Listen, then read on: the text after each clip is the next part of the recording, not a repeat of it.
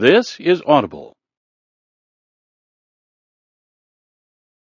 Tantor Audio, a division of Recorded Books, presents Pucking Sweet by Emily Rath, narrated by Desiree Ketchum, Alex Kidd, and Sean Crisden. 1. Poppy. Hey, Poppy, I think you're gonna want to see this. I look up sharply over my laptop screen, eyeing the cell phone my social media manager extends my way. Clarabelle Ortiz was my first official hire in my new position as Public Relations Director for the Jacksonville Rays. She may have all the charm of an angry black crow with her goth girl eyeliner and dyed inky black hair, but she's a genius. Besides, she works behind the camera, not in front of it. Personally, I like her fierce attitude. These days, marketing on social media is like battling a hydra. Each time you slay the algorithm and start seeing success, the darn thing grows 3 new heads, and you have to start all over. Enter Clarabelle. This girl is quickly becoming the Rays' own personal Hercules. She's sharp and inventive with content creation. Nothing feels boring or overdone. She teases trends rather than beating them dead. In a matter of weeks, her team took all our fledgling NHL accounts and turned them into content machines. Our views are climbing, and our followers are growing, just in time for the first game of the season. In the past few months, I've learned Clarabelle only has 2 expressions, lifeless and loathing. To see a third on her face is a little unsettling. In this moment, she looks almost amused. "What is it?" I say, warily reaching for her phone. Oh, heavens, please don't tell me this is still about those gosh darn balloons. It's not about the balloons. Thank goodness for small mercies. Last week, we used 2 large balloon arches outside the new practice facility to decorate for our inaugural training camp. Within hours, every climate change group in the city descended to declare the Jacksonville Rays an environmental scourge. Clarabelle's team has been working overtime across our social media accounts to showcase all the environmentally friendly features of the facility. But this is definitely not about balloons. Oh no. I flick the screen with my thumb. My frown deepens with each picture I scroll past. Most of them are grainy, but there's no mistaking what I'm seeing. Dancing women in bikinis, glassy-eyed, lounging men, and lots of free-flowing alcohol. I huff, flicking my ponytail off my shoulder. Seriously? These look like stills from a Pitbull music video. Clarabelle raises a dark brow. Latin crunk doesn't seem like your vibe, boss. I eye her over the phone. Don't let the pearls and polish fool you, Miss Clarabelle. I'm a woman of the world. You have to be tough to work in public relations. You have to be even tougher to work in a male-dominated field like the National Hockey League. I may look like a kitten, but with the St. James name and the reputation of a major international PR firm behind me, I'm a tiger. Clarabelle is one of the only people who isn't intimidated by my family connections or my cutthroat business style. Just one more reason why I like working with her. She crosses her arms, her long black nails tapping her forearm as she surveys me. Let me guess. You were a sorority girl? I smile, glancing back at her phone. Yeah, I bet you ran circles around those frat boys, she teases. My smile falls when I realize the same man is in almost every photo. I'd know his stupidly handsome face anywhere. That sculpted jaw, those serious eyes, the confident smirk. It's Lukas Novikov, star defenseman for the Jacksonville Rays. He has tousled, light brown hair and a soft spray of freckles across his pale cheeks and nose, a nose that has been broken at least once judging by the little lump in the bridge. His colorfully tattooed arm drapes casually over the shoulders of girl after girl. In every picture, he looks bored and cocky, downright unattainable. But I know the truth. The man is too obtainable. Lukas Novikov is a walking PR nightmare. The constant parties, the endless rotating roster of girls, his surly post-game interview tactics. If he weren't one of the top-ranked players in the league, he'd probably be unemployed by now. But I've seen him in action. He hits like a freight train and fights like a bear.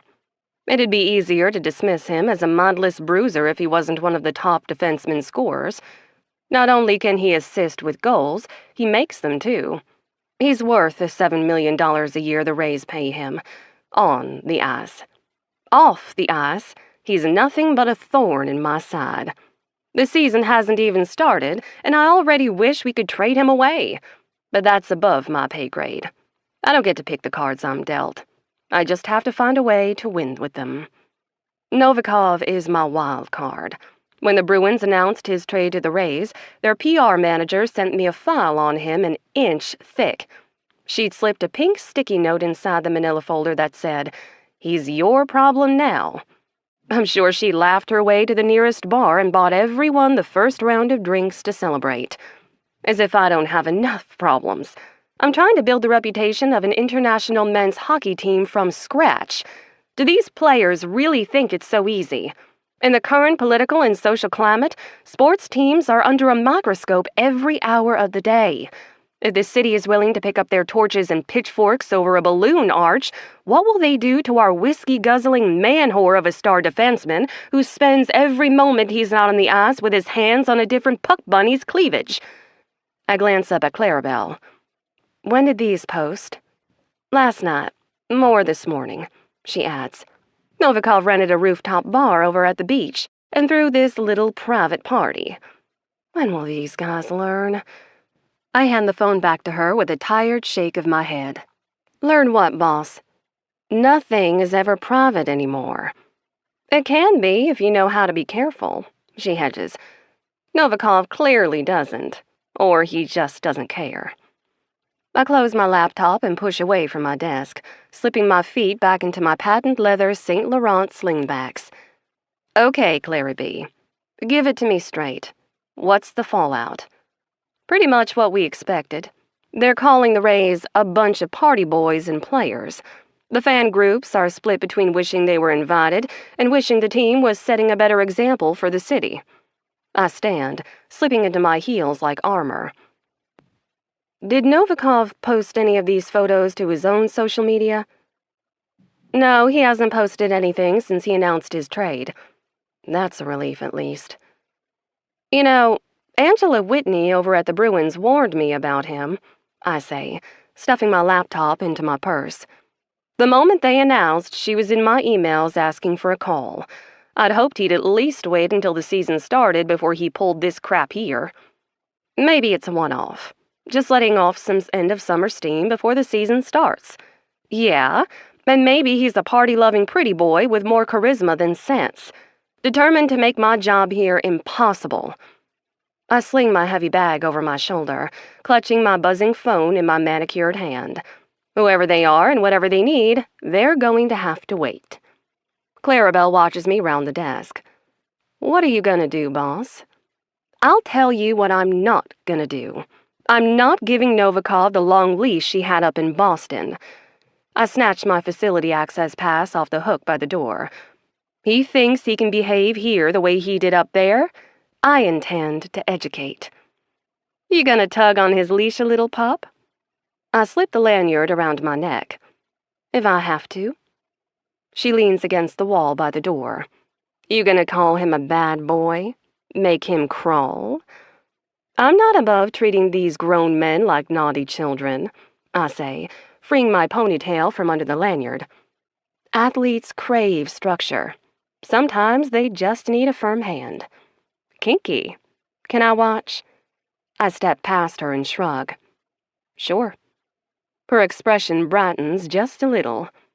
Can I record it? No. She shuts my door and follows me down the hall. What about just audio? My heels click as I head for the elevator. No, Clarabelle. What about a picture? She says at my shoulder. Trust me, boss, there's nothing hotter than seeing a man who deserves it get reprimanded by a female superior. I laugh, jabbing my thumb on the elevator's shiny silver down button. The elevator doors open and we both step inside. I hate elevators, but it can't be helped. I am simply not climbing 4 flights of stairs every time I need something from one of the players. As the doors close, I smile. Fine. One picture. We look at it, then we delete it. Her eyes are already back on her phone, but I see her smirk. Consider it done, boss. 2. Lukas. Well, hot goddamn. I am on fire. Training camp is going exceptionally well for me. Thanks to my grueling summer cardio routine, I'm as fast as I've ever been out on the ice. Strong, too. At 26, I'm 7 years into my NHL career, and I'm in the best shape of my life. I feel like a bull, only just hitting my prime. As if I need the affirmation, the next words out of the physical therapy intern's mouth are, "You've been looking great out there, man." Thanks. Seriously, you're really fun to watch. Teddy O'Connor stands at the edge of the massage table, my feet cupped in his hands as he gently jiggles my legs. It always helps me to get some of that lactic acid moving before I hit the ice. I groan, tipping my head back as his strong fingers massage my left calf muscles. God, you're good at that. I feel my body go slack. What will it take to convince you to come to my house and do this every night? Teddy stills. Novi, stop propositioning my interns. Doc Avery calls from the next table over. He's busy working on Langley, one of the flashy young wingers. I don't know why, but Avery always makes me grit my teeth. The guy's a fucking asshole. Don't listen to him, teddy bear, I tease. You know I'm totally loaded, right? I'll make it more than worth your while. I flash him an obnoxious wink that Langley and Avery can both see. Teddy laughs. Sure, Nove. Why don't I just move in for the season? I can kip on your couch and make you oatmeal in the morning, too. Sounds like a plan. He grins. Cool. My going rate is $1,000 a night. I huff a laugh that comes out part grunt as he digs his thumb into my soleus muscle. Hey, you just said you're loaded, right? Oh, don't even tempt me, bud. You're that good. You've got way better technique than old hot dogs for hands Avery over there. Avery grumbles something under his breath while Teddy puffs out his chest a little, pleased with my compliment. Okay, man. That's about all I can do, he says, lowering my leg. Hit the bike for 15 to 20 minutes when you get off the ice. Keep it loose and casual. Loose and casual? Did you memorize my Tinder bio? I can help you stretch after if you need me, he offers. Hey, there are 22 other guys on this team. Avery calls over to him. Time to crawl out of Novi's ass, kid. Sitting up, I swing my legs off to the side of the table. Good luck out there today, Teddy says, his voice lower now, his smile falling. I hop off the table and flash him my most confident grin. Like I need it. He's right to wish me luck, though. On a regular team, training camp is typically used to decide which farm team guys will fill out the 23-man roster. But this is year 1 for the Jacksonville Rays. No player's position is guaranteed, not even mine. All the rookies are hungry for a chance to shine, and the older guys are desperate to stay relevant. Hopefully, Coach Johnson is about to announce that I'll be the starting left defenseman this season. I think the only holdup at this point is deciding who will skate on my right. There are a few good prospects. Jean-Luc Girard is a legend. Jay Compton is definitely solid. We've been chasing each other in the league rankings for years. But I've got my hopes set on Cole Morrow. Methodical and confident, he's like a cannonball on the ice. He's knocked me on my ass more times than I can count over the years, and we already have a shorthand we can dust off from the time we played together back in the Western Hockey League. It was only for one season, but when we started together on the Seattle Thunderbirds, we were a well-oiled two-man machine. Langley hops off the other table. He's only an inch or two shorter than my 6'2" frame, but he's a forward and I'm a defenseman. He's lean and fast, while I'm built like a tree. You ready for another exhibition game? I was born ready. You're from Thunder Bay, right? And you played in the WHL? I eye him carefully. Did you Google me, Langers? Might have done. I press a hand to my chest. Oh, I'm touched. You want to know my star sign too there, bud? My favorite food? He laughs. Don't pretend you didn't look up my stats just as soon as they announced the full trade list. Of course I did. Gotta know your enemy, right? And my star sign is Scorpio, by the way. Not that you asked. So, I'm your enemy now. You really want to start the season with an enemy on the team? Hey, they traded you in from Montreal, Langers. I was a Bruin. You do the math. Besides, everyone loves a good enemies to lovers trope. Spare me, tough guy. I know you're a marshmallow under all that angry muscle, and it doesn't matter where we came from. We're both Rays now. Rivalries die a slow death, I intone. He just shrugs. Not for me. I don't like to dwell on the past. Tell you what, the first game we play in Montreal, we'll find a great dive and split an order of poutine. My treat. Then I'll have to beat you away with a stick. He holds out a hand, intending for me to shake it. I glance down at it.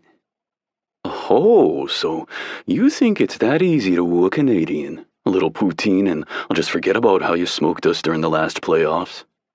It worked for me before, he replies, still holding out his hand. If poutine's not your thing, I'll just shake a box of maple candy at you. Either way, we'll both be dressed in the teal and white of the Rays. Boom.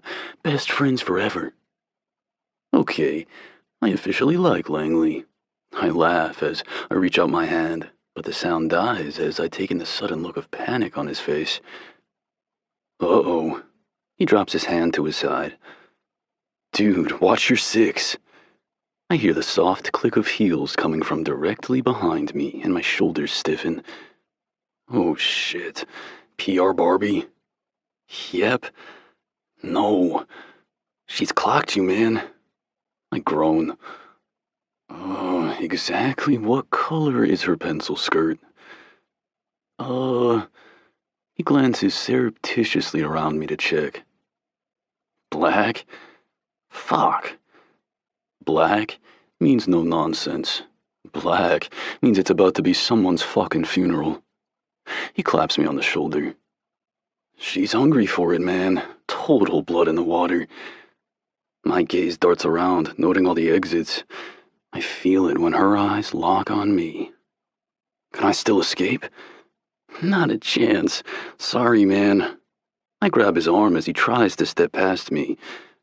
God damn it, don't leave me. He twists his wrist, wrenching away from my grasp. If I stay here, she'll drag me into whatever mess you're in, and I'd rather keep my balls attached, thanks. You are dead to me, I hiss. This is how we become enemies. Langley laughs, ducking around me like a rabbit fleeing from a fox. Only in this case, the fox stands all of 5'2" and has pink manicured nails for claws. Good luck ever becoming my lover now, you fucking Judas, I rasp at his back. He uses Teddy as a human shield, darting away from our approaching director of public relations. Yoo-hoo, Lukas, Poppy calls. Honey, do you have a minute to chat? Teddy looks wide-eyed at me, while behind him, Avery just smirks. Arrogant fuck, I hate him. I take a deep breath, filling my chest with air as I spin around. Fuck me, why does the biggest ballbuster I've ever met have to be so gorgeous? She marches toward me in her kitten heels, that devilish black pencil skirt hugging the narrow curve of her hips. Her blazer is unbuttoned, revealing a silky blouse underneath that hugs her perky boobs. Fuck, don't look at her boobs. My gaze darts up to take in the pointed features of her face instead. Her bright blue eyes are narrowed at me, while that curly blonde ponytail swings from side to side with each step. Poppy St. James, as I live and breathe, I say at her approach.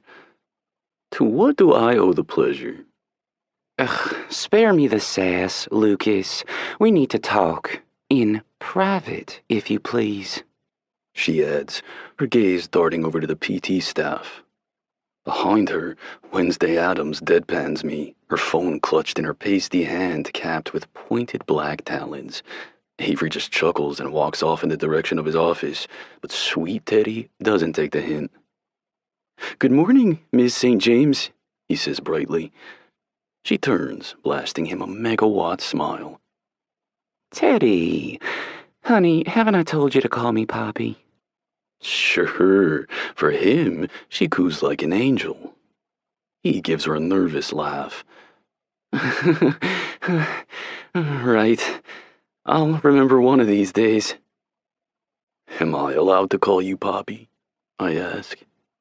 She turns back to me, her every feature sharpening. Fuck, it's terrifying how she can just turn it on and off like that. That remains to be seen. Shall we? She gestures with her free hand, daring me to walk ahead of her towards some private location, but I've seen this all before. This is the moment in the horror movie where the jock boyfriend named Jason goes down into the cellar alone. No way, I'm not dying like that. I'm good right here, I dare to say, crossing my tattooed arms. I lean my hip against the massage table. There's nothing you could say to me that you can't say in front of my good friend Teddy. Poor Teddy glances between us, looking like he'd rather follow Langers out the nearest exit. At Poppy's shoulder, Wednesday smirks. Fuck. I see the flash in Poppy's eyes as she steps forward, pressing right up in my space. All right, then. Here it is. She plops her heavy bag down on the empty massage table and turns her back on Teddy, glaring fiercely up at me. It's so cute how she has to crane her neck. I'm at least a foot taller, even when she's in her heels. Stow the smile, Lukas. This isn't a courtesy call. It's a formal reprimand. Am I smiling? I think I must be. I clear my throat, wiping the smile from my face as I drop my arms to my sides. Of course. Give me a second to warm up first, yeah? I bounce on the balls of my feet and roll my shoulders. Right. I'm ready. Lay into me. Just not the face, okay? Gotta look pretty for my roster pictures later. Everything's a joke to you, isn't it? You can't take anything seriously. Not your career, not your reputation. Certainly not the reputation of this team. I stiffen, my good mood souring. I'd argue that you don't know me. Oh, I know you, Lukas Novikov. I've known cocky showboats like you my entire life. You think I haven't been following your career, on and off the ice? You think I didn't do extensive research on every player on this team, every member of the support staff? I have a dossier on you back in my office. You want to know what the top page says? Enlighten me. She squares her shoulders, ready to fire her sharpest arrow. It's a personal note from your last PR manager that says he's your problem now. Shit. Not gonna lie, that fucking hurts. It shouldn't. The Bruins PR team were a bunch of no-fun Nancys, but hearing Poppy say the words feels like taking a cross-check to the chest with no protective pads. Is that what you're going to be, Lukas? Are you determined to be my problem? Because I have to tell you here and now that if that's what you want, you will be sorely disappointed. Something dark and heavy roils in my gut. Before you tear me a new asshole, why don't you back up a step and start by telling me what great sin I committed? She raises a brow, obliging me by backing away. Fine. Clarabelle? Wednesday steps in on her left, flashing me her phone screen. She swipes with her thumb, and I see pic after pic of me from the party last night. Gotta be honest, the details are a bit fuzzy. All I remember was being bored at home around 9 o'clock and calling some of the guys out to that rooftop bar. None of the married guys came, of course. It was just me and some rookies, who all quickly got shit-faced and left me with the bill. All around it was a pretty shitty night. I laugh. Seriously? That's what you're so mad about? It was just a private party. That every single bunny in attendance photographed to kingdom come, Poppy cries with a dramatic wave of her hand. and posted all over every social site and fan group. Now the city is calling you all a bunch of playboys and party animals. Wow. I drag a hand through my short hair. I didn't take this team's management for a bunch of prudes. You know, we're allowed to have a little preseason fun, right? We're allowed to have private lives too, or is that banned in the contract I signed? Private implies just that, she counters. You think I care that you flounce around from bunny to bunny every night? Hey, I don't flounce. I wouldn't even know how to flounce. You think it bothers me one iota that you drink and party and otherwise waste away all your free time in the dark corners of seedy bars and clubs? I don't care, Lukas. It's your life. Do what you want with it. Just keep it off the front pages of the gossip rags and fan sites. What do you want me to do? I can't stop the bunnies from taking pictures. Yes, you can, she insists. This is simple PR. You want to throw a private rooftop party? Fine, but make it private. Have security at the stairs and confiscate phones. They can't post the pictures they don't take. As for your constant dalliances, all this take a number like you're a one-man deli counter has to stop. There's this nifty little device called an NDA. Have all your lady friends sign them, preferably before the mini skirts come off. If your lawyer doesn't have a template ready, I can provide one my clients have used in the past. I blink down at her, my anger fizzling. Wait. What are you doing? She leans away. What do you mean? I thought this was a reprimand. Are you seriously advising me on how best to throw a private rooftop orgy right now? She does me the courtesy of blushing, but she brushes it off with another wave of her hand. I just told you, Lukas, I don't care what you do. I only care how you do it. If you're determined to make it your job to party every moment you're not on the ice, then as your PR manager, it's my job to ensure you do it with as little damage to your reputation as possible. I glare down at her. Why do you care so much about my damn reputation? Because you're a Ray now. I bristle again. Oh, and it's as simple as that. Yes, it's as simple as that. I glance from her to Wednesday to Teddy, who still looks like he'd rather be anywhere else. Poppy sighs, leaning her hip against the massage table. Look, I don't relish this part of my job, okay? I don't want to come off as the morality police. It's not about that. I'm sorry if, in my frustration, I sounded like a prude just now, or made you feel like you should be ashamed of your behavior. If? I pressed with a raised brow. Poppy, you may as well have sprayed me down with disinfectant. Are you sure you want to stand this close to me? You never know, my proclivity for promiscuity might be catching. I'd hate for you to become afflicted. Don't they take your pearls away when you join the bad girls club? A heavy moment of silence hangs in the air between us as she doesn't take my bait. Are you finished? She asks. God damn it, the pink of her lipstick matches her nails. Why does that turn me on? I don't want to be turned on by this harpy of a PR manager. I want to be pissed. When I signed up to play professional hockey, I didn't know I'd receive this constant policing of my behavior. Don't be too slutty, Lukas. Don't chirp the competition, Lukas. Don't pull pranks, Lukas. It's fucking exhausting. What does it matter what I do off the ice, so long as I dominate on the ice? But it's been like this on every team in every league.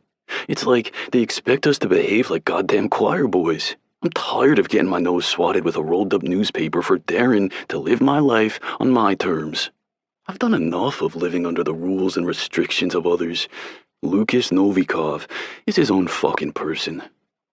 If I want to fuck and drink and party my way into an early grave, that shouldn't put my PR manager's pink frilly undies in a twist. I do my job, and I do it better than practically everyone in the league. So PR Barbie can just get off my fucking back already.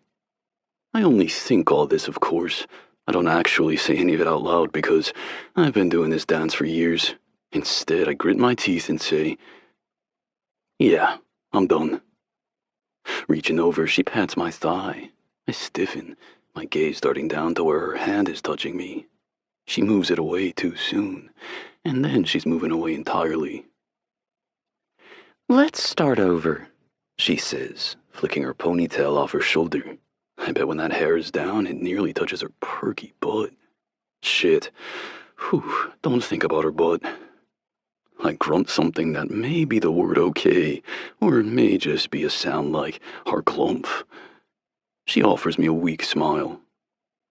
I don't want to be your enemy, Lukas, and I really don't want you to be my new problem. Between the balloon arches, and the fundraisers, and the whole newest team in the NHL curse I'm trying to break, I have my hands more than full right now. I don't want that either, I hear myself admit. She checks on her buzzing phone, sending the call to voicemail. So, then let's find a new way forward. Right. Here's what we'll do. Lukas, I want you to work with Clarabelle. Okay, shoe fucking drop. I push off the massage table. What? Yeah, what? Wednesday echoes. Clarabelle possesses the skill set you lack, Poppy reasons, stepping between us to fetch her massive bag. She'll coach you in the art of living your private life in private. Wednesday looks like she'd rather be torn apart by wild dogs. I already have a job, boss, and I don't do charity work. Yeah, and she sort of scares the shit out of me. No offense, I add. It's fine. Wednesday deadpans. Actually, I take it as a compliment. Now it's Poppy's turn to huff in frustration, juggling her bag, and her still buzzing phone. Our new PR director is clearly in high demand.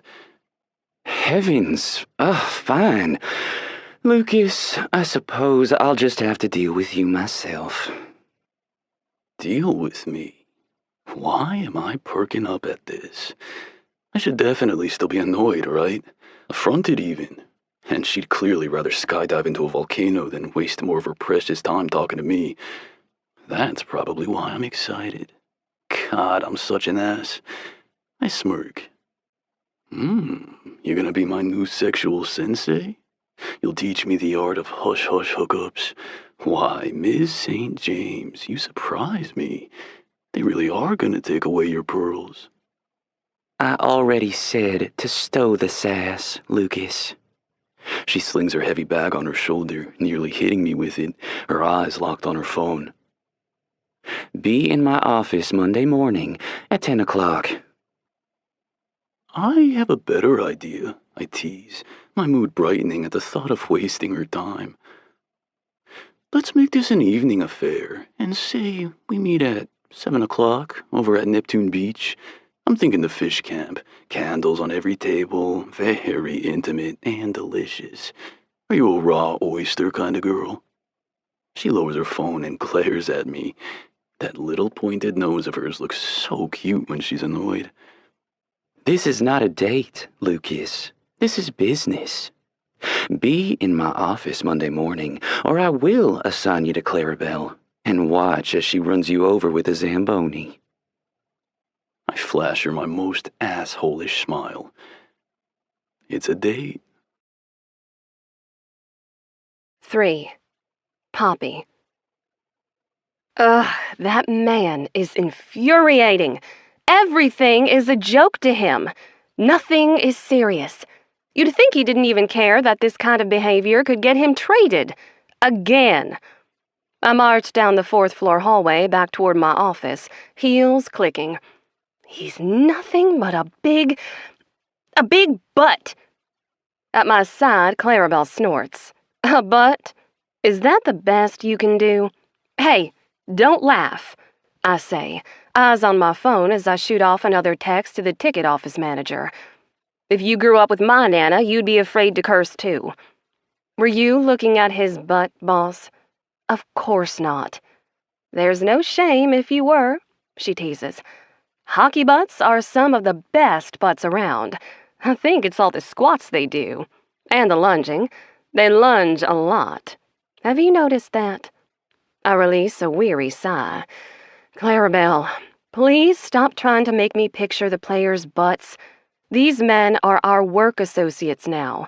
They are hard-working professionals. We are to treat them with respect and not ogle their juicy hams. I pause, frowning at her. I was just trying to fill in your blank, she says, raising a hand in surrender. Gluteus maximus, is that better?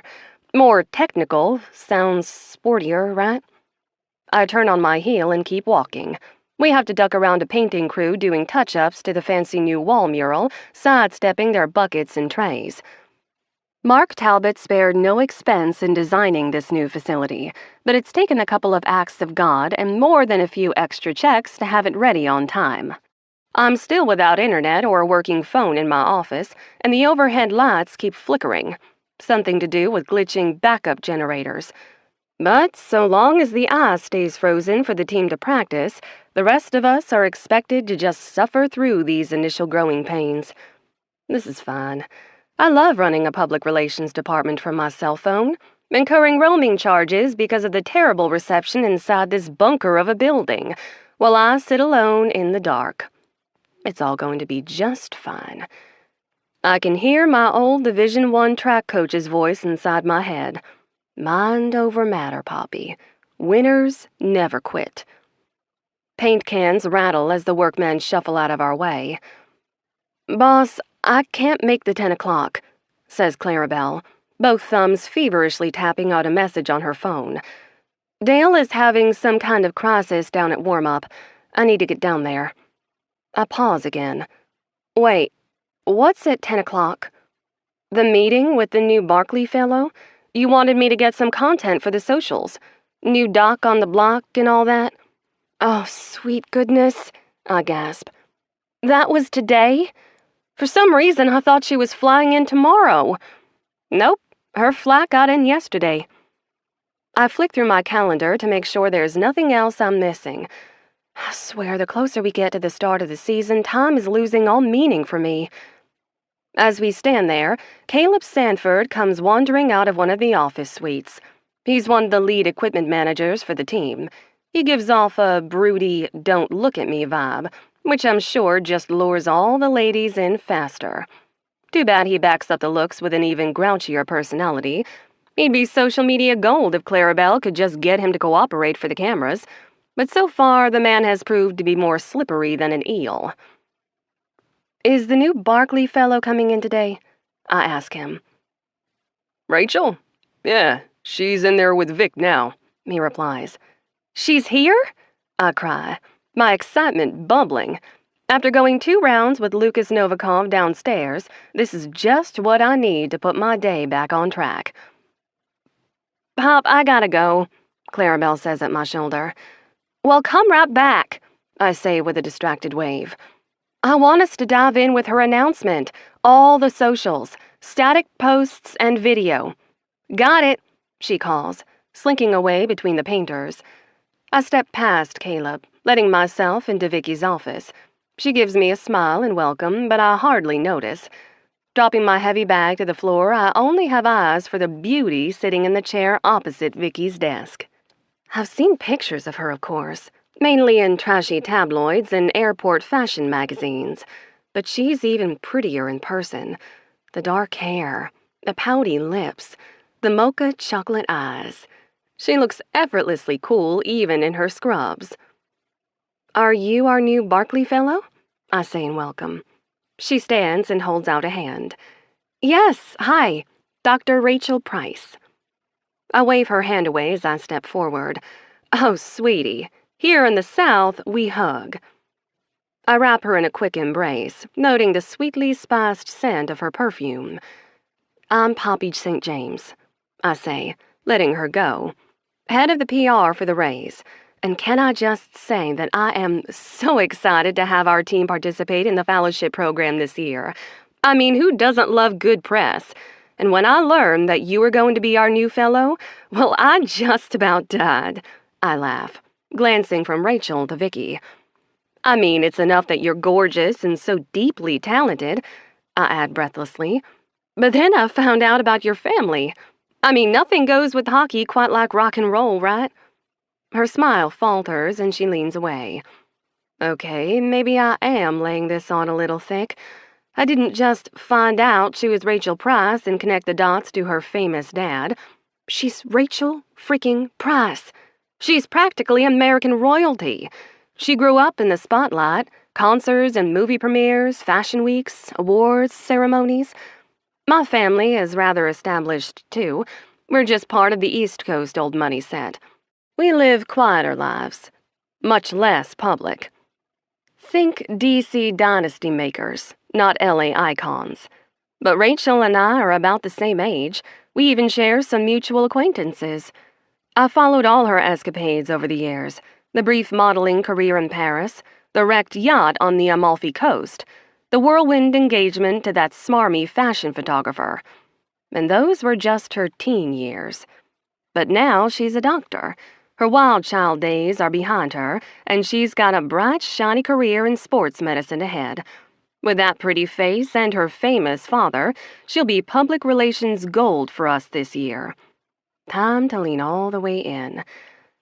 Say, do you think your daddy might be interested in coming out for a game this season? Her smile flickers and disappears. I'm not really sure of his schedule, she replies noncommittally. Vicky glances between us. What are you two talking about? I turn to her. Oh, hadn't you heard? Our talented new Barkley fellow has some added star power.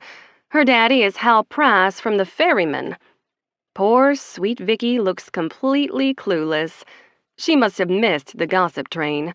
We've all been humming with the news for the last 2 days. Is that a band? She asks. I feign a gasp, clutching my chest. A band. Vicky, they're only one of the biggest rock bands of all time. I turn back to Rachel, my hand lightly brushing her arm.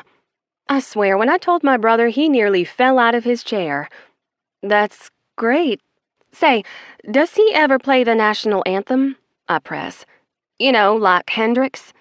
Oh, wouldn't that be amazing, Vic? The Ferryman in our arena. Can you imagine?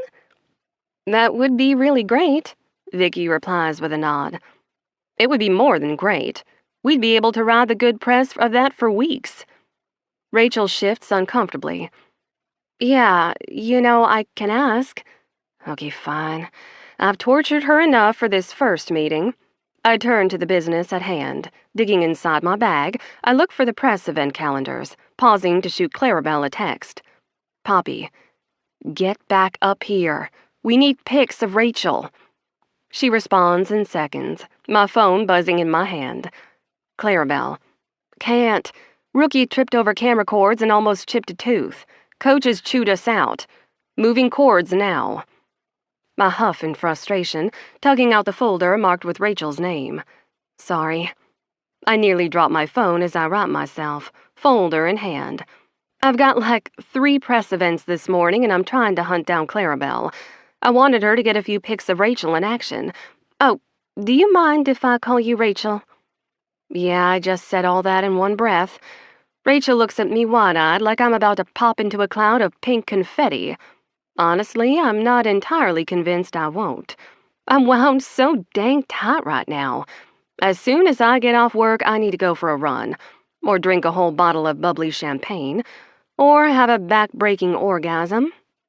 All 3. Preferably in that order.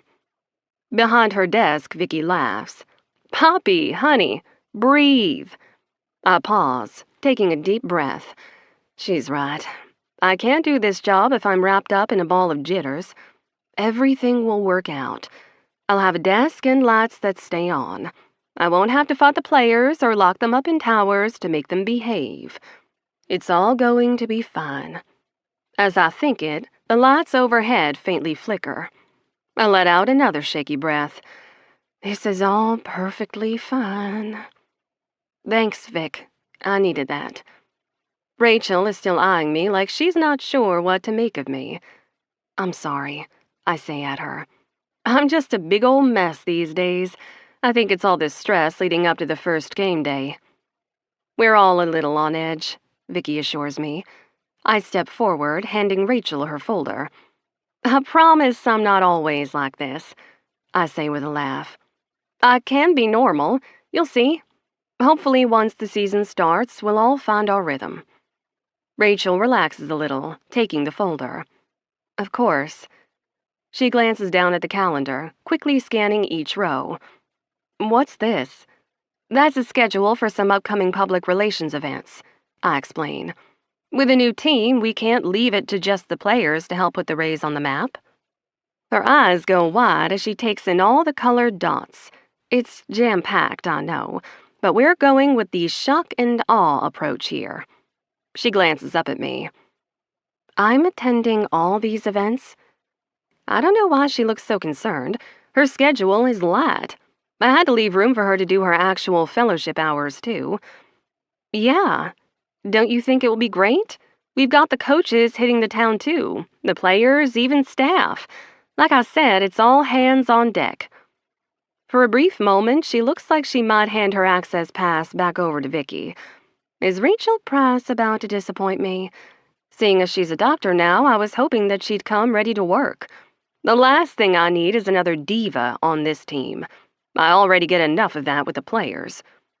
I mentally bat away the image of Lukas Novikov that floats in front of me.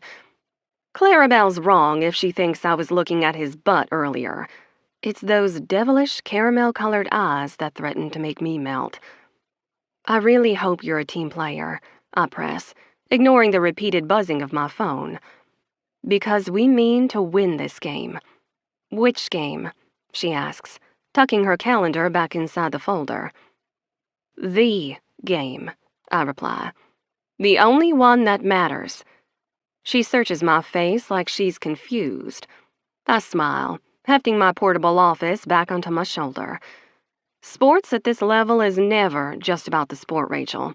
It's about everything else. Our most important game this year won't be played on the ice.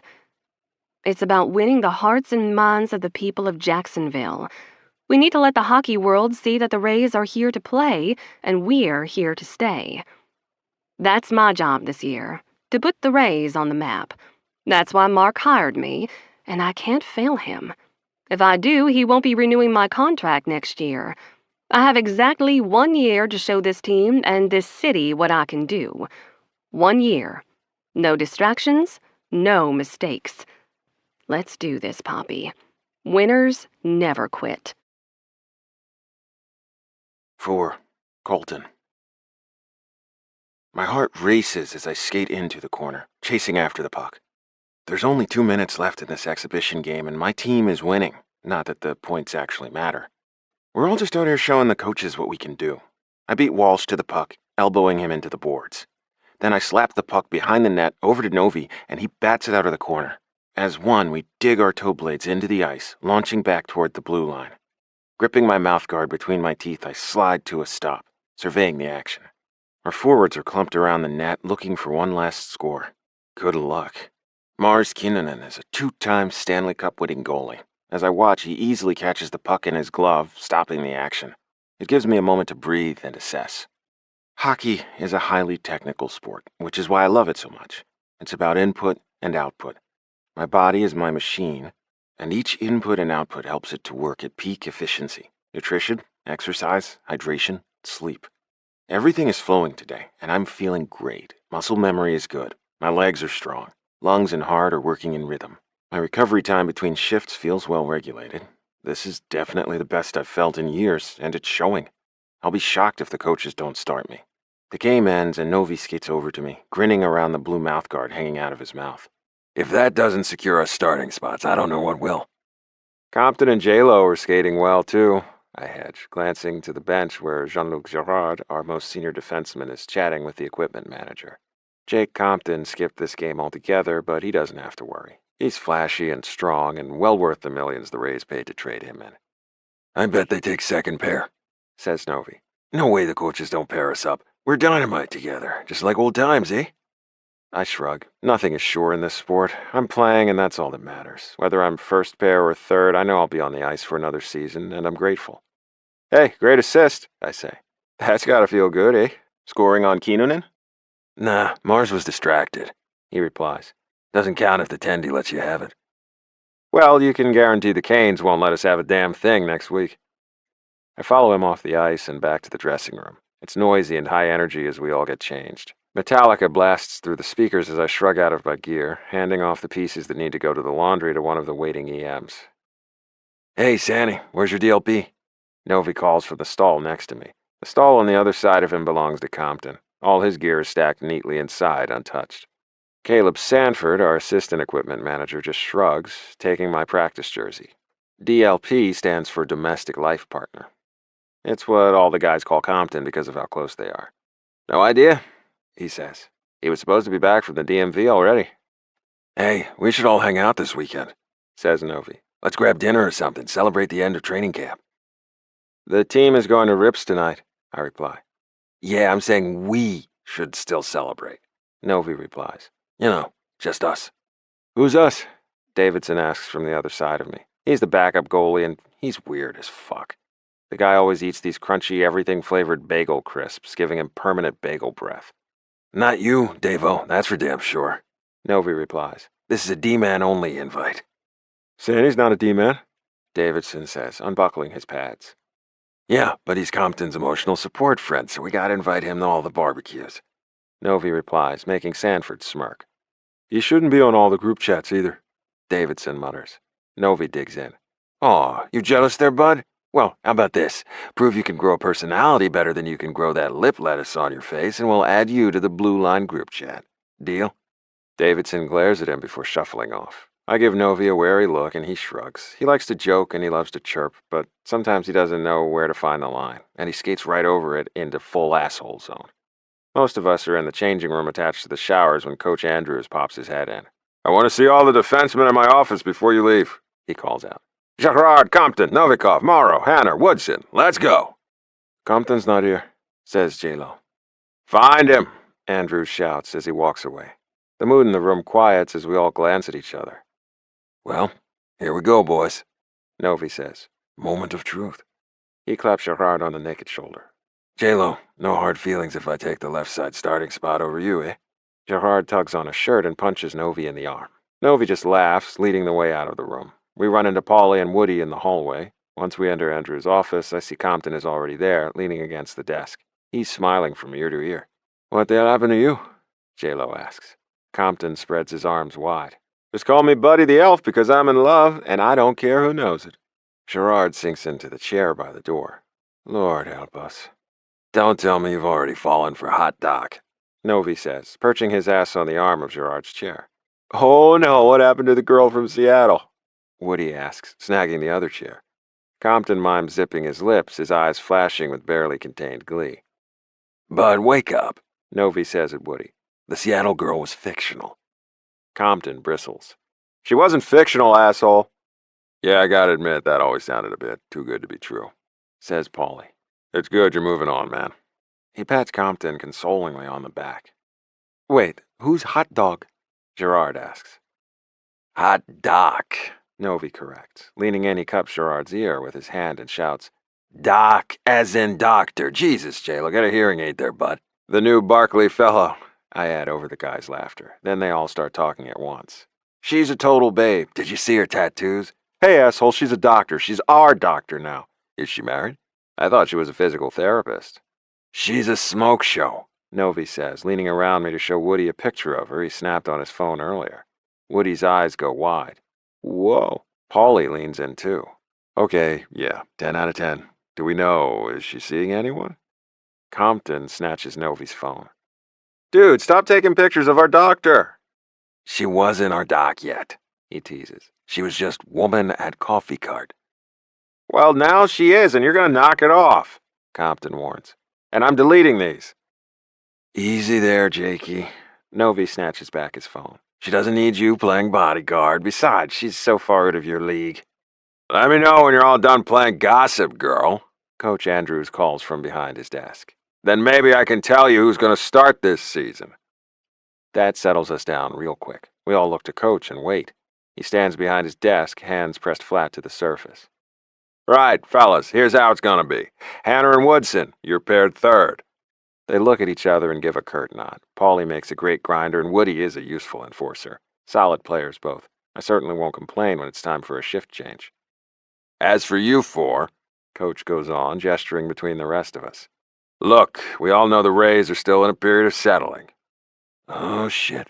Novi's mask of humor flickers. I don't want any bruised egos here, guys, Coach says.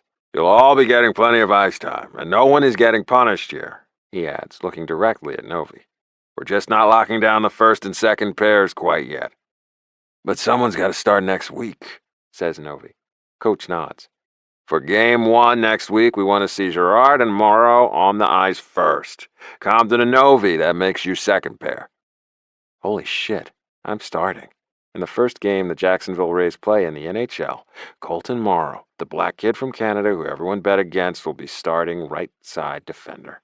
Given what's it taken for me to reach this point, I can't help but smile and send up a little prayer of thanks. Gerard reaches around Novi to pat my arm. First on the ice will make a great team, eh? Compton crosses the room to his hand outstretched for me to shake. Well done, Morrow. Between you, me, and Paulie, we'll have a strong right side this season. Let's leave it to these other assholes to pull their weight on the left. That's the team spirit I'm looking for, Coach says. Now make sure to check in with PT before you leave for the day. Good work this week, boys. I shake Compton's hand, making room for Paulie and Woody to step out behind me. You sure there's no hard feelings?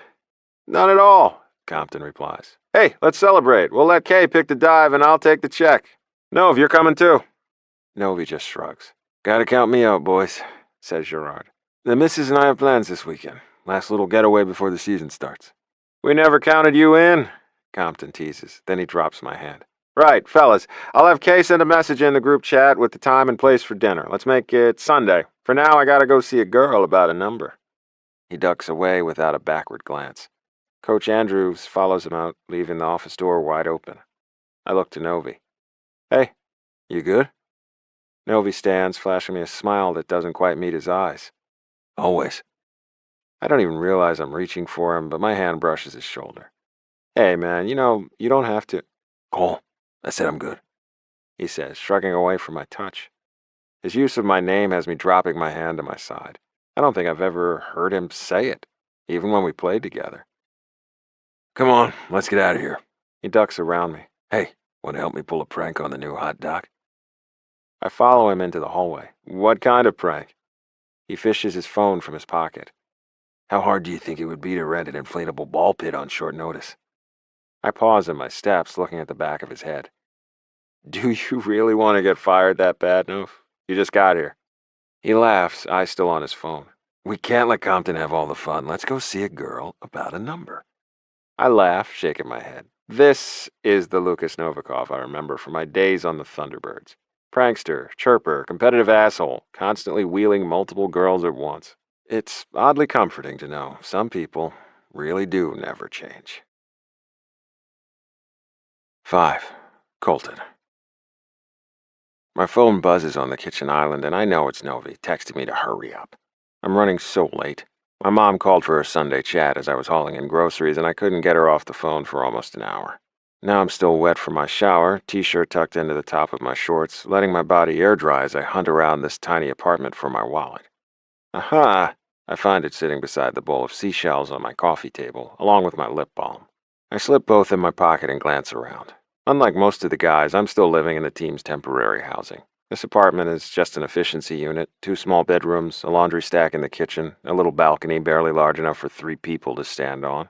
But hey, I've lived in much worse dives over the years. With all my family drama, I barely made it to town in time for the start of training camp. Most of my stuff is still in suitcases in the bedroom. I'm lucky I even found a clean t-shirt to wear tonight. But I can't think about that now. I pass through the kitchen, grabbing my buzzing phone. I answer the call as I slip on my slides. Nov, what? Loud bar sounds echo around him. Where are you? We said 7. Yeah, and it's only just now 7, I say, juggling the phone to my ear as I snag my keys. Well, we're all here waiting. Geez, I'm on the way. I'm in the car. No, you're not, asshole. I pause. How the hell do you know that? Because I synced our contacts with the Find My Phone app. I groan, pinching the bridge of my nose. Why did you... You know what? Fine. Forget it. I haven't left the house yet, but I've got my keys in hand and I'm leaving right now. Just order me a beer and I'll be there in like 10 minutes. Well, what kind of beer do you want? They have like 30 on tap. I drop the phone on the counter, switching it to speaker so I can shrug into my t-shirt. No, we've only been friends for like 10 fucking years. You know what I like? A double IPA, right? Something pale and extra hoppy? Hey, they have space dust. Sounds good. Hanging up now. I tap the red circle before he can respond. Double-checking my pockets, I step out onto the 4th-floor apartment landing. I lock the door and spin around, headed for the stairs, but I don't take 2 steps before I nearly topple into someone. There's a sharp squeal as a pair of small hands grab my forearms. Ah, Colton! I latch onto Poppy St. James, keeping her from falling over. Shit, sorry. Heavens, honey, you scared me, she says with a laugh, dropping her sporty headphones down around her neck. She takes a step back, neck craning as she smiles up at me. I'm 6'3" and she's barely 5 feet tall. Where are you going in such a hurry? I let myself look at her. She's usually wearing those sexy business outfits. Everything is always covered, always professional. Now she's standing in nothing but a pair of Blue Runner's micro shorts and a hot pink sports bra. I can see every curve of her fit body. Her chest and arms are slicked with sweat. Her tanned skin is flushed, blood pumping. Her pretty blue eyes are bright with exercise. She searches my face, still smiling. Shit, she asked me a question. I managed to say. Dinner. Fun, she chimes. You meeting some of the guys? I'm distracted by the little rivulet of sweat that is inching down her collarbone, threatening to disappear between her breasts. Speak words, Cole. Yeah. Perfect. I groan inwardly. I'm meeting Novi, Compton, and Sanford, I add. Sandy found a dive he wants us to try. Just some bar food and music. Her smile flickers as her eyes flash with annoyance. Be careful with Novikov. Don't let him throw any parties tonight, or any punches. That man is trouble. You're in charge, okay? Yeah, we'll watch him. No parties and no punching, just a few beers and a good cheap meal.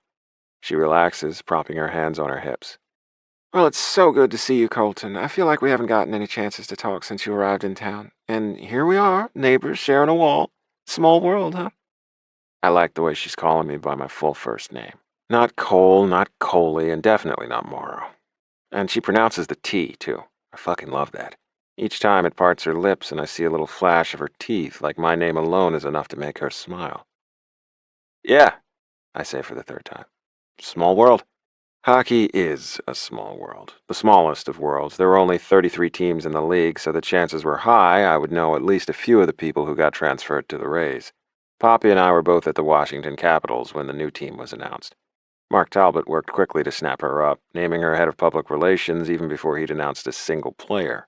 The timing felt perfect for me, too. I got to negotiate a new contract with excellent terms, giving myself some job security. But there's no denying the added incentive I felt to accept the trade. I came because I knew she'd be here. Hell, let's face it, I followed her like a lovesick fool. Poppy St. James, queen of NHL public relations. And my poor busted heart. I'm not crazy, I know this is just a crush. She's beautiful and smart, but I don't know a real thing about her. She's always been a dream, a mirage I could hold at a distance and pretend to chase while I focused on my career. But the universe clearly understands the concept of give and take.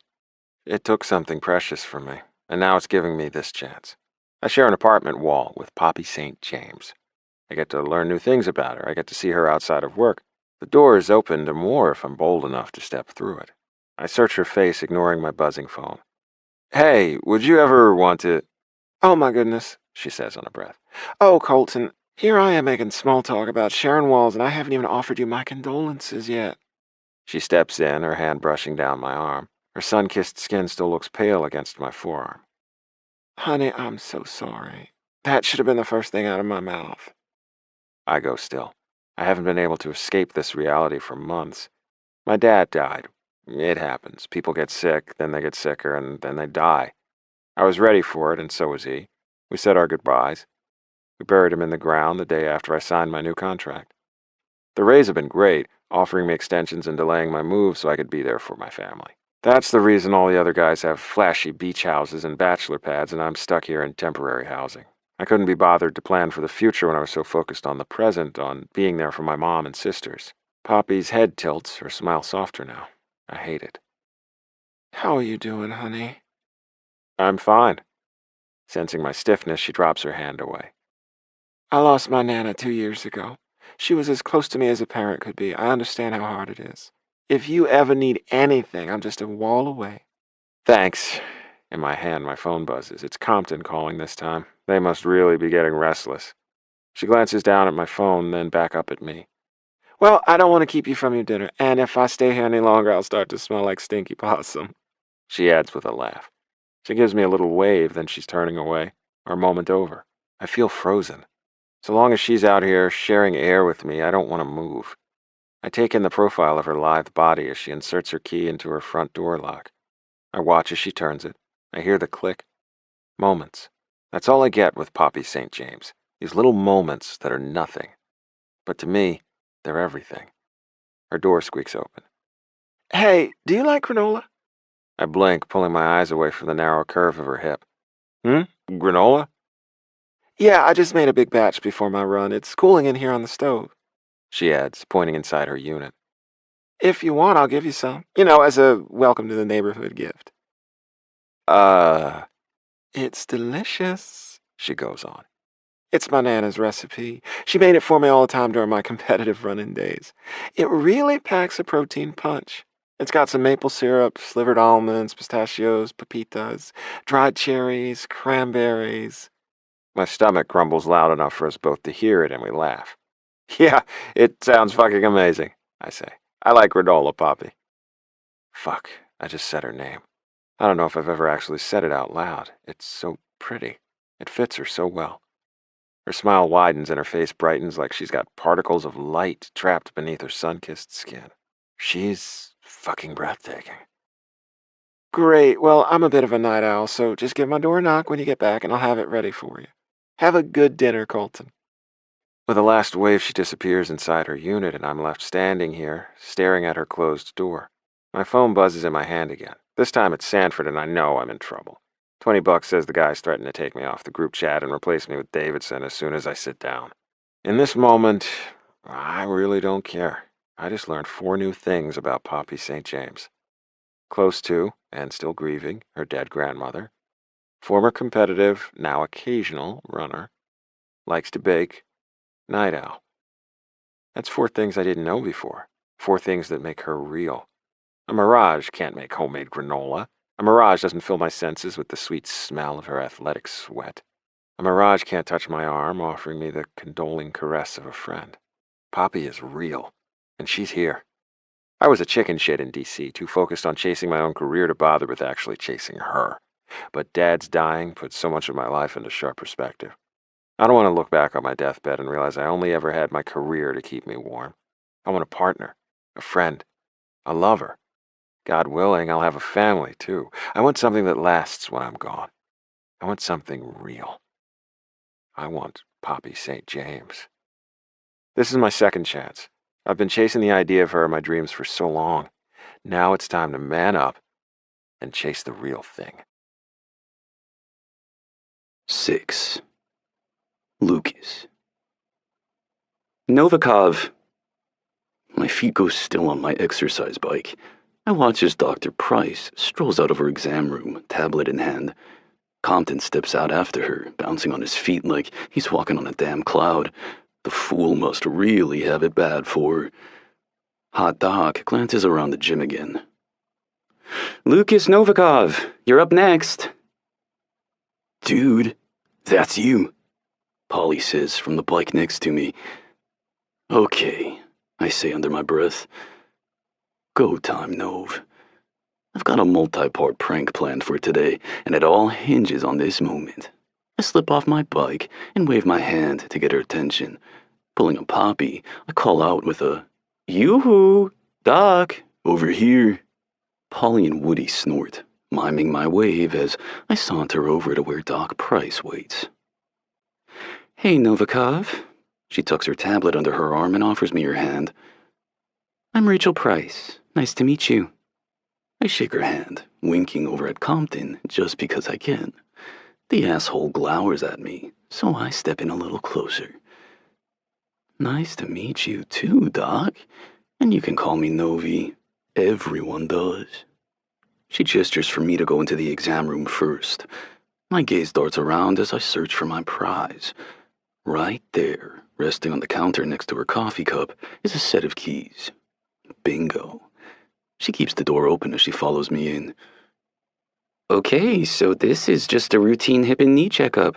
We'll do some range of motion exercises and I'll test your flexibility, making note of any pain or worry spots you might have. Righto.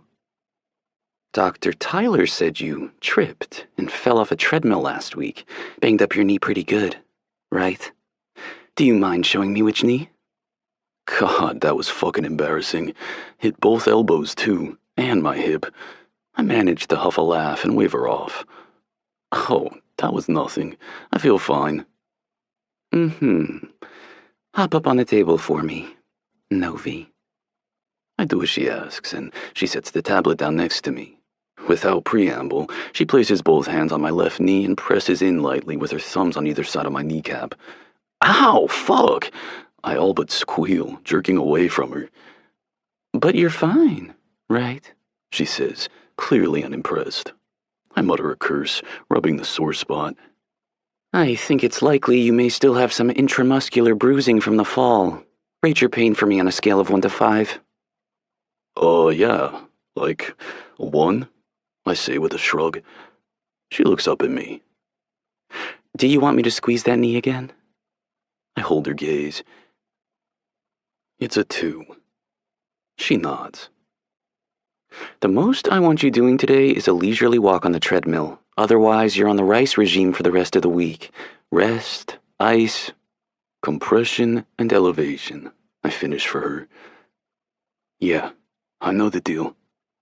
Good, because we want you in top shape for the season starter. No weights, no high impact. Doc Tyler did your initial checkup after the fall. She goes on, picking up her tablet. And he says here that he's confident there'll be no lasting damage so long as you rest, ice, compress, and elevate. Yeah, I got it. She surveys me for a second before nodding. Good. And, hey, Novi. Yeah, Doc. She holds my gaze. Fuck, she looks as serious as Barbie. Within the 4 walls of this practice center, you can call me Doc, Rachel, Doc Price, or Dr. Rachel Price.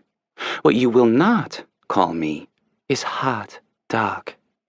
Agreed? I nod. You got it, Doc. Good. You will also not lie about your pain or minimize your injuries. I'm on your side, Novi. Your pain is my pain. Tell me the truth. That's how we keep you on the ice longer. Agreed? Searching her face, I give her my truth. My hip hurts from the fall. It's still a little bruised, worse than the knee. I've been popping ibuprofen like candy. She smiles. Thank you, Novi. That's very helpful. Now, lie back on the table and let's do these range of motion exercises. I promise to be gentle as a lamb, and I'll check that hip while we're at it. 10 minutes later, she's tapping my shoulder. Okay, you're all good to go. Stick to the rice regime, like I said. If anyone from strength training gives you any problems this week, direct them to me. You got it, I say, sitting up and swinging my legs off the table. Hey, do you mind if I wash my hands in here before I duck out? She's got her eyes back on her tablet. Be my guest. Cool as a cucumber, I saunter over to the sink and make a show of turning the water on and noisily pressing the soap dispenser. Then, I reach out and gently pluck her keys off the counter. Quick as I can, I tuck them in my pocket. Okay, I call, jerking a few paper towels out of the holder. Thanks for everything, Doc. Yeah, just make sure you double knot your shoelaces from here on out, okay? I spin around and give her a lame-o salute. Right you are, Doc. I'll just see myself out, eh? She follows me to the door and I duck out as she calls for J-Lo. He's ready and waiting, flashing her that endearing toothless smile. As soon as she steps into the exam room with him, I snap my fingers at two of the young farm team guys. Patty, Flash Gordon, on me. Yeah, boss, says Flash. I need your help with something top secret. Can you do it? Their eyes brighten. God, rookies can be so easy. These two can't be a day over 19. Yeah, anything you need, says Patty. On principle, I hand the keys to Flash Gordon, starting with my own. Okay, here's the deal, I say, lowering my voice. I need you to go down to the parking garage and find my truck. In the back, you'll find a ball pit's worth of colored balls tied up in black garbage bags. You both with me so far? Flash nods, taking the keys. Truck, bags, balls. Got it. Fuck, these guys get to vote in this country? Okay, I want you to take all those balls and move them into this truck. I hand him the second set of keys. Can you do it? Patty the brainless nods while Flash glances down at the second set of keys held flat in his palm. Whose truck is this, Nov? I puff out my chest a little. It's Mr. Novikov to you, and that information is above your pay grade. Can you do it? Yes or no? Don't make me find more willing rookies. We got it, says Patty, snatching the keys out of Flash's hand. Good boys. I slap both their shoulders. You have 15 minutes. Go. The two of them dart away just as Morrow saunters up behind me, munching on some granola. His walnut brown eyes lock on me. Do I dare ask what you're doing? Plausible deniability would say no, but I'd stick around this afternoon for the show. He raises a dark brow. The show? Yeah, around 4 o'clock, I'm thinking. We're meeting down in the parking garage. Spread the word. I try to reach my hand into his granola bag, but he bats it away, the greedy fuck. And until then, what are you gonna do? I glance around the gym, looking for my other mark. Well, right now, I'm gonna go nurture my tender little sprout of a prank idea and just hope it grows fruit. He pauses, mid-chew. What the fuck are you talking about? I just laugh and step past him. I slip my shirt off, stepping up onto the open treadmill next to where Langers is lifting weights. This Judas. He thought it was so funny to leave me alone with Poppy. Let's see how he likes it when the tables are turned. Hey, he pants, dropping his weight bar down with a clank. Hey, I say, making a show of tugging my shirt back on now that he's looking. Just finished my physical. You get yours yet? Nah, I'm up in like 10. Just wanted to finish this set before she calls me in. Well, don't get too sweaty, I warn. You'll get the table all sticky when you take your clothes off. Gotta finish my set, he grunts, lifting the bar up again. Doc Price calls out, Kinnunen, you're up next. I feel giddy as I press my treadmill's on button.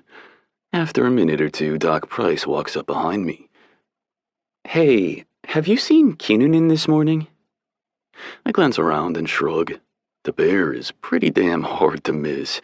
He has the look and build of a Finnish Thor. Maybe his practice ran long, I say. I just skip him, Doc. He'll show up eventually. She sighs, checking her tablet. Langley, you're up. The weight bar clangs as Langers drops it and sits up. Great, he calls in that cheery tone. Yeah, Doc. I'll be right there.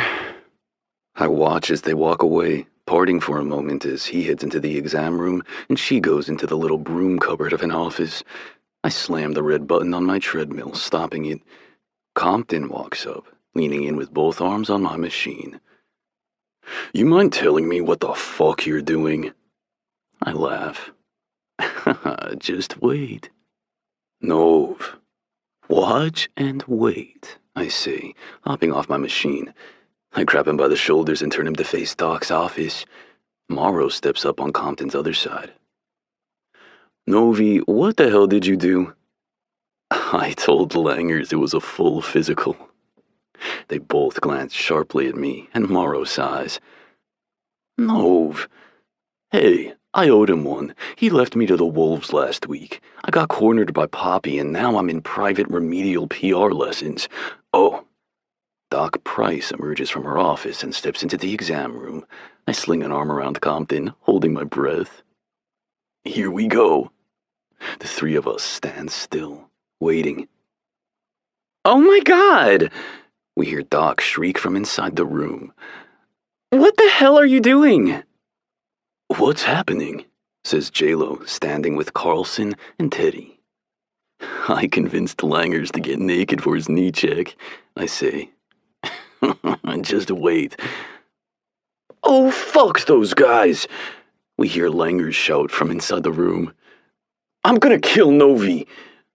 In moments, Doc Price steps out, clutching her tablet, and we all burst into laughter. Her eyes find me at once, glaring from me to Compton. See something you like in there, Doc? I call. Her eyes flash with mirth, even as she tries to keep on her mask of annoyance. Who are you hazing here, him or me? Langley comes barreling out of the room, tugging his shirt down. Fuck you, Novi, he shouts. You guys are all jerks. With pink blooming in his cheeks, he ducks back into the exam room. Please, tell me he stripped totally naked, I say, tears in my eyes. No, he didn't, Doc replies. And just for future reference, the first guy who gets naked in my exam room is gonna get benched for a week. Bad idea to piss off the person who signs your medical releases. What's wrong, Doc? I call. Can't appreciate the male form. Morrow shoots me a warning look. Oh, I appreciate the hell out of a fine male form. She teases right back. I just like to have finished my damn coffee first. Compton joins in.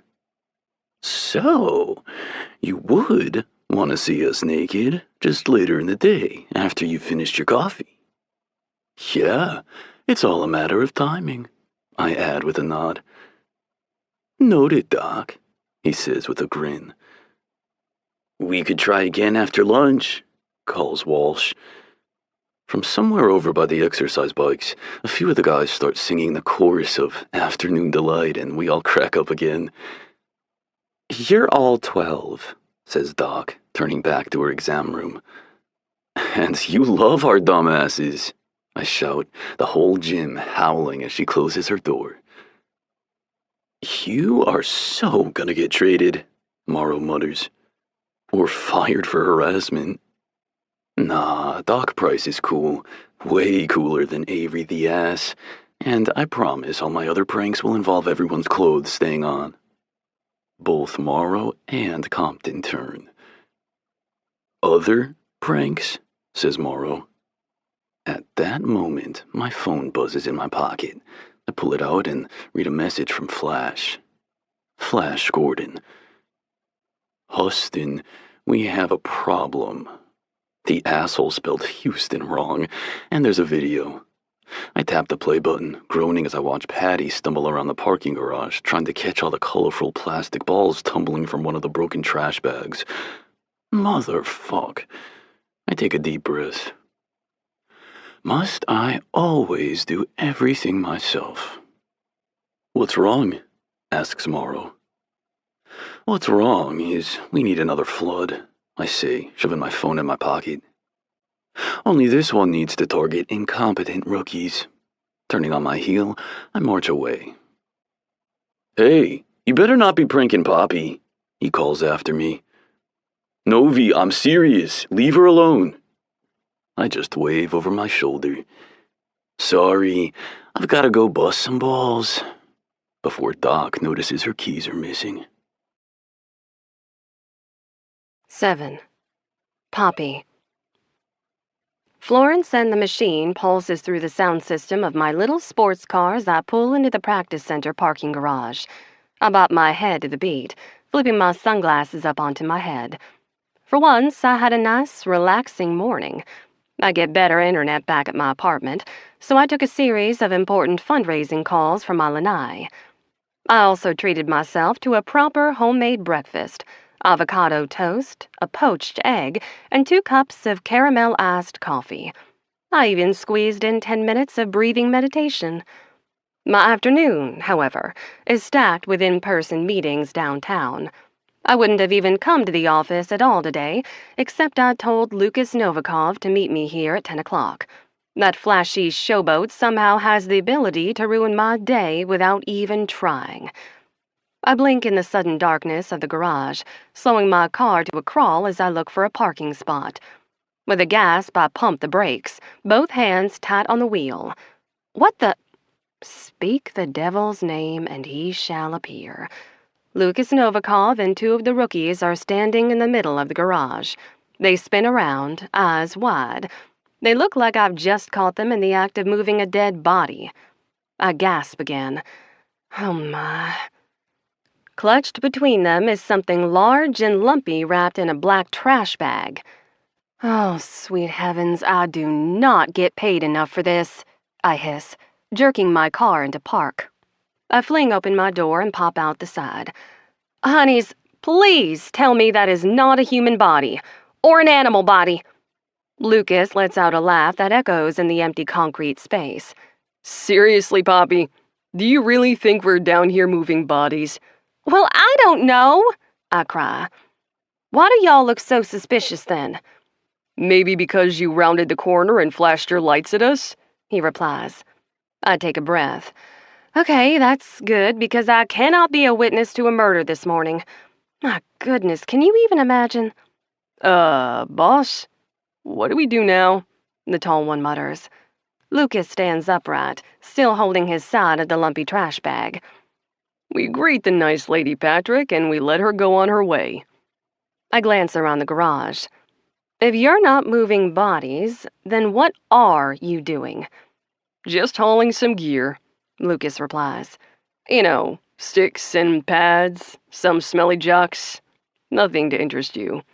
Mm-hmm. I cross my arms, still peering around. I think there's some open parking spots down that row, says the raven-haired cutie, pointing to the sunlit corner of the garage. I level my gaze at him. This is the one. He'll break for me so nicely. Lukas is a steel vault, and the tall blonde is a brick wall. But Raven Boy, he'll crack like an egg. I leave my car in park, the headlights shining on their malfeasance, and saunter forward. My stiletto heels click softly in the concrete. I give my hips a little sway in my camel pencil skirt, feeling the flip of the fabric against my calves. I shift my long hair off my shoulder with a practiced flick of my wrist and stand before him. What's your name, honey? Don't tell her anything, Lukas mutters. Raven glances between us, lips slightly parted. Flash. Flash Gordon. Ma'am. I smile, batting my lashes. What's your real name, sweets? During my time in the professional hockey world, I've found the players' constant use of nicknames to be clever shields. Sure, it creates a sense of camaraderie, but it also helps these men hide who they really are, which is why I'm out here like a perky blonde Rumpelstiltskin collecting names, growing in my power. I widen my smile, encouraging him to spill. He shifts his weight, distracted by the death glare Lukas is no doubt giving him over my shoulder. It's, Sam, ma'am. Samuel Gordon. It's why they all call me Flash. You know, 'cause it's for Flash Gordon, like the superhero. Fuck, Lukas mutters. Cracked, just like a sweet little egg. Samuel, Now what are you doing, Samuel? We're moving the balls from that truck into this truck, he replies. Moving the... I glance around to where he points. What balls? The ball pit balls. Says Big Blondie. I didn't even need to give him the eyes, and he's cracked by association. I slowly turn to face Lukas. Do you want to fill in the blanks here, or should we all just keep playing rookie Mad Libs? He sighs. We're pranking Doc Price by putting ball pit balls in her car. I raise a brow at him. We? Me, he admits. I'm pranking her. These two proved to be completely useless. Hey, we moved like half the balls without you, Samuel retorts. We had it under control, Big Blondie adds. Lukas turns on them, his tattooed arm flexing as he still holds the trash bag. Then why did I get a text from Flash saying, Houston, we have a problem, and a video of your dumbass chasing the balls all over the damn parking garage? He rounds on Samuel. Oh, and Houston has 2 O's, by the way, Flash. The three of them bicker about the spelling of Houston till I step forward and place a hand on Lucas's shoulder. Why don't we leave these two to finish this good work alone? Lukas, you and I can go ahead and get an early start on our meeting. Sound good? Good. I walk over to my car and pluck out my purse and keys. Walking back over to the ball boys, I hold out my keys to Samuel. Park my car and finish moving your balls. Then I expect to have my keys and Rachel's keys returned to their owners. Do you understand me? Yes, ma'am. Next to me, Lukas narrows his eyes. Wait, you're gonna let us finish the prank? Yes, I am. Why? I glance over at Rachel's rental truck. I can see the mess of red, green, and yellow balls already filling her back seat. Because this prank is utterly benign, and if I don't let you do it, you'll just do something else once my back is turned again, and it will likely be even worse. Like putting a dead fish in her air vent, or gluing her shoes to the floor. He smirks, and I know I've just given him 2 fresh ideas for future pranks. Move your balls, and then bring me my keys, I say at the rookies. Lukas, let's go. I'm moving up our meeting to now. I drop my keys into Samuel's hand and turn on my heel, not waiting and not looking back. I know Lukas is following me.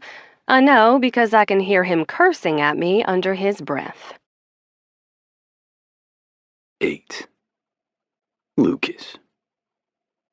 I follow Poppy into her 4th-floor executive office and frown as I glance around. It's a drab place with white walls, discount furniture, an L-shaped desk, and a pair of gray metal filing cabinets. You don't even have a window in here, I say, sinking onto the only rickety chair in front of her desk. She sits behind the desk. Only the outer offices have windows. Is that a drip I hear? My frown deepens. You should spring for an office with windows. I mean, this is just sad. As I say the words, the overhead fluorescent lights flicker ominously. Poppy's shoulders stiffen. It's fine. Yeah, maybe add a pop of color or something. Sure. A pop of color should do the trick. She turns to her desktop computer, clicking the keys with her manicured nails. In seconds, the screen lights up. A few more clicks of her mouse, and she's muttering something that sounds like, At this point, I'd settle for some internet service. I scoot the chair forward on squeaky wheels. Wait, you don't even have internet in here? It's fine, She says again. they're working on it. Steve down in IT assures me of that. Every day. I glance at the office phone perched on the corner of her desk. No lights glow from the screen. And the phones? I'm sorry, are you from IT? She snaps. You want to fix my flickering lights and connect my internet and hook my phone up to an actual jack? Be my guest, Lukas. I won't stop you. I lean away, eyes wide. She takes in the look on my face and deflates. Oh, goodness, I'm so sorry. Her hand flutters over her chest. That was uncalled for. She takes a deep breath. I'm just really tired of running my department from a cell phone. I nod, settling back in the uncomfortable chair. You should talk to Talbot. She pulls out a manila folder, setting it on the desk between us. I'm not going to bother the team owner about a few flickering light bulbs. Maintenance is on it. And IT is dealing with the phones. It's all just growing pains. It'll be dealt with in a timely manner. Is she trying to convince me or herself? No, I mean you should talk to him about moving you out of this coffin, I say. She straightens in her chair, her blue eyes wide as she looks at me. What coffin? Poppy, you're the director of public relations for a major international sports team. You can't be sitting in the dark with no internet and no phones with this janky-ass furniture. I mean, look at me. I'm like 220 pounds and I think I'm about to break this shitty chair. Well, then stand up, she cries. God, I only have the one in here, Lucas.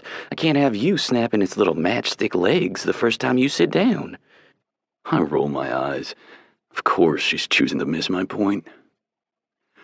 I'm not gonna stand for this meeting. She huffs, crossing her arms. Well, then just sit very carefully. I jerk the chair forward with another squeak. This is starting to feel a bit like a hostile work environment. Her eyes go wide again. Lucas, what? Yeah, since I came in here, I felt nothing but devalued and demeaned by you. I'm too unqualified to fix your internet, too heavy to sit in your chair. She knows I'm joking now, and her shoulders relax. You are unqualified to fix my internet.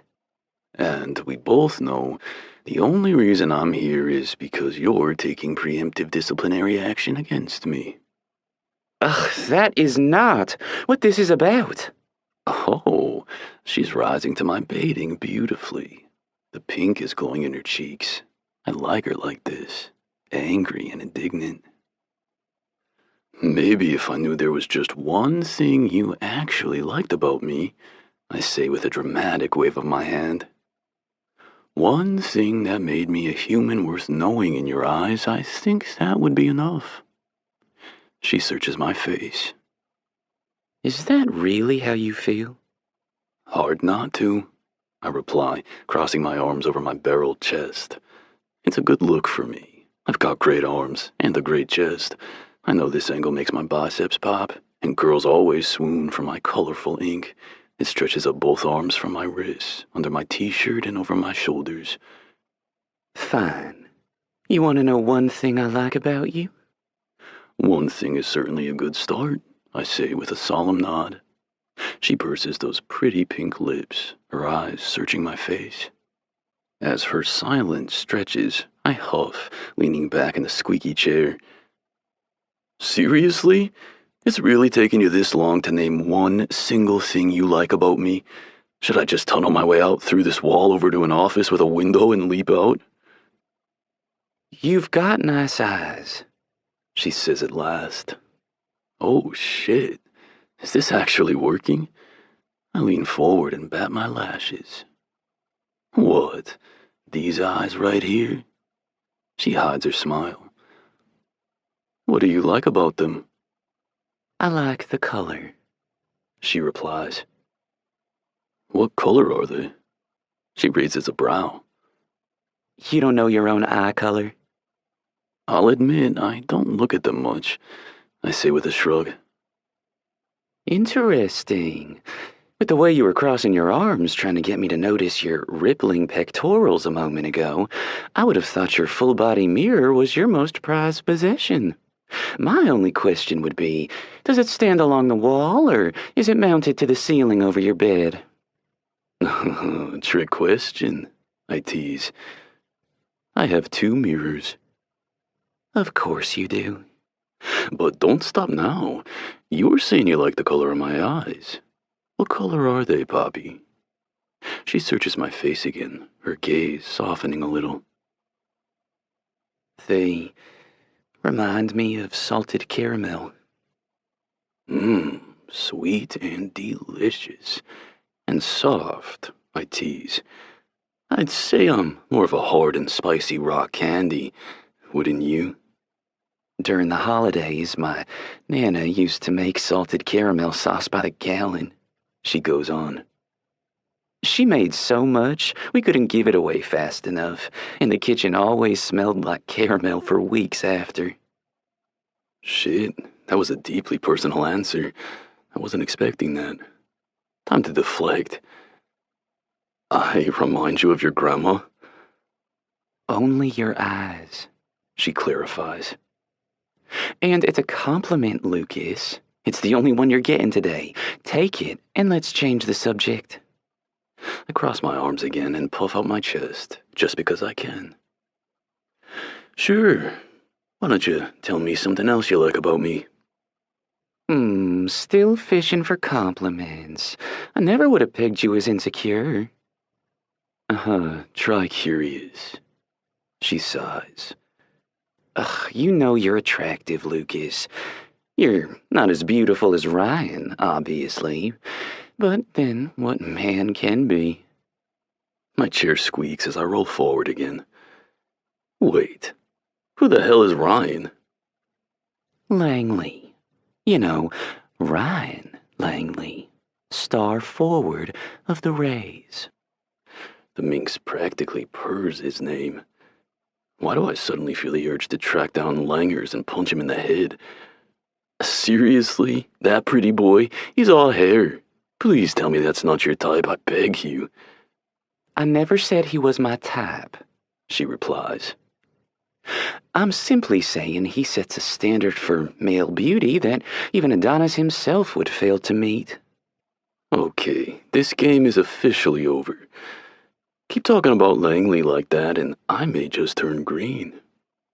Reaching up, she tucks a few loose strands of her blonde hair behind her ear. No need for any jealous fits. You're handsome too, and you know it. You've just got that jock pretty look. I raise a brow. Jock pretty? Yeah, you know, the kind of pretty where you can tell all the conventional attributes of a handsome man are present. Strong jaw, proud eyes, imposing profile. But you've also been knocked one too many times in the head, so it's all starting to go a bit hazy. I bust out a laugh, surprising myself with the honesty of the sound. Ain't that the truth? This poor face has taken a real beating over the years. Broke my nose twice. I point to the noticeable lump on my bridge. And look, I flash her a crocodile smile. 4 of these teeth aren't real. Bet you can't guess which ones. She leans away with a laugh of her own, reaching for her phone. I'm good, thanks. I settle back in my chair, feeling more relaxed. Yeah, I've got a great dentist. You have to if you want to play hockey at this level. She slides over the manila folder one-handed, still balancing her phone in the other. Is this how you bag all those bunnies, flashing them your fake teeth? So, we're getting down to business then. I cross my arms again. You want me to show you how I bag puck bunnies? I thought you were the teacher in these sessions. Don't rip the fantasy away now. She lowers her phone, meeting my gaze. The fantasy? Yeah, you know. You on that side of the desk in your pencil skirt looking all bad teacher as you instruct me on how to keep my hookup secret.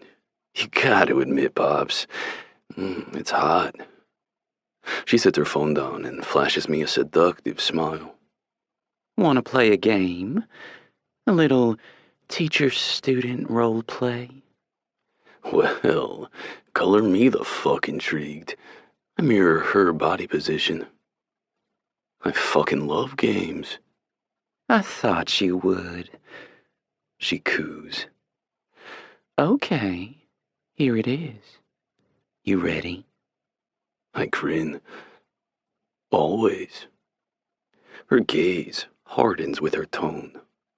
Be serious for 3 minutes together, and I'll buy you a pretzel from the lobby cart. I sigh, my sex drive coasting back to neutral as I stretch back in this janky chair. Sorry, Pop, no can do. You can't stay focused and professional for 3 minutes?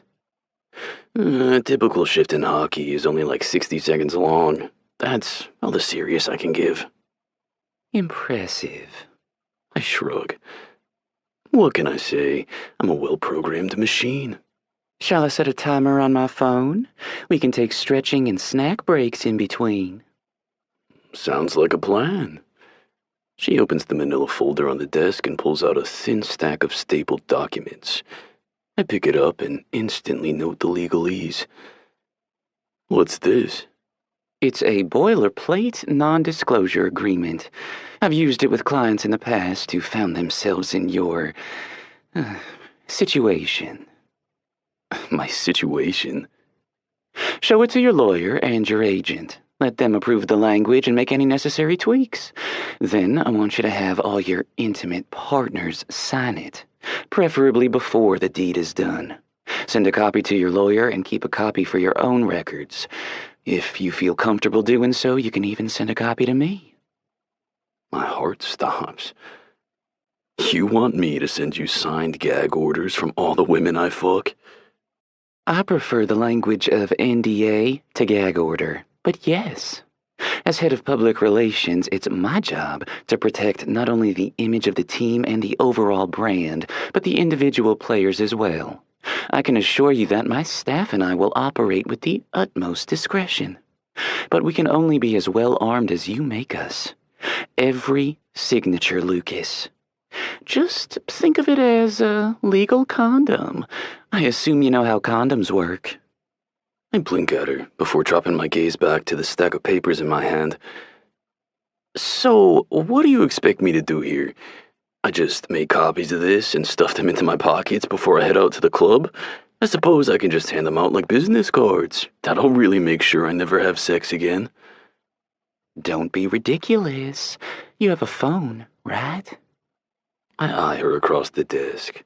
Is this the flirting again, or still business? Are you asking for my number, Poppy? I already have your number. I grin. Eager, are we? It's in your personnel file, along with your new roster photo, which looks like a mugshot, by the way. Is it really so difficult for you men to smile? She pulls it up on her phone, flashing me the new picture of my broody face. Impossible, I tease. I can't let the other teams know I'm actually a nice guy. Besides, I like to save all my smiles for you. She goes still, searching my face. Fuck. Too far. Dial it back, Nov. She sets her phone down. Does all this bravado actually work on women? Seriously, are we back to harmless flirting? I can't tell. Usually, yes. But I think my software isn't compatible with your current operating system. That's a little IT talk. I tease. See? You underestimated me before about the phones and internet. There it is. A real smile. Fuck. She's pretty when she smiles. She clears her throat, and it's gone. As to your question regarding logistics, that's just a paper copy for your records. I've already sent you the PDF as well. Have all your intimate partners sign electronically. You can send them in batches if that's easier. Perhaps we can establish a weekly deadline, I offer. Like homework for teacher, my signed sex contracts are due to Miss St. James every Sunday night at 8 p.m., If I'm late, you'll make me write lines on Coach Johnson's whiteboard. I don't think we need to be that dramatic. But if you'd prefer to set a scheduled time for me to mark the receipt of your contracts each week, I'm amenable to that. I can't help but shake my head, staring at her in wonder. You're serious? You really expect me to get women to sign this, fuck them, then send the signed "we fucked" contracts over to you? It's a standard practice with public figures who find themselves in this position. This position being philandering man whore. Just say it, Poppy. She stiffens.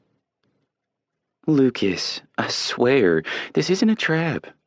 I'm not trying to trick you or reprimand you or judge you. I'm trying to help you. You can send the contracts to one of my male staff members if that will make you more comfortable. Fucking hell, I mutter. Before either one of us can say another word, there comes a sharp knock at the door. Knock, knock, says a deep voice. Hey, Poppy, I just wanted to... Oh, Novi, hey. I glance over my shoulder to see Morrow standing in Poppy's doorway, holding a plant. Hey, Colton, she says brightly. Lucas and I are just finishing up. Can this possibly wait? He looks from me to Poppy, and fuck if I don't know that look. Is Morrow seriously about to get territorial with me over our public relations director? There's nothing I needed other than to just drop this off.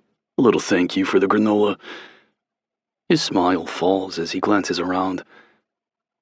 But now I see there's no window in here, so I stretch out my legs, making a show of getting comfortable in the only chair. Pathetic, right? Excuse me, but I happen to like this office. As Poppy says the words, the lights overhead flicker. Morrow is still looking around with a frown. Not to be rude, but why? I snort. Poppy casts me a pointed glare before looking over my shoulder to Morrow. Thank you, Colton. This was so sweet of you. Tell you what, why don't you take the plant home with you for now, and you can drop it off at my apartment later? He brightens, clutching the plant like it's the last one on Earth. Yeah, sure. That works. My gaze darts between them. You know where she lives? The asshole grins, and Poppy laughs. Well, he better, seeing as we share a wall. Oh, okay. What the actual fuck? I spin around and glare up at Morrow. God damn it, why does he have to be so handsome? He's rocking the whole biracial heartthrob look with his stupid, cool haircut that fades up the sides and his perfect stubble jaw. His medium brown skin has a bronze glow from our time at the beach this weekend. Meanwhile, I'm this pasty white Canadian asshole who can't tan. I just burn. I glance between them again. Your neighbors? He smirks down at me. Yep. It's only temporary, Poppy says. Colton just needs to get with a realtor so he can scope out some places. Oh, I was meaning to ask you, honey, do you need help with any of that? I know she's not talking to me in that sweet tone. No, I'm just Novi the fuck up. Novi the pig with the sex contracts she has to scold and sigh at and suffer through. You want to help me? Morrow asks. With finding a realtor, she clarifies. I don't want to cut in or anything. I just wanted to offer since, you know. Her tone changes, more somber now, and I glance between them again. Well, I don't know, I say into the void.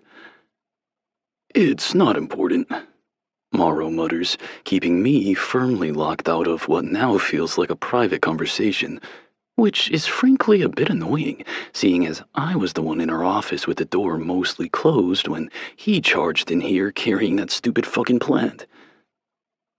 I'll just see you at home, Poppy, he says. Sorry I interrupted, and thanks again for the granola. You're welcome, honey, she calls as he ducks out, leaving the door cracked. I give the air in the room a moment to settle. We had a lead balloon vibe in here I was quite happy with. Morrow had to go and ruin it with his positivity and general goodness. So, when's the wedding? Poppy looks up from her phone. What? You and Morrow. I hate myself for putting the idea into her head, but apparently that's not going to stop me from diving in with both feet. I sensed a little something there just now. Don't be ridiculous. Oh, I'm ridiculous? You make him granola and he buys you office plans. Tit for tat. He's just being nice. Nice. I'm nice, and I didn't bring you an office plant. You're calculating, she retorts. There's a difference. Colton does favors just to do them. You would only ever do me a favor as part of your carefully calculated exchange program. Tit for tat. Well, fuck me. That felt a little too on target. So what's next? You gonna find him a realtor? Probably, she says with a shrug, eyes still on her phone. I hate that I'm losing her attention. She's done with me. Moving on. Pretty soon I'll be as useful to her as a damn filing cabinet. I sit forward in this stupid squeaky chair. Okay, but be warned that he's gonna demand to take you to dinner as a thank you. Before you know it, you'll be exchanging sexual favors with your new wall buddy, likely up against the wall. From there, it's just a short walk down Sex Friend Alley before he'll be down on one knee as you're pulling a diamond ring out of a chocolate lava cake while you're on a couple's vacation in Aruba. Then it'll be all babies and buying a bigger house until, at last, you're arguing while he's on the road about whether you'll spend the off-season in Jacksonville or Jackson Hole. I've seen it all 100 times before. She just stares at me. Wow, you've painted quite the picture. You're just missing one important detail. Am I? Mm-hmm. Lay it on me. Colton and I are friends. We knew each other from before. I raise a brow. Before? Before the Rays. We were both up at the Washington Capitals. We were friendly then, and we're friendly now. You know why? Why? It's her turn to lean forward. Because Colton Morrow is friendly. He knows how to have a relationship with a woman and not make it more, or less in your case. Everything tightens in my chest as I stare at her. Does he now? Yes. He knows how to be sweet to a woman and not expect anything in return.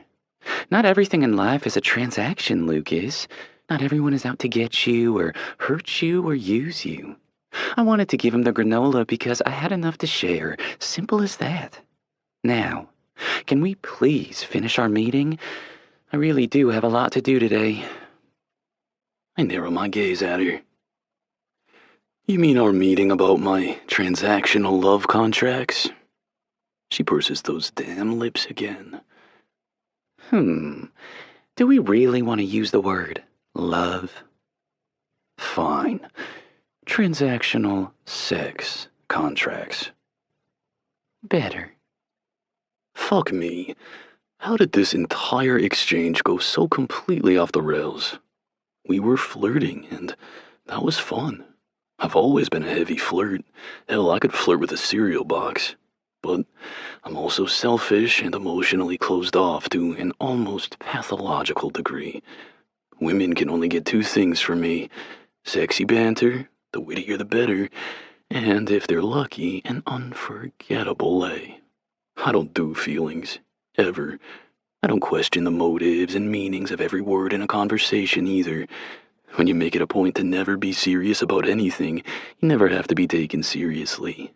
It's pure freedom. So, why the fuck is Poppy looking at me like that?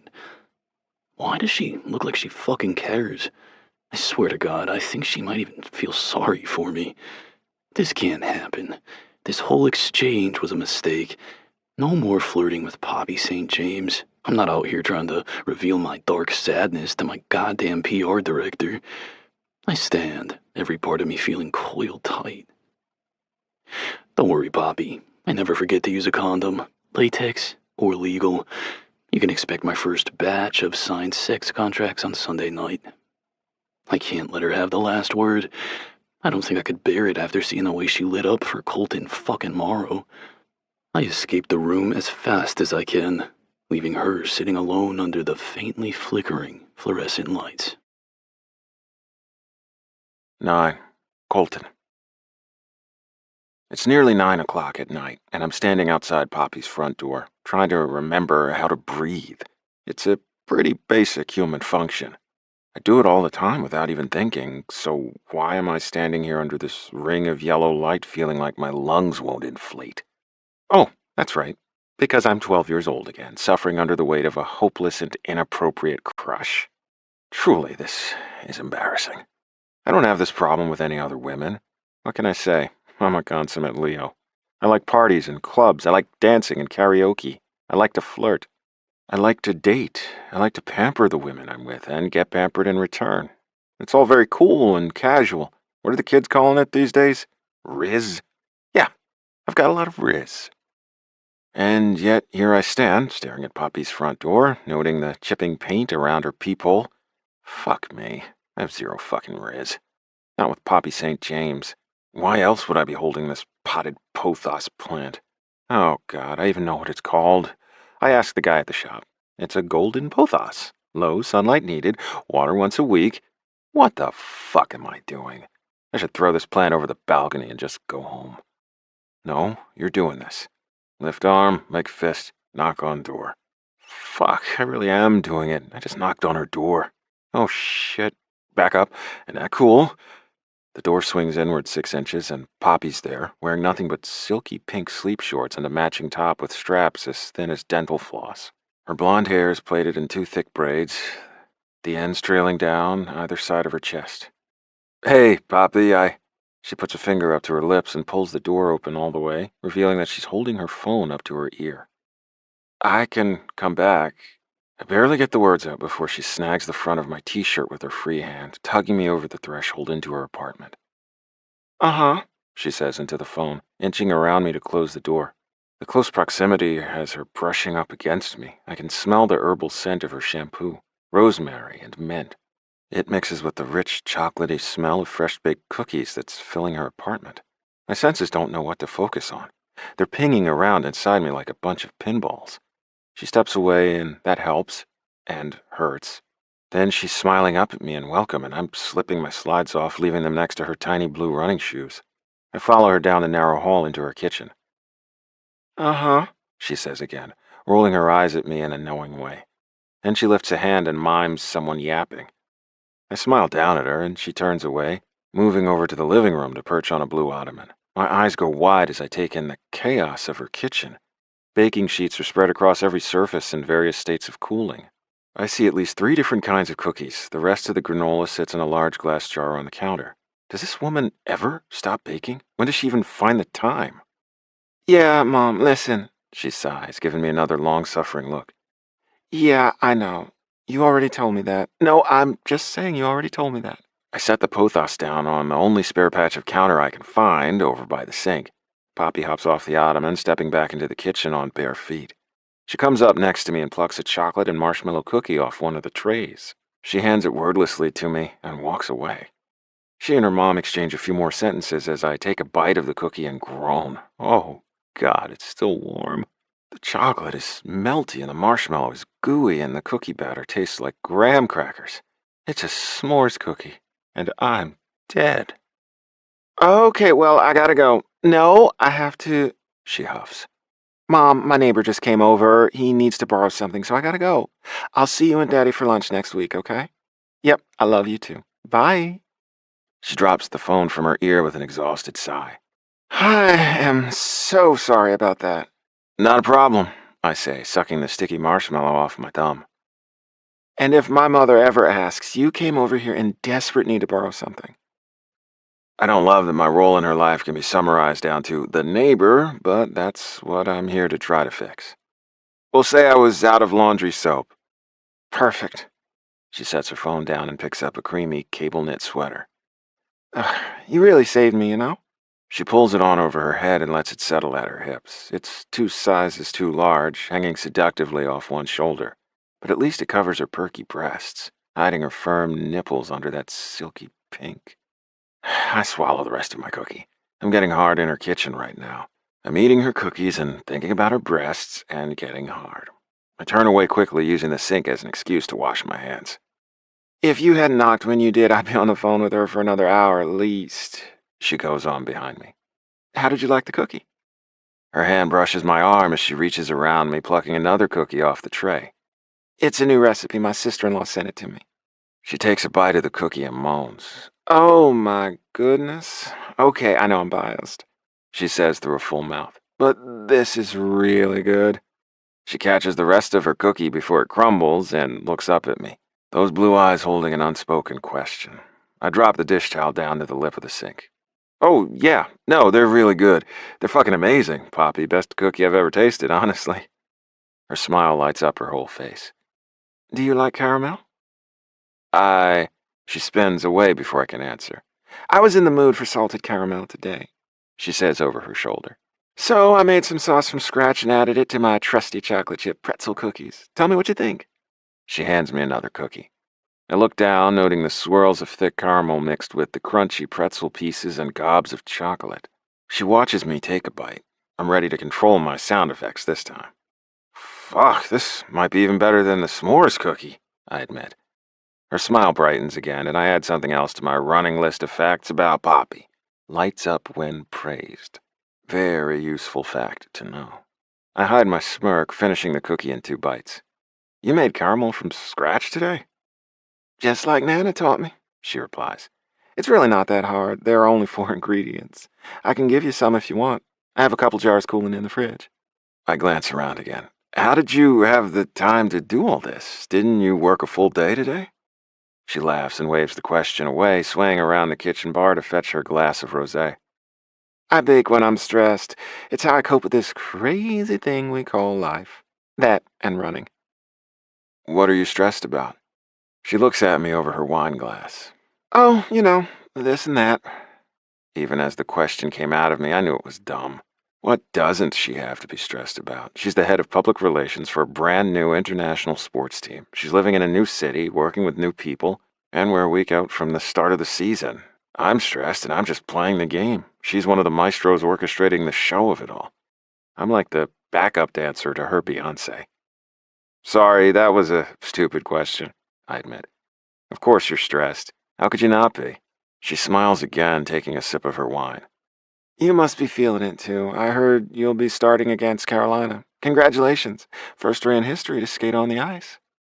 Well, 1 of 6, I reply. First right side defenseman. I grin.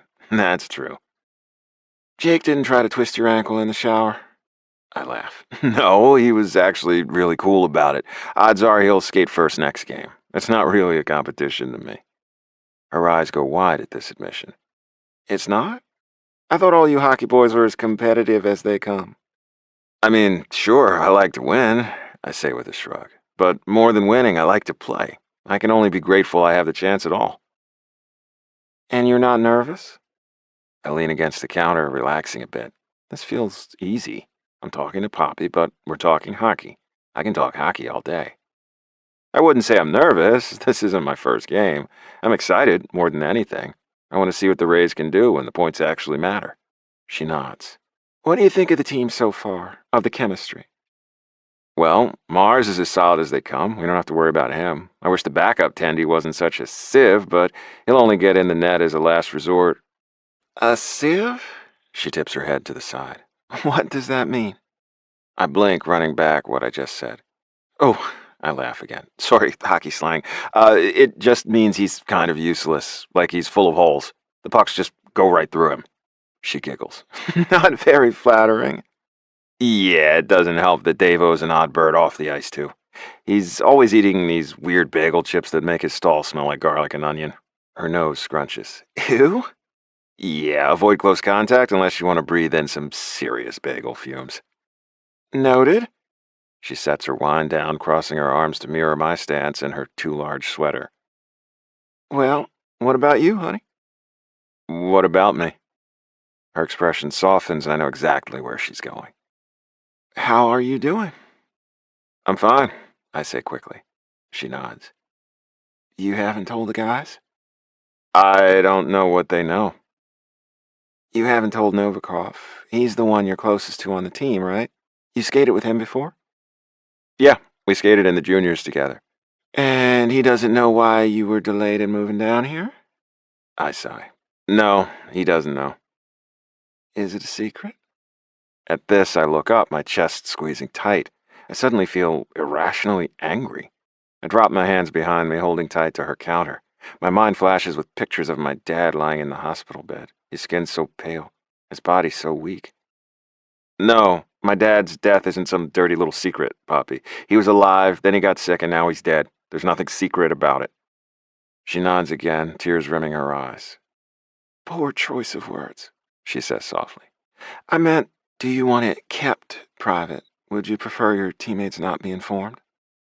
I cross my arms again, wishing we could go back to talking about cookies and hockey. Why would they need to be informed? What business is it of theirs what happens in my personal life? She steps around the bar, moving closer. Colton, these things have a tendency of bleeding over from the personal into the professional, and you know hockey is both anyways, she adds.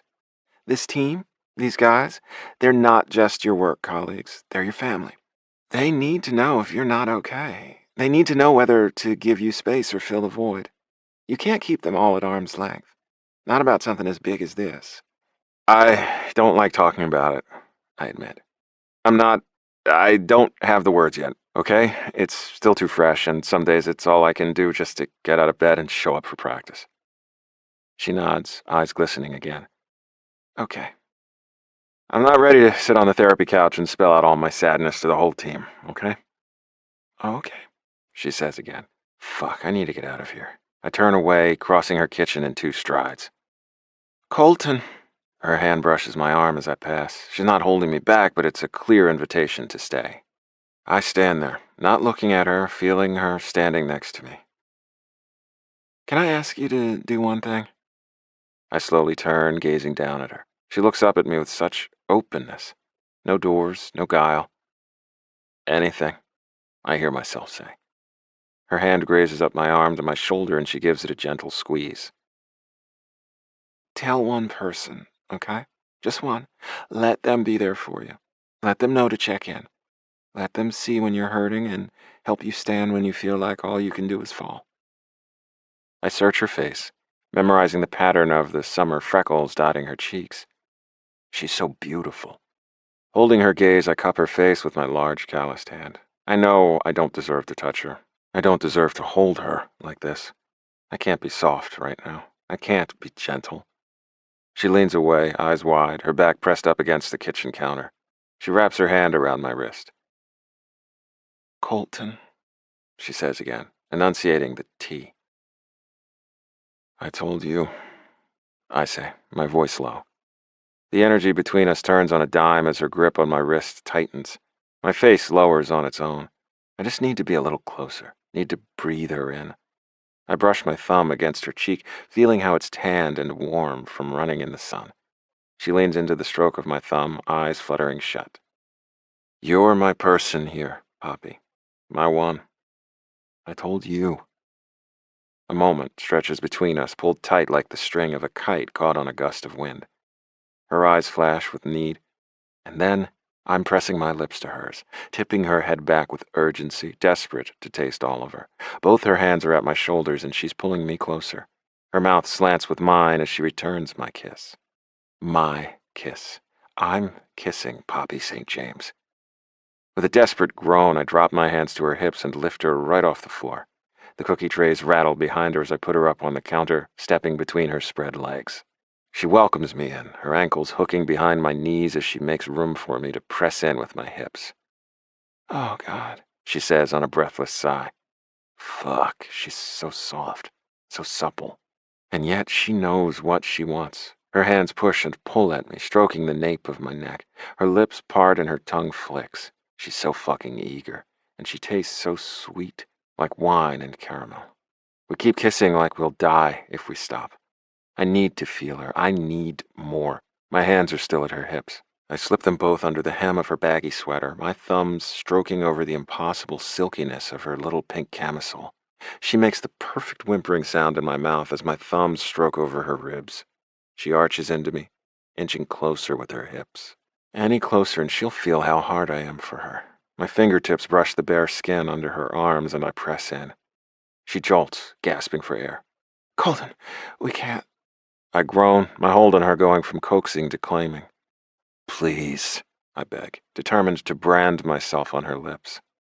Colton, wait, she pants, her hands now pushing at my shoulders. Stop. That one little word hits me like a bucket of ice water poured down my back. I instantly lift both hands away from her, spreading my arms wide. She reels from the loss of my support, her hold on me tightening. Her ankles brush the backs of my thighs as we rebalance ourselves. I press my forehead lightly against hers, eyes shut tight. I'm sorry. No, it's fine, she says in a small voice, still holding on to me. I inch back, my hands kept well away from her. No, Poppy, I'm so sorry. I had no right. She's trembling. Fuck, did I scare her? In her eyes, I see heat and passion. No fear. Thank God. But there's hesitancy, too. I step back fully. Her hands brush down my chest as I pull away. I drop my hands to my sides in defeat. Slowly, she lets her hands fall, too. She sits there on the edge of the counter, her bare legs dangling. Her parted lips are still wet with my kisses. Her blue eyes watch me, always searching my face, always trying to read me. I'm sorry, I say again, taking another step back.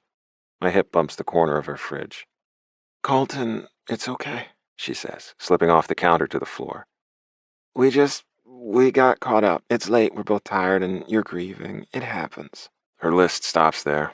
That's why she kissed me, because it's late, and she's tired, and she thinks I need sympathy. I brush my fingers over her lips. That sure as fuck didn't feel like a sympathy kiss. Well, it won't happen again, I hear myself say. You're safe with me, Poppy. She inches closer. Colton. I drop my hand back to my side. I need to go. She swallows and nods. Okay. The plant, I gesture to where it sits over by the sink. Don't overwater it. The guy said that's the big mistake most people make. Only water it once a week. Okay, she says again. And it doesn't need much sunlight, but definitely more than what you have in your office at work. She smiles weakly. I'll take care of it, Colton. Thank you. It was thoughtful and lovely. Thoughtful and lovely. 2 words I want to add to the list of real things I know about Poppy St. James. Can you text me the numbers for those realtors? I say, backing toward the front door. She nods again. Yeah, I'll do it tonight before I go to bed. She doesn't try to follow me. Whether it's me she doesn't trust or herself, I can't be sure. But I can't stay here. Not when I still have her taste on my tongue and the scent of her clouding all my senses. Good night, Poppy, I manage to say. Good night. I turn away, breaking the static charge between us. I'm in such a rush to leave I forget to put on my damn slides. I don't notice until I'm back in my own unit with the door shut. Whatever. Fuck it. She can keep them. 10. Poppy. My phone buzzes on the dresser, and I know it has to be Clarabelle. We've been doing a social media strategy session for the last hour via text message, because Little Miss Too Busy can't just call me back. Well, I've been texting. She's been sending one-word responses and inappropriate GIFs.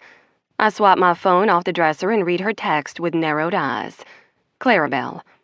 Boss, it's Sunday night. Clock out. Wine emoji. Peace sign emoji. A huff, tossing the phone on the end of the bed. Of course I know it's Sunday night. I've only been counting down the hours and minutes for months. Tomorrow, the NHL season officially starts.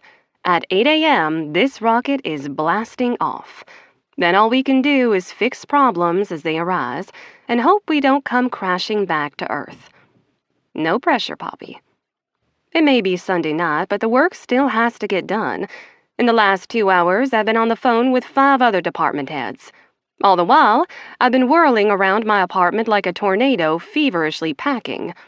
I'm about to spend 2 weeks traveling up and down the East Coast with a professional hockey team. It's less than ideal to do so much travel at once, but necessary. For all the money and influence Mark Talbot has in this city, he's not actually God, and he can't change the fundamental laws of concrete pouring, which means construction at the brand new arena isn't finished. As a result, the first 6 games the Rays play will all be away. 3 this week, 3 next week. That's 6 cities with 6 different climates, 6 different social and professional atmospheres. All this to say, Poppy is bringing the big bag. My largest piece of luggage is currently flipped open on the bed. Inside, I've stuffed everything from business separates to formal wear, to club wear to running gear. Because while the team has 6 hockey games, I have 6 games, 8 dinners, 5 lunches, 4 charity events, and 8 sponsorship meetings. Yeah, my PR team is perhaps a little too efficient when it comes to time management. We've stacked practically every minute of the next 2 weeks. There's only one little break in my schedule for the day we're in D.C. I close my eyes, clutching a pair of beige Yves Saint Laurent platform sandals. Lunch with my family. That's what will occupy the only blessed break in my grueling schedule. At my mother's insistence, I'll be attending family lunch at the Hay Adams. Don't get me wrong, I love my parents. I am eternally grateful for the life they've afforded me, the first-rate education, the travel and business opportunities. They set out a shining golden path for me, and all they ever asked was that I walk it without question. Mother knows best. And God help me, I tried. For years, I only ever did what she wanted. I went to the schools she liked and studied the subjects she deemed appropriate for me. I dated only the boys from her approved list. I wore the clothes she wanted me to wear and made friends with the right set of girls. But at some point, children have to be free to live their own lives, right? 3 years ago, I did just that. I looked my St. James destiny in the face and I said no. I walked away. Now I'm Poppy the disappointment, Poppy the wayward lamb. My mother has a lot of euphemisms to describe the gaping hole I left in her heart. It seems like no amount of success I achieve on my own can ever erase her disappointment over the destiny I denied, the hope I squandered. Poppy the unfaithful, Poppy the ungrateful. I dropped the sandals into my suitcase, blinking back tears. Taking a couple deep breaths, I rubbed my face with tired hands. Oh, goodness. Girl, get it together. I don't do this. I don't wallow. I made my choices then, and I would make them all again. Life is all about choices, honey bun. I hear my Nana's sweet voice saying the words as if she were standing before me. I've been making some surprising choices here recently, like choosing to wrap myself around my neighbor like powdered sugar on a donut. Yeah, that happened. Colton was grieving, and I thought it was a good idea to stick my tongue in his mouth. Oh, God. Seeking any distraction, I hurry over to my closet and jerk out a couple more blazers. I clumsily fold them and place them atop the mounting pile in my suitcase. There's no way I'm getting this thing closed without an industrial press. I stand there staring at it, hands on my hips. Colton hasn't said anything about the kiss. We've been so busy this week I've hardly seen him. Part of it feels like some kind of fever dream. I was so swept up in stress, baking and cleaning, then my mom called. Perhaps it was all in my head. Perhaps I just imagined that a handsome hockey player came over late at night and pinned me to the kitchen counter. No, it definitely happened. My stomach does a little flip as I remember the feel of his strong hands on me, the taste of his lips all warm and chocolatey. Heavens, but he knows how to kiss. I'm lying if I said I hadn't thought about kissing him before. The man is simply undeniable. He's confident but not cocky, driven but not dominating. And he's so beautiful I could literally cry. With those broad shoulders and the high cheekbones, it's no wonder he lands modeling endorsements. Did I mention the way his warm brown skin gets this golden glow? Seriously, it's not fair that God made a man that beautiful and perfect and then put him firmly out of my reach. He's out of reach because I don't date the players. Ever. It was the one rule I made for myself when I started working in PR for professional sports. I see and manage too much of these men's messy personal lives as it is. I don't ever want to become part of the personal life getting managed. No. Colton Morrow is a dream I get to dream from afar. And I have dreamed about him. Many times. Last night, in fact. I blush thinking about it. Let's just say I got to know whether he was that talented with his tongue everywhere. He is your colleague, Poppy. I point a finger at my reflection in the mirror. You will not ogle him, and you will not think about him naked. My eyes go wide as new images flash in my mind. Colton running down the beach at sunset. Colton striding out of the surf. Colton stepping out of my shower and handing me a towel. No! I rush into the bathroom and start feverishly packing my toiletries and makeup. Out on the bed, my phone pings.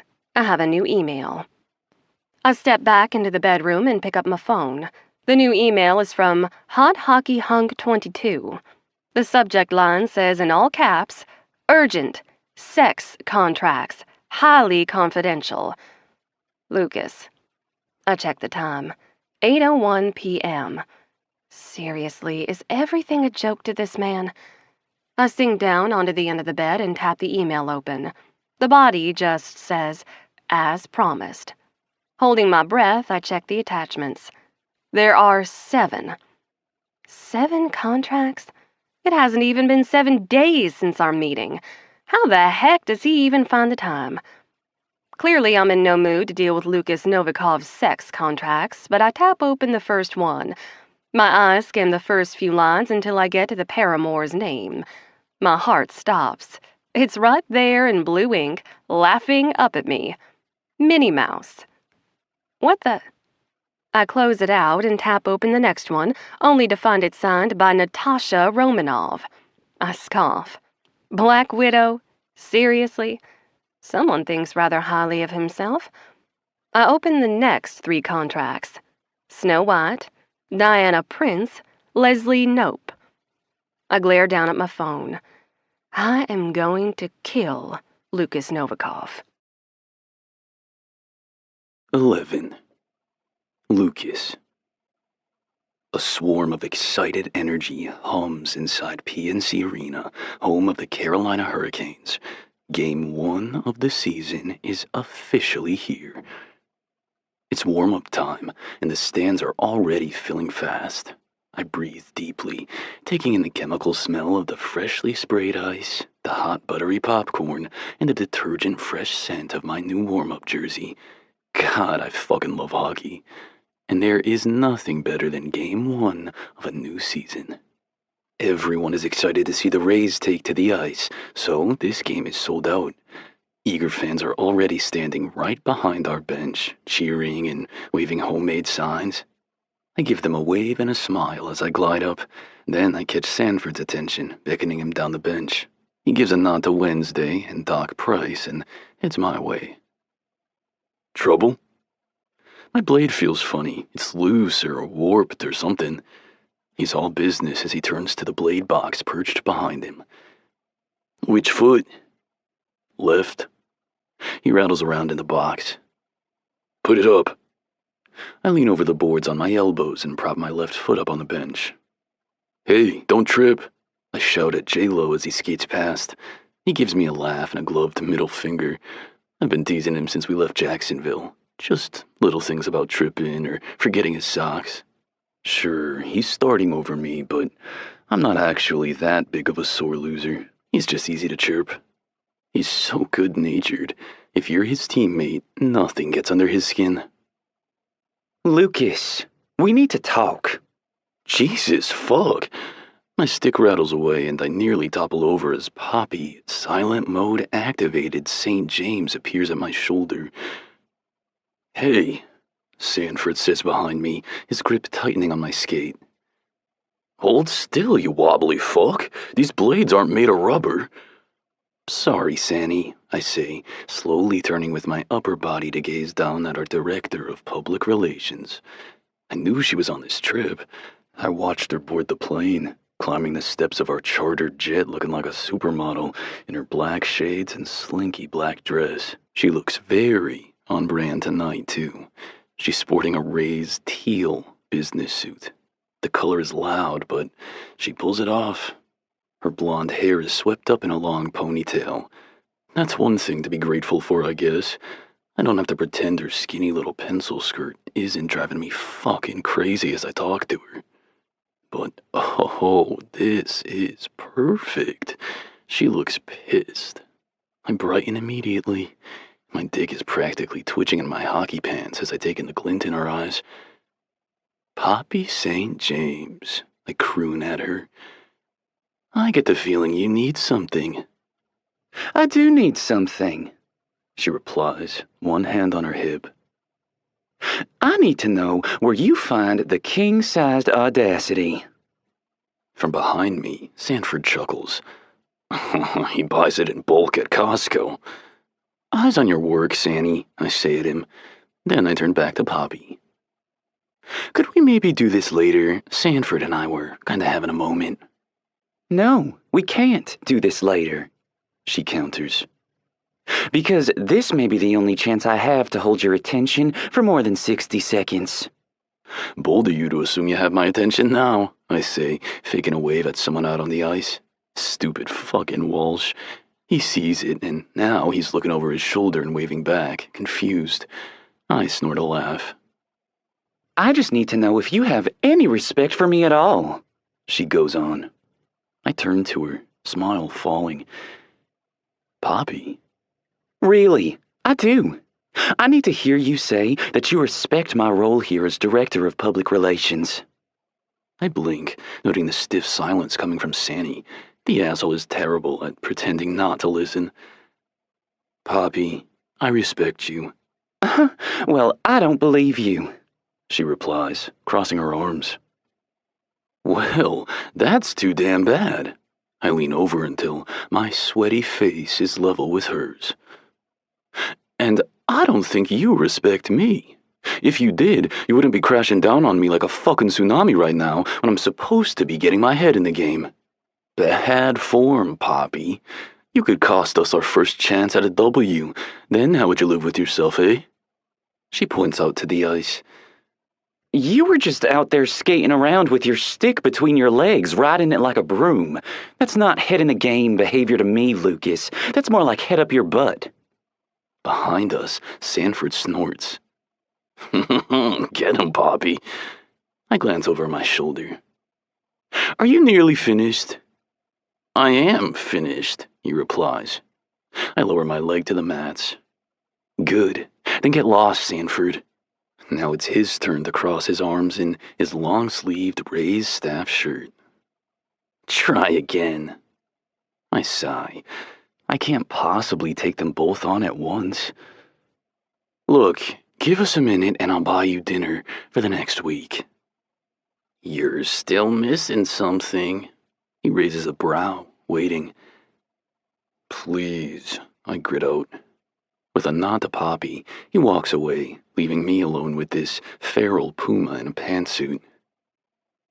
Well, I say at her. Well, what? She says back. I face her, arms crossed.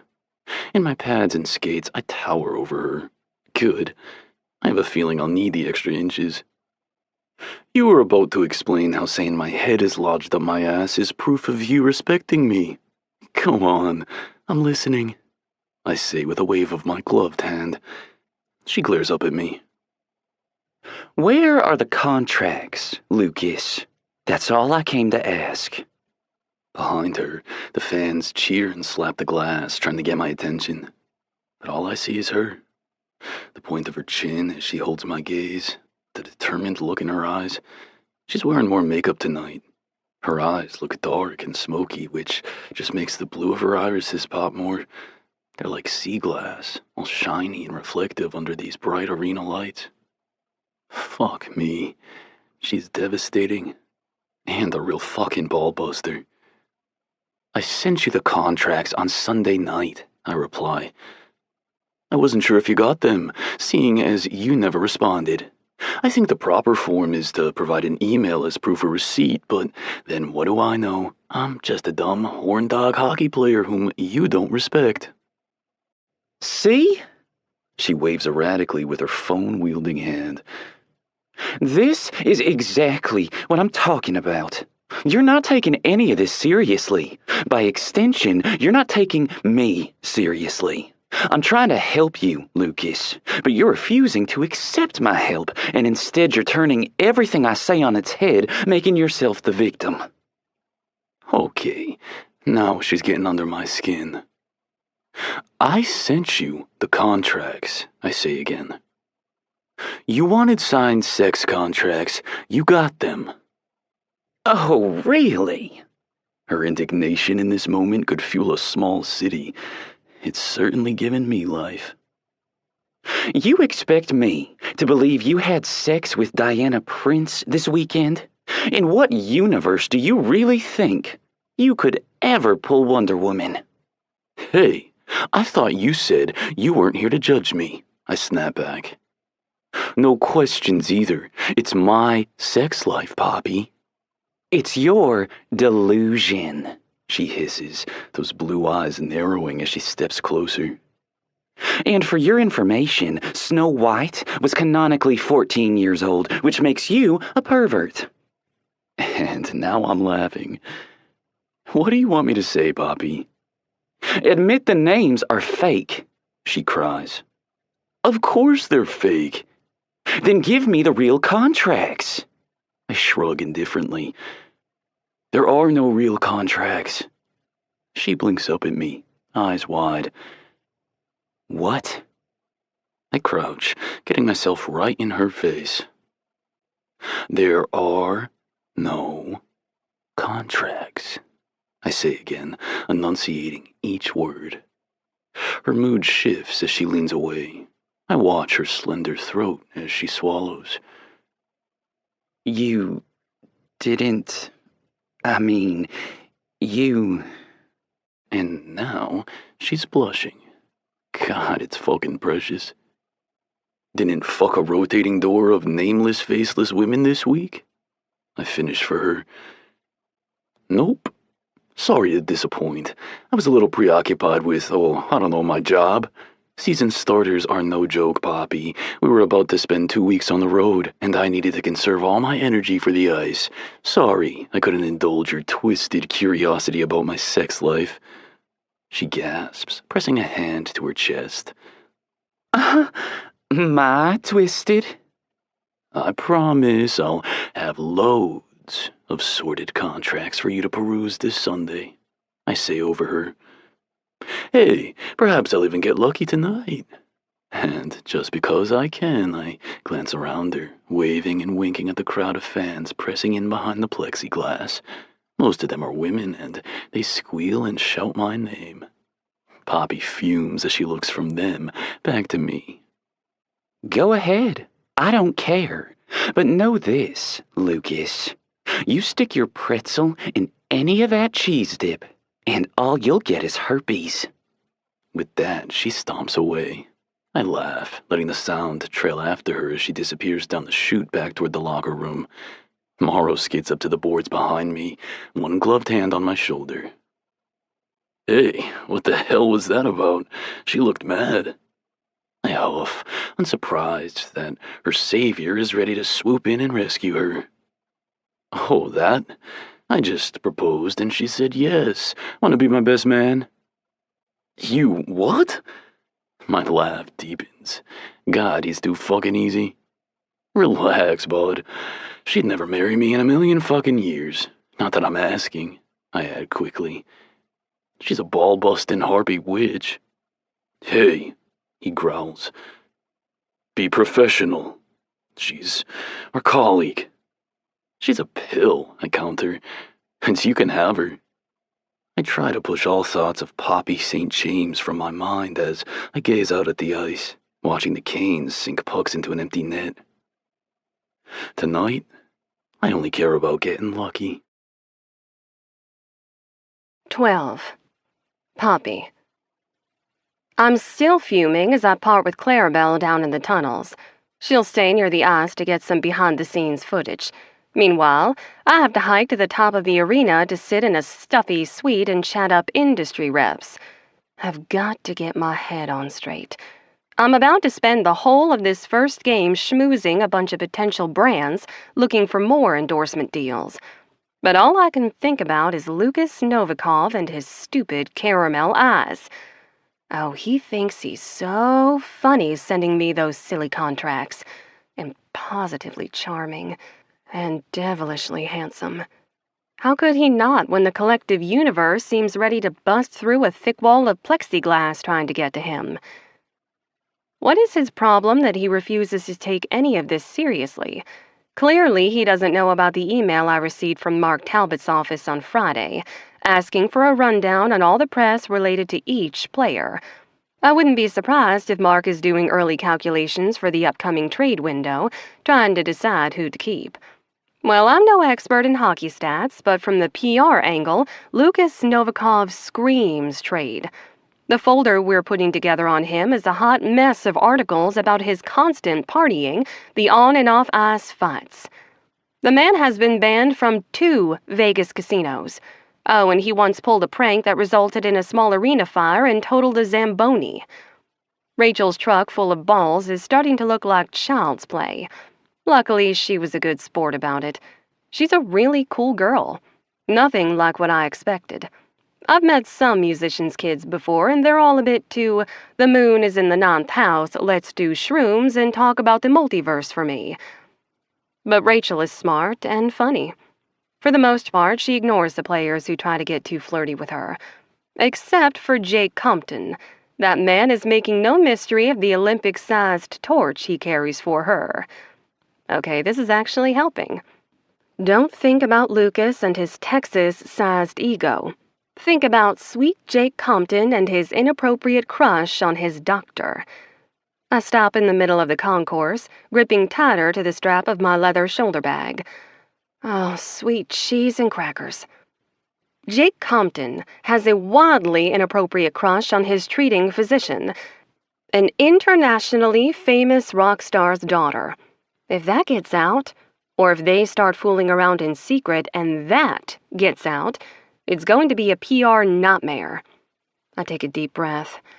One crisis at a time, Poppy. For now, Lukas Novikov remains my primary PR concern.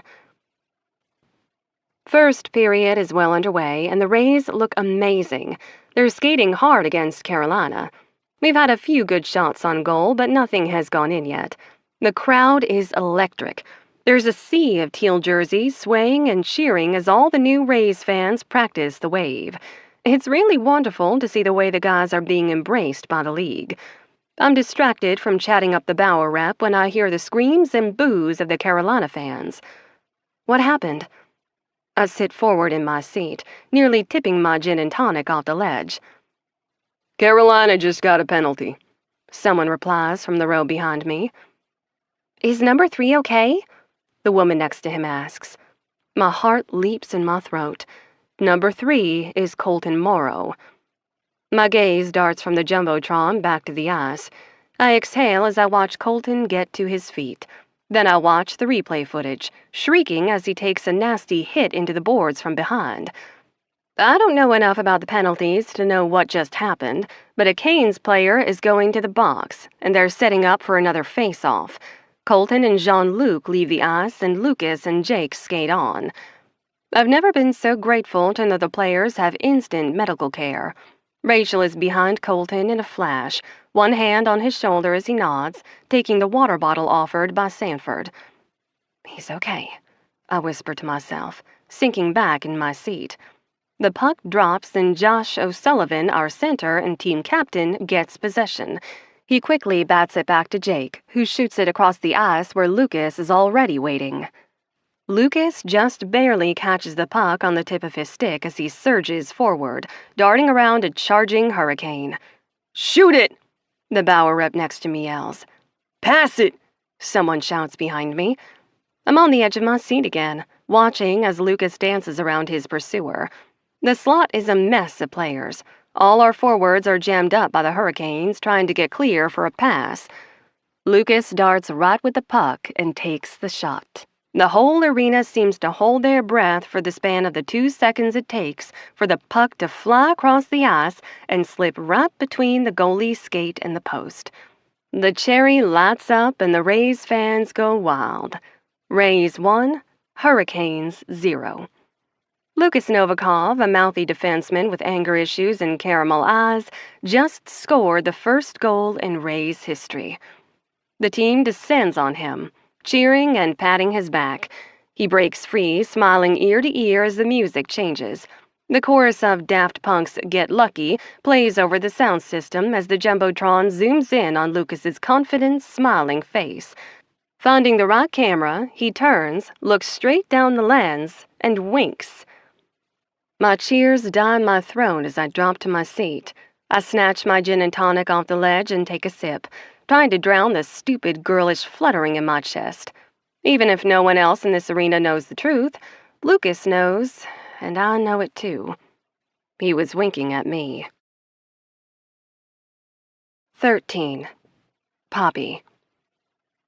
Clarabelle and I are two of the first people on the plane after the Hurricanes game ends. Leaving her up with the rest of the media team at the front, I make my way to the back. Now I'm just sitting here, foot jiggling, anxiously waiting for the flight attendants to close the boarding door. If I was thinking straight, I would be the last one on for each flight. Then I wouldn't have time to let my anxiety build. For better or worse, I have a serious fear of closed-in spaces. Blame my brother Rowan. When he was 8 and I was 5, we were playing hide-and-seek and he shut me in a hope chest in our Nana's attic. Then the jerk forgot about me and left me up there all afternoon. No one could hear my screams because it was the attic. Our daddy whooped him for it, but the damage was already done. 22 years and 3 therapists later, I'm still a bit of a mess. Planes, elevators, tanning beds. Basically, if it's got a lid or a sealed door, I'm counting the milliseconds until the torture is over. Gosh, what is the holdup? Peering up the aisle, I see Mars Kinnunen is out of his seat, saying something to Rachel. I'm too far away to hear, but it looks animated. After a couple of minutes, she stands, snatching her stuff out of the seat. Then she follows Kinnunen up the plane to his row and sits with him. I knew Jake Compton was carrying a torch for our dear Barkley fellow. Could it be that our 2-time Stanley Cup winning goalie is also a smitten kitten? As Rachel and Mars sit farther up the plane, Colton stands. Oh my, was she just sitting with him? He's not interested in her too, is he? A flash of jealousy sparks through me, and I feel a primal urge to go hiss the word mine at her. It must be my anxiety gummy talking. Colton Morrow is not mine. He's allowed to sit by whoever he wants and kiss them too. We make eye contact and I gasp, sinking back in my seat. Colton's coming this way. He's walking right down the aisle toward me. A wild image flashes in my mind of Rachel trying to flirt with him. No doubt she offers him a taste of her better, sexier granola, but he throws the bag in her face, vowing he'll never eat anyone's granola but mine. Then he kicks her out of his row, banishing her to the death seats in the middle of the plane. Sure, I bet that's exactly what just happened. I groan, trying to make myself as small as possible. This crush is getting really inconvenient. I don't want him to see the way I'm blushing, so I bury my face in my phone. Poppy? The surprise in his tone has me looking up. Heavens, he's gorgeous. He got his hair cut since I last saw him. Now the sides have a sharper fade. All his stubble is gone, too. His dark cheeks are silky smooth. I trace the line of his angular jaw with my eyes, following it down to his full lips. Poppy, he says again. I watch his mouth form the word, his lips curling in slightly to pronounce the P. I pull my gaze from his mouth and meet his dark eyes. Yeah. He glances around. What are you doing back here? Sitting? I reply lamely. Managers usually sit up front with the coaching staff, he says, pointing over his shoulder. Back of the plane is for interns. Wow, really feeling the love, Morrow, says Teddy in the row across from me. He's sitting with Max, my favorite social media intern. One of the flight attendants walks up behind Colton and taps him on the shoulder. He's a tall black man wearing clear frame glasses. Mr. Morrow, you need to find your seat, please. Yeah, just give me a minute to hit the head, he replies. No, now, says the attendant. The lavatory will be open again as soon as we reach our cruising altitude. Fine. I gasp in surprise as Colton plops himself down in the empty seat next to me. There, I'm sitting. Are you happy? Buckle your seatbelt and I'll be ecstatic, the attendant deadpans. Colton grapples for the pieces of his seatbelt, clicking them together. Happy now? The corner of the attendant's mouth twitches. I'm dancing on the inside. He saunters off, calling the all clear to his crew. Oh, heaven help me. Now that Colton's sitting, I can smell his cologne. It's the same one he was wearing the night he kissed me, all warm and woodsy. I detect notes of leather and bergamot, a hint of orange. Smelling it again puts me right back in my kitchen, my legs wrapped around his hips, my hands on his shoulders, my tongue teasing his perfect lips. I lean as far away as possible. My shoulder is pressed against the window. Colton, what are you doing? He gestures to the seat. I'm sitting. You're sitting by me, I clarify. I thought players don't sit with staff. Doc Price is sitting with Keenan, he says with a shrug. Compton is sitting with Sanford. Apparently, the Rays don't obey the time-honored laws of hockey travel. I glance his way, trying to keep my tone uninterested. Yeah, what was that about? What was what about? I saw Rachel talking to Mars, and she was sitting with you? He huffs, pulling his earbud from his ear and returning it to its little case. Oh, Doc Price is just learning about the ins and outs of hockey superstitions. What do you mean? Well, Mars is a goalie, he explains. If there's one thing goalies crave, it's routine. And she was sitting with Mars on our flight out, right? Well, then he played a shutout game and she tried to move seats. Mars wasn't having it. He made her move. He made her move? Why? Because he needs to know. Know what? Whether she's lucky. I go still. There it is again. That word. Lucky. Lukas teased me with it earlier. I wince as the plane hits a bump. Dropping my hand down, I hold tight to the armrest. We're about to take off. This is always the hardest part for me, but Colton is here and I'll take any distraction. So, he thinks he played a shutout game because Rachel sat next to him on the plane? Colton chuckles. Probably not. If we lose the next game, he'll likely let her go. Right now, she's his unwilling hostage. So not a love connection. That simplifies things for me. I don't have to worry about spinning anything if their relationship doesn't go beyond her warming an airplane seat. I glance up at him. What about you? What about me? Do you believe in luck? He smiles. Of course I do. I wouldn't be here right now if the universe hadn't granted me at least a little bit of luck. By here, you mean on a chartered jet playing professional hockey? His expression heats as he leans in. I mean, sitting here talking to you. Okay. If he keeps looking at me like that, I'm going to kiss him again, and the interns cannot catch me kissing a player. The plane bumps and rattles as we take off, and Colton moves with the motion, dropping his elbow down so it brushes mine on the armrest. I can smell your perfume, he murmurs, his voice all low and rumbly. It's doing unholy things to me to feel his warm breath at my ear. You were wearing it when I kissed you. What is it? I swallow, heart in my throat. The plane tips up, up, up as we start to climb.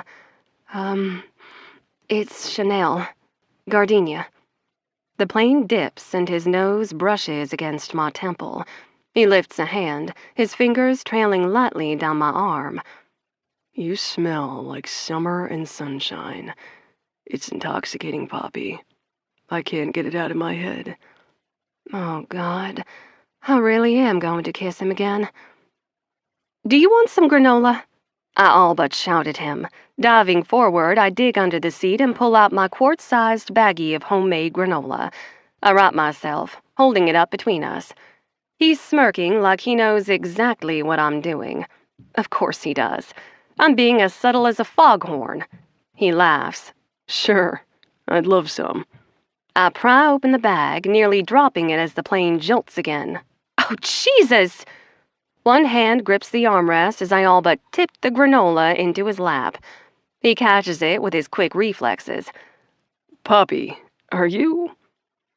I shut my eyes tight as the whole plane bounces like a rock skipping on a pond. His hand covers mine and he gives it a gentle squeeze.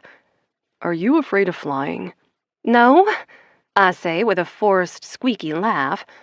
Then why are you clinging to this armrest like we'll drop from the sky if you don't? I open my eyes wide. Oh my God, why would you even say that? I cry, slapping his arm. He chuckles, popping a handful of my granola in his mouth. Colton, the universe can hear you. You can't talk about planes falling from the sky while you're on a plane in the sky. God, I thought all you hockey players were superstitious. I didn't say I was superstitious, he replies, crunching on my granola. I said I believe in luck. Two very different things. Oh yeah? How so? He leans down with a smile. Well, if I was superstitious, I might think the only way I'll ever get you to kiss me again is to wait until you're stress baking and show up at your door with a new potted plant. Colton, but I believe in luck, he says. I know if I'm patient, it's just a matter of time before the conditions will be right, and you'll give in to your desires again. Oh yeah? Yeah, that's pretty much my plan. Patience and luck. I cross my arms. So you think I have some kind of insatiable desire? A fire burning in me that only your sweet lovin' can quench? He laughs, placing the half-eaten bag of granola in my lap. Then he dusts off his hands and turns to me. Cupping my face, he leans in, his woodsy scent enveloping me once more. He lowers his voice. Let's put it this way, Poppy. Just the thought of my lips on yours has you letting go of all fear. You're not thinking about this plane falling from the sky. You're thinking about my hard dick brushing against your inner thigh. I gasp, leaning away. You're a poet and you don't know it. He laughs again. That's what had you pulling away in the kitchen, right? You wanted me then, like you want me now, and you're just too afraid to admit it. He nods down at my chest. And you crossed your arms just now so I wouldn't see your hard nipples through that silky shirt. Colton, I cry, outraged at his impertinence, and so turned on I'm fighting the urge to squirm under his intense gaze. His dark eyes sparkle. Go on, Poppy. Make my fucking night. Tell me I'm wrong. Heart racing, I lift a hand, placing it over his on my cheek. I don't date my players, I say, my tone solemn. Colton, I'm so sorry. It's my one rule. He just smiles, his thumb brushing my cheek. I'm not asking to date you. I'm just letting you know that you need to be kissed more often, and I'm willing to be the man to do it. He drops his hand away from me, leaving me reeling. Any time of the day or night, you need kissing, you come to me. Understand? Somehow I find myself nodding, my hand settling back on the armrests. The seatbelt sign dings and he immediately unbuckles. Not to force an early end to this moment, but I really did come back here to use the lavatory, and I need to get back to my seat for when they serve dinner. But you just remember what I said, okay? Which part? The part where he called me intoxicating? The part where he admitted he pressed his hard dick against me in my kitchen? Or the part where he said I need to be kissed every day and he wants to be the man to do it? All of it. I'm going to remember everything he just said. I'll be adding it to the ever-lengthening list of reasons why Colton Morrow is my dreamboat. This man I can't let myself have is quickly becoming the only thing I think about. And I teased Lukas earlier about living in the land of delusion. Gazing up at Colton, I just nod again. Have a good night, Poppy. He moves away down the aisle, leaving me clutching the armrests for a reason we both know has nothing to do with my fear of flying. 14. Poppy. Somehow I survived 2 weeks on the road without any major public relations disasters from the players or staff. The guys have all been perfect gentlemen, using their time off the ice to try various coffee shops and restaurants. It turns out Jake Compton is a social media gold mine. He meticulously documents almost every meal he eats. He even managed to snag a few shots of Caleb Sanford looking like the surly eye candy he is. I'm pleased to say he seems to be keeping Lukas out of trouble, too. The men dine together most nights, along with Colton and Jean-Luc. So long as the most seductive photos they post are of the soy sauce dripping from their sushi rolls, I'm a happy PR director. Honestly, for most of this trip, the team and I have felt like two ships passing in the night. I've attended all the games, making some good inroads on future endorsement deals, but I've also been hard at work in each of the cities, attending various meetings and charity events. Mark Talbot has a vision for his philanthropy beyond what he can accomplish with the Rays. It's my hope that as the charity end of things grows, I might transition away from PR and into more of a philanthropic foundation role. But I have to prove myself first. Mark isn't going to trust me with his legacy if he can't trust me to handle basic PR for his hockey team. At the moment, public relations and philanthropy are the furthest things from my mind because I'm sitting in the back of a cab heading over to the Hay Adams Hotel from my obligatory family lunch. Standing a literal stone's throw from the front steps of the White House, the hotel boasts of having one of the swaggiest restaurants in the capital, the Lafayette. My dad is Hank St. James. In this town, they call him the King Maker. He's deep in the pocket of virtually every lobbying group and politician in town. He's the kind of man in the shadows who can say, "Get me the president on the phone," and a secretary will actually call the sitting president. He often takes working lunches at this hotel with power-hungry senators and bored billionaires. By extension, my mom sees herself as a modern-day Jackie Kennedy. She's tried to raise us girls to be just the same. Behind every powerful politician, there's a good woman in pearls ready to help him shine. She attends weekly afternoon tea here at the Hay Adams with her society friends. My phone buzzes in my hand. I glance down to see a new message from a number I don't have saved. Unknown. Did you get my contracts? Poppy. Who is this? I smile, watching the 3 little dots dance at the bottom of my screen. Yes, Lukas sent me a fresh batch of contracts on Sunday night. I have to hand it to him. He's getting more inventive. This time he had a menage a trois with Marie Antoinette and Miss Piggy, both of whom are also way out of his league. Despite my better judgment, I save his number in my phone. Lukas. Are you asking me for nudes, Poppy? A bit forward, don't you think? I laugh, topping back a response. Poppy. Is that the only way women can recognize you? Probably because there's not much happening in the face department, right? Lukas. Ouch. Your wounding words always cut the deepest. Poppy. Walk it off, Lukas, and lose this number. I never gave it to you. There's a bit of a delay before his answer buzzes in my hand. Lukas. Seriously? I could be having a PR crisis right now. I could be in jail, Poppy. Don't you want me to have a way to contact you if I land myself in jail in a foreign country? Poppy. Foreign country? We flew from Philly to D.C. last night. You're still in the United States. Lukas. Yeah, but I'm Canadian. So no matter where I get arrested, it will be a foreign country to me. Shaking my head, I type out my response. Poppy. In that case, you have my email. Lukas. You never answer your email. I laugh, feeling a lightness in my chest that wasn't there a few moments ago. Lukas. For your information, I was texting to invite you out to a post-game dinner with the D-men. Very private, very delicious. But now that you've told me to lose your number, I guess you can lose my invite, too. Tit for tat. Oh, no, you don't, I mutter, tapping the call button and lifting the phone to my ear. He picks up on the second ring. Poppy St. James, are you calling to beg for your invitation back? I do love a little groveling. No, I'm not calling for an invitation. I'm calling to cancel your reservation. What? His indignation drips hot and heavy through the phone. You can't do that. We're allowed to go out if we want, Poppy. You can't just... Now ask me why, Lukas, I say over him. Ask me why I might have a problem with the bulk of my star players heading out to a private dinner tonight of all nights. He's quiet for a moment. Fuck, he finally mutters.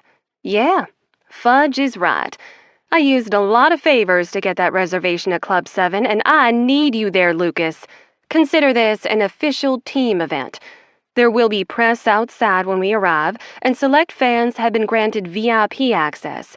You don't have to stay forever, but please, I'm begging here, Lukas. Are you happy? I'm actually begging. Just stay for 1 hour. Fine, he barks. God, usually I love the sound of a woman begging, but when you do it, I feel like my insides are being twisted into a knot. I can barely contain my relief as my cab pulls up at the Hay Adams. Oh my goodness, really? You'll come out tonight? I said it's fine. This restaurant has 2 Michelin stars and a 3-month wait, but it's fine. Thank you, Lukas. I promise I'll find a way to make this up to you. Hey, I can be your wig woman tonight. Maybe we'll finally get you a real name to put on those contracts. No fucking thanks. I can wheel my own dates, Poppy. I'm smiling wide now. Would we call them dates? He sighs into the phone. Fine. Hookups. Better. Hanging up now. Not if I hang up first, I chime, tapping the little red button to end the call. The moment I do, a valet opens my door. Good afternoon, ma'am. Welcome to the Hay Adams. I take a deep breath, slipping my phone inside my green Gucci Mamont Mini. What's that expression? Out of the frying pan, into the fire. My Poppy girl! Mom stands from the table the moment she sees me enter the dining room. She holds her arms out wide, welcoming me into her loving embrace like I'm the prodigal daughter returned. I step into her hug. Hey, Mom. Why didn't you wear the Chanel? She says in my ear. You always look so pretty in Chanel. I sigh, letting her go. I wore this Dolce & Gabbana floral print dress and sweater set because last time she complained I was wearing too many block colors. It's good to see you, I say, forcing a smile. She cups my face and pinches my cheek. Oh, honey, you too. Behind me, Dad stands waiting. Don't I get a hug? I turn, giving him a warmer hug. He melts into it like he might just be genuinely happy to see me. Good to have you home, Princess. Thanks, Daddy. And look, Mom says, Rowan and Deidre are here, and your sister even managed to get away from all those books to come join us. I move around the table, giving quick hugs to my brother and his wife and my older sister Ivy before taking the empty seat between my parents. There's one extra seat between Ivy and Deidre. Is Vi coming? My younger sister Violet currently works on the Hill. Daddy got her the position using his many connections. Mom laughs. Oh no, she simply couldn't get away. A few knowing smirks are passed around between the other three. Am I missing something? Meanwhile, Daddy's oblivious. He refuses to wear cheaters, so he's got the menu pressed to his face like he's trying to decipher a magic eye image. I hope you all came hungry. Starved, Deidre replies. It's so sweet of you to treat us all, Anne-Marie. Nonsense. We're happy to do it. This is a day for celebrating, Mom assures her. What are we celebrating? I ask as the waiter comes over with a round of mimosas for the table. He starts reading off the day's specials, but Dad stops him with a wave of his hand. Oh, here we go. Classic Hank St. James. Always needs to be in control of everything, even our food order. We'll have a round of the soup du jour to start, he says. Then the poached pear salad and the seared bass. You can bring those out together, Ed. I set my water down, smiling up at the waiter. Actually, I'd like the chicken. And an order of the potatoes. The bass is better, Dad says over me. Get the bass. I don't want fish, She'll have the bass. he says, handing the waiter our menus. Oh, and add in a couple orders of the crab cakes for the table. That's not fish, he teases. Across from us, Avi finishes her first mimosa and taps her glass for a refill. She's got the right idea. I pluck my champagne flute off the table and take a long sip. I'll likely pay for it tonight with a pounding headache. Worth it. 5 minutes later, the first course of autumn squash soup is placed before us. So, Pops, My brother says. how's your little communications gig going? I pause, spoon halfway to my lips. Well, the gig isn't so little. I'm the director of public relations for a major international sports team. It's actually a pretty demanding job. He smirks, buttering his bread. Huh. I assumed it was just a lot of party planning and fundraisers, right, Pop? Ass. He knows exactly what I do, and he knows I'm darn good at it, too. He even asked me for season tickets when I worked for the Capitals. He's just resentful because I did what he never could and walked away from our father. His wife bats at his arm playfully. Oh, don't tease her, Ro. It sounds fascinating, Poppy. Next to me, Dad hums in agreement. Wait. Who is he agreeing with? Rowan or Deidre? I pat my mouth with my napkin. It's a little more than party planning. In fact, oh, Poppy, honey. Mom leans in, hand on my arm. Did you hear about Avi's good news? And just like that, we're done talking about me. I glance across the table. Is Avi who we're celebrating? Avi is older than me by 8 years, which means we've never really been close. She's a tenured professor over at Georgetown in the art history department.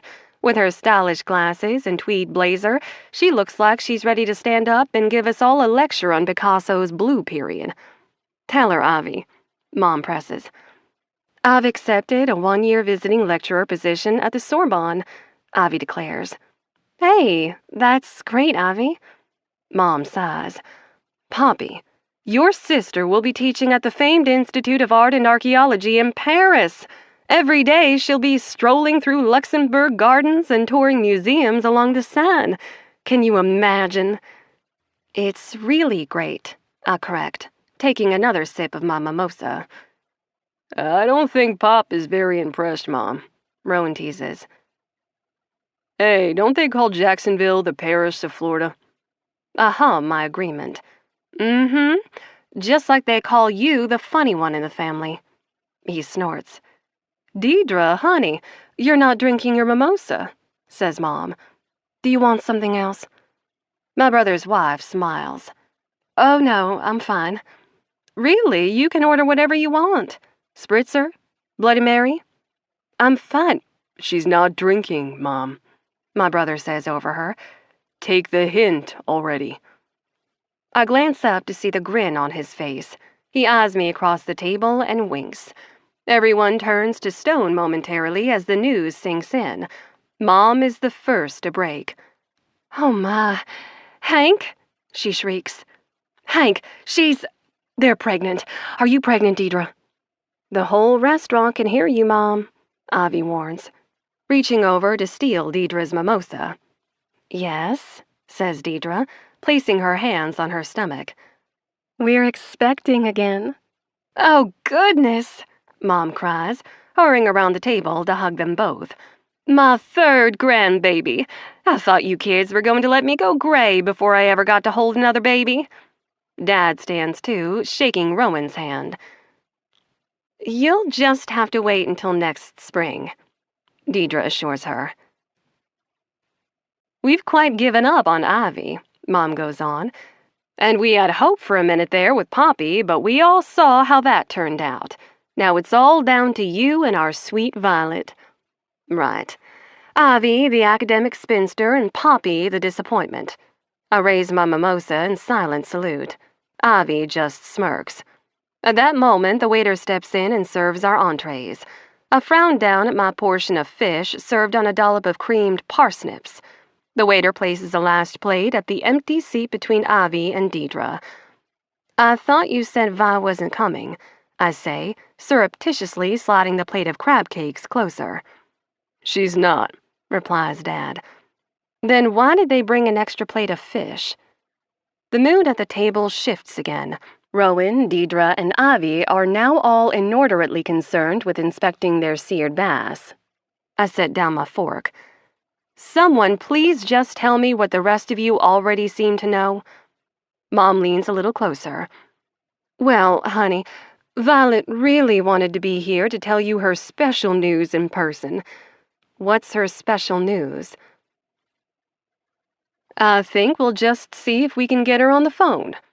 She dials my sister and turns the phone on speaker, holding it up between us. Violet finally answers on the fourth ring.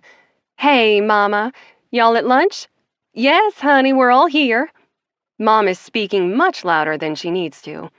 Is Poppy there? She's right here. Mom pats my arm. She's waiting to hear your big, exciting news. Hi, Poppy, my sister gushes. I'm so sorry I'm missing lunch. Hey, maybe we can grab drinks later tonight. Will you still be in town or your news, Vi? I say over her, not sure I can take much more of this suspense. Oh, she laughs. Yeah, well, I really wanted to do this in person, but I'm engaged. I sink back in my chair. Isn't that wonderful? Says Mom. A baby and an engagement all in one day. My heart is fit to burst. Wait, who's having a baby? My sister says through the phone. Rowan and Deidre, Mom replies. They just told us. Number 3, Deidre chimes. No way! Oh, that's so amazing, Violet cries. Give them a hug for me. We will, honey, Mom assures her. Then she looks sharply at me. Poppy, don't you have anything to say to your sister? I sit forward, mind racing. Well, I guess I didn't even know you were seeing anyone, Vi. The mood on the other side of the table gets, if possible, even more arctic. No one will look at me. Oh, goodness, is she pregnant too? Out of wedlock? That would kill our mother. We've actually been dating for a while, says Violet. We were just keeping it hush-hush because we didn't want to ruffle any feathers. You've both been very respectful, Vi, says Mom with a solemn nod. And we're so thrilled for you, aren't we, Hank? We're very pleased, Dad echoes, more concerned with finishing his salad. I'm sure you'll be pleased too, says Rowan, breaking the silence on that side of the table. At this point, I feel like I'm about to pop an ulcer. Violet, who are you marrying? Now, don't get mad at me, she says through the phone. You promise? You're the last one I'm telling because I don't want you to be mad at me, but just keep in mind that you had your chance once and you blew it. This is my chance, and I'm not gonna blow it. Right, Mom? You're a match made in heaven, Vi. Everybody says so, Mom says, positively beaming with pride. Oh, no. This is not happening. Ah, here he is, Mom sings, turning in her chair to wave down someone at the door. Vi, your beau has arrived. Heart in my throat, I slowly turn, already knowing exactly who I'll see behind me. And there he is, striding into the Lafayette dining room like he owns it, waving at my mother, and flashing her his $1 million smile. Anderson Montgomery, heir to one of the largest architectural firms in the southern United States. Anderson Montgomery, the man my mother handpicked for me to marry. Together, we were meant to forge a new political dynasty, an empire-building king and his dutiful, loving queen. Anderson Montgomery, the man I left at the altar 3 years ago. The man who is now engaged to my spoiled baby sister. 15. Poppy. Anderson strides up to our table looking like $1 million, so confident knowing he's worth easily 50 times that. He wears his hair with that deep side part, casually flashing his grandfather's heirloom wristwatch as he waves. Dad and Rowan push back their chairs and stand to shake his hand, welcoming him to our little family lunch. Mom stands too, wrapping her arms around him with the same warmth she just showed me. From over her shoulder, he looks down, locking eyes with me at last. His piercing blue gaze roots me to my chair as the corner of his mouth tips. Hey, Poppy. Good to see you again. I shiver. I haven't heard that voice in 3 long years. It feels like my heart hasn't beat for almost a full minute. It sputters to laugh, and I exhale through parted lips. Oh, this is not happening. I slap my napkin down on the table, rattling the silverware. Told you she'd take it poorly, Rowan says, scooting his chair back in. You all knew? I search their faces. First Rowan, then Deidre, then Ivy. You knew they were together this whole time? Violet asked us not to tell you, Deidre explains, her worried eyes wide. Furious, I push back from the table and stand. She didn't want to hurt you, Poppy, Deidre goes on, desperate to placate me. She just wanted to give you time to grieve and move on. It didn't seem right to tell you. I turn away from them to face my mom, who's still standing with Anderson. How long? Poppy, please don't make a scene, Mom says, glancing all around the dining room with a fake smile on her face. Sit down and eat your fish, says Dad from behind me. How long? I say again, looking up at Anderson. About 2 years, he replies. My heart drops right through the floor. 2 years. My family has been sneaking around and lying to me about this for 2 freaking years? My sister is too much of a social butterfly to keep something like this quiet by herself. How many people helped her? Who else smiled in my face and made me look like a fool? Mom wraps a hand around my forearm and leans in, voice stern. Poppy, you will sit down and hear Anderson out. It's not his fault you called things off. I wrench my arm away from her. Not his fault? Her eyes flash with malice. Sit down. Now. The fish is getting cold, Princess, says Dad. I spin around. Oh, Daddy, I fucking hate fish. I hate it, okay? So you can take that plate of seared bass and shove it up Rowan's ass. Poppy, Mom cries, reaching out with both hands like I'm a wild horse loosed in the dining room.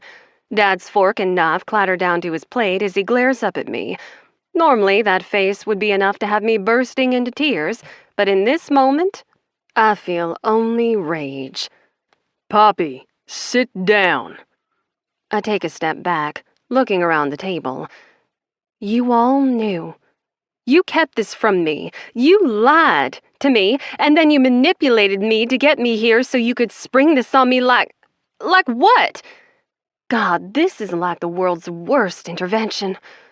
A little decorum right now would go a long way, Mom urges. I glare at her. And Anderson, Mom? Seriously? After everything I said?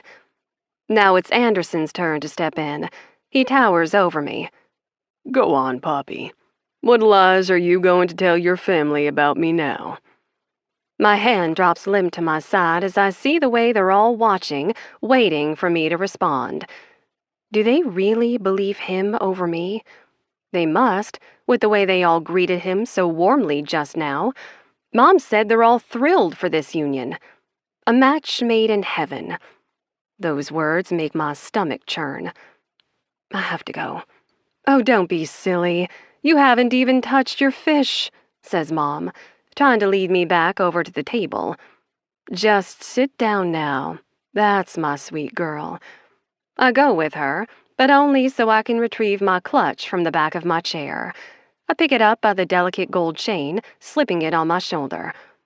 Poppy, don't you dare leave this dining room, Dad warns.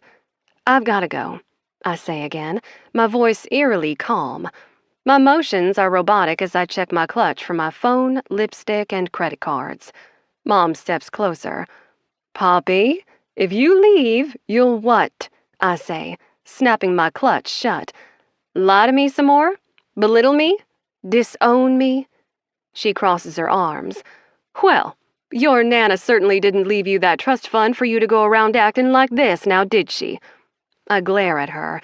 Our Nana was an heiress. She left each of us kids with a trust fund of $10 million. Once we turn 30, we can start drawing on it. At 5% a year, that's $500,000 a year over 20 years. Avi and Rowan are already drawing on theirs. I've always been smart. I haven't been planning on that money as a need, but heavens, what a blessing. In a few short years, I could have real options. I'll have a safety net, travel money, and guaranteed retirement. It's cruel to think my own mother would rip that away. You wouldn't dare touch Nana's money, I say at her. I am the guarantor of her estate. She wanted me to have that money, Mom. She smirks, knowing she has me. Well, if you're going to be an embarrassment to the family, I think we'll have to rethink the terms, won't we? I search her face, heart sinking. How can you be so cruel? She blinks twice, then she changes her manipulation tactic as smoothly as an F1 driver changes gears. You're being hysterical right now. This was clearly a lot for you to digest, so allowances will be made. Anderson warned us that your feelings for him might not be completely gone. Oh my God! I throw up my hands and stalk away from the table. Poppy, come back! Mom cries. I've got it, Mrs. S. I hear Anderson say. Oh, great. The master manipulator is letting herself be manipulated. My heels click as I march through the doors of the restaurant into the empty hotel lobby. Anderson follows close behind me. Poppy, wait. Go away. Will you just slow down? Give me 2 minutes to explain. I'm not interested. You know, this is completely unfair, and I don't deserve it. You dumped me, Poppy. Remember? I stop, chest heaving as I try to breathe. Anderson steps behind me, and I can just barely smell his expensive cologne. It unlocks so many memories. You left me the night before our wedding, he goes on. I had to wake up and find the ring and that pathetic fucking note. You bailed, and I moved on. Now you're gonna crucify me for it? I spin around, my rage burning white hot. You moved on with my sister.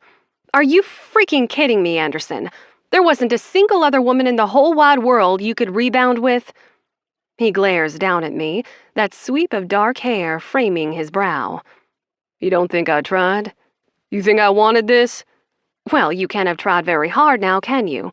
The population of Metro DC alone is like, what, 5 million people?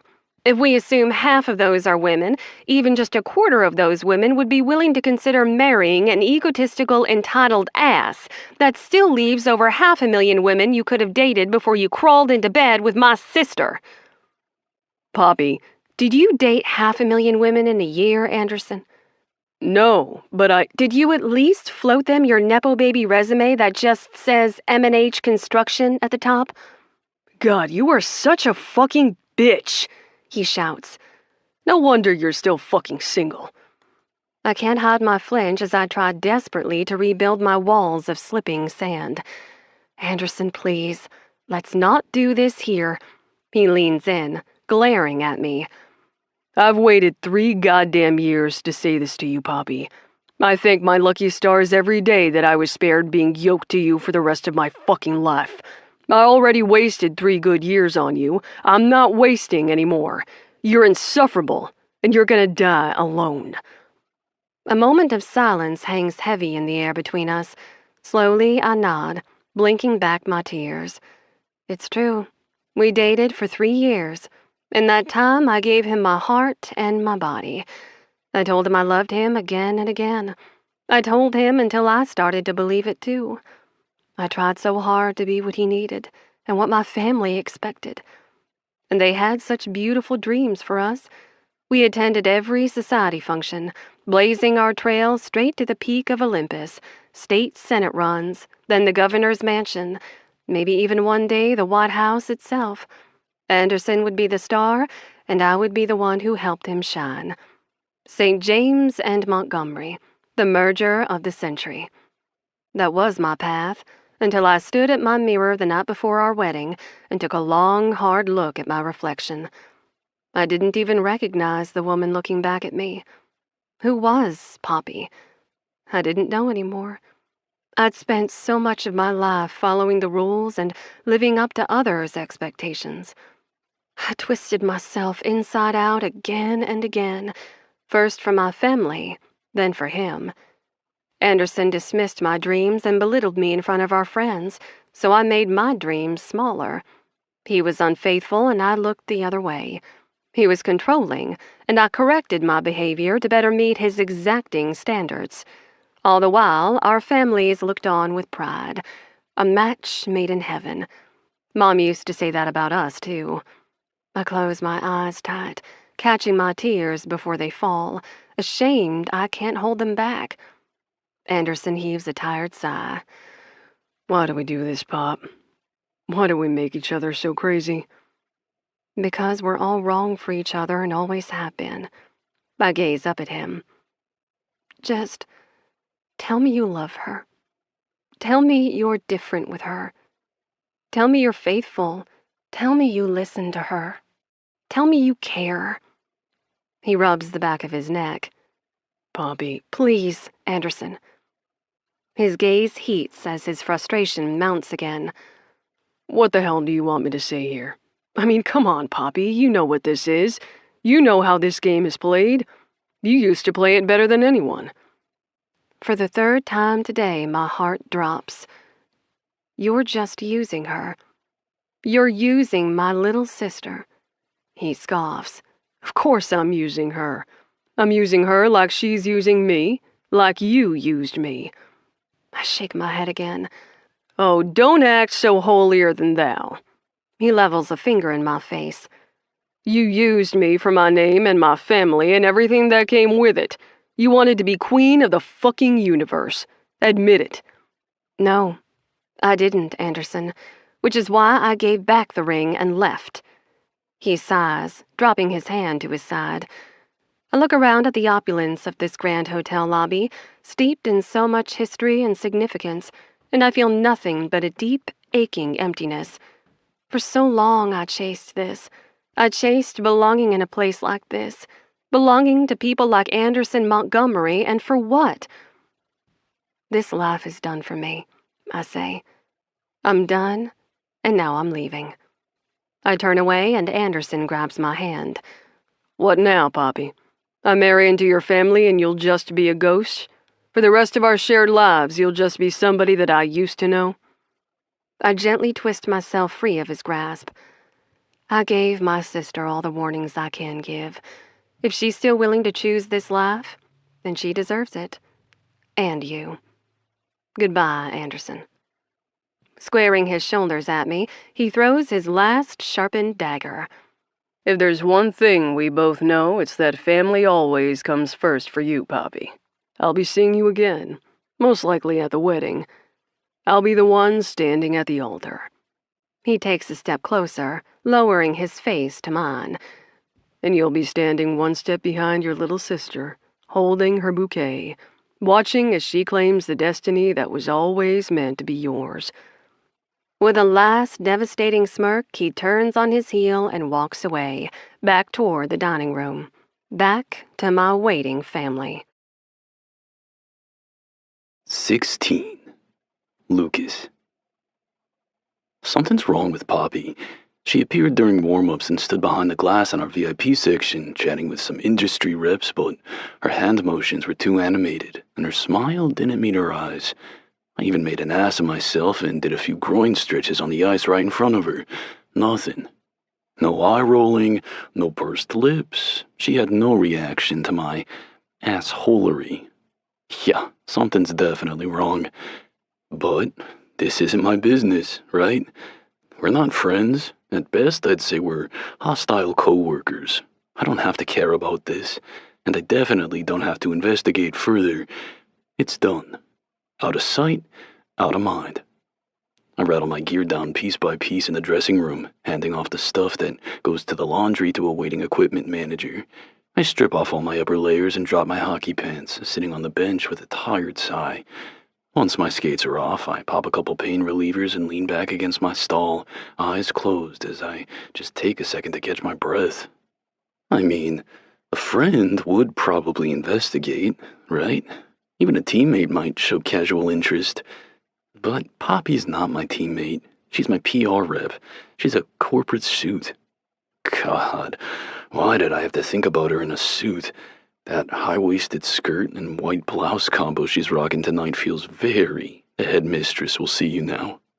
No, I can't care about her suits or her moods. She's not my problem. I'm pushing her from my mind, starting now. Right. So I've made a reservation at Club 7 for 11 p.m. Fucking hell. My eyes flash open to see Poppy standing in the doorway. Balancing in those sky-high heels, she keeps a hand over her eyes, blocking her view of our various stages of undress. Her gloomy shadow Wednesday stands at her shoulder, eyes on her phone. The VIP area is all set up. Poppy goes on. A couple of the guys groan. You only need to stay for an hour, She assures them. First round of drinks is on the house, and don't forget to snap those pics. You got it, Poppy. Langley calls after her retreating form. Stupid fucking Boy Scout. I hate him. I turn to Compton. Hey, you're going tonight, right? What's it? He only vaguely registers that I'm speaking. He's got his eyes locked on Doc Price, standing over in the corner, and we have a hand in front of his face. Hello, Earth to Compton. He blinks and leans away, slapping my hand down. Don't be a dick. Don't be so obvious, then. I'm not being obvious, am I? Bud, the only person in this whole building who doesn't know you have the hots for Doc Price is the night janitor, but even she suspects something. Keep your fucking voice down, he says, elbowing me in the ribs. Jake, it's not a big deal, says Morrow from my other side. Compton turns on me like I just slapped his dick. Oh, great. So he knows too? We all know, says Morrow. Yeah, and in case you haven't noticed, she's totally into you too, I add with a grin.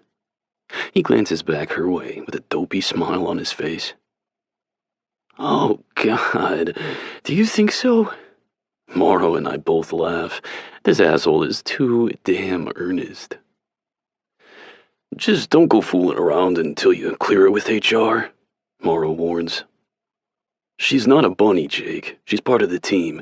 You gotta respect that for all our sakes. We need her. I go still, my smile falling. She is part of the team. The medical staff are as essential to what we do here as the coaches and the equipment managers. We can't play without Doc Price there to catch us when we fall. Poppy is part of the team, too.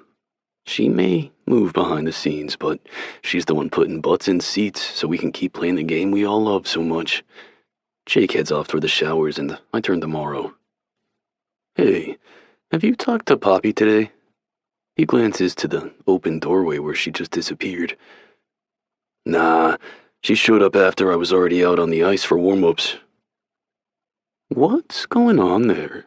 I dare to ask. Is this another Compton situation? Do I need to alert the night janitor? He ducks down and suddenly becomes very concerned with fiddling with his skate laces. I lower my voice. You can tell me, if there's something between you. There's nothing. He sits up, glancing around the room before he turns to me. Poppy is cool. She's smart and beautiful and kind, and we're friends, all right? A heavy weight sinks in my chest, even as I force a smile. Yeah, and I'm Bruce Banner. We are, Nov. He heaves a tired sigh. She doesn't date hockey players, okay? My eyes narrow. So, you asked. Let's just say she volunteered the information. Sneaky fucker. What is he hiding? She turned it down flat, eh? She's focusing on her career, and I can respect that. Yeah, she turned it down flat. I tease, feeling a little lighter. He punches my arm and stands. I'm hitting the showers. You going to the club tonight? As he talks, I hear the click of heels out in the hall. Poppy walks past the open doorway, phone up to her ear, still working for us even though the game is done. Yeah, I say. I'm going. Oh, I'm going straight to hell is where I'm going. That's where they send men who have depraved thoughts about their coworkers, right? Poppy St. James just stepped off the hotel elevator wearing a curve-hugging electric blue mini dress. Her blonde hair tumbles down her back in a mess of curls. She did something different with her makeup, too. It's darker, edgier. I'm just gonna say it inside my head. She looks positively fuckable. I've never said that about a PR director before. It's an odd sensation, but not wholly unpleasant. She strides across the lobby like she owns it, walking in a matching pair of strappy blue heels. Doc Price walks at her side, looking just as gorgeous in a black jumpsuit with a plunging neckline. Behind me, a couple of the guys let off wolf whistles. Compton is already on his feet, moving straight to Doc's side. I don't even realize that I'm standing too. I follow Compton, letting him step around me with Doc on his arm. Poppy is looking at her phone, tapping away with both thumbs. Okay, she calls to the lobby. Ubers are a minute out. With her head still down, she nearly walks right into me. Oh, sorry, honey, didn't see you. She finally registers that it's me, and her lips part in surprise. She looks me up and down, those sky blue eyes wide. Whoa, Lucas. You look good. Is this a trick? Why am I suddenly second-guessing everything about this outfit? It's just a white V-neck shirt and a pair of navy dress pants, but the shirt is tight, and I'm built like a house. I mean, I know I look good, but I still brush a self-conscious hand over my chest. What's wrong with what I'm wearing? She huffs. Nothing. That's why I used a superlative. Kind of a lukewarm one, I mutter. Her eyes flash with annoyance, and I breathe a little sigh of relief. Maybe she's fine. What do you want me to say? I usually only see you in a hockey uniform or workout wear. Forgive me, but tube socks and sandals don't really scream fashion icon. Now, take the compliment and take a hike. I'm not in the mood to spar with you tonight. Yo, Poppy, Sully calls. Ubers are here. I offer my arm, mirroring Compton's smooth move. To my surprise, she only hesitates for a second before she places her hand on my arm and lets me lead her toward the doors. Okay, she calls out again. Everyone pick a car, and remember, the press will be waiting when we arrive. 3 sleek SUVs idle by the valet attendant. I follow Compton and Doc to the first Uber, helping Poppy get in. Langers edges his way past Morrow to snag the front seat. Morrow drops back, giving me a nod before piling into the next Uber with Sanford and the forwards. Does he know something's up with Poppy, too? I step around to the other side and get in. Poppy and Doc are already mid-conversation, and Compton is just leaning back, eyeing Doc like he's gonna eat her. From the front seat, Langers calls out for any music requests. The car rolls forward, and I settle in, pretending I'm on my phone. Really, I'm watching Poppy. Let's walk this back. I saw her at the hotel buffet breakfast this morning, and she seemed fine. Granted, it was from the other side of the room, but she was her normal, bubbly self. I don't think she drinks coffee in the morning. I only ever see her go for the water or juice. She likes grapefruit with cottage cheese and yogurt parfait. I know that, too. So, sometime between breakfast and our game, her day took a serious turn. She's from D.C., right? Shit, maybe it's a family thing. Maybe I shouldn't pry. Family shit is definitely none of my business. I don't have long to ponder because we pull up at the club in minutes. A scrum of press is waiting. The sidewalk to either side of the entrance is packed with people trying to get in. Okay, here we go, says Poppy. Smiles, everyone. I don't even get a word in before she's out the door. The music hits me, along with the flashing of the camera lenses, and I'm momentarily stunned. Langley is already out too, one hand on Poppy's lower back as he waves and smiles. Oh, fuck that. I launch into action, exiting the car and stepping around to join them. I move through the crowd, catching up with Langers and Poppy. I step right in at his back and say in his ear, "Sully wants you for a forward line pick." Gullible Langers just nods and drops back, leaving me with Poppy. I replace his hand with mine, steering her into the packed club. As we get our wristbands, I look around. This is a big club. There are some burlesque cage dancers and a small stage up at the front for the DJ. I feel the beat kicking in my chest. Something about the vibrations soothes my tense mood and I relax. Next to me, Poppy does the same. Her hips sway to the beat as she stays by my side, unbothered that my hand is still on her back. I lean down, all but pressing my lips to her ear. "Do you want a drink?" She turns her face, her lips brushing my jaw as she says, The bartender should be ready for us. First round is comped. Let's go. Then, surprising the shit out of me, she weaves her fingers in with mine, leading me over to the bar. I follow close behind her, my eyes taking in her sway as she walks. That dress is doing sinful things to her ass. She's petite, so I just assumed she didn't have much happening in that department. Either way, her little blazers always tend to cover it. Now, I can see everything, and it's fucking perfect. There's definitely enough there to take a bite. Okay, fuck me. What is happening? I slip my hand from hers. Flirting is one thing. Flirting is harmless fun, but have I just spent the last 15 minutes genuinely lusting after Poppy St. James? I mean, she's gorgeous, but she's a fucking pill. She's a PR princess, a ball-busting, no-fun Nancy who lives to ruin my good time. She's got me terrified to even hook up with random strangers anymore because I don't want to have to fill out a form later. Lukas Novikov doesn't keep receipts. You can't be hurt by someone if you don't even remember that they happened.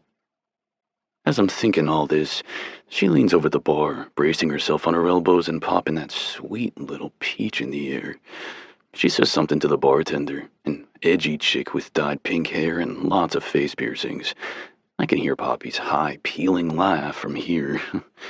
Palms flat on the bar, she glances over her shoulder, looking around. Spotting me, she smiles and waves me over. I cross to her side and she hands me a cocktail. She's got a matching one in her hand. "What's this?" She takes a sip of hers with extra cherries floating in the ice. It's called the Jack's Ray. Tina made it.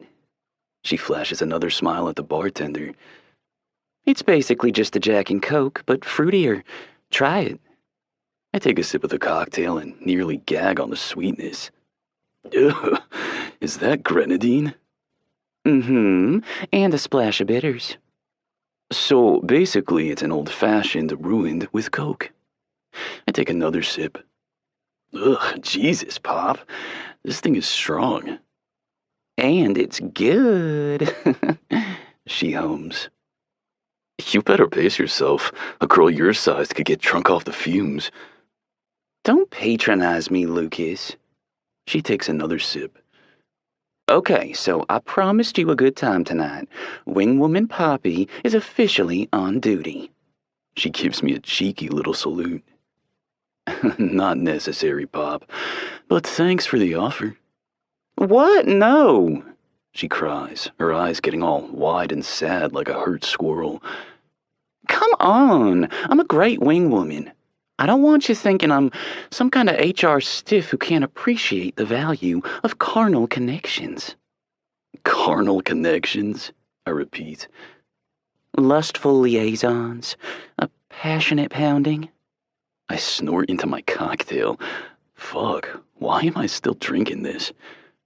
Sex, Lucas, she says louder. I'm talking about you getting some good old-fashioned bodies pressing, hearts beating, physical intercourse. Jesus. I wouldn't dare call it love-making, she adds with a wink. I know that would send you running for the hills faster than me shouting, "Who's available for a TikTok challenge?" Okay, and now I'm laughing. I think I'll just keep passionately pounding drinks tonight. But not this, I add, taking a half step away to set my cocktail down on a nearby table. Come on, she says again. It's been, 2 weeks since little Lucas saw any action? That can't be good for your health. It's certainly bad for the reputation. I round on her. Okay, first, he's not so little. Reach your hand down there and check if you don't believe me. Hard pass. She makes a show of stirring her cherries into her ice instead. And second, let's just turn this spotlight around, eh? How long has it been for you? Since you know so much about me, let's hear more about you, wing woman. She drains the rest of her cocktail and looks me dead in the eye. 3 years. Stepping around me, she discards her empty glass and takes mine. 3 years? Poppy hasn't had sex in 3 fucking years? Please, God, tell me that doesn't include masturbation. I don't think I ever go longer than 3 days without jerking one out. And don't tell me a woman as hot as her hasn't had plenty of opportunities. She could have anyone in this club, guy or girl, with a curl of her finger. What the hell is she waiting for? I'm about to ask just that, but we're interrupted by the arrival of the rest of the team. Things get crazy for a few minutes as all the Rays descend on the bar. We laugh it up about how disgusting our signature cocktail is before most of us switch to craft beers. Poppy is standing between Morrow and Langer's when she calls out, Our VIP section is upstairs. Just flash them your wristbands. Have a great time. A few of the younger guys peel away, already eyeing dance partners. The rest of them make their way toward the stairs. Morrow leans down and says something in Poppy's ear that has her smiling and shaking her head. She points over her shoulder at the bartender as she talks, taking a seat on a vacant stool. He invited her upstairs and she said no. She wants to stay down here to chat with the bartender. They must know each other. Poppy did live here not that long ago. Fuck, so did Morrow. Has he been here before? Have they been here together? Oh God, now my mind is filling with images of them out on that dance floor, fucking with their clothes on, his hands in her hair. He leads her down the dark hallway to the bathroom. She pulls him into an empty stall and he's inside her within a minute, pounding her into the wall. Oh God damn it, now I'm getting hard and pissed. I'm standing here alone like a total fucking asshole, beer in hand, picturing my PR manager fucking my teammate over a toilet. No, she just said she hasn't had sex in 3 years. She's also told Coley she doesn't date the players. Poppy St. James is a proper lady. She's not hooking up with hockey players in dirty bar bathrooms. I bet she only does missionary, and only if the sheets are Egyptian cotton. I bet she doesn't even take her bra off, too embarrassed to be seen fully naked. Who was the stiff who last got a taste? Probably a pastor's son, or an investment banker with a limp dick. Now I'm smiling again. Morrow crosses over to me. You coming up? She stand on here? He nods. Should someone stay with her? He glances over his shoulder. Nah, Tina will keep an eye on her. I take a sip of my beer. They're friends? He looks at me, the obvious question in his eyes. Are you? 17. Colton. Novi holds my gaze, and I can tell he's trying to decide what to say. A joke or the truth? I know the instant he lands on joke. He flashes me a grin that doesn't quite meet his eyes and laughs, wrapping an arm around my shoulders. Nah, bud, the day Poppy and I become friends will be the day the Sabres finally win the Stanley Cup. He clinks our beer glasses together, taking a sip. Seriously, what's his problem? Always deflection, always guarding his true thoughts and feelings. He's a good enough guy and a ton of fun to be around, but these iron walls and constant dodges make it hard for me to see him as anything other than a teammate. Come on, let's go. He leads me away like I don't know exactly what he's doing. If he's not staying down here with Poppy, apparently neither am I. When did this happen? I knew he liked to tease her, and he flirts with her all the time, but Novi flirts with everyone. He flirts with Sanford to get him to change his skate blades first. He flirts with the PTs to get more massages. Hell, he even flirts with the coffee cart guy for extra shots of espresso. The man could flirt paint off the wall. That's all this is. Harmless flirting, or so I thought. But when I turned around just now and he saw me laughing with Poppy, there was a glint of fire in his eyes. He didn't like it. Well, the feeling is mutual, asshole. I shrug away from his touch and lead the way over toward the VIP stairs. We pass Compton, dancing with Doc, and I can't help but flash Nova's smirk over my shoulder. He leans in against my back, shouting to be heard over the music. I bet you $1,000 we find them together in a bathroom stall within the hour. No bet, I reply, showing the bouncer my wristband. Novi shows his too, and we're waved through. The stairs are quieter, darker too, lined only with 2 strands of lights that glow at our ankles, illuminating each step. Come on, Novi says. Why won't you bet me? I'm bored. Then go find someone to dance with. Better yet, go find someone to lure into a bathroom stall for yourself. You're so damn tense these days, it's giving me anxiety. Wait, are you volunteering, Coley? I roll my eyes, even if he can't see it. In your dreams, Nov. I don't fuck desperate men. I said I'm bored, not desperate. Well, I don't fuck bored men either. Got it. So the next time I find myself perfectly balanced on the scale between boredom and desperation, I'll tap your number, which I already have saved for emergencies, sexual and otherwise, and you and I can have the most moderately exciting sex of your life. Sound good? I stop at the top of the stairs. You have me saved on your phone? What are we then, boyfriends? No, but you're my emergency contact. I raise a brow at him. I'm your what? My emergency contact. You know how Vicky made us fill out all those forms when we signed our contracts? Yeah. Well, I needed to provide an emergency contact, so... He shows me his phone screen, tapping the emergency SOS tab. Right there, saved as his primary emergency contact, I see my name and number. Why do you look so weird? He searches my face, lowering his phone. Did I need to ask you first or something? No.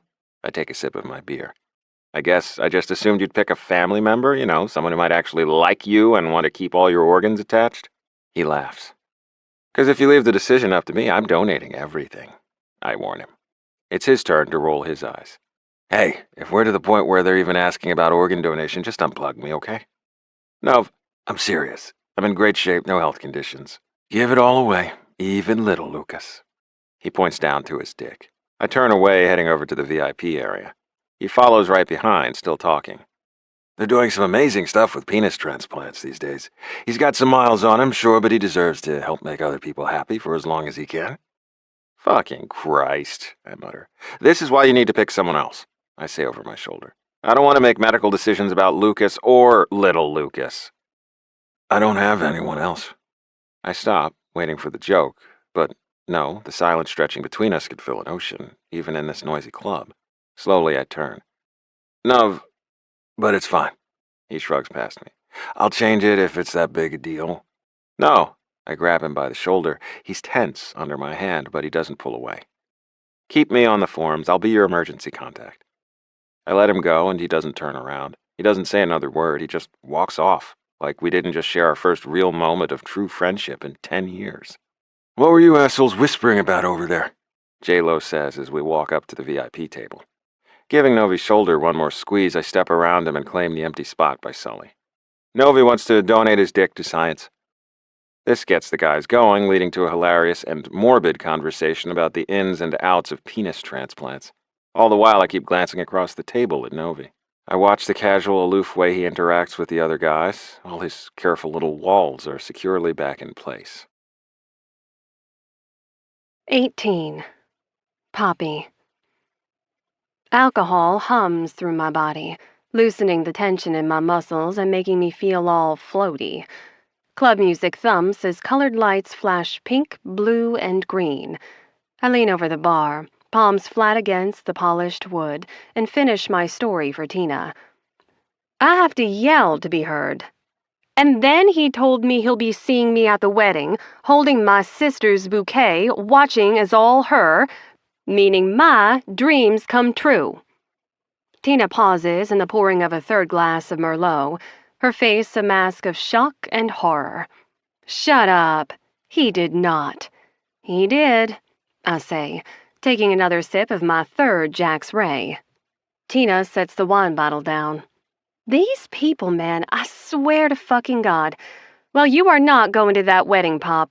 Period. I roll my eyes and finish my drink.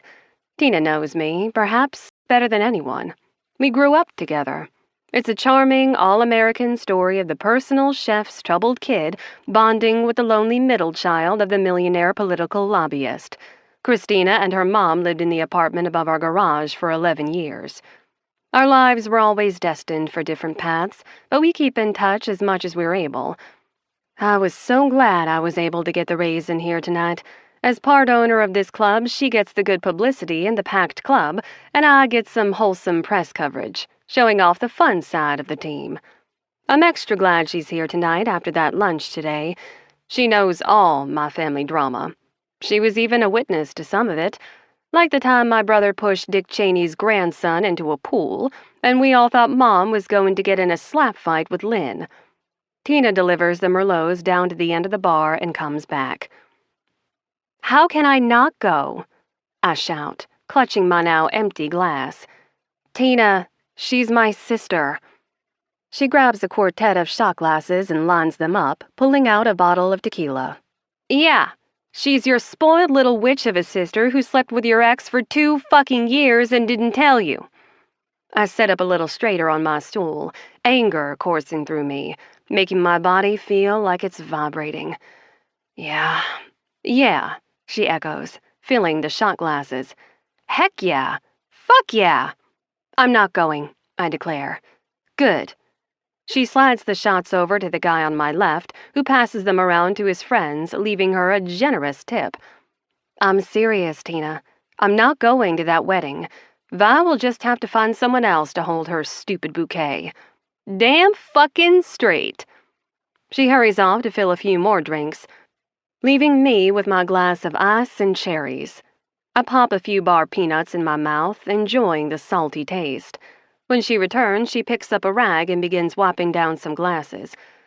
So what was it like to see him again? Tina! The hipster-looking bartender waves her down.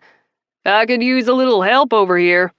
Give me a minute, she shouts back. Meanwhile, I'm shaking my head, popping a few more peanuts in my mouth. Tina, it was awful. I heard his voice and I got literal chills. I run my hands down my forearms, remembering the feeling. He touched me and it took everything in me not to flinch. I can imagine, she says, her pierced lips pursed. I can't believe I ever actually considered marrying him. You dodged a bullet, Pop. I looked down at the little silver dish of peanuts. He told me I was gonna die alone. Tina slaps down her bar towel. No. Yeah. Apparently I'm insufferable, and I'll be alone forever. Her dark eyes flash with rage. I know if Anderson were here, she'd knee him where it hurts. That's ridiculous, Poppy. You're a catch. Any man would be lucky to have you. I just shrug, popping a few more peanuts in my mouth. Well, Tina leans over the bar. I mean, you've moved on, right? Oh, please, Poppy, tell me you've moved on. Oh, my God, I cry, leaning away. Of course I have. Are you serious? Tina, I moved on from that relationship while I was still freaking in it. I was like a zombie by the end. Seriously, I think Thriller was playing when I escaped the house and climbed in that getaway car, thanks for the keys, by the way. You're welcome. But she's not distracted by my humor. And you know that's not what I meant. Tina! She growls and spins around. Darius, if you can't man the bar without me for 2 fucking minutes, I'm gonna fire you and hire a waiter robot, and I'm gonna dress it just like you in those stupid fucking glasses, and I'll call it better, Darius. He grumbles, but turns away. I sink back on my stool, sliding my empty glass over to her. I can't keep distracting you while you're working. She grabs my wrist. No, Pop, hold on a sec. I lift my face to look at her. Always a mistake. Christina Renaud can read me like a book. You've moved on, right? By that, I mean you've been with other people since Anderson, right? Oh, goodness. Am I about to cry in this club? I shake my head, pulling away from her. She sighs, letting me go. Oh, Poppy. Why? I blink back my tears. I guess he just made me feel so awful by the end, like it was a chore to love me, and like I wasn't any good at it anyway. I tuck my hair back behind my ears. I've just been, handling it myself. Oh, Pop. I look up to see tears rimming Tina's eyes, and a surge of frustration races through me. Don't you Pop me. For 3 years, Poppy? You been feeling this way and you didn't tell me? I slap both my hands down on the bar and lean forward. Yes, okay? I'm sad and lonely and damaged, and I'm running out of new ways to give myself pleasure. Happy, Miss Nosy? I swear I am gonna kill that guy. Don't bother. He's marrying my sister. That will be torture enough for 3 lifetimes. We both smile, then we're laughing. It takes us a minute to recover. All right, new game plan. She grabs a shot glass and fills it with tequila. You're gonna take this, you're gonna down it, and then you're gonna go out there and find something pretty to dance up on. She points over my shoulder to the dance floor. Tina, no. Yes. Time to clean off those cobwebs, girl. Tina, you are gonna have sex with a man. Tonight. I look down at the little shot of tequila, heart racing. Tina, you're crazy. This is a work function. My players are here. I can't do this now. Do you want to die alone? I go still as stone. Oh, she did not just go there. Slowly, I lift my gaze to glare at her. She raises a pierced brow. Too soon? I just shake my head. You're a real bitch, you know that? She grins. It flexes her cheek piercings, making the little diamonds glint in the strobe lights. Just think of me as your shoulder devil. Now drink the shot, Poppy. Something new is buzzing in my chest. Oh, God. Is this excitement? Am I really doing this? No, this is crazy. I'm not having sex with a stranger tonight. Period. Oh, yes, I am. Tina's right. It's time to move on for real. I'm done living in the past. I'm done hiding and being scared. Fuck it. I snatch up the shot glass. Down the hatch. I shoot the tequila, slapping the glass down with a gasp. Oh, it burns. I slide the glass over to her. I'm doing this. You're doing him. She points over my shoulder. I turn around to see a pretty blonde guy chatting nearby with a few friends. He has a millennial feel, like he may be corporate level, but at a firm where they believe in open walls and fostering a hive mind. He's not really my type, but does that matter for a one-night stand? He's pretty, and he's here, and if he's willing, for one night only, I'm saying yes. Screw it. I am saying hell yes. I swivel back around, nervous excitement surging through me. Grinning at Tina, I slide my clutch across the bar. Hold my purse, I shout. Go get him, Tiger. Hopping off the bar stool, I quickly adjust my dress, checking to make sure everything is where it should be. God, I haven't approached a man like this since college. Do I even remember what to do? I flick my hair behind me and roll my shoulders. No thinking, no second guessing. Tonight, I'm just doing. I turn for one last nod of approval from Tina. Right, I'm gonna go get my body slammed. She cackles as I turn away. That's my girl. Go knock his socks off and don't forget to use a condom. 19. Lukas. Oh, shit. We should bring Doc Price out to the club with us every night. I'm sitting in our VIP booth next to Morrow, watching as Doc climbs into Sanford's lap and starts telling off some blonde, bunny-looking chick. This chick is not having it, and the mood is fucking tense. What am I watching? Morrow asks. On his other side, Sully says, That's Sanford's ex. She's a total ring chaser. Dumped Sandy the minute he got his injury. I think she's up here trolling. Batten down those hatches, boys, J-Lo warns from across the table. We all shift uncomfortably. Carlson goes so far as to cover his drink with his hand, holding it in close to his chest. Listen, we don't mind the bunnies. In fact, they can be a ton of fun. Some of the best times after a game have been spent laughing and joking around with the puck bunnies, but there are puck bunnies looking for a good time, and then there are the predator bunnies. It happens across all professional sports. We're talking full Monty Python, go for the jugular type bunnies. Yeah, I said it.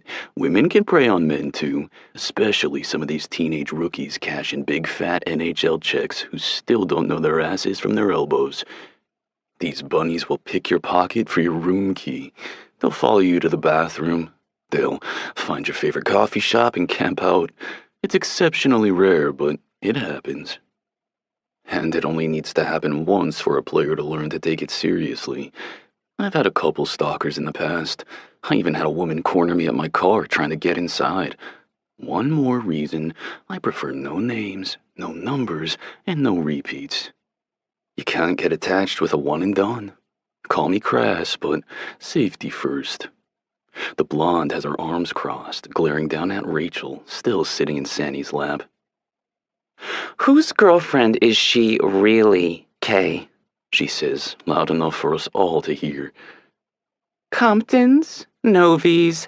It's sweet of them to loan her out to you so you don't have to look pathetic in front of your ex, but really, honey, I got that message a long time ago.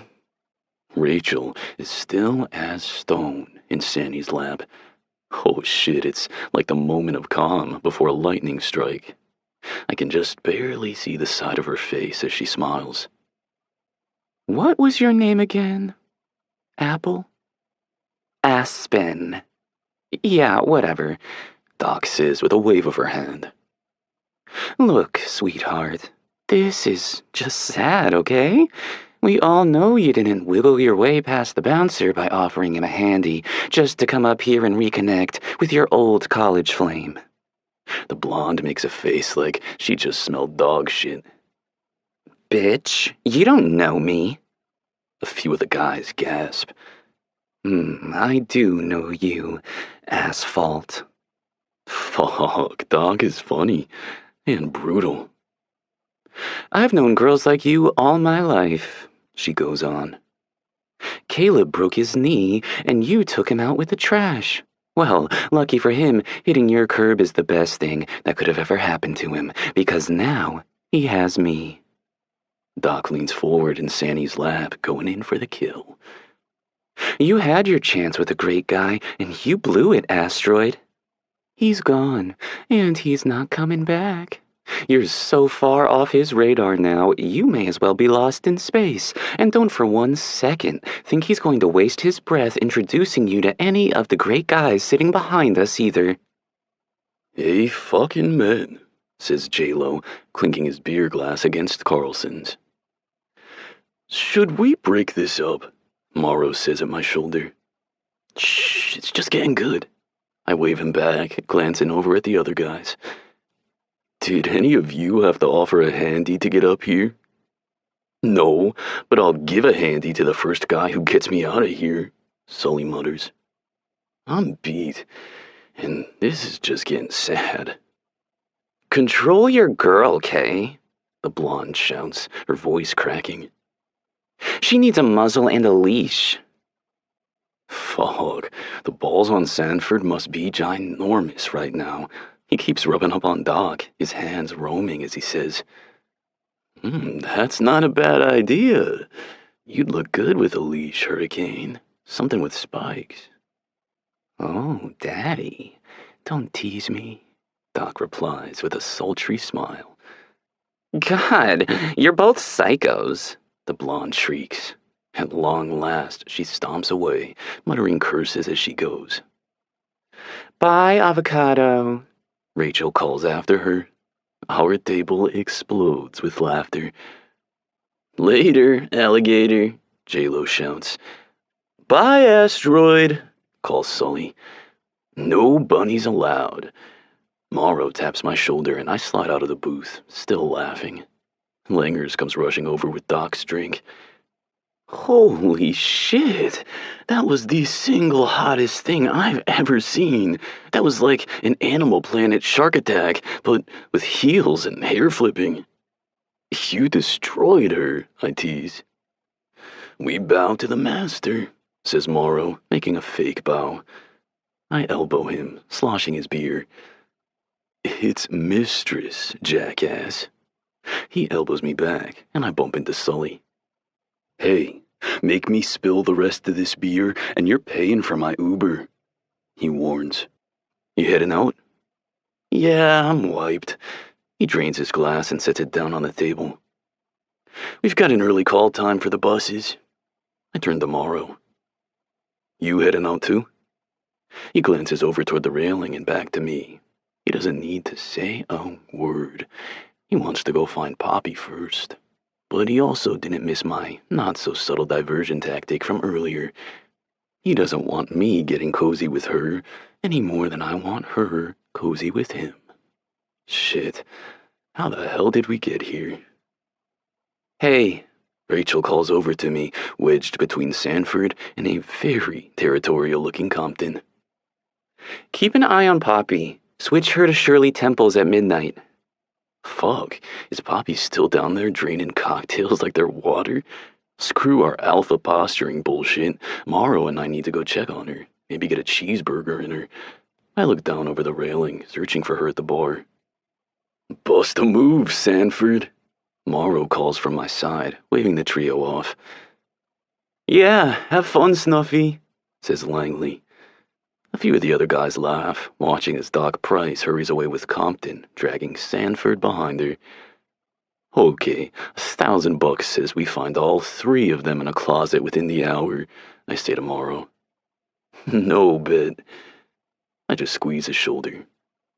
Come on, let's go get Poppy. Just then, one of the young rookies comes rushing up from behind us and tugs on Sully's arm. Hey man, I think you need to come. DJ is looking pretty bad. All three of us snap to attention. DJ is David Perry, one of our forwards. Where is he? Says Morrow. Out back in the alley, spilling his guts, Westy replies. He looks glassy-eyed. Shit, he's drunk as a skunk, too.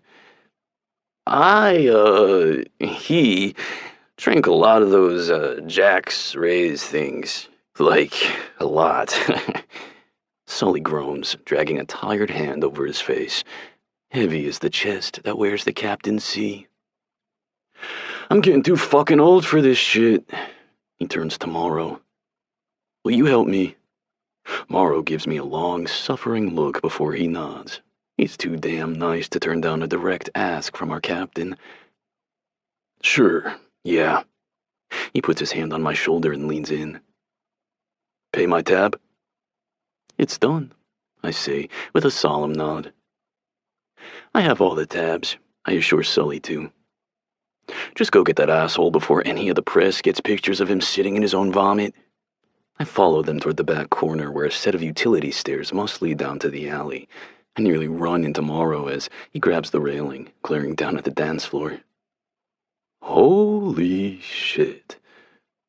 I peer down too, my gaze locking instantly on Poppy. The lights flash purple and blue, reflecting off the angles of her face and golden hair.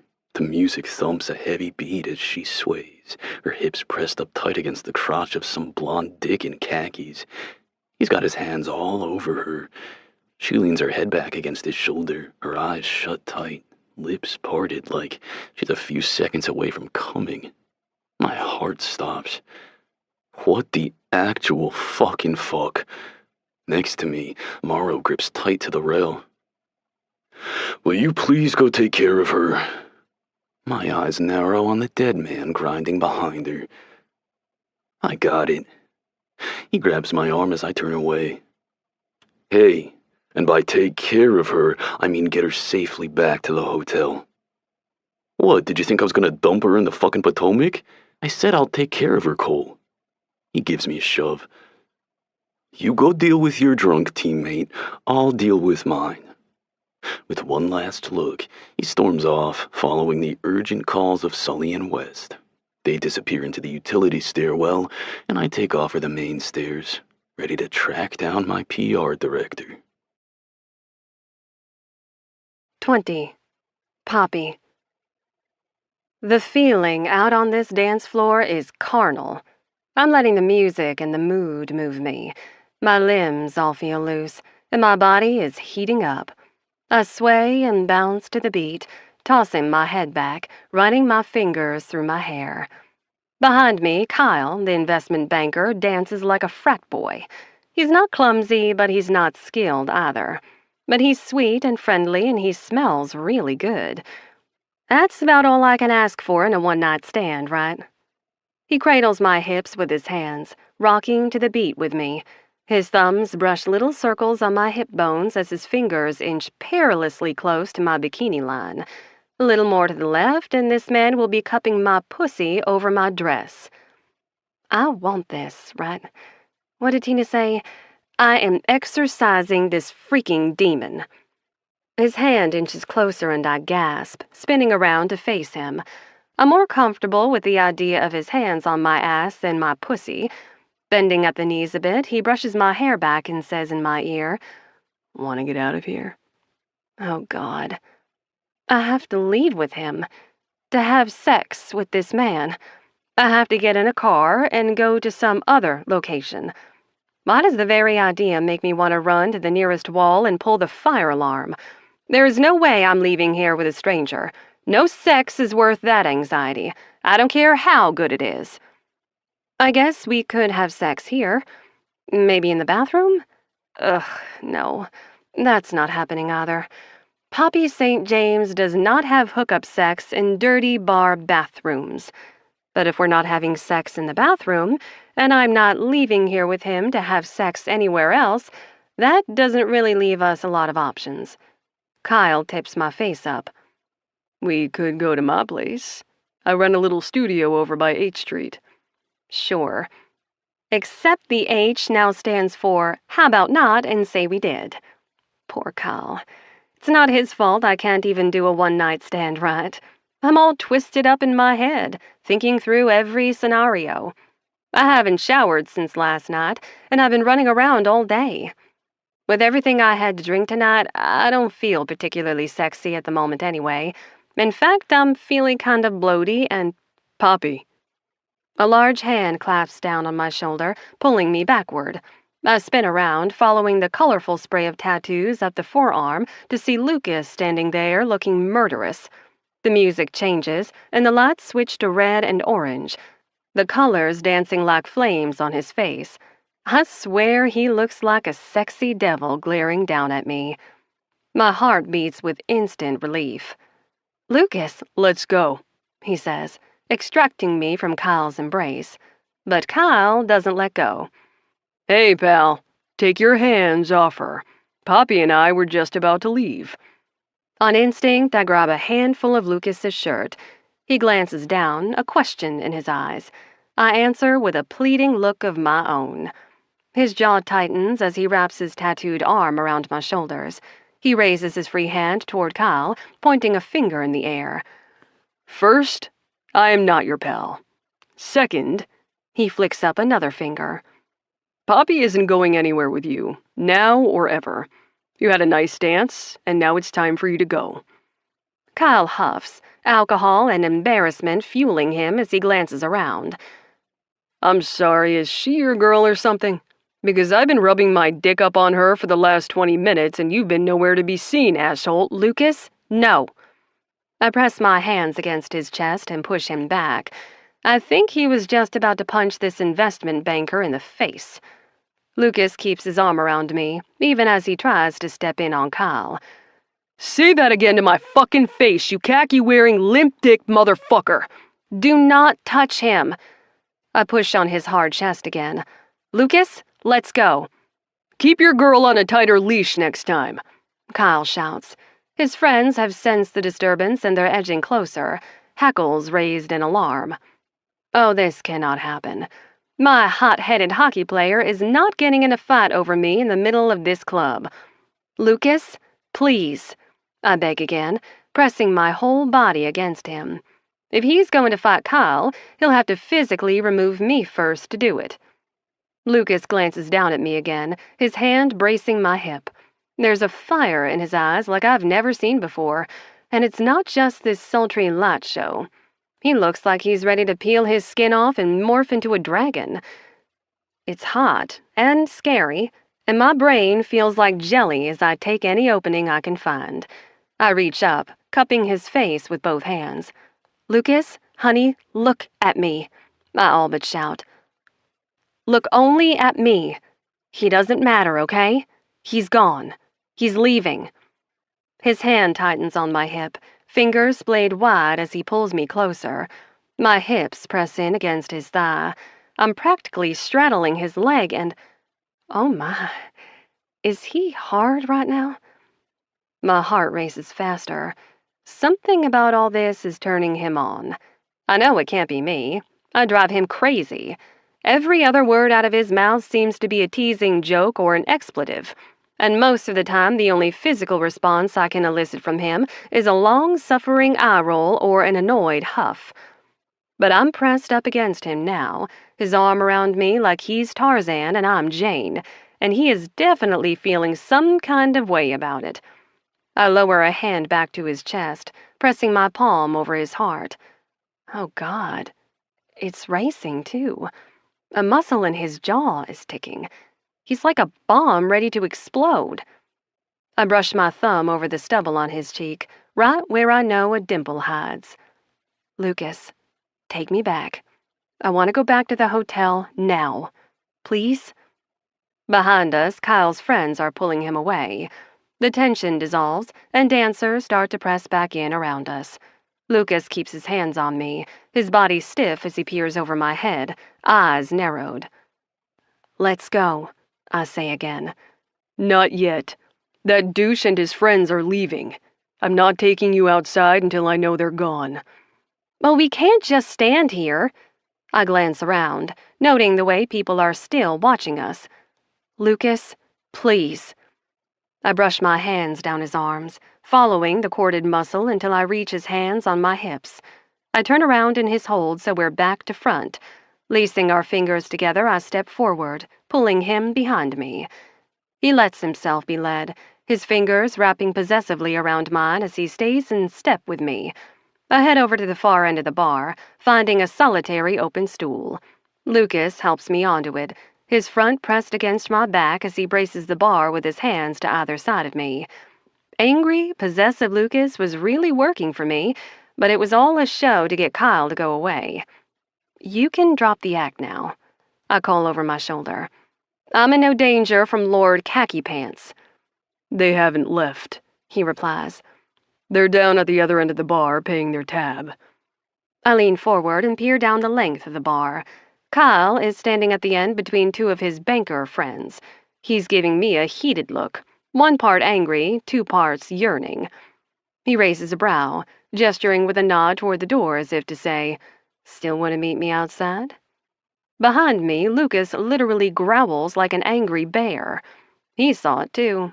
Dead Kyle dares to toss me a wink. Oh, for Pete's sake. Swiveling around on my stool, I grab Lukas by the shirt and pull him closer, my mouth near his ear.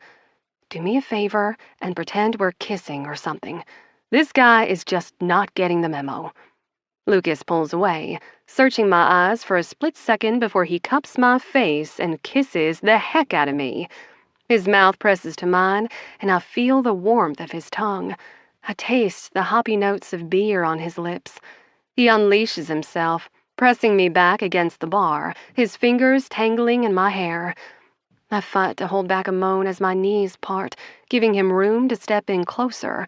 I'm still just holding to the front of his shirt, helpless to do anything else as he kisses me. His fingers dig in at my nape, giving my hair a little tug that has me letting off a soft moan. Just as soon as it starts, he's cursing against my lips and pulling back, leaving me swaying on the stool.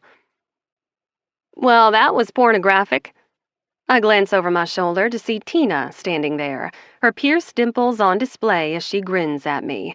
Untangling myself from Lukas, I swivel back around. Is he gone? Who? Dancer boy? She rolls her eyes. Yeah, he and his friends just left. Gave me a shitty tip, too. She turns her attention to Lukas. Hi there. She leans across the bar, offering her hand. Tina Renault, Poppy's best friend and shoulder devil. He laughs. Shoulder devil, huh? I'm Lukas Novikov, Poppy's regular devil. He leans over me, his chest pressing against my back, and they shake hands in a swirl of colorfully tattooed forearms. His are all in the neo-traditional style, clearly planned out to cover and flow. Tina's arm is a hot mess of styles, evidence of her long hours spent in a tattoo shop letting various friends and lovers practice on her blank canvas. So, are you the new candidate? She says, flashing me a wink. Candidate? Nope, I shout over him, patting his arm, which is still around me, by the way. Nope, Tina, Lukas is my player. What am I supposed to call the man who just had me seeing stars with his tongue in my mouth? My work associate? Hey, you're a Ray, she says with an appreciative nod. Forward or D-man? You're too cocky to be a goalie. All the goalies I've known are total adorable weirdos. Lukas laughs again. I feel it against my back because that's how dang close he's standing to me. I'm a defenseman. Best damn defenseman in the league. Well, that tracks. She flashes me another excited grin. I give her a look like I'm gonna murder her and her cockatiel Sammy. She totally ignores it. We actually just came by to grab my purse, I shout. We're going back to our hotel. The span of 2 seconds pass as Tina turns away to get my clutch before I'm all but throwing myself over the bar to add, to sleep, and not together. Tina comes back with my clutch, still grinning like a little pink-haired witch. We're going back to the hotel together because we're both staying there, I explain. But he has a room, and I have a room, and we'll each be going to those separate rooms to sleep. Yeah, I think she's got it, Pop, Lukas teases. I bet your friend knows how grocery stores work, too. Actually, I do, Tina says. And now they're both conspiring against me. Time to go before they make up a secret handshake. I slip off my stool. Well, this has been fun. Let's do it again never, okay? She cackles, offering my clutch. I reach to take it, but she holds on, giving it a pull until I'm practically folded over the bar. He's perfect, she whisper shouts. Have a great night. I slipped a mint and 2 condoms into your purse. I hate you, I hiss. Go get some. She blows me an air kiss and lets go of the clutch, sauntering off to help more customers. I wrap myself, cheeks burning, and turn to face Lukas. Should we maybe find some of the others? Save money on an Uber? I'm an NHL superstar, remember? I can afford an Uber. Slipping his arm around my waist, he leads me toward the front door. The others will all find their way back when they're ready. I know he's right. I just don't know if I'm strong enough to ride in a cab with him alone. Not when I have the taste of his kiss on my lips. This has been a topsy-turvy kind of day, and all my careful shields are down right now. I can't even blame the alcohol. That's been wearing off for hours. No, I think I'm just too tired and emotionally spent to keep holding them up. I want someone to see me. Not the Poppy I carefully curate all the time. Not the clothes and the accent and the curls. Not the business savvy and the constant clever strategizing. I want to feel like someone could see me. Just Poppy. More than that, I want them to want me. And I'm tired of feeling so alone. Is Anderson right? Am I truly so insufferable, destined to be alone forever? Lukas leads me out of Club 7, his phone in his hand as he orders the Uber. 2 minutes out, He says, his arm still casually around my waist. As soon as the little blue sedan arrives, he's opening the door, letting me slide in the back seat. I scoot all the way over and he gets in. The driver pulls us into traffic. Electric Feel by MGMT plays softly on the stereo. I love this song, I murmur, resting my head on the cool window glass. The quiet of the car after the noise of the club is almost disorienting. Your friend seems cool. Lukas offers after a minute of silence. A smile. Yeah, she's great. How do you know each other? Her mom was my family's private chef for 11 years. They lived over the garage. Jesus. Silver spoon much? Oh, please, darling. I channel my mother's haughtiest voice. Silver was reserved for public use in that unmannerly bush boy. The family always ate with 24-karat gold. He chuckles. I glance across the dark car, my mood sobering. It's true. My family is rich. I don't apologize for who I am or where I come from. It's my story, just like your story belongs to you. He holds my gaze, searching my face. Fair enough. I turn to look back out the window. What did she mean by the candidate? I go still, hand clutching my little purse. Nothing. Poppy? His gaze is molten, the caramel flashing gold with each street lamp we drive under.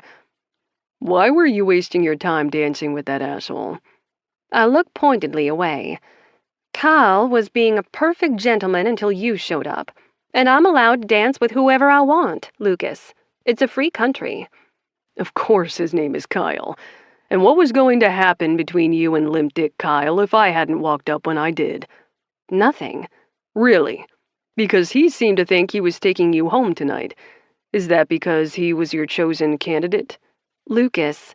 Your candidate for what, Poppy? Pulse racing, anger rising, I turn to face him again. Do I really have to explain it? You of all people should know how a one-night stand works. He's still as stone as he glares at me across the car. You were gonna fuck that guy? I look quickly away. No. You're saying if I hadn't walked up exactly when I did, you were gonna let that whiny little wannabe golf pro take you to his home, then fuck you on his Tommy Bahama bedspread? No, I say again. I wasn't going to go through with it, okay? I mean, I was for like a minute, but I couldn't. I drag both my hands through my hair. God, I chickened out, okay? But you already know all this. You read the room the moment you walked up. So why are you pushing me right now? Just ask what you really want to ask. Why? Because I want to know, I cry. I want you to be real with me for 2 freaking minutes. Is that too much to ask? Drop the bravado, drop the bullshit, and just be a person with me, Lukas. Why are you pushing me on this? He just shakes his head. No. Why were you going to have sex with him tonight? That's the question I really want to ask. I'm not going to hide from this man. What would be the point? He has the uncanny ability to see through me anyway. I look back out the window, watching the city flash past. Because I'm tired, I admit. I'm tired of holding it all together on my own. I guess I just wanted to feel something other than hurt and alone tonight, even if it only lasted for a moment. Silence hangs in the air between us. I was jealous, he says, breaking the tension with the swing of a hammer. Suddenly, I feel like I can't breathe. I don't dare look at him. What? I knew what you wanted from him. I saw it from the balcony. I saw your face all lit up by the strobes. You looked like a fallen fucking angel, and I knew what you were chasing, and I was jealous. I almost tripped down the stairs trying to get to you. Why were you jealous? Because take however tired and lonely you feel and multiply it by about 27 years. Add in a dash of abandonment issues and a sprinkling of abuse, and you'll have some idea of what it feels like to go through your entire life wanting things you can't have. Tears sting the corners of my eyes as I search his face. He's only showing me the profile. Any more might be too revealing for him, but his words are revealing enough. I wasn't just jealous in that moment, he goes on. Jealous is my natural state of being. It comes from having to fight for every single thing you earn, watching while the rest of the world is casually handed things. He turns, looking me dead in the eye. That shitty asshole didn't do a goddamn thing to earn you. He didn't put in the work.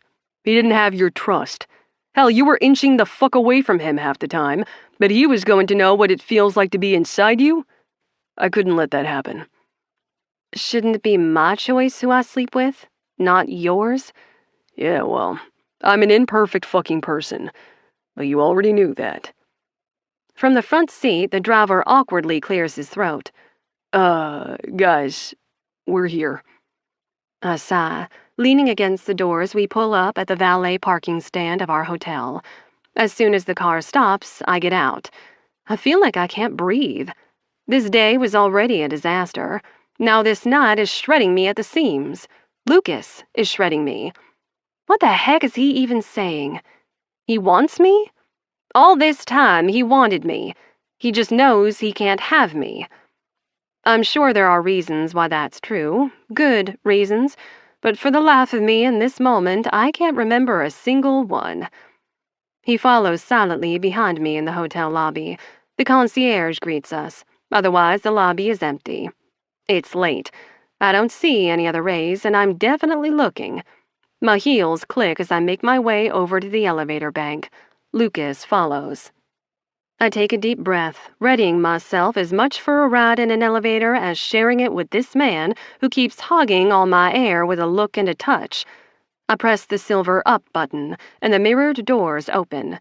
The back of the elevator is mirrored too, and I get a full look at Lukas and I together as we step in.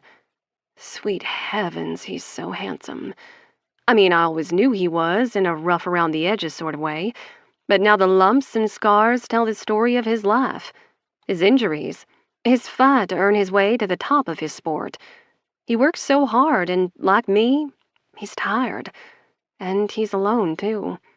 We're alone because it's easier. It stops us from getting let down, getting hurt. We turn as one, away from our reflections.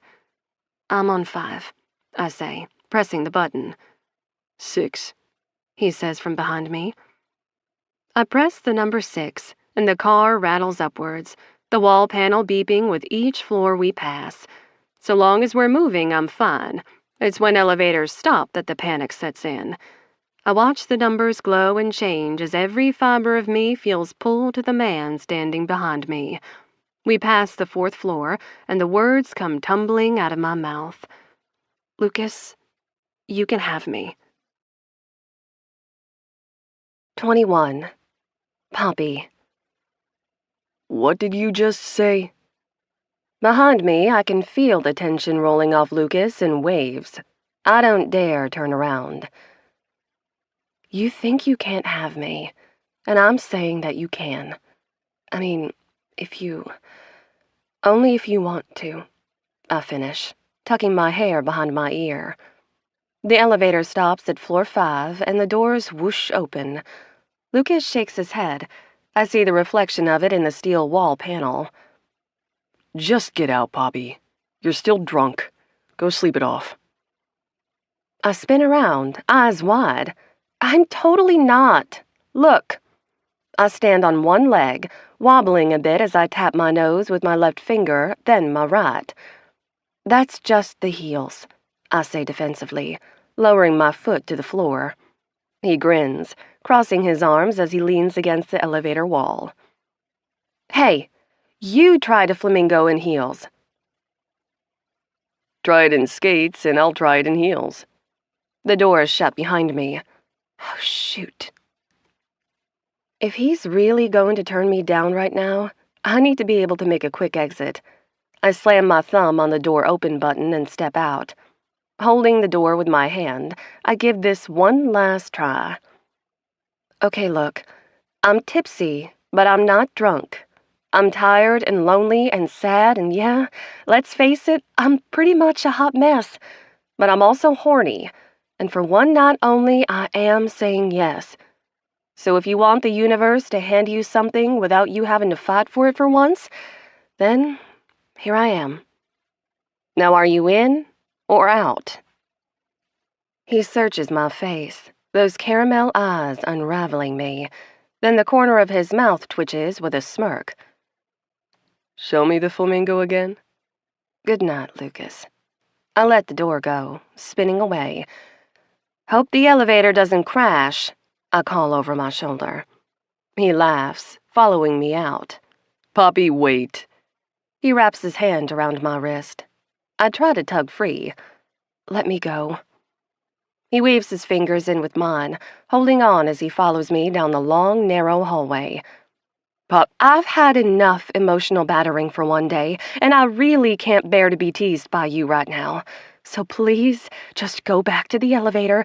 I never said no. I glance over my shoulder.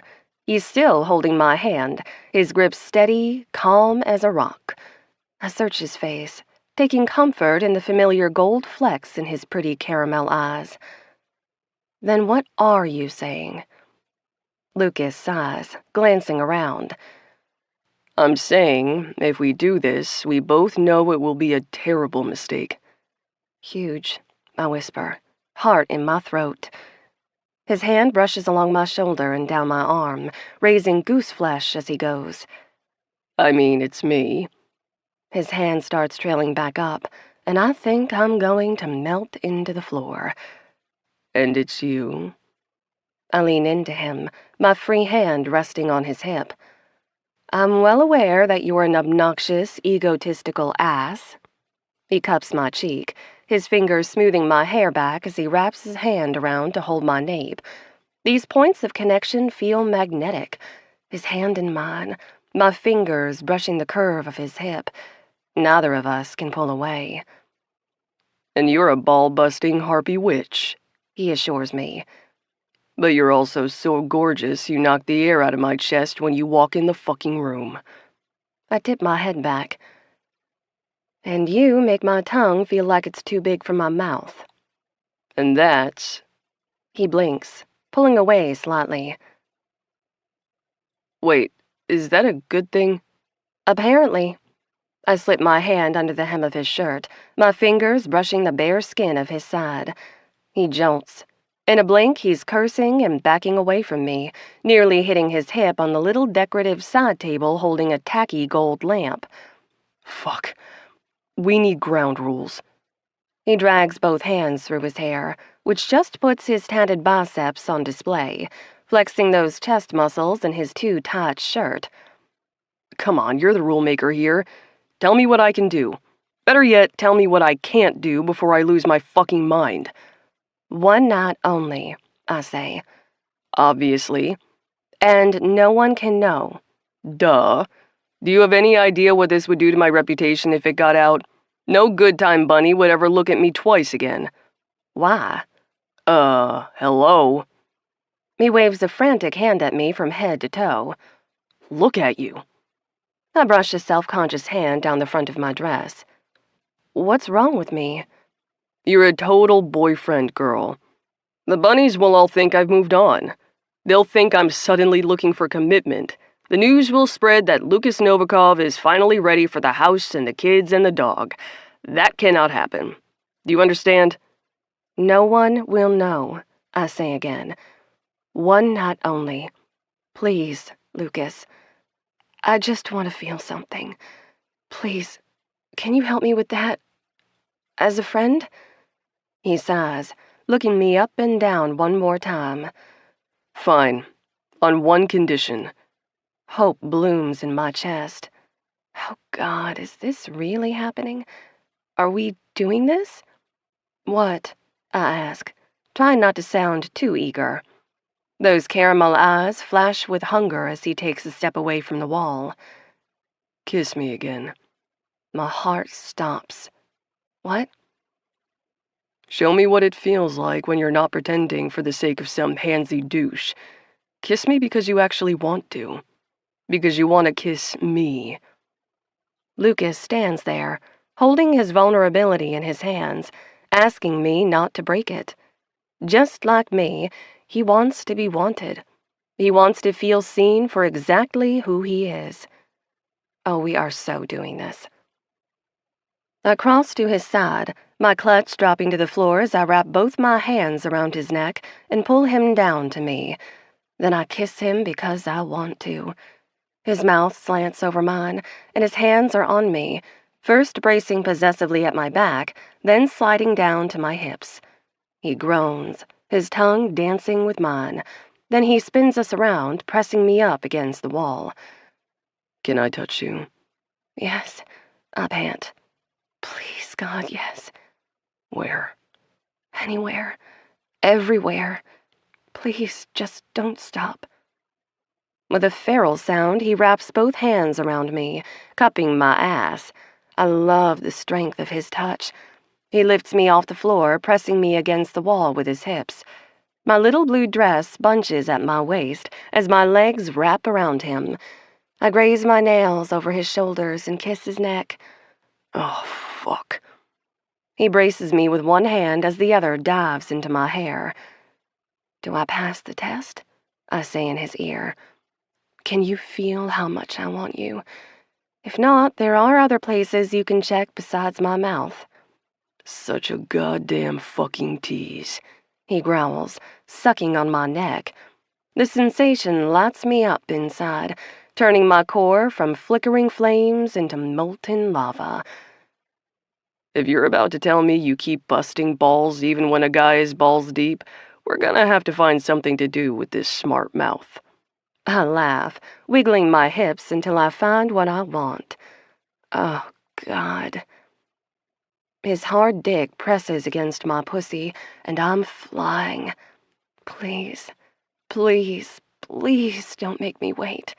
Fuck, he says again, one hand roughly cupping my chin.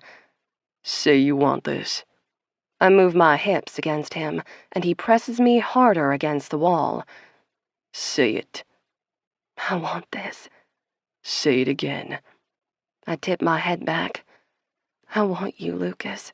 Now stop second-guessing and stick your pretty dick in me. His hand slips down between us and he cups me hard, practically pinning me to the wall by my pussy. Listen to me, you spoiled fucking princess. I am going to fuck you in this tight little cunt until you scream. He rubs his hand up and down, stimulating my clit until I'm moaning. You've gone 3 years without sex, right? My heart races as I nod. He kisses me again, hard and fast. Good. From this moment forward, I can guarantee you won't go 3 fucking minutes without thinking about how hard I made you come. This can be for one night only, and no one ever has to know. But you'll know, won't you, princess? I nod again. Yes? Tomorrow we'll go back to trading chirps and annoying the shit out of each other, but you'll bother me knowing exactly what my dick can do to you. He shifts his hold on me, his fingers brushing my inner thigh. You'll know how it feels when I come inside you, and you'll know I know how this sweet pussy feels squeezing my cock as you shatter. Lukas, please, I say on a whimper, my entire body coiled tight, ready to burst. Tell me one more time. You want this, princess? My hands tighten on his shoulders, my nails pinching in. Call me princess again, and I'll knee you in the balls. He grins, dropping me to the floor. Where's your room? 507. He ducks down and picks up my discarded clutch. I weave my fingers in with his and lead him down the hall. We stop in front of the door, and I drop his hand to rifle in my clutch for the room key. He presses in at my back, hands on my hips, kissing my neck. Was that asshole hard while he was dancing with you? He asks in my ear. I hardly noticed, I reply, distractedly flicking through my thin stack of cards again. He flips my hair off my other shoulder and kisses his way up to the spot behind my ear, his tongue teasing. When he starts to suck, I sink against him with a little moan. All the while, his hands stroke up and down my sides, his fingers brushing the underside of my breasts, then dancing away. You're gonna make me drop this clutch, and then we'll have to start this all over. He hums a laugh, pressing in with his hips as he finally cups my breasts. Oh, God. I tip my head back as he massages me. I feel the rumble of pleasure in his chest as my nipples peek under his palms. Did you let him touch you here? No, I whisper. He drops a hand down, cupping my pussy again. Did he touch you here? No. Ah! I stumble forward, catching myself with one hand on the door, palm pressed flat. He slips his hand up under my dress, and now he's grazing a finger over my pussy lips. There's another hum of approval when he feels how damp my panties are. Were you wet for him too, Poppy? Or is this all for me? I flash him a smile over my shoulder, pressing back against him with my hips. Wouldn't you like to know? I gasp as he digs his fingers into my hair. He speaks right into my ear, his voice hoarse as he holds me possessively by my pussy. One thing to know about me is I don't fucking share, Poppy. Did I not just tell you I'm a jealous person? I don't care if there's been other men. Fuck 1,000 other men. But when I ask you if there are others, you will tell me no. Understand? I nod, wholly turned on by this possessive side of him. It feels good to feel this wanted, this desired. And Lukas would never hurt me. I know if I said stop right now, he would back away and bid me a good night. I move my hips against him, ready to soothe his worry. Put your fingers in me, I whisper, still braced against the door. Do it, Lukas. Feel how wet I am for you. Only you. He shifts my panties aside, letting his finger glide between my wet pussy lips. I whimper, moving my hips with the motion of his hand. So wet. He praises me. Then he sinks his finger in deep, dropping his other hand to brace at my hip. Head tipped back, I ride his hand. Such a good fucking girl. You're so ready for my dick, aren't you? Please, I say again. Please, I want it so bad. Yeah, you fucking do. But first, I'm gonna lay you out on that bed and bury my face in this needy little cunt. You don't come on my dick until you've come in my mouth. Understood? Okay, I need this door open. Now. I push off the door, digging in my clutch again, looking in earnest for the key. All the while, Lukas teases me, his hip grinding as he pumps his finger inside me. I bite my lip to keep from moaning again. Open the door, he says in my ear. I'm trying to find the dang key, I say on a frustrated huff. That purse is the size of a deck of cards. How hard can it be? My shoulders stiffen.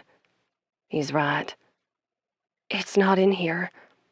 Behind me, he goes still, slipping his finger out of me. What? My panic sets in as I check for a fourth time. It's not in here, Lukas. The key is... Oh, God, did I lose it? Did I forget to even put it in before I left? He steps back, and I drag a frustrated hand through my hair, checking everywhere on the floor. I'm gonna have to go down to the front desk and get a new one. They'll see we're still together.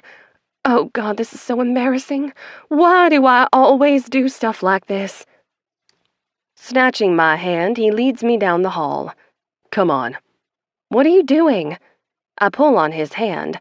Wait, the elevator is the other way, Lukas. He shoulders open the door marked Ice Room and pulls me inside. The auto lights blink on, the fluorescent bulbs flickering as the industrial-size ice machine crackles and hums. What do you think you're doing? I cry. Lukas, I am not having sex with you up against an ice machine. He laughs, spinning me around and walking me back until I'm up against the side of the machine. His lips descend once more to kiss my neck as his hands roam. I'm stiff as a board, pushing uselessly against his shoulders. Absolutely not. Lukas, anyone could come in here. Hell will freeze over first. Ah! He presses 2 thick fingers back inside me with a satisfied hum, watching as I melt, my body turning to jelly. There it is, he teases. Is this your goddamn off switch?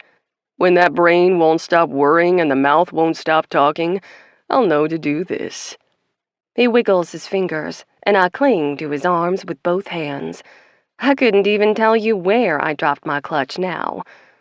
Don't stop, I beg, my head tipped back against the machine. Please don't stop. Can I take a look at these perky breasts, Pop? I'd like to have one in my mouth when you come all over my hand. I nod, eyes shut tight, lost to the sensations coiling deep in my belly.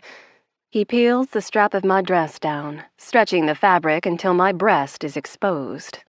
My nipple tightens into a little bud at the feel of the exposed air. So fucking pretty. He brushes over it with his thumb. The sensation jolts through me, zapping me right in the clit.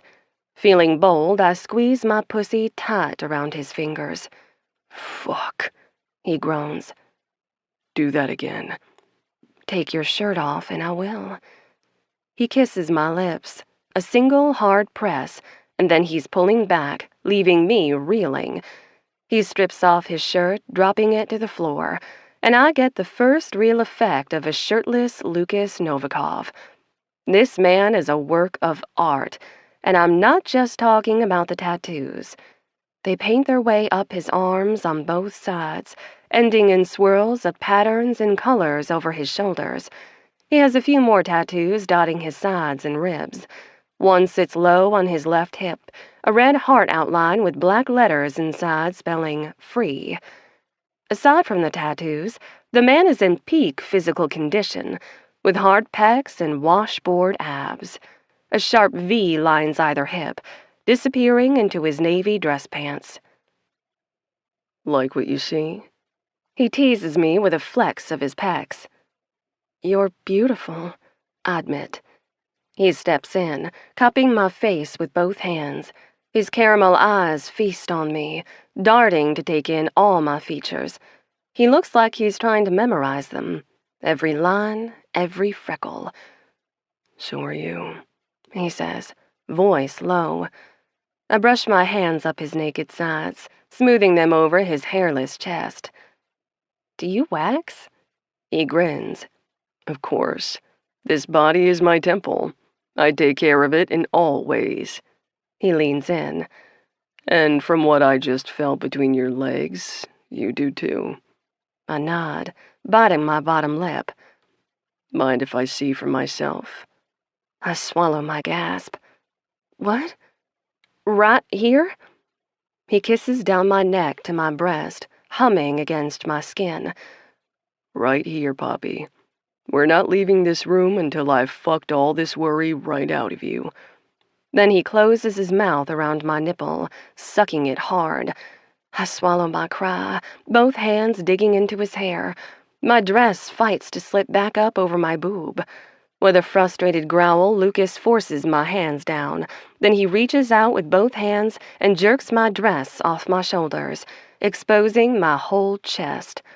I free my arms from the straps and wrap them back around his neck as he descends, sucking both breasts and playing with my nipples until I'm rocking against his thigh, whispering, "Please, please."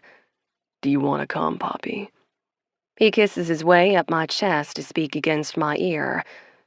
Does my good girl want to show me how well you can finish on my fingers? I nod, clinging to his heated skin. He drops his hands to the bottom of my dress, and I do a little shimmy as he pulls it up, exposing my pink thong. Now I'm wearing my dress like a thick scrunchy belt. Lukas doesn't seem to care one bit. He slips my thong down my legs until it snakes around my ankles. Then he's dropping down to one knee with a needy groan. both his hands wrapping around to cup my bare ass. I wobble in my heels, hands on his shoulders as he presses his face to my pussy and breathes in deep. He's scenting me like a wildcat, and it's so hot I make him bust right here and now. "Lukas, please," I beg again. He laughs as he kisses across the tops of my thighs. Spread these legs a bit for me. I do my best in my heels to comply. He parts my lips with 2 fingers and flicks his tongue against my clit. Oh, God. My knees are already trembling, and he's barely even begun. He kisses my smooth pussy lips, parting them wider with his fingers as he probes lower with his tongue. I practically climb onto his shoulder as I lift a leg off the floor. He helps support me with his free hand before his eager tongue is burying itself deep inside me. He groans, flicking, sucking, and teasing. I sway on one leg, pussy clenching. He replaces his tongue with his fingers, and then his mouth is back on my clit. Oh! I throw my head back so hard it bangs against the ice machine. Behind me, the machine hums and cracks, releasing a fresh collection of ice. He keeps working me over, spinning me tighter with every taste and touch. "Lukas," I whimper, "I think I'm like a light bulb left on too long, my essence heating from the inside out until it feels like even my skin is on fire." He adds a 3rd finger. The feeling of fullness in my pussy is the match, and his velvet tongue on my clit is the strike pad. Hands buried in his hair, I tip my head back and ignite. He lets me ride his face through my orgasm, still teasing me with that devilishly talented tongue until I'm all but squirming to get off his face. "Oh my God," I cry, limbs shaking as I hold to the side of the ice machine for support. Lukas stands. The caramel in his eyes are now thin rims swallowed by black. He gazes down at me like he wants to eat all of me. How was that? He asks, his lips and chin wet with my release. I'm shaking like a leaf as I reach for him. "So good," I say on a broken sigh. "Lukas, that felt so good. Thank you." My sensitive nipples send little aftershocks of pleasure to my core as he presses himself against me. "We're not finished," he warns, brushing his fingers through my hair. "Are we finished?" I let out a breath, relaxing in his arms. My endorphins are pulsing, and my mind feels like a furry box of rattling marbles. "No," I whisper, letting my head drop weakly forward to pepper kisses across his chest. "What do you want, Barbie?" His hand is still buried in my hair, fingers massaging the nape of my neck. God, it feels so good. "I want more," I say, flicking his nipple with my tongue. He grunts, tipping my head back. "You better get more specific real quick, or I'll paddle this canoe right over Kink Falls. You want to crawl to me and call me master?" I shake my head, still feeling breathless. "Good, because there's no room for that in here. And either way, I'd prefer you to be wearing my collar when that happens. Now tell me what you do want." Blinking up at him, my orgasm fog lifting, I drop my hand between us and smooth it over the hard length in his pants. "Is that what you want, Poppy?" I nod, looking up at him with what I hope is an expression of raw, aching need. But he's not going to make anything easy. He smiles down at me. "Use your words, beautiful. Say what you want. Be specific." "I want you to fuck me," I whisper. "I want you to press me up against this ice machine and bury your cock in me. Please?" His gaze hardens as he fists my hair tighter. "Open my pants and take out my dick." With trembling fingers, I lower my hands to his brown leather belt and work it open. Then I'm unzipping his pants and reaching my hand inside. I palm over his boxer briefs, taking in the full outline of his cock. It twitches against my hand, a spot of wetness soaking through his briefs at the tip. "Does that size work for you?" he says in my ear. You want all those inches buried deep? Want to ride this while I press you up against the goddamn ice machine? I nod, brushing my thumb over his tip. Yes? Then take it out. I tug down his pants and briefs, not stopping until his cock pops out, fully erect, the tip glistening. I wrap a hand around it, stroking the silky length from root to tip. He groans, both hands on my shoulders. I swirl my thumb around his tip again, spreading his slick pre-cum around his head. I look up at him through my lashes, daring to let my walls drop with the rest of my inhibitions. Please take control. I don't want to think, and I don't want to make any more choices. Please, Lukas. I only want to feel. He nods and brushes his lips against mine. Get the condom out of your bag. I duck down, searching the floor for my discarded clutch. I find it open in the corner, phone and lipstick scattered on the floor. I pull out one of the condoms and stand, holding it out to him. Lukas wraps his hand around my wrist and reels me in, giving me another open-mouthed kiss. He lets me go, and I place my hands on his naked shoulders as he opens the foil wrapper and slips the condom on down his hard length. Turn around. I blink up at him, eyes wide. What? Oh, God, does he think he's going to put that monster in my other hole? Anderson was always asking me to do anal, but I was just too anxious to ever want to give it a try. If Lukas thinks that's what we're about to do, I lean away, shaking my head. No, I don't. Can we just do it the other way? Lukas stares down at me, one hand slowly pumping his dick. What, face to face? He shrugs. Sure, we can do that. I just thought you'd have a bit more control of how much of me you take if you're on your feet too, but... No, I meant about the other. God, why do I feel so embarrassed right now? I mean, I only want that going in my vagina, I say, pointing down at his condom-wrapped dick. He blinks twice, then the asshole starts laughing. Okay, now I'm not embarrassed. I'm angry. This jerk is not going to laugh at me when I'm standing here naked and vulnerable, wearing my dress like a belt scrunchie. Lukas, if you don't stop laughing at me right now... He's still fisting his dick as he cuts me off with a stern look. Did you really think I was about to shove this in your ass with absolutely zero prep and no prior fucking consent? Now it's my turn to blink up at him. Well, He shakes his head, reaching for me with his free hand. God, you drive me fucking crazy, he says against my lips, kissing me senseless. Too soon, he's pulling away. Yes, Poppy. My penis will only be going in your vagina tonight. Would you like me to stimulate your clitoris with my phalanges again? Don't be a jerk. Hey, you're the one who started getting all medical with talk of your vagina. I'm about to stimulate your scrotum with my fist, I mutter, digging my hands into his tawny hair and giving it a tug. He grunts. God, I love it when you talk dirty. He nips at my breast, flicking my peaked nipple with his tongue. Lukas, you have 5 seconds to put your dick in me, or I'm gonna walk naked down this hallway and knock on the first door I see and... Ah!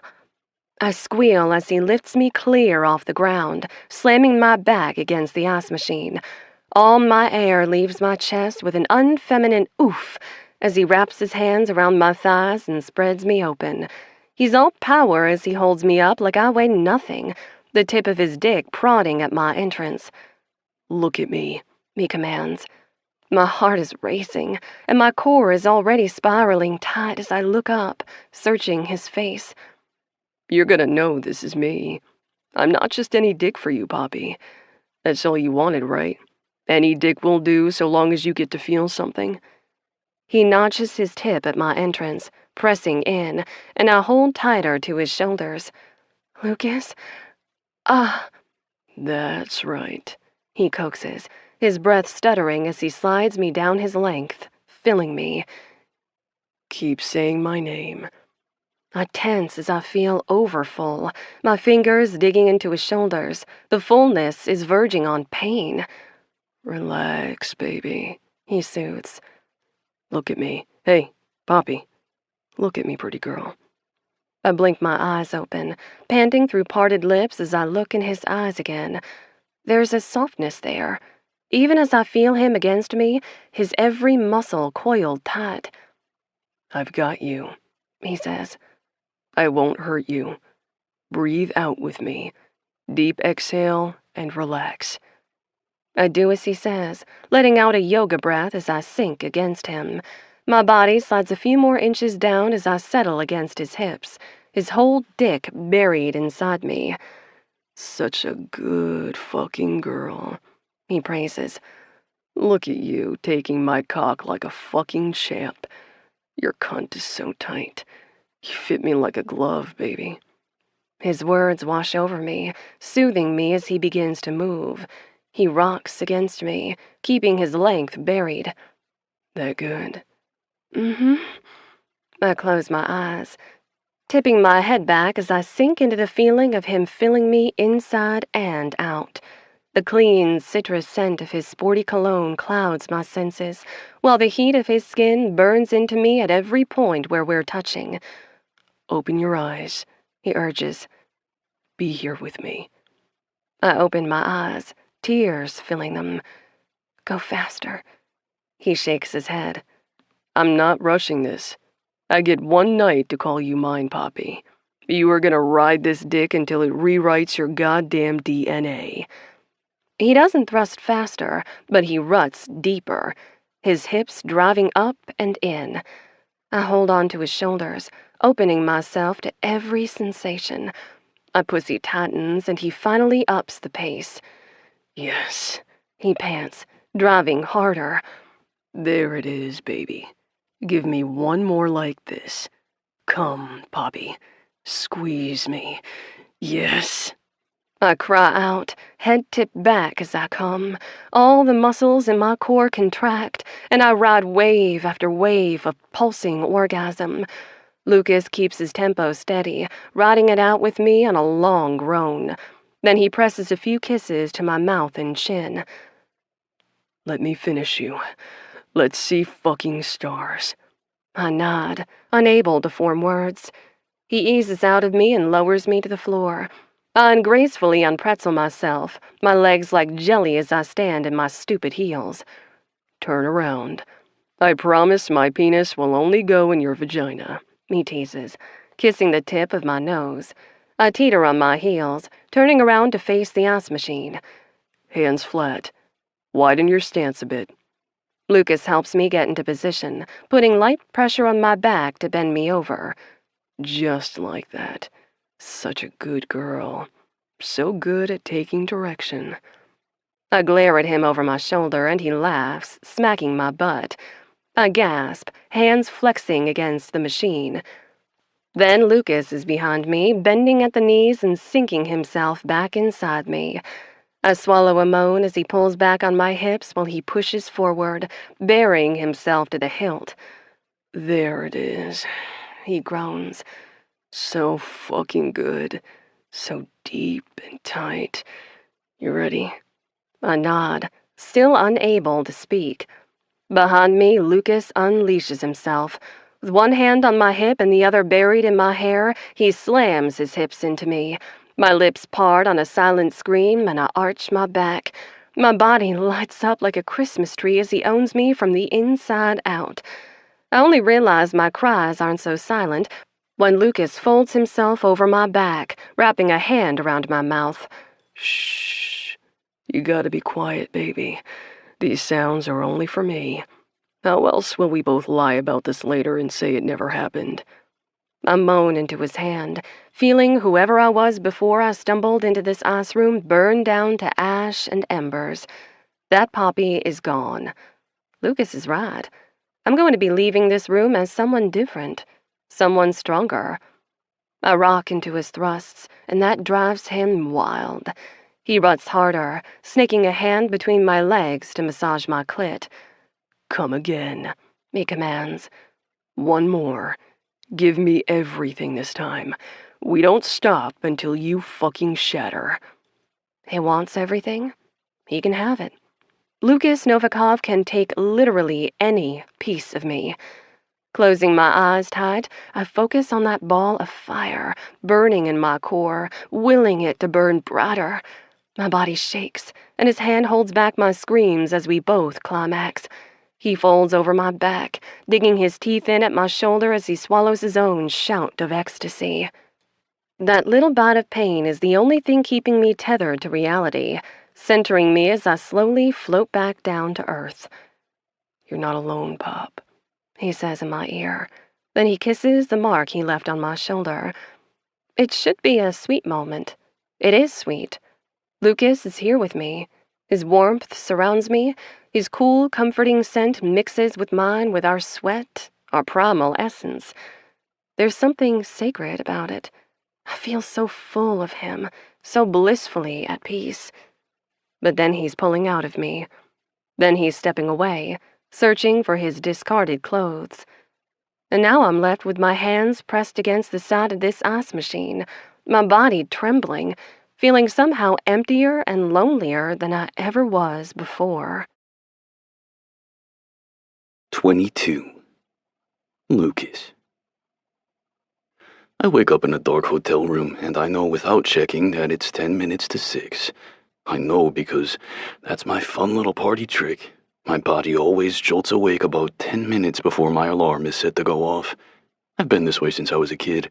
It doesn't matter that I experience constant time changes or how much I've had to drink the night before. My body just knows. And there's never any going back to sleep once I'm awake. I lie on this queen-sized bed, one arm tucked behind my head, staring up at the ceiling. Under the window, the AC unit hums, working overtime to blast cold air. I run hot, so I like the room frigid when I sleep. We're talking industrial meat locker. Even now, I'm only under the sheets and only to my waist, but I still feel overheated. I don't kick it off. I don't even dare turn my head. I don't want to move because I know what I'll see when I do.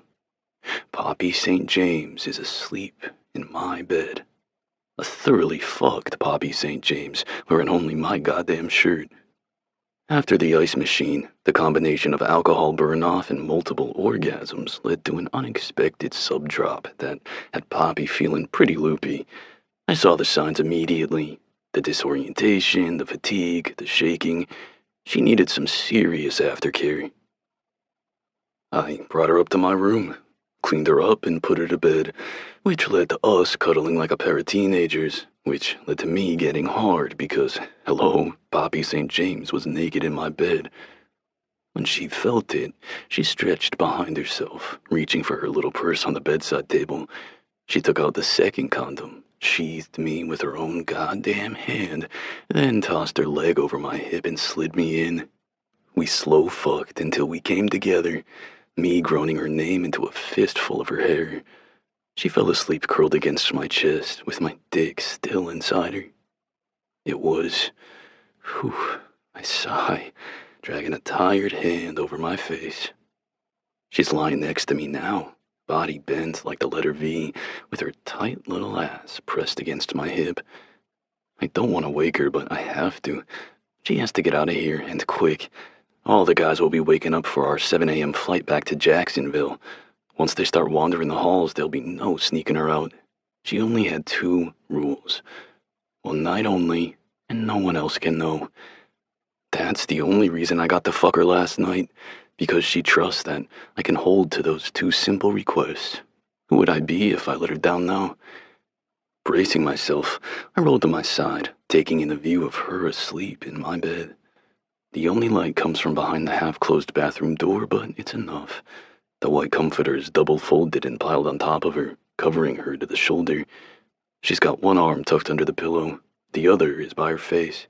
Her long blonde hair is a tangled mess, fanning out across the pillow. I pick up a silky handful, rubbing the strands between finger and thumb.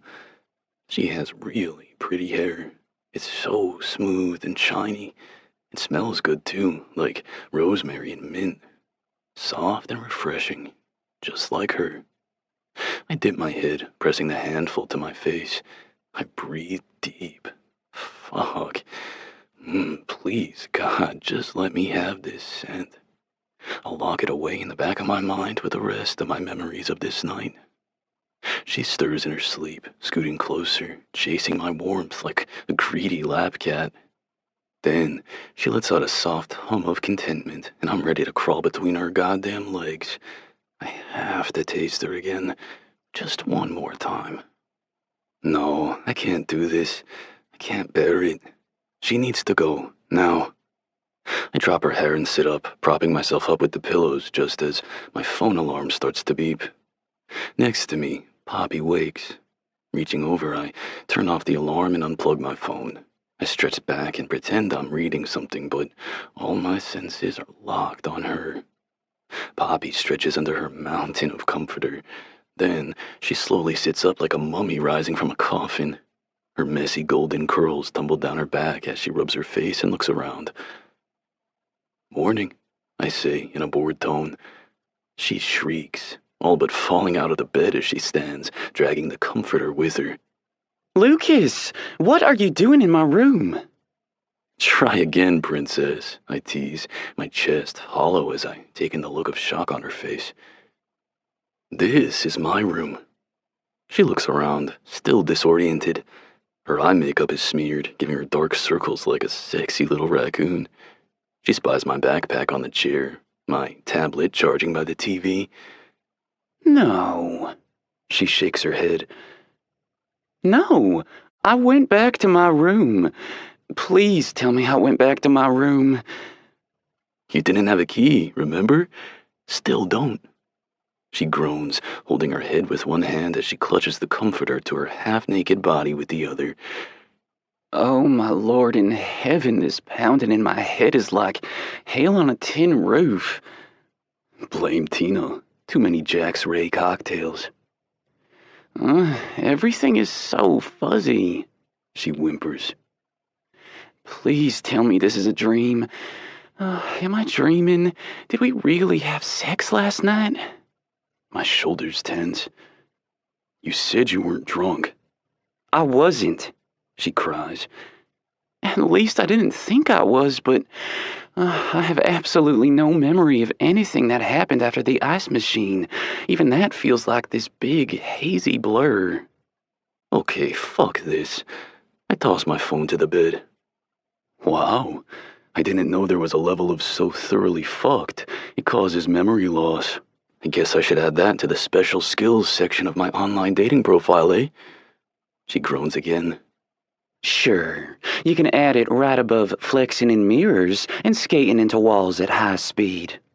I flip back the sheet and swing my legs off the bed. Well, we both agreed this was for one night only, and I already bent my iron rules by letting you stay here, so... Wait, you let me stay here? She blinks over at me. What the heck does that mean? Well, you were all sad and desperate, begging me to fuck you last night. Remember that? Vaguely, she replies, still clutching to that damn comforter. Is she trying to hide from me or herself? Either way, I'm pissed. Afterward, I used my room key and let you in here to crash. Oh, a room key is this little thing shaped like a credit card? She glares at me. I know what a room key is, Lukas, even if I no longer seem to have one. So, you remember that part too. Good, I say, nodding again. Well, like I said, I generally don't let my hookups stay over, but I made an exception for a sad, desperate friend. Gee, thanks. I watch her stumble, muttering under her breath as she looks for her clothes. I realize now I never got the 411 on why you were so sad and desperate. And you won't. She drops to one knee to scoop up her discarded dress. What time is it? Just after 6. She bolts upright, eyes wide. What? We have to check out within the next 30 minutes. She drops the comforter and shimmies into her dress, trying to put it on while still keeping my t-shirt on. Oh, she wants a little modesty now. I stand up with my back to her, pretending to stretch as I just wait for her to. Oh my... Lukas, why are you naked? I slowly turn, flashing her the front, too. She's standing there with her arms inside my too large t-shirt, those cute little raccoon eyes wide as she takes me in. That she can still blush should be precious. Instead, it just pisses me off further. Sweetheart, I've been naked, I tease. You fucked me naked, right here in this bed. You slept next to this nakedness all night long. Well, it's morning now, She says, shouldering her way into the straps of her dress. and mornings are for clothes. Find some. Mornings are for clothes? Is that one of your sweet little Nana's sayings? She gasps. Tugging off my t-shirt, she wads it up in a ball and throws it at me. My sweet little Nana is dead, you jerk. Now put that on, and find some pants. I'm tired of looking at your little Lukas. I'd worry less about me and more about yourself, I say, pulling on a pair of athletic shorts. Any minute now, the doors out there will start to open, and then an entire NHL team, plus support staff, will be wandering the halls. Good luck getting out of here without half of them seeing how completely fucked you look right now. She goes still, her discarded heels and purse in hand. Why are you being like this? I cross my arms. I suppose I've realized I don't particularly like being used by you. Her eyes go wide. I sense her confusion. Lukas, Time to burn this down. But that's the life, right? You rich girls have staff for everything, don't you? Personal chef, personal bartender, personal fuck toy. Her gaze hardens. Now stop right there. Hey, don't even worry about it, I say, with a dismissive wave of my hand. You used me, and I used you. That it was utterly forgettable for both of us is just proof it doesn't need to happen again. Now, the night is over, and you really need to go. I point to the door with finality. She searches my face, tears rimming her makeup-smeared eyes. I see the hurt there, the squashed hope, the simmering frustration.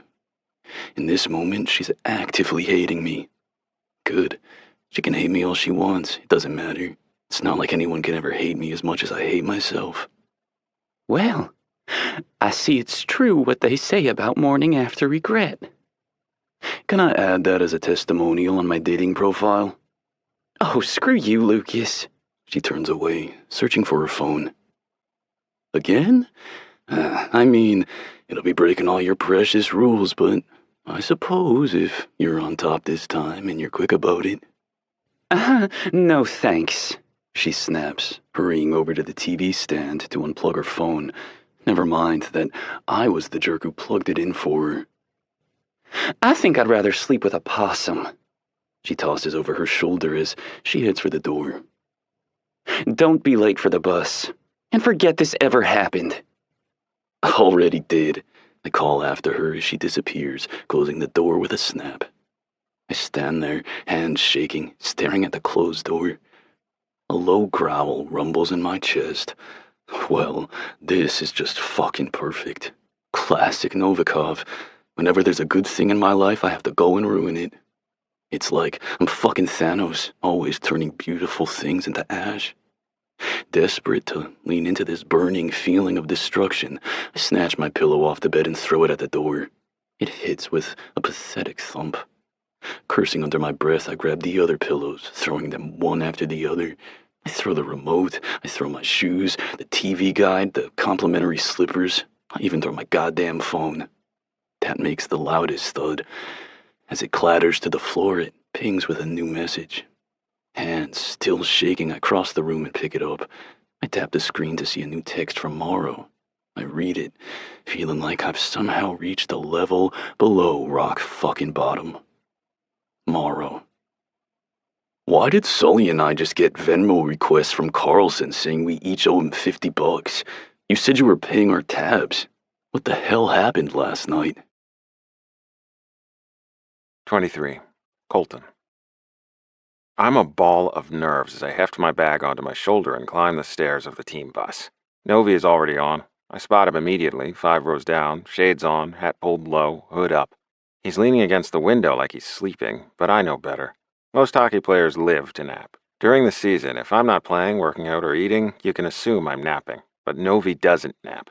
Ever. The asshole is like a hockey anomaly. He says he doesn't like the way naps make him feel. It's fucking weird. I drop down in the seat next to him, jostling him with my bag. Hey.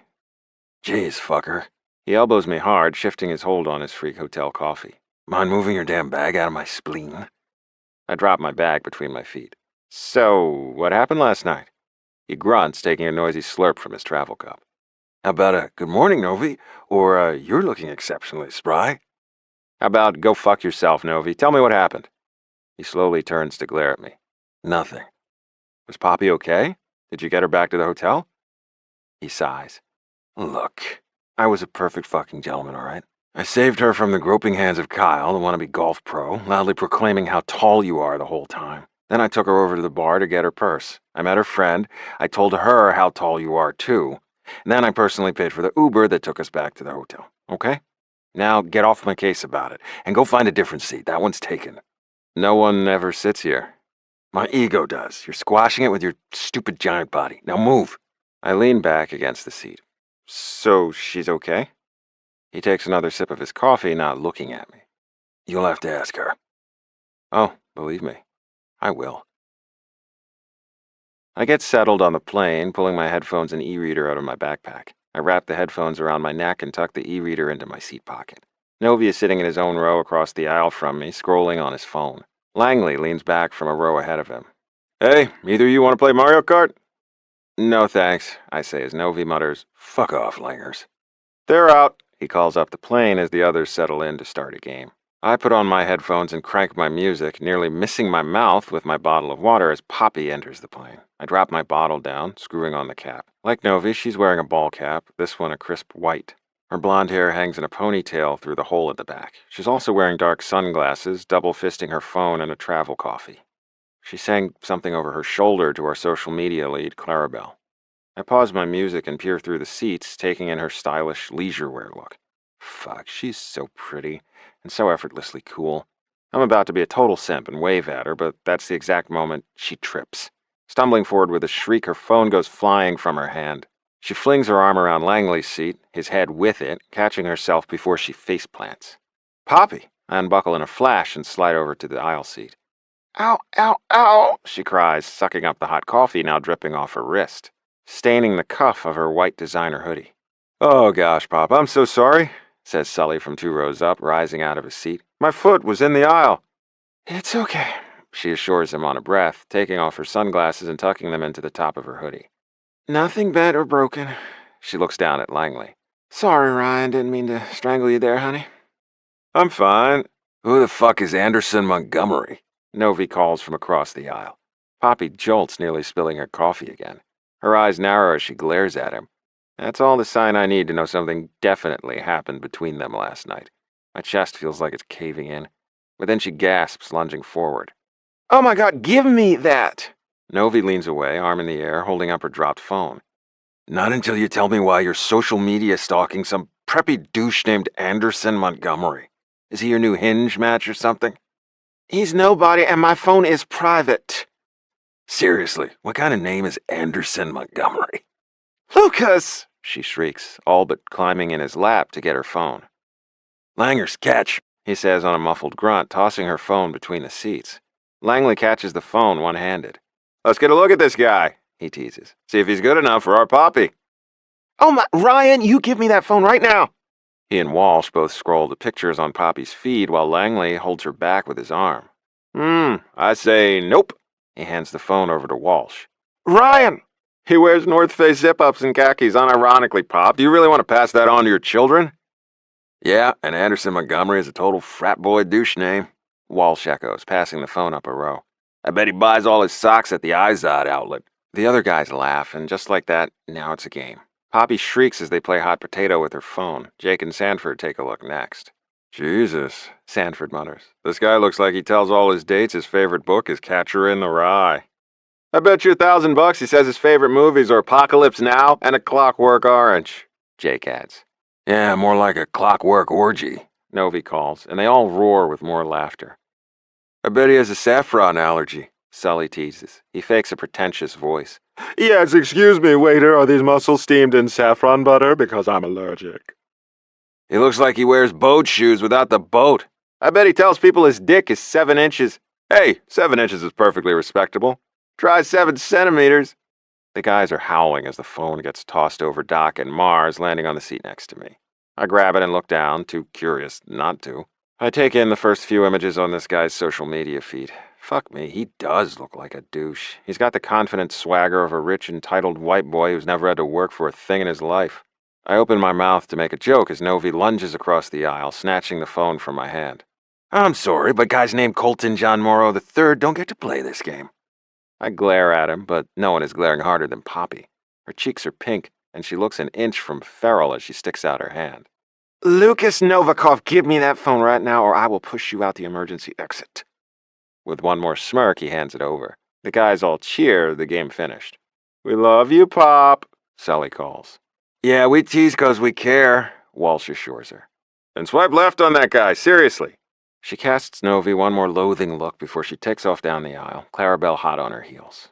I'm still glaring across the aisle at him as they pass. He catches my eye and raises a brow. What? So, nothing happened last night. Is that still your story? He turns away, eyes locked on his phone. Fuck. The other guys all settle back to their music and games as we get our safety briefing and take off. As soon as I can get a stable Wi-Fi connection, I'm on my phone. I look up Anderson Montgomery. It doesn't take me long to get a good picture of this guy.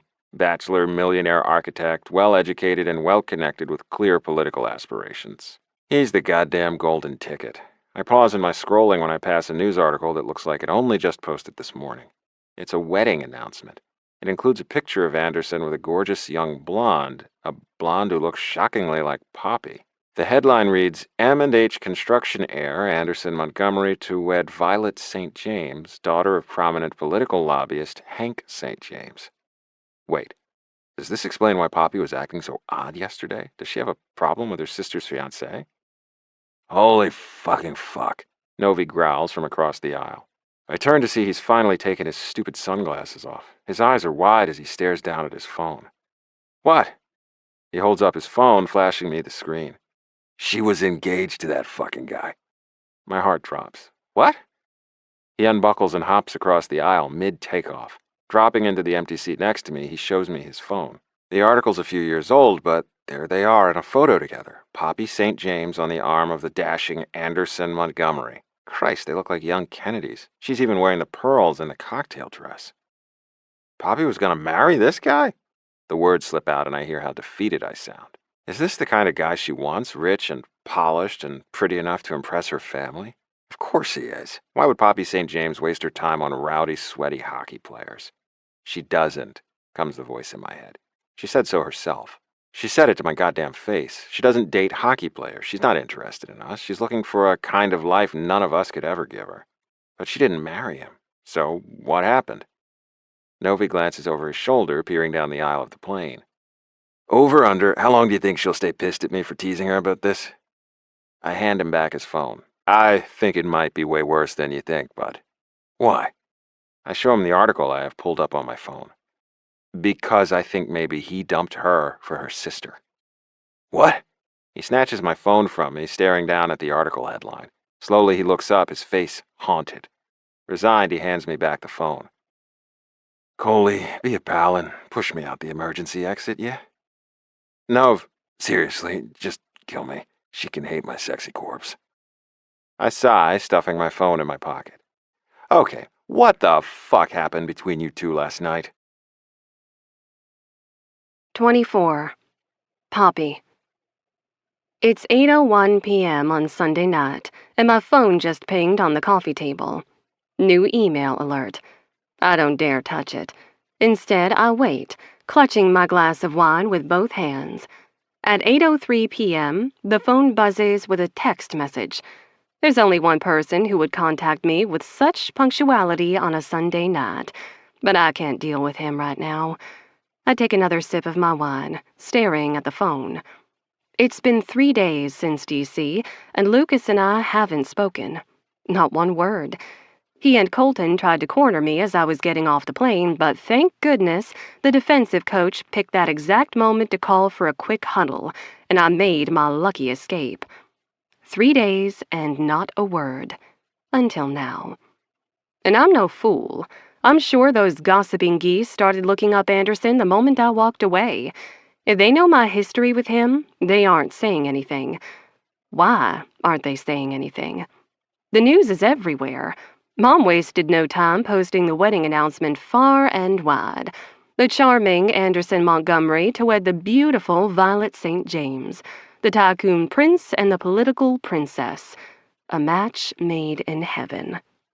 I take another sip of rosé. If you scroll down far enough, you'll see another wedding announcement featuring a different daughter of Hank St. James. But, to quote my snotty little sister, I had my chance and I blew it. The spotlight shines on only Violet now. I was worried her announcement would turn me into the object of everyone's pity. Poor Poppy. This was supposed to be her wedding. How does this feel even worse? It's like I no longer exist. I've been forgotten, erased. As a top-A middle child with a desperate need to please everyone, this silence feels unbearable. Well, Lukas's silence I understand. What did he call me again? Oh, that's right. Utterly forgettable. Stupid, tattooed, gorgeous jerk. I hate him. As if I couldn't see right through his macho bull crap. He pushed my buttons just hard enough so I'd be the one storming off, thus saving him the emotional labor of actually caring about someone. And it worked. After my battle with Anderson, Lukas's pointed sting about me using him felt a little too targeted. Even now, I lift a hand to my chest, rubbing the bruise those words left behind. Is it true? Did I use him? Did we use each other? I know what just sex feels like. I've used my partner to get off in the past, chasing that brief high of orgasm, only to come crashing back down. I know what it feels like to feel so wretchedly alone, even when someone is buried inside you. But then I close my eyes and I hear his voice in my ear, soft and sated, his lips brush against my skin. You're not alone, Pop. No. What Lukas and I shared was not just sex.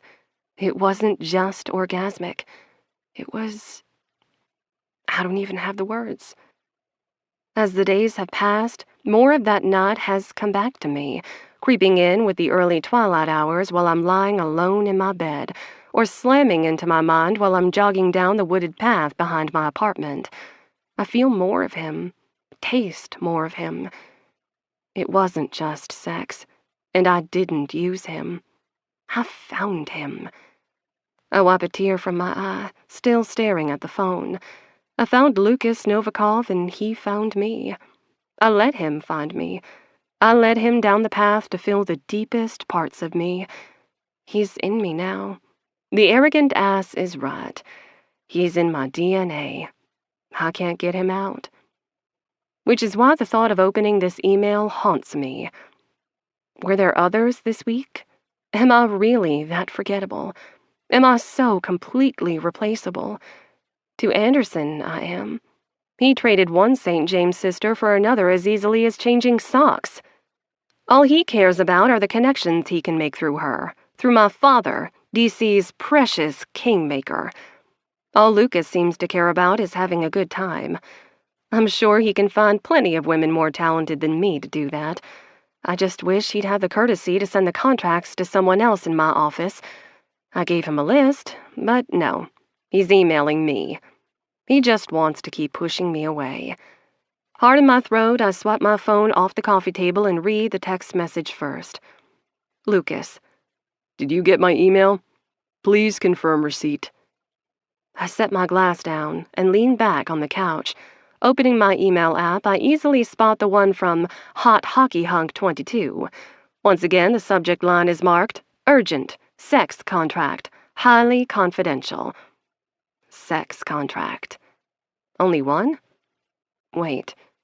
Oh, God. I sit up and tap open the email. He only wrote one line. No salutation, no closing, no signature. One single sentence smirks up at me. Please sign and return at your earliest convenience. I tap the attachment. Son of a... Lukas sent me an NDA, and he's requesting my signature because I'm now officially one of his sexual partners in need of silencing. Next to the blank signature line, my full name is already printed. Poppy Aurora St. James. I scramble to my feet, glaring down at my phone. How the heck does that jerk know my middle name? 25. Poppy. This is so neat, Poppy. Thanks so much for doing this. Jenny Malthus, one of the board members of Jacksonville General Hospital, walks at my side. Her colleagues, both named John, follow behind us. Oh, it's my pleasure, I assure her. If we hurry, I think we'll just catch the tail end of practice. We just spent the last 2 hours in the executive boardroom, finalizing all the details for our upcoming fundraiser. It's my first big charity event as head of PR for the Rays. As a little sweetener, I promised them all a quick behind-the-scenes tour. The Rays are having a great season so far, says John 1. Early buzz says they might just make the playoffs, John 2 echoes. Hey, you better knock on wood, I tease. You know how superstitious these hockey players are. Mentioning the playoffs around here is like saying Macbeth in the theater. They all laugh as I lead the way down the hall toward the public atrium. Above our heads, the hallway lights flicker. Do they always do that? Asks John 1. Oh, just the joys of new construction, I say with an airy wave. I tap my key card on the door lock and it beeps green. Sometimes the generators fritz, I add, pulling the door open. And the air conditioning. And I still don't have a working phone or internet in my office. Are you going to bid on any of the silent auction items? Jenny asks. Of course. I slip my key card back in the pocket of my lilac sheath dress. How can I pass up the chance to win a yacht cruise? I have my eyes set on that golf package, says John 2. You're new to the area, right? Jenny goes on. Before I can answer, someone calls my name. Poppy St. James, as I live and breathe. My shoulders stiffen as I spin around. Lukas is striding toward us, looking fresh from a shower. His cheeks are pink, eyes bright. The hair at his nape is still wet. Shouldn't you be playing hockey? I say. We were just heading over to catch the end of practice. We finished early, he replies with an easy smile. What the heck is he doing? The last time we spoke, we were like two angry cats in a bag. Now he's practically purring at me. Why do I feel the sudden urge to check that my purse isn't full of Jell-O? He looks from me to the JGH reps. Hi, Lukas Novikov, best damn defenseman in the league. He holds out a hand to Jenny first. She shakes it, and I do an obligatory round of introductions. The reps are all smiling like a trio of eager squirrels. It's maddening. Did you need something, Lukas?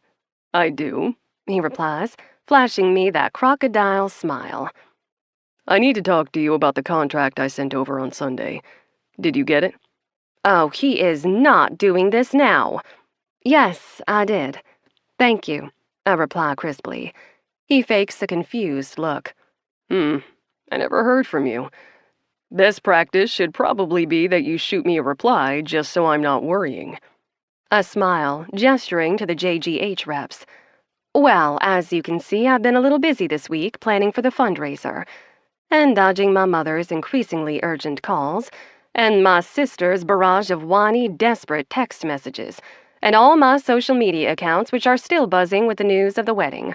Oh, and Colton, my dream boyfriend, who I now feel like I've cheated on thanks to the walking red flag standing in front of me.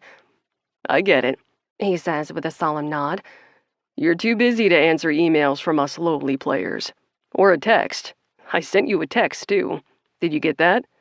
I got your text. And left me on red. Jenny and the Johns glance between us, their eyes darting like they're watching ping pong.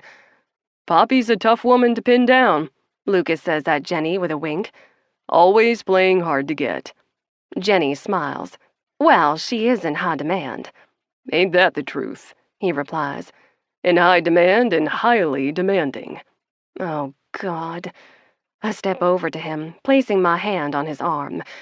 Why don't we set up an appointment to go over all the particulars later this week? Particulars? He feigns confusion again, even going so far as to scratch his head. I thought everything in the contract was all pretty straightforward. I mean, I used the template you provided. Is your name spelled incorrectly? Yes, I noticed you added me. I really hope he can read the curl up and die message I'm blinking at him right now. The jerk just smiles wider. And I'll be happy to be your representative on this deal. I turn to Jenny and the Johns. Lukas just secured a lucrative endorsement deal. Ooh, with who? Chimes Jenny. Lukas looks slowly down at me, still grinning. Yeah, Pop. With who? I laugh, squeezing his arm tighter. Oh, you know we can't share that quite yet. Not before the ink's dry. Gotta cross all those I's and dot those T's. I think you got those backward, Pop. He teases. I know. You're squeezing my arm kinda tight there, Pop. I know. Would y'all please excuse us for one teensy moment? Sure, says Jenny, looking a little crestfallen that I'm taking him away. It shouldn't bother me. She's young and single, and so is he. For all I know, she could be another willing name to add to his stack of sex contracts. Over my dead body.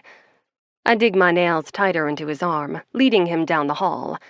Say, have you tried the coffee cart? He calls over his shoulder. Best macchiatos in Jacksonville, and the almond biscotti are to die for. Why don't you go tell Gavin to put your orders on my tab? Our intrepid PR director will be along in just a minute.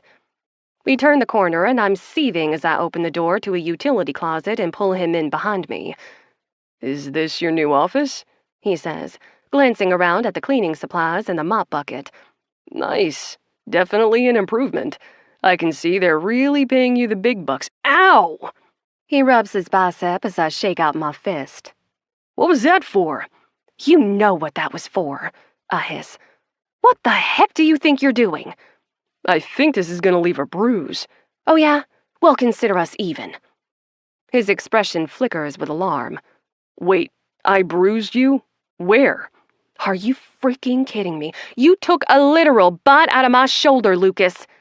His gaze heats, and I know he's picturing it. Oh yeah, that. Yes, that. And I bruise like a peach. I couldn't run in my sports bra for days because you could see the marks from all your fake freaking teeth. His expression flashes with hot indignation. Hey, not all my teeth are fake. I am not trapped in this smelly mop closet with you to discuss which of your teeth are fake. He crosses his arms, those tatted biceps bulging. Then why are we in here, Poppy? Because you just... And you're not trapped. I blink up at him. What? This door doesn't even lock, he says, reaching over and jiggling the handle. You could leave at any time, so not trapped. I'm emotionally trapped. Lukas, you can't approach me at work about personal matters. I thought that was your literal job, he challenges. And gosh darn it, I know he's right. I'm being completely irrational right now, but he's standing in front of me looking so good and smelling like he did that night. You're the one who told me to have all my sexual partners sign contracts, he goes on. I did, but every partner, you said. A legal condom, you said. I sigh. I did. His expression flashes with triumph.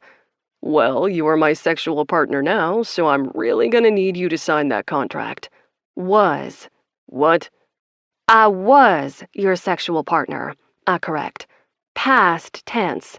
It happened once. Pretty sure you came like 5 times, but who's counting? I'm counting it as once.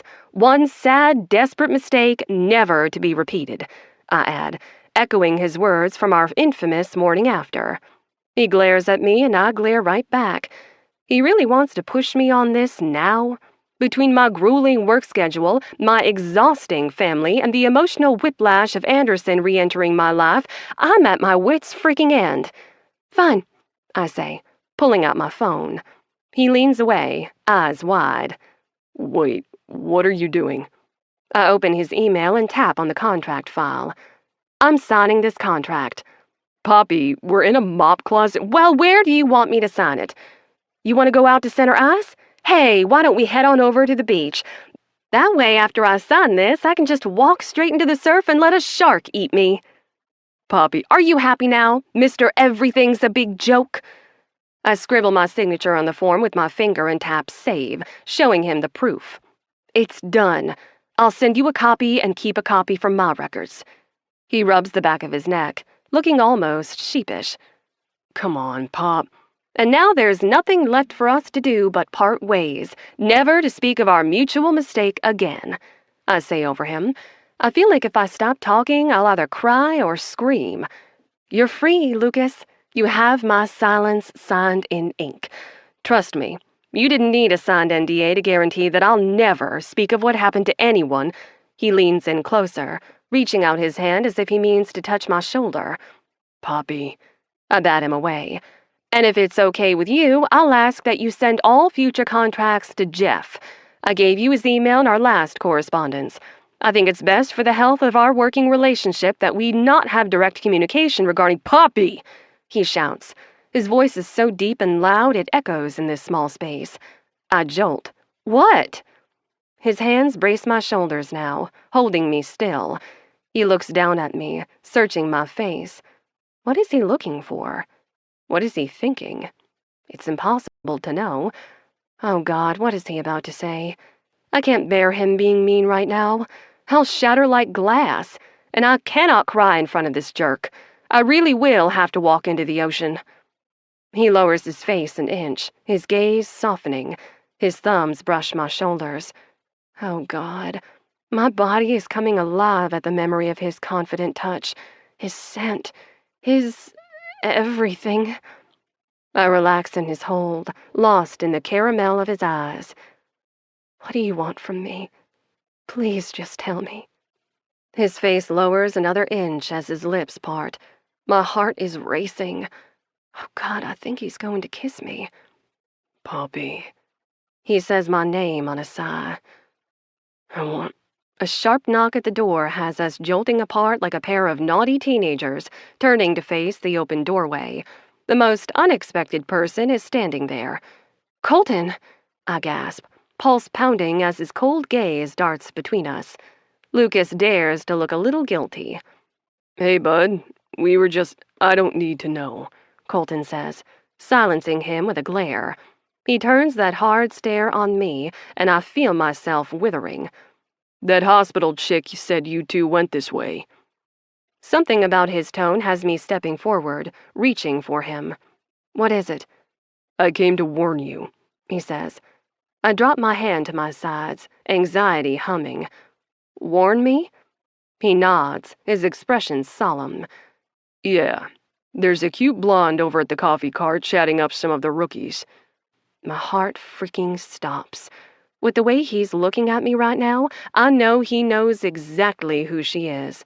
Apparently, he cared enough to look me up. He looked up Anderson, too. Colton knows. Just say it, I whisper. He holds my gaze. It's your sister. 26. Poppy. Well, shit. Lukas is still standing next to me, and we're still in this freaking mop closet. He puts his hand on my shoulder, his expression serious. Do you need a fast exit? We can go through the gym to the parking garage. She never has to know you were here. I search his face. Why would you help me? Seriously? He turns to Colton. Is she serious? She's serious. Colton replies with a nod, arms crossed. Pop, you're a Ray, Lukas explains. And that boyfriend-stealing witch is probably only here to rub your nose in it. Well, I say fuck her. Coley can get you out of here, and I'll get the rookies to key her car. Oh, Lukas, enough! I shift out from under his hand. We are not keying my sister's car. Then what do you want us to do? Nothing! I snap at him. I won't have her pranked or punked or whatever it is you have planned in that crazy head. I brush past Colton, stepping out into the hallway. What are you gonna do then? Lukas calls after me. I'm going to go out there and talk to her like an adult, I say over my shoulder. They follow me, elbowing each other. Don't you both have some weights to lift or pasta to eat or something? Nope, Lukas replies, a fresh spring in his step. I'm free for the rest of the day, Colton echoes.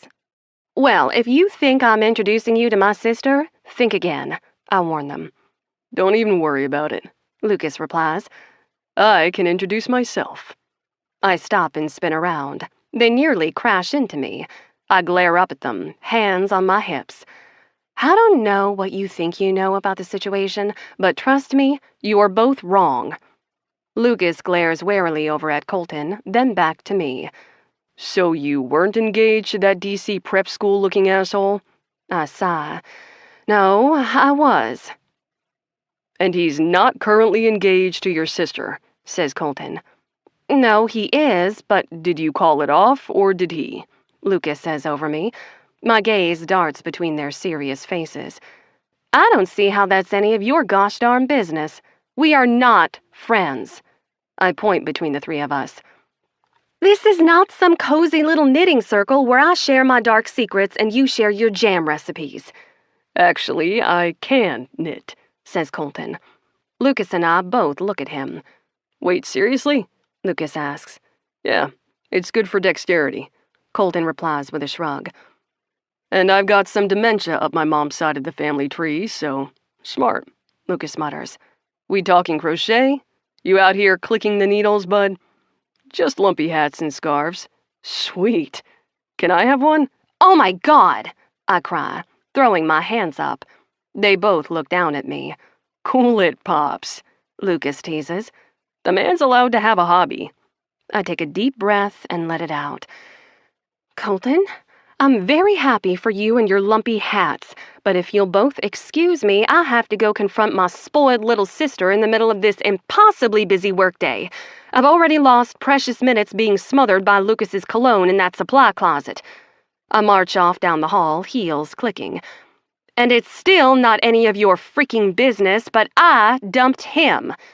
Their shoes squeak on the polished tile floor as they race to catch up with me.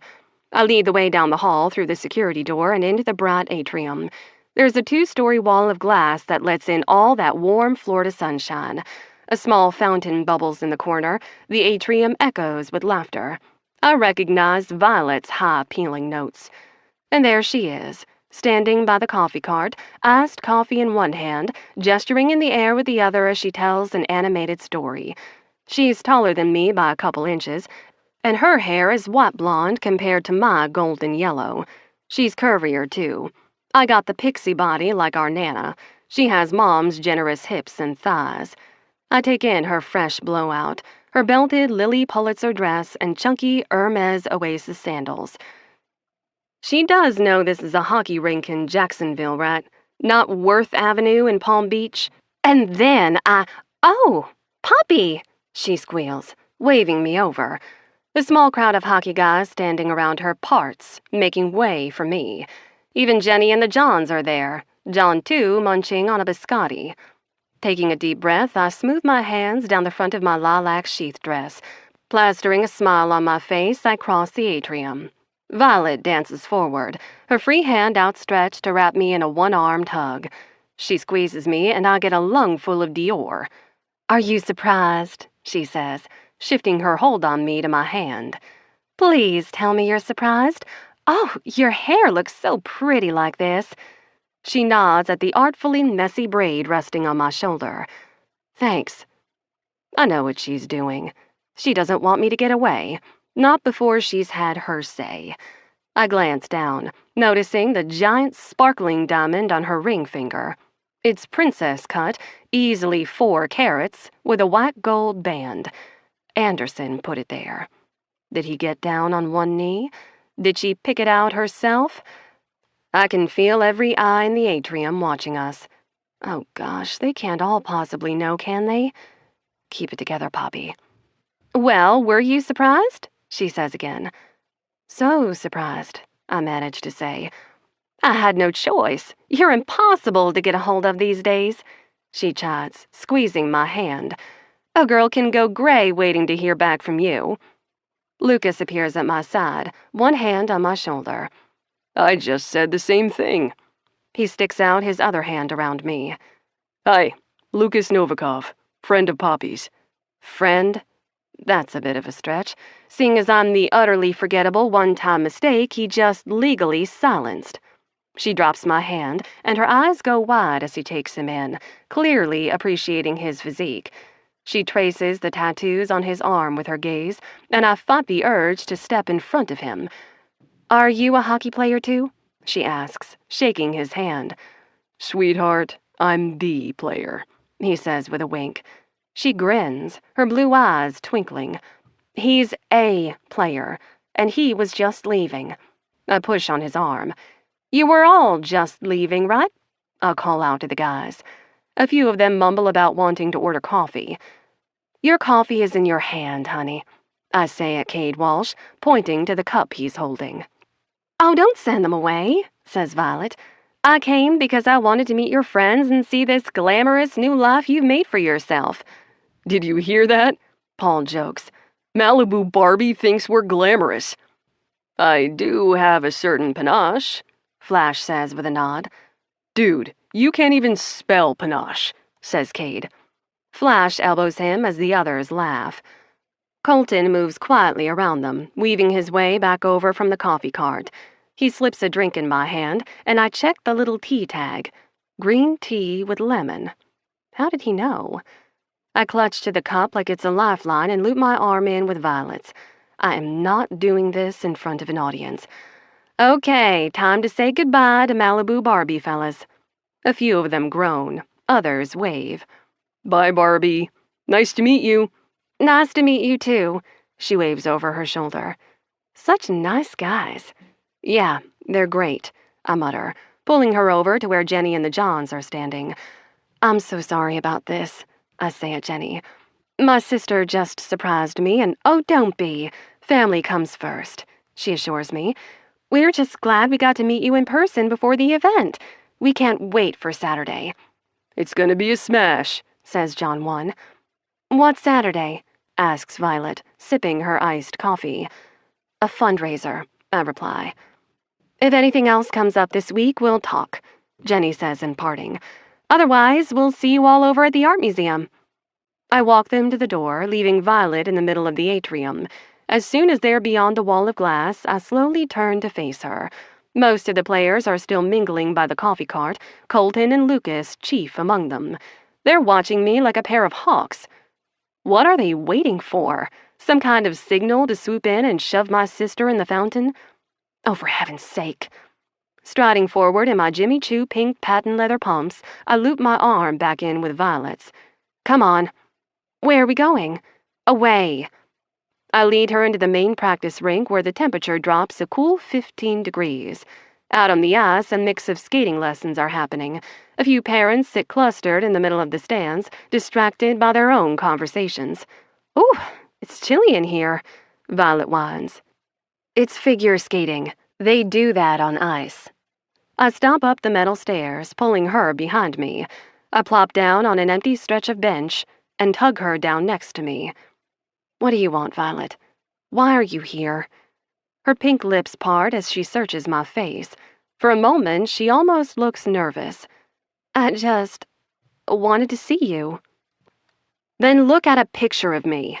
I'm sure you have some on your phone. She flicks her silky hair off her shoulder. Fine. I wanted to talk to you. Well, clearly, if I wanted to talk to you, I would have answered one of your many calls or texts this last week. Her icy blue eyes narrow. Are we seriously gonna do it like this? Can't we just talk like sisters? Poppy, we used to be so close. False. Christina and I were close. Violet was 3 years younger and Mom's spoiled favorite. I clutched my cup of tea, glaring at her. You had the last 2 years to talk to me, Vi. You could have told me the truth at any point. And risk breaking your heart all over again?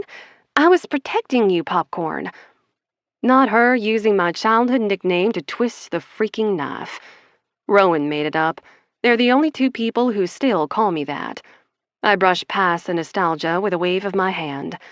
Look, I'm not some delicate flower that can't handle the world, okay? You want to wear the crown and scale Olympus with Anderson? Fine. I can't stop you. I can warn you, I add with a firm look, but I can't stop you. He's not all bad, Pop.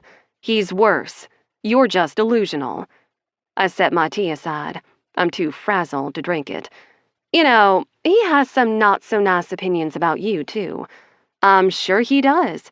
And it takes 2 people to end a relationship. I think in our case it was more like 5. I clapped back. Those are just the other women I knew about, including the stripper at his bachelor party. God, Poppy, that was 3 years ago. And yet, here we are, I say, gesturing between us.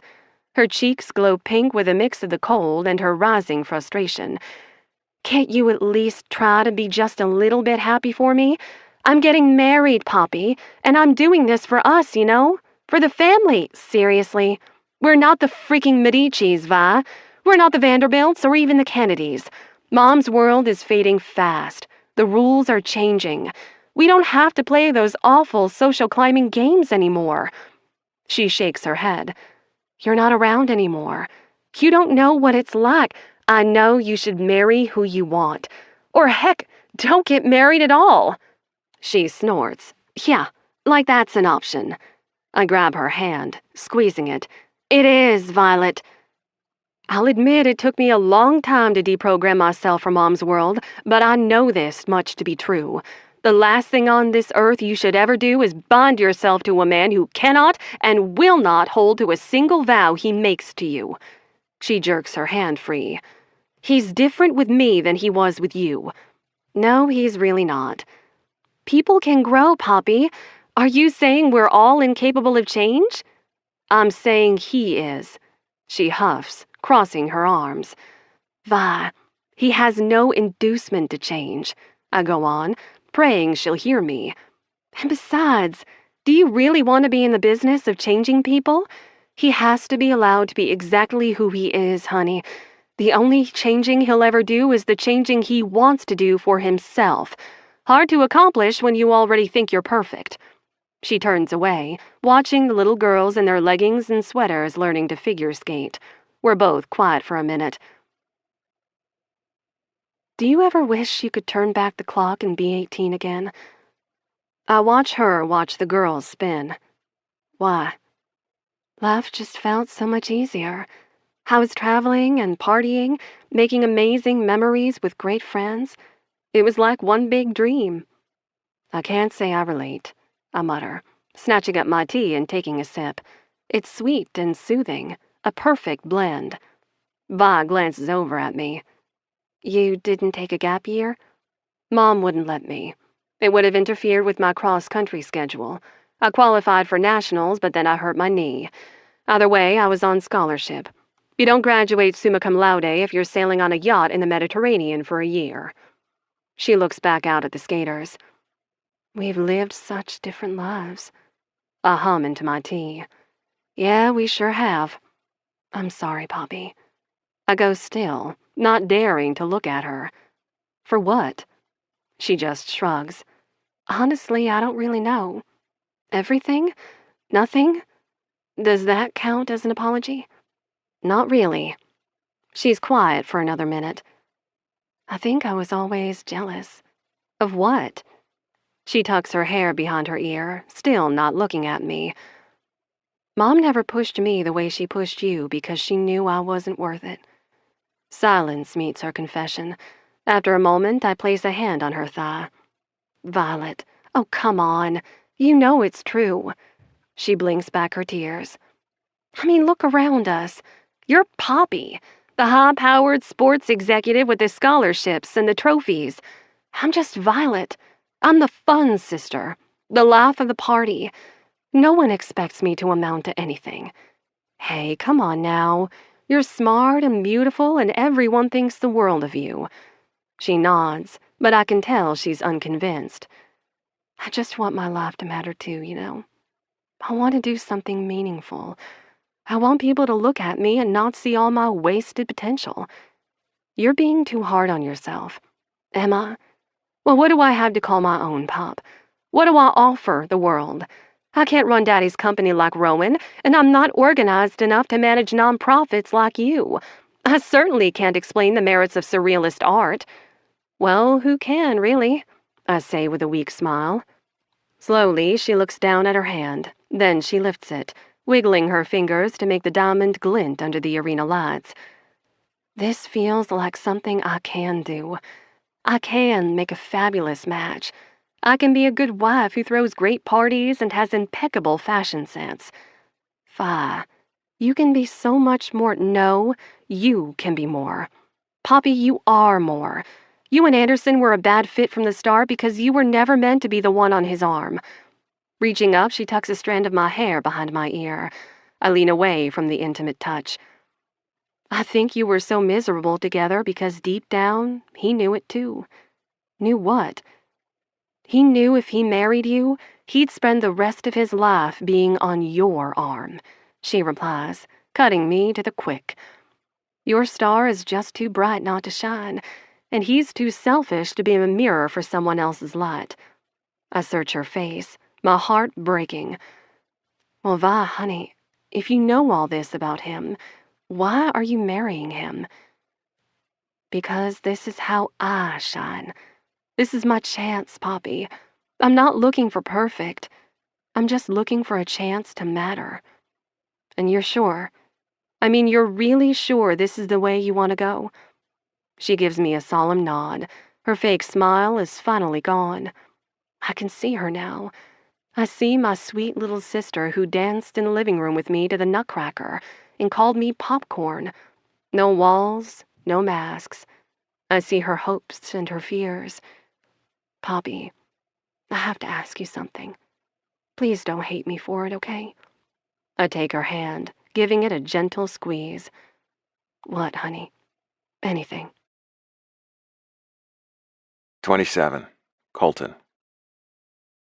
After making a few more jokes about Poppy and her sister, the rest of the guys clear out with their coffees, even Novi. I can tell he wants to stay, but he has a PT meeting he can't skip. Just take care of her, he mutters, giving one last look at the double doors.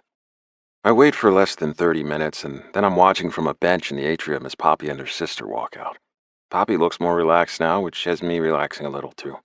She also looks gorgeous. That soft purple dress is hugging her curves in all the right ways. She's got a little flower scarf wrapped around her neck, making her look like a sexy flight attendant. She and her sister cross the atrium, heading for the front doors. I can't hear what they're saying, but they're both smiling and hugging. Is Violet staying? Maybe they're agreeing to meet up somewhere after work. Poppy nods. Then Violet is walking off into the Florida sunshine, and Poppy is turning back around. She searches the atrium as if she's looking for something. The moment she sees me, her smile falls. Then she cracks. With a sob, she flings her hand over her mouth, trying to catch the sound as she rushes away. I leap to my feet. Poppy! She tugs her keycard from her pocket and taps it on the security access panel. The door beeps and she jerks it open, not looking back.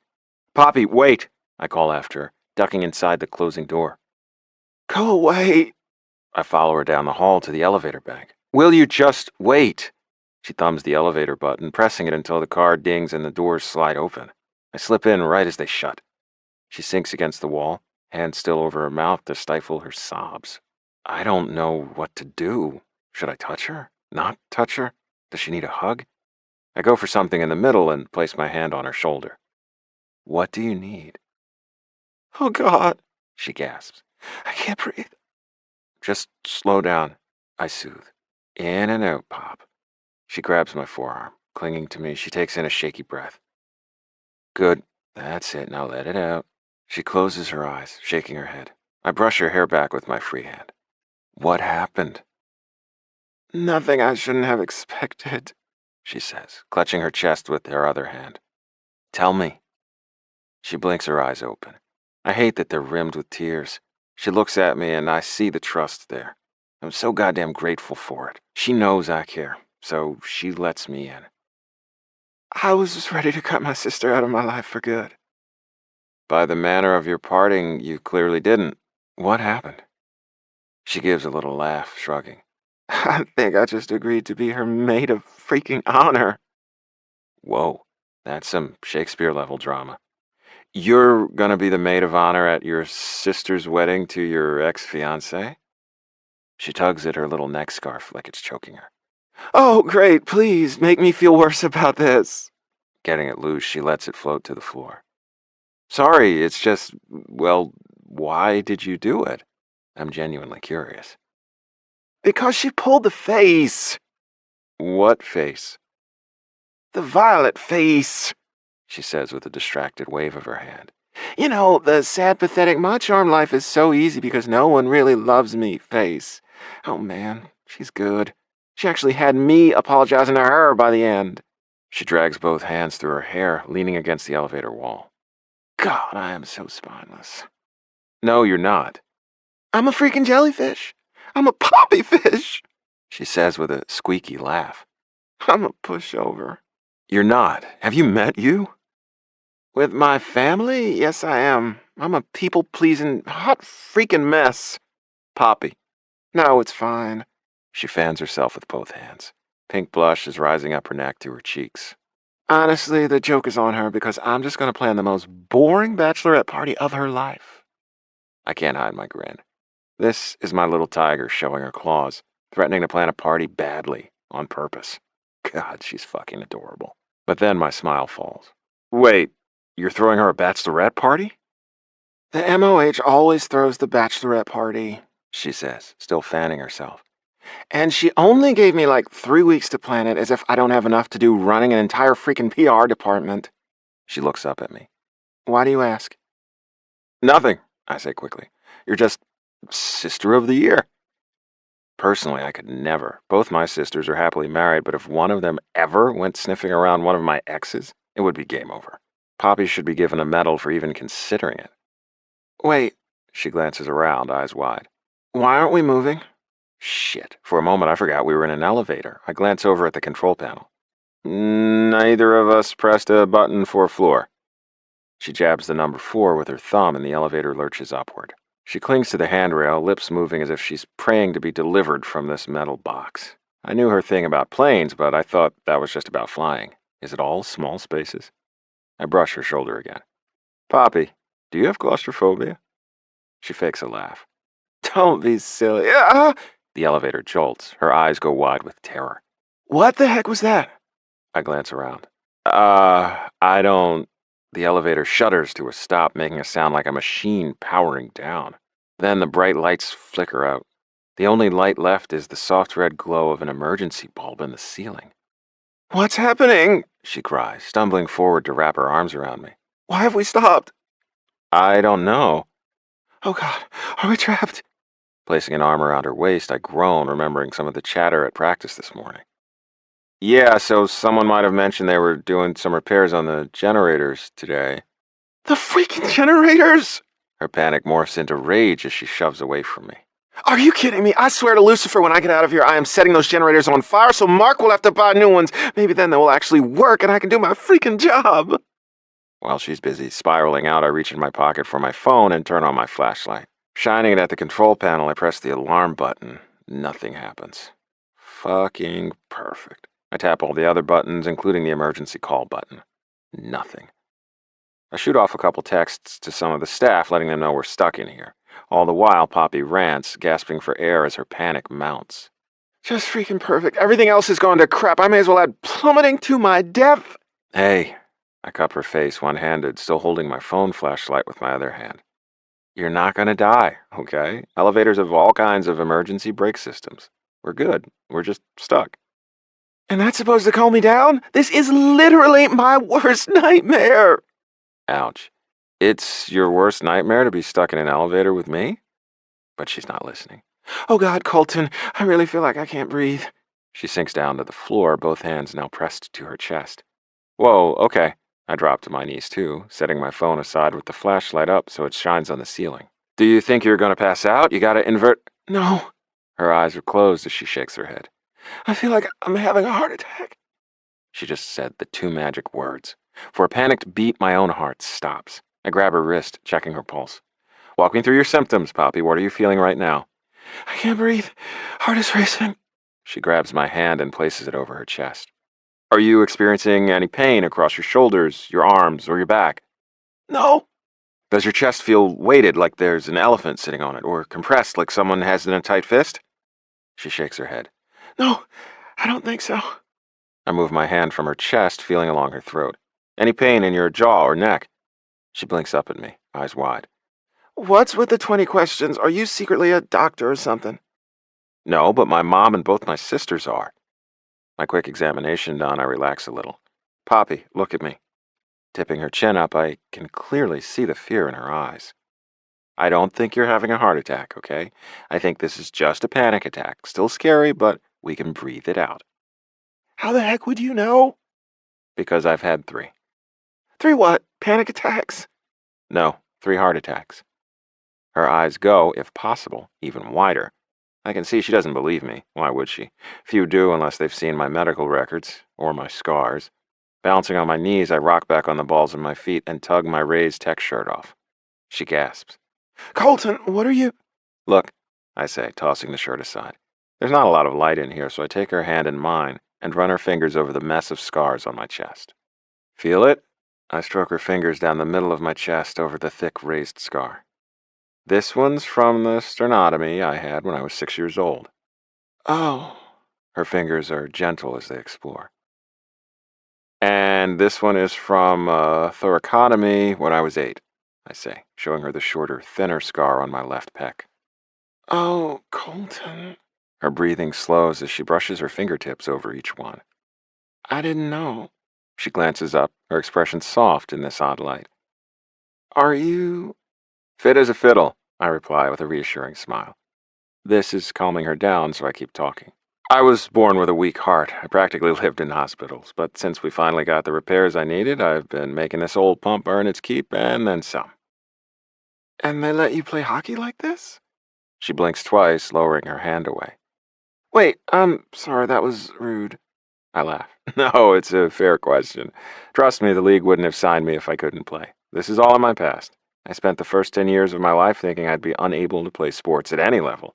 No running, no jumping, no skating down the ice. What was wrong? I shrug. A few congenital defects with long names and low probabilities. Basically, it all meant my heart couldn't pump my blood properly. Low oxygenation led to fatigue, weakness, shortness of breath. But I fought my fight and won. Now, every day that I get to keep playing hockey is my little victory lap. Honestly, it's why I still play. Lord knows I don't need the money, and my knees would probably thank me if I retired early.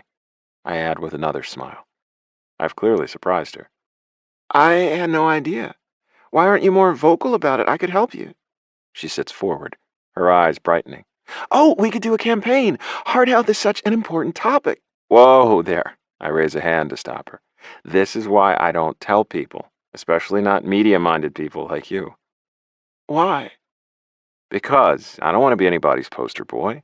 I don't want to be driving to the beach and see a big billboard with my face and the word brave in all caps. I get enough tokenism being one of only a handful of guys in the entire league who isn't white. I support my causes privately, and I make my appearances at the cardiac wing of my hometown hospital every time I'm home. My doctors all have season tickets for life. That's enough for me. She nods. I understand. You want people to see you as an athlete first, not as a heart patient. I consider her words for a moment. Is that what I've been doing all these years? I've spent so long internalizing my own identity as that of former heart patient. I was sick. Now I'm not. Every day I push my body to the limit again and again, showing it and myself what we can achieve together. The rest of my family all chose medicine and academia. Dad was a chemist, Mom's a neurologist, both my older sisters are pediatricians. And then there's Colton, who always had a point to prove. My body is mine to control. Who would I be if I didn't feel this pressure to constantly make my body perform? What would I do if I actually had a choice? If I didn't have to keep proving everyone wrong? Colton? I look down, catching Poppy's concerned gaze. Leaving my phone on the floor, I stand and reach out my hand. Want to try standing again? She slips her hand in mine, and I pull her up. Her other hand goes to my chest as she braces against me. Wobbling, she fixes her shoe. Her palm presses flat against my bare skin, burning me like a brand. Now I'm the one feeling like I can't breathe. Her finger traces my sternotomy scar again. By the light of my phone, I see the questions shining in her eyes. She wants to know more about me, about my story. I want to know her too, if she'll only give me a chance. Am I too late? Did I wait too long? Her fingers inch lower away from my scar. Christ, now she's just touching me. There's no pity in these touches. I reach out on instinct, wrapping my hands around her wrists. Stop. She freezes. Sorry. I let her go and she drops her hands to her sides. The energy in this dark elevator feels suddenly charged. Now that she's not panicking about her sister or being stuck in this elevator, her mind, that never stops churning, is thinking about something else. What is it? She bites her bottom lip, worry flashing in her eyes. About Lukas. Don't. She looks up at me and I see I've wounded her. She's trying to communicate and I'm shutting her down. She feels like she needs to tell me about what happened between them. He's my friend and my teammate. She needs to unburden herself, but I can't fucking bear it. Whatever you're about to tell me, I don't want to know, I say, my tone gruff. She shrinks back farther. Okay. With a groan, I close the space between us. Cupping her face with both hands, I tip her chin up. I said I don't want to know. I didn't say anything. You're not mine, Poppy. Her gaze hardens as her hands wrap around my wrists. You think I don't know that? I walk her back until she touches the wall again. She gasps, her hip hitting the metal handrail. One hand drops down to brace against it. The other stays wrapped around my wrist, her fingers pressing against my pulse point. Can she feel the way it's racing? Whatever happened between you and Novi in D.C. is your own business, I explain. He's not talking, and I don't want you to either. You weren't mine, so you owe me nothing. Understand? She nods. Fuck this. I'm done waiting for my shot with her. I'm done watching from the bench, just hoping she'll notice me. Seizing this chance, I dare to go on. But you need to know that if you were mine, he would never touch you again. She blinks up at me. If I was yours? I stroke her cheek with my thumb, praying she'll let me get this all out, praying she'll hear me. I've died and come back 3 times over, Poppy. I know with a clarity most others lack that sometimes you only get one shot in this life. You have to be ready to take it when it comes. You have to be ready to fucking cherish it. Her eyes trail from my chest scar back up to my face. And what do you cherish? Hockey, I reply with a smile, knowing it's not what she expected me to say. It's all I wanted. I gave it everything I had and I rose right to the top. You've had an amazing career, she admits. But that's all I have, Poppy, my career. Dad dying put that in harsh perspective for me. I was so focused on this one thing I wanted that I didn't let myself dare want anything else. What else do you want? Leaning down, I place a kiss on her forehead, whispering against her warm skin. I want you. I have for years. She leans away on a gasp. Years? I nod, clearly picturing the moment in my mind. Since the first day I saw you sweep into the practice rink in D.C., you were wearing a pale yellow dress with your hair down. You remember my dress? How could I forget? You were like a ray of sunshine. I couldn't look away. You stopped me in my tracks, Poppy. You still do, every day. I want you so fucking bad. Since the moment you walked into my life 2 years ago, I think I've been chasing this dream of you. Hell, I chased it all the way to Jacksonville. You're the reason I took this trade. I wanted to be where you are. I wanted to be ready to take my shot. All I need to know is, do I have one? Colton, she whispers again, pronouncing the T in that way that makes me feral. Don't, I grit out, locking my elbows to keep her from inching closer. She leans away, confused. Don't what? Don't say my name like that. Like what? Like you already know how I taste. I brush my thumb over her parted lips. Like you might just give a damn about me. I do. She holds my sides. Colton, I care about you. Then answer my question. She goes silent, not meeting my eye. I tip her chin up again, determined to hear her truth. She has all of mine now. It's only fair I get a little taste of hers, even if it breaks what's left of my heart. You what? Tell me.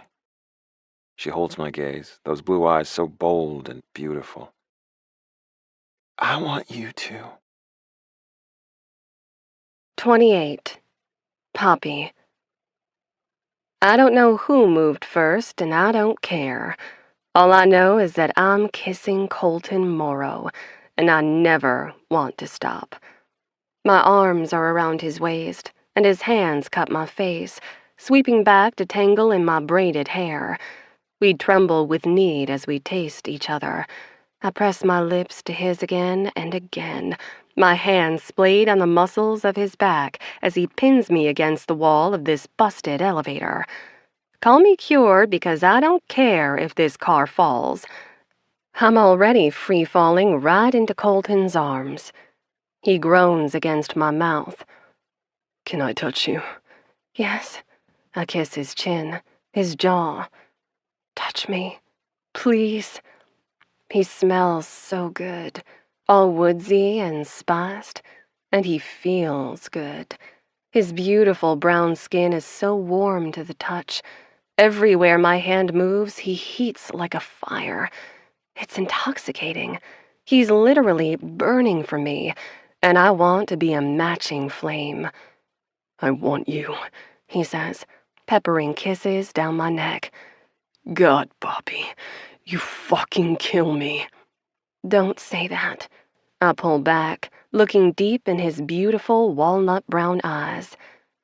This isn't dying. This is living. He nods. I drop a hand down to stroke 2 fingers over the thick scar on his chest. He tenses, holding himself still. I let him see in my eyes that I don't pity him.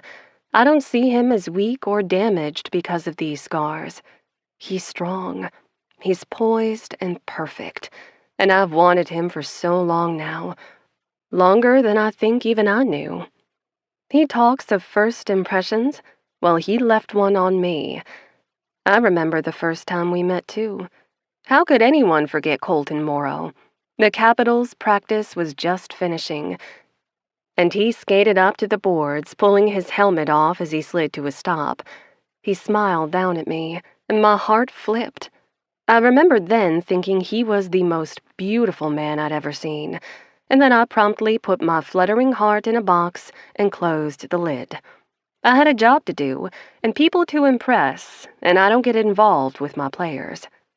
Always work, always obligations and expectations. Well, what has that gotten me? I'm 27 and alone, chasing this man in my dreams, too afraid to want him in real life, too afraid to risk it. I press my palm over his scar, covering it with my hand. Tell me what you're thinking, he says, trying to get closer, looking for his way in. My eyes trace the shape of my fingers against the dark canvas of his skin. The truth comes unbidden, and I speak it into the air between us. I think I've been a ghost. What do you mean? I look up.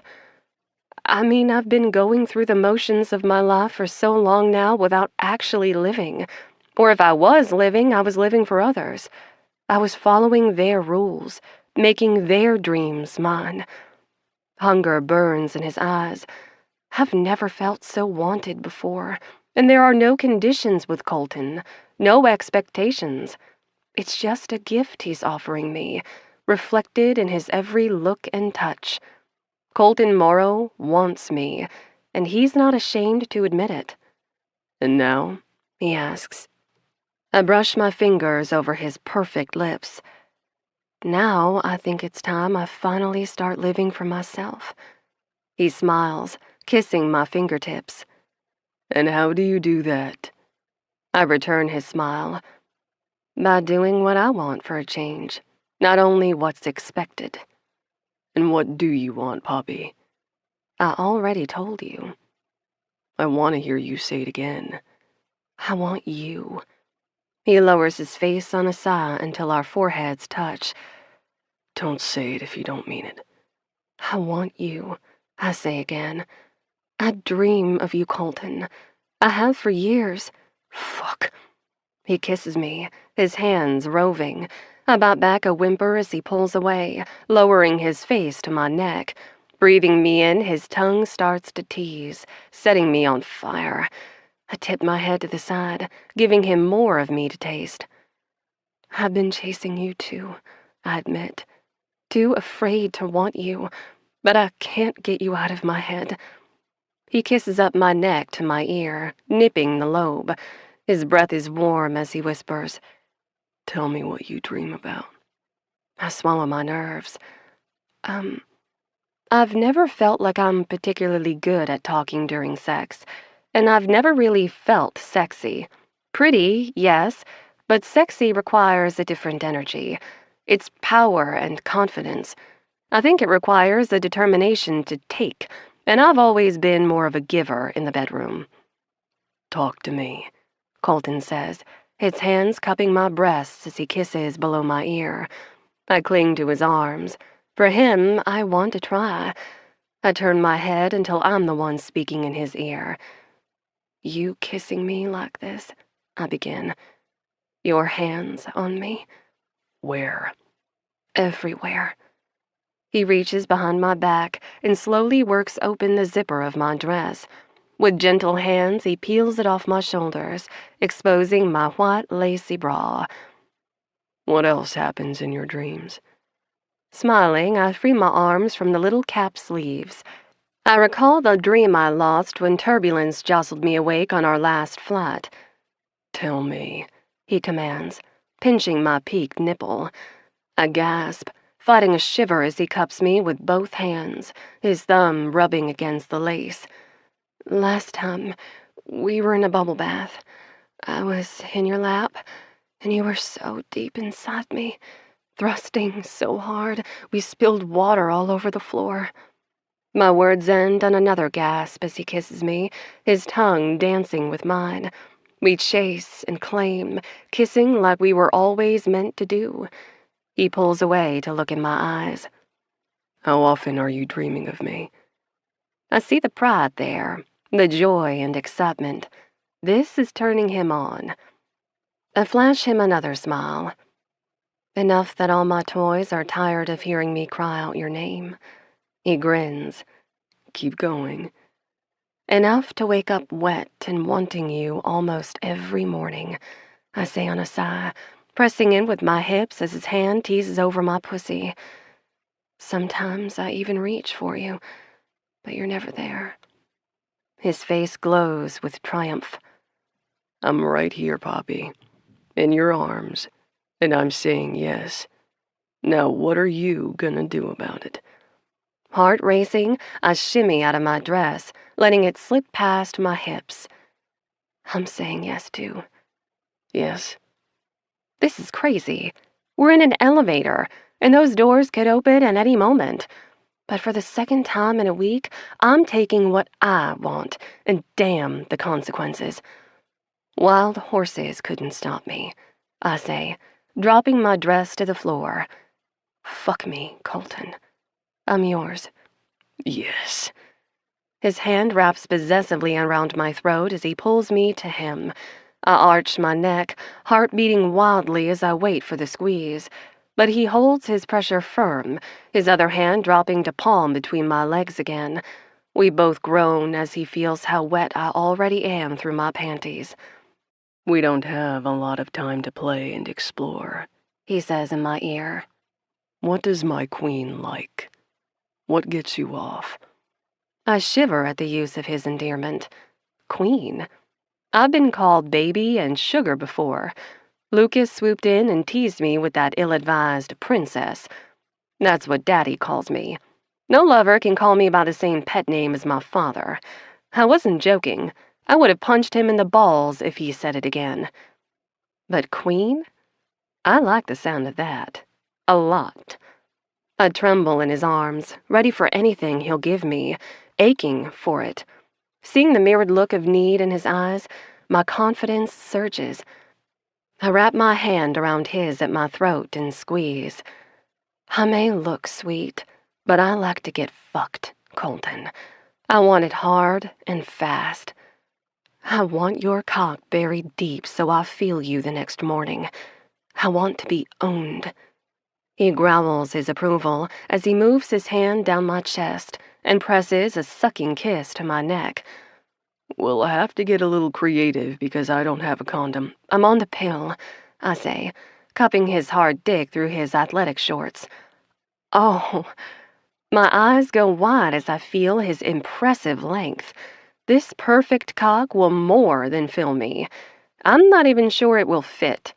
My pussy is already weeping at the chance to try. Are you sure? I nod. Yeah, I try to work around how I can say this. I've only been with one other person in the last 3 years, and we used a condom. I add quickly. Both, all of the times we used a condom. Colton's eyes narrow. Signing Lucas's NDA means I can't officially name him, but we both know what I'm saying without me saying it. He swoops in, kissing me again until I'm left swaying in my heels and breathless. Pulling away, chest heaving, he grabs a fistful of my braided hair and jerks my head back. I cry out, loving his tight hold on me.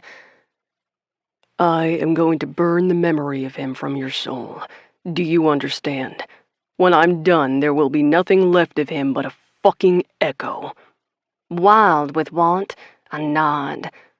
Good girl, He praises, pressing one more kiss to my lips. Now you said you want me to own you. I nod again. He leans closer, rasping in my ear. Then get on your knees and get your pretty mouth on my dick. I want it wet with you before I shove it in your cunt. His eyes are 2 pools of nut as he glares hungrily down at me. You want me buried deep? I nod for a 3rd time. Yes, please. He grins. Perfect. Because I want to fill you with my cum. I want to watch you stumble out of this goddamn elevator with me dripping down your thighs. He cups my pussy again, rubbing my clit with his palm until I squirm. You're gonna feel me in this pretty cunt and know exactly who owns you. Sound good? Yes, I whisper, heart racing. Good. He kisses me again, biting at my bottom lip. Get on your fucking knees. Okay, dirty talking Colton is my new kryptonite. I melt to the floor, whimpering with need. I pull down his shorts, freeing his cock. It hangs hard and ready in front of my face, casting a shadow in this eerie light. I take in the size, my hands reaching out to tentatively wrap around his base.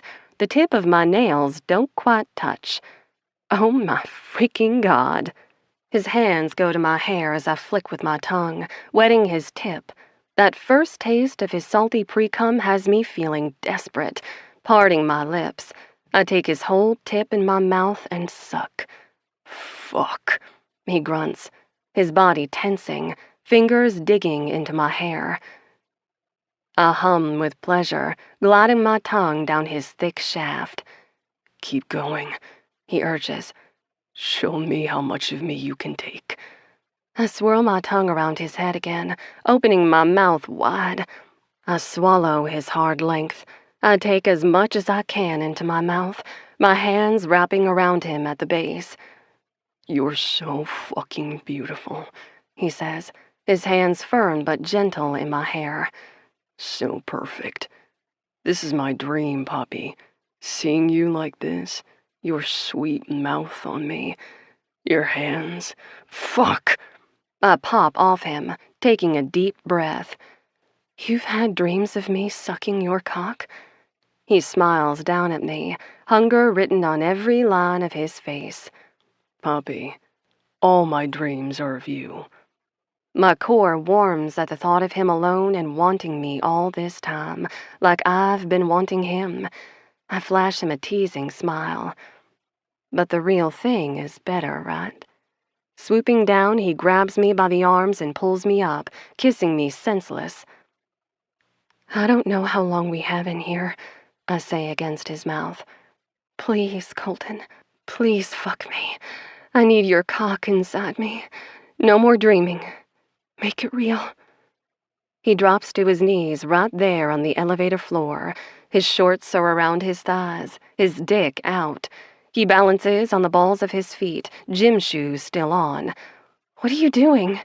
I swallow a squeal, nearing tripping in my heels as he jerks my panties down to my ankles. Next to him, his phone buzzes with a call. It vibrates on the floor, making the light flicker. Neither of us answer.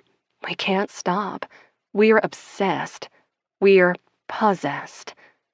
Colton reels me in by the hips, and my hands smooth over his short hair. He presses his face to my pussy, making a desperate sound. No, we don't have time. Ah! I cry out as he tongues my clit, his fingers wiggling to dip into my wet pussy. Colton, please. I swallow a moan as he gives my pussy a light smack. Behave, He growls, burying his tongue back inside me. I ride his face, both hands gripping the handrail behind his head. He groans his approval, sinking his tongue inside my pussy. Oh, I'm right there, I say on a gasp. Don't stop. He shoves 2 fingers inside me, flicking my clit with his tongue until I'm squeezing him tight, my orgasm crashing over me.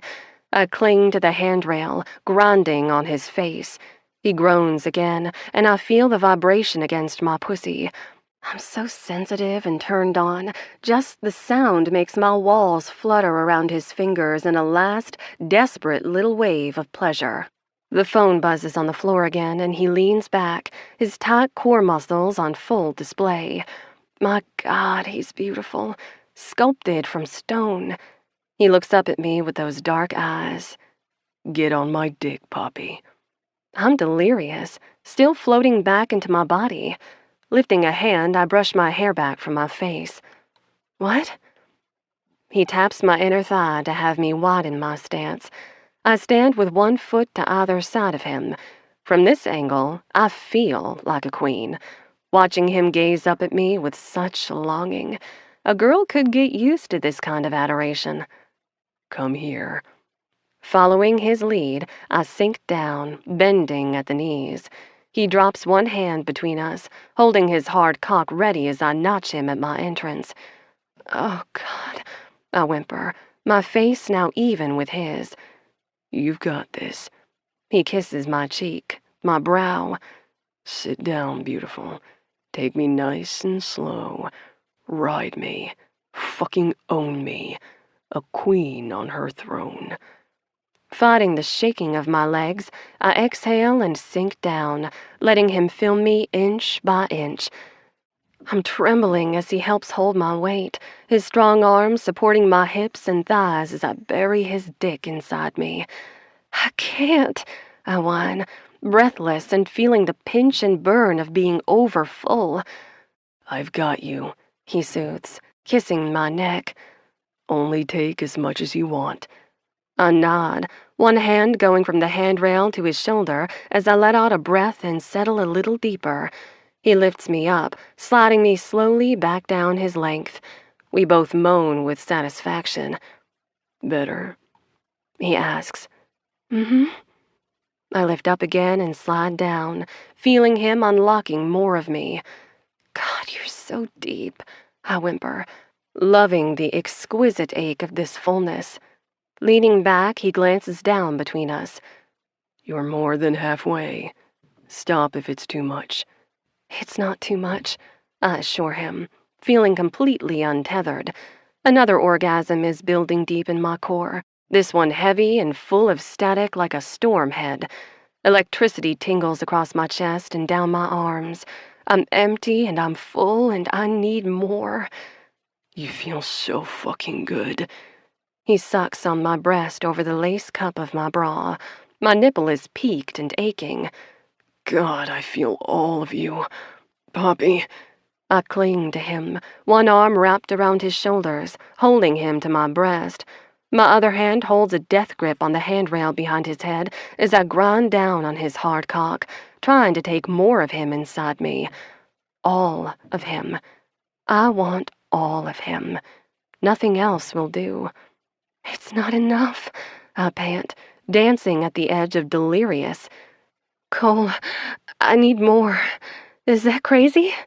I'm so full, but please, please give me more. I can take it. I know I can. Please. He groans again, his hands tightening on my thighs as he changes the angle of his hips and arches back. At the same time, he thrusts up, impaling me on his cock until I feel myself seated fully. I cry out, throwing my head back as he fucks me from below. I'm just along for this ride. My whole body swept up in the storm of his passion as he buries himself in me again and again. Fuck! He shouts, his hands digging into my hips so hard they'll leave bruises. I'm gonna come. Me too. Melting against him, I press my lips to his in a searing kiss and let the supernova consume us both. My pussy clamps down on him like a vice. His body shudders as he thrusts again, his arms wrapping protectively around me as we both release. I don't even know how much time passes before he's saying my name, brushing my hair back. Poppy. I lift my head off his shoulder and blink my eyes open. Everything looks so bright. I wince. Poppy, get up. His voice is urgent. He's shifting me away. In my fog, I cling to him, not wanting a repeat of that empty feeling I got when Lukas left me against the ice machine. Pop, the lights just came on. The elevator buzzes. Somewhere in the shaft above us, there's a loud alarm-like beep. My happy pink orgasm bubble bursts as I glance around. I'm naked in the middle of this broken elevator, straddling a hockey player's lap with his cock buried inside me. Oh, God. Poppy, you gotta get up. The doors could open any second. Help me! He shifts me off his lap, and I rise shakily to my feet. I snatch up my dress while Colton tucks himself away and shrugs back into his t-shirt. We both jump as a deep voice fills the elevator car. Hey, this is Fire Chief Dale Finnick. Do we have some people stuck in this elevator? With an anxious look at me, Colton steps over to the control panel and presses the red phone button. Yeah. Hey, Chief. Colton Morrow here. I'm with our PR director, Poppy St. James. There's a moment's delay where the only sound is the mechanical whirring and that alarm buzz. I shimmy back into my lilac sheath dress, getting it up over my hips. You both all right? Calls the fire chief. Colton smirks at me, his eye roving my half-nakedness. Yeah, we're great. Little panicked at first, but now I'd say we're fan-freaking-tastic. Can you get us out of here? I roll my eyes, tugging my dress up onto my shoulders as I search the floor for my shoe. I had two when I walked in here. Sorry about that, folks, comes the fire chief's deep voice. We're resetting the system now. We'll have you out in a jiff. Oh, God, they're about to get us out? A crowd of firefighters is going to watch me do a walk of shame out of this freaking elevator. My shoe! Colton drops to one knee and grabs my discarded shoe. I wobble on one foot as he wraps a gentle hand around my ankle, helping me slip the pink patent leather pump back on my foot. Oh, my panties. Got 'em.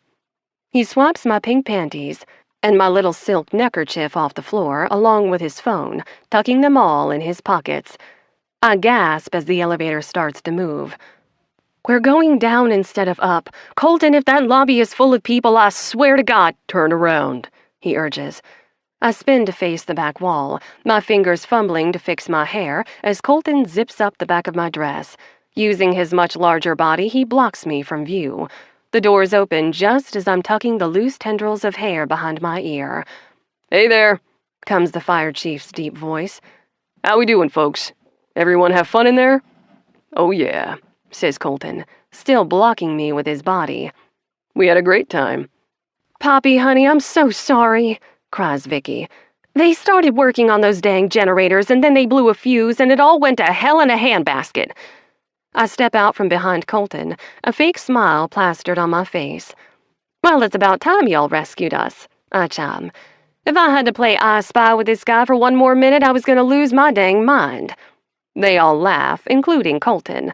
It's rich and deep and warms me through like sinking into a hot bath. He makes the rounds, shaking the firefighter's hands, as Vicky hurries over to me, her dark eyes wide with worry. Poppy, honey, is everything all right? Oh, God, how bad do I look? First stop, bathroom mirror. I may have had a teensy little panic attack, I admit, but Colton helped me calm down.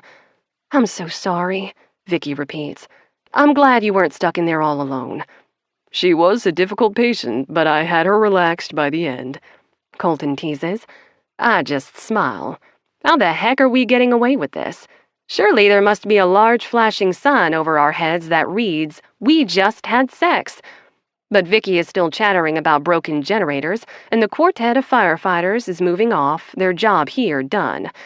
Colton inches closer, filling my already swimming senses with his woodsy scent and the heat of his now familiar body. I have to get out of here. Well, the day doesn't end just because you get stuck in an elevator. Back to work I go. Vicky steps over to the elevator and presses the up button. You heading back up to 4, honey? I watch the doors open and shake my head. Sorry, Vic. For the foreseeable future, I think I'll be taking the stairs. Colton chuckles. I cast him one more parting glance and the smooth devil winks. Only he and I will ever know that I walked into that elevator wearing panties, and I just walked out with those panties in his pocket, his cum now sticky between my legs. 29. Lukas. Wait, what are we doing? I glance around at all the stuff Wednesday Addams and the social media interns have set out for us. Word to the wise, never say nothing when someone asks you what you're doing until you've 100% confirmed their identity. I walked right into this and have no one to blame but myself. It's called the Tortilla Slap Challenge, Wednesday says again. That tells us nothing, says Carlson. She glares at him. He doesn't take offense. She just doesn't have another way she looks at people. You each take a large drink of water and hold it in your mouth, she explains again. Don't swallow. Then you pick up a tortilla. Then you take turns slapping each other in the face with it. What's hard to understand? Sully glances from the bottles of water to the stack of tortillas. Yeah, but why? Because it's funny and it's trending. Now, Carlson and Sully, you're up first. Why do we need the water? Asks Carlson. Just put the water in your mouth and don't swallow it, she says. When Sully hits you with the tortilla, try not to spit it out. You're that hen? I elbow Carlson. In this game, you don't get to spit or swallow. You just gotta hold that shit in your mouth. Gargle it. Really give it a good soak. He mutters something in Swedish as Sully says, This sounds so dumb. It is dumb, Wednesday replies. But it's trending and you all volunteered. So pick up the tortillas and get slapping. Come on, I want to post this content within the hour.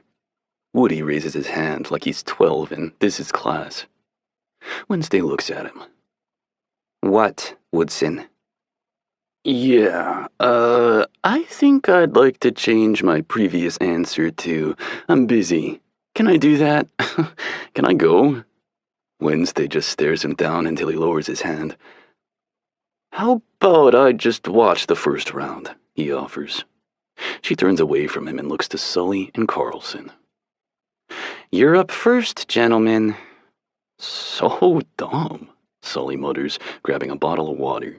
He and Carlson stand on their marks. Okay, and we're rolling, Wednesday calls, standing behind the phone tripod. Hey, y'all, Sully says to the camera with a wave. So we're the Rays. I'm team captain Josh O'Sullivan, and this here is my fellow lineman Henrik Carlson. Always a man of few words, and just gives a nod to the camera. And, yeah, this is the Tortilla Slap Challenge. I shake my head, grinning as I watch them take big swigs of water. They hold it in their cheeks like a pair of chipmunks. Then an intern hands them each a tortilla. Sully gives Hen the nod, and Hen slaps him as hard as he can with the limp tortilla. My eyes go wide as the tortilla makes the loudest cartoon slap noise I've ever heard. I join everyone behind the camera, roaring with laughter as Sully slaps Hen, and they both spray water everywhere, choking as they laugh too. Oh my God! I want to play, says Paulie, bouncing on the balls of his feet. Woody, come slap me with a tortilla. Woody and Polly go next, introducing themselves to the camera before they take their swigs of water and start slapping. This is so fucking stupid. I'm crying, I'm laughing so hard. Holding my sides, I wheeze, tears in my eyes as Woody sprays Polly in the face. Hey, what did I miss?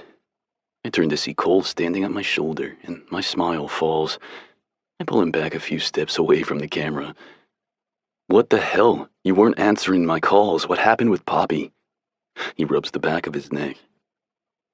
Yeah, we sorta got trapped in an elevator. My eyes go wide. What? Cool out, she's fine. You don't need to worry about it. Seriously, what are they doing? He's distracted, watching as Sully and Hen join Woody and Polly. Now they're doing a four-way slap fight with the tortillas, spraying water everywhere as the others howl with laughter. Oh, man. Water just went up my nose, Polly says on a snort. It's the tortilla slap challenge, I say. Wait, what do you mean I don't need to worry about it? Is she okay? What did the sister want? His smile falls as he places a hand on my shoulder. Look, Novikov, whatever did or didn't happen between you and Poppy is finished. Find another shiny object. Did this asshole just full-ass name me? I shrug his hand off my shoulder. What the fuck is your problem? Before he can respond, I catch a whiff of his cologne. Only, it doesn't just smell like his cologne. He smells like rosemary and mint and a warm summer's day. And I've had enough sex to know that this fucking asshole is standing right next to me smelling like a freshly fucked pussy. My hackles rise. I bet if I lifted his fingers to my mouth, I could still taste Poppy on him. Trapped in an elevator, I say with a raised brow. That's the story? Yeah, and it's a long story, he mutters, daring to move away. I grab his arm, stepping close to speak in his ear. Yeah, a story that ends with you 3 fingers deep inside our PR director's cunt. Shut your fucking mouth, he growls. Well, that's why you came down here, right? To tell me you fucked her? Because you could have just left. Practice is long over, and you've got no PT. But no, you wanted to come rub it in my face first, you fucking caveman. I didn't come to crow over you. I came to warn you, he counters. Warn me? He holds my gaze, his expression dark and fucking menacing. Usually he reserves this attitude for the ice and the opposition. I'm only saying it once. You had your taste. Now you're done. Poppy is off limits. I huff a hollow laugh. Are you calling dibs on our PR director? Yeah, I am, he replies with a solemn nod. I stuff my hands in my pockets, my frustration rising. Well, shouldn't that be her decision? I don't think she'd take too kindly to learn how you kicked me out of her bed. I'm sure you already kicked yourself out of it with your usual self-sabotaging bullshit. Ouch, fucker. He leans in, that hand back on my shoulder like we're fucking friends. Look, I know you, Nov. I know you like games, and I know your favorite game is the chase. So, I'm doing you this favor. I shrug his hand away again. What fucking favor? Consider it a warning, he clarifies, his tone cold as ice. I'm in this game now, too. Something dark and heavy churns in my gut. Are Cole and I seriously about to fall out over our PR director? Am I about to lose my only real friend on this team? Who's next? Wednesday calls. Clearly done with me, Cole raises his hand and calls out, I'll play. He steps around the camera tripod, heading over to the table with the water and tortillas. I'm playing too, I say, shouldering past Woody. On your marks, then. Wednesday points to the tape X's on the floor. I unscrew my water bottle and take a deep swig, filling my mouth. Cole does the same. Then, we're each handed a tortilla. He gives a nod and I slap him as hard as I can. Even as the guys behind the camera cheer, he doesn't laugh, and he doesn't spray his water. Neither do I. Suddenly, this all got very unfucking funny. I'm barely back on my mark before he's backhanding me with his fucking tortilla. I spit a little water in surprise, swallowing the rest. Dude, what the fuck? He spits his water out on the carpet. Then he lunges, tackling me to the floor. We hit the table as we grapple, scattering the tortillas and bottles of water. Whoa! Hey, this is not how you do the tortilla challenge, Wednesday shouts. Guys, what the fuck? Hey, break it up! I'm not gonna fight you, I grunt. Get off me! Cole glares down at me, his hips pinning mine down as he presses his forearm to my chest. Fuck, this guy's so strong. You're done chasing her, understand? Dude, what's your fucking problem? No chick is worth this, I say, twisting a hand free and punching him in the ribs. He grunts, absorbing it. She is. Now, get there faster and I'll stop. Guys, knock it off! That's enough! 2 pairs of strong hands pull him off me. I blink up from the floor to see Sully and Woody with hands on him, holding him back. What the fuck is this? Sully says, looking from Cole to me.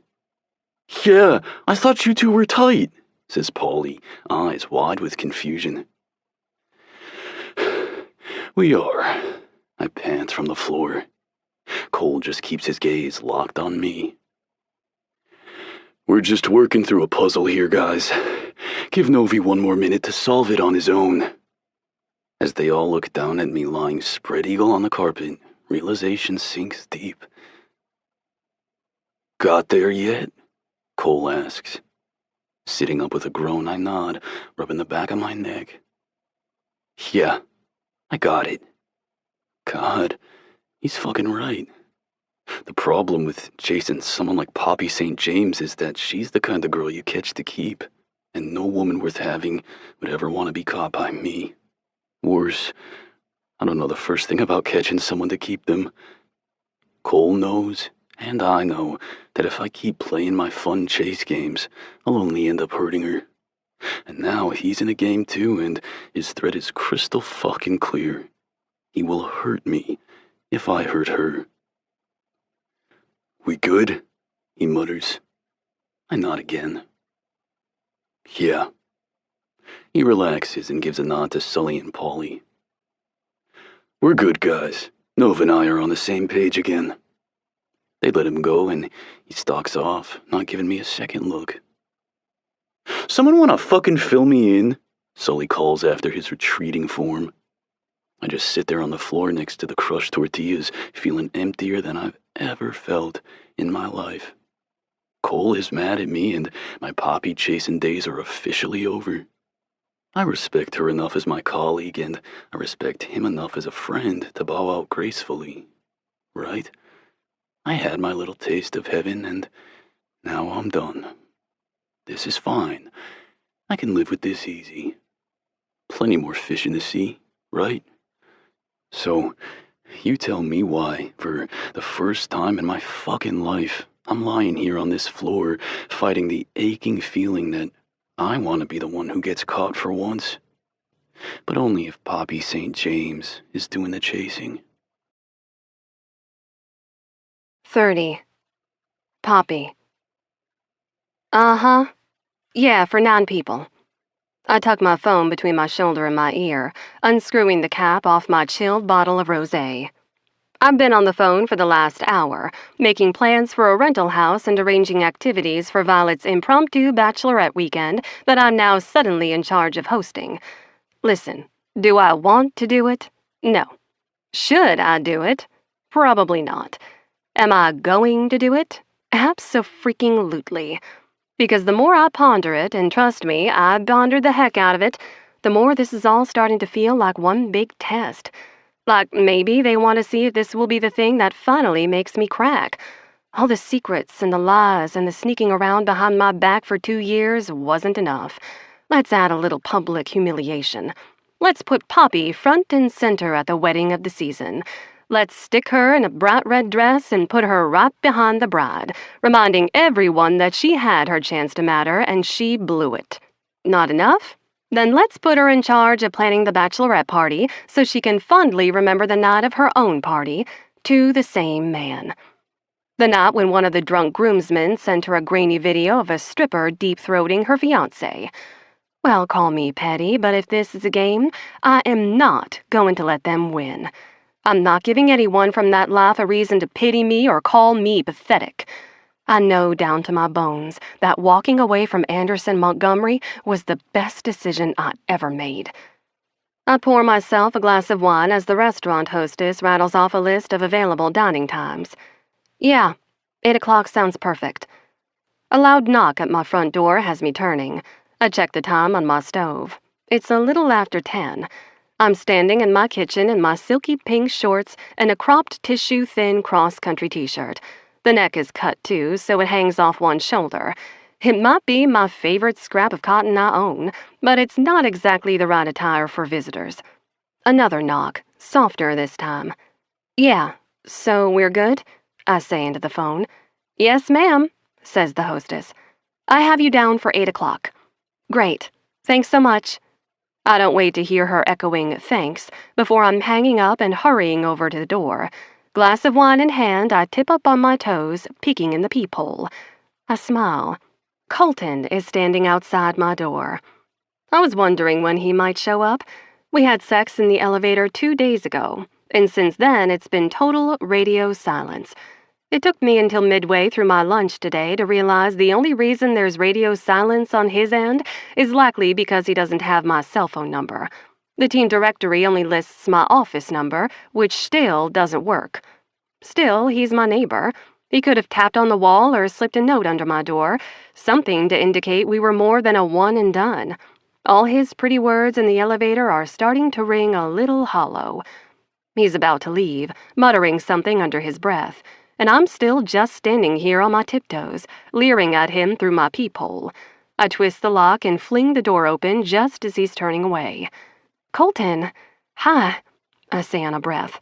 He turns back, his expression warming as he takes me in from head to toe. I do the same to him. He's dressed casually in a Rays t-shirt and athletic shorts. His hands are full of a bunch of reusable shopping bags, fit to burst with groceries. A little late for grocery shopping. I was in Orlando, he says at the same time. What? Orlando, he says again. Helping my mom move. That's where I've been, in case you were wondering. I smile, feeling a little lighter. I was, actually. Yeah, I couldn't get out of it, he goes on, his tone apologetic. She's moving down from Canada.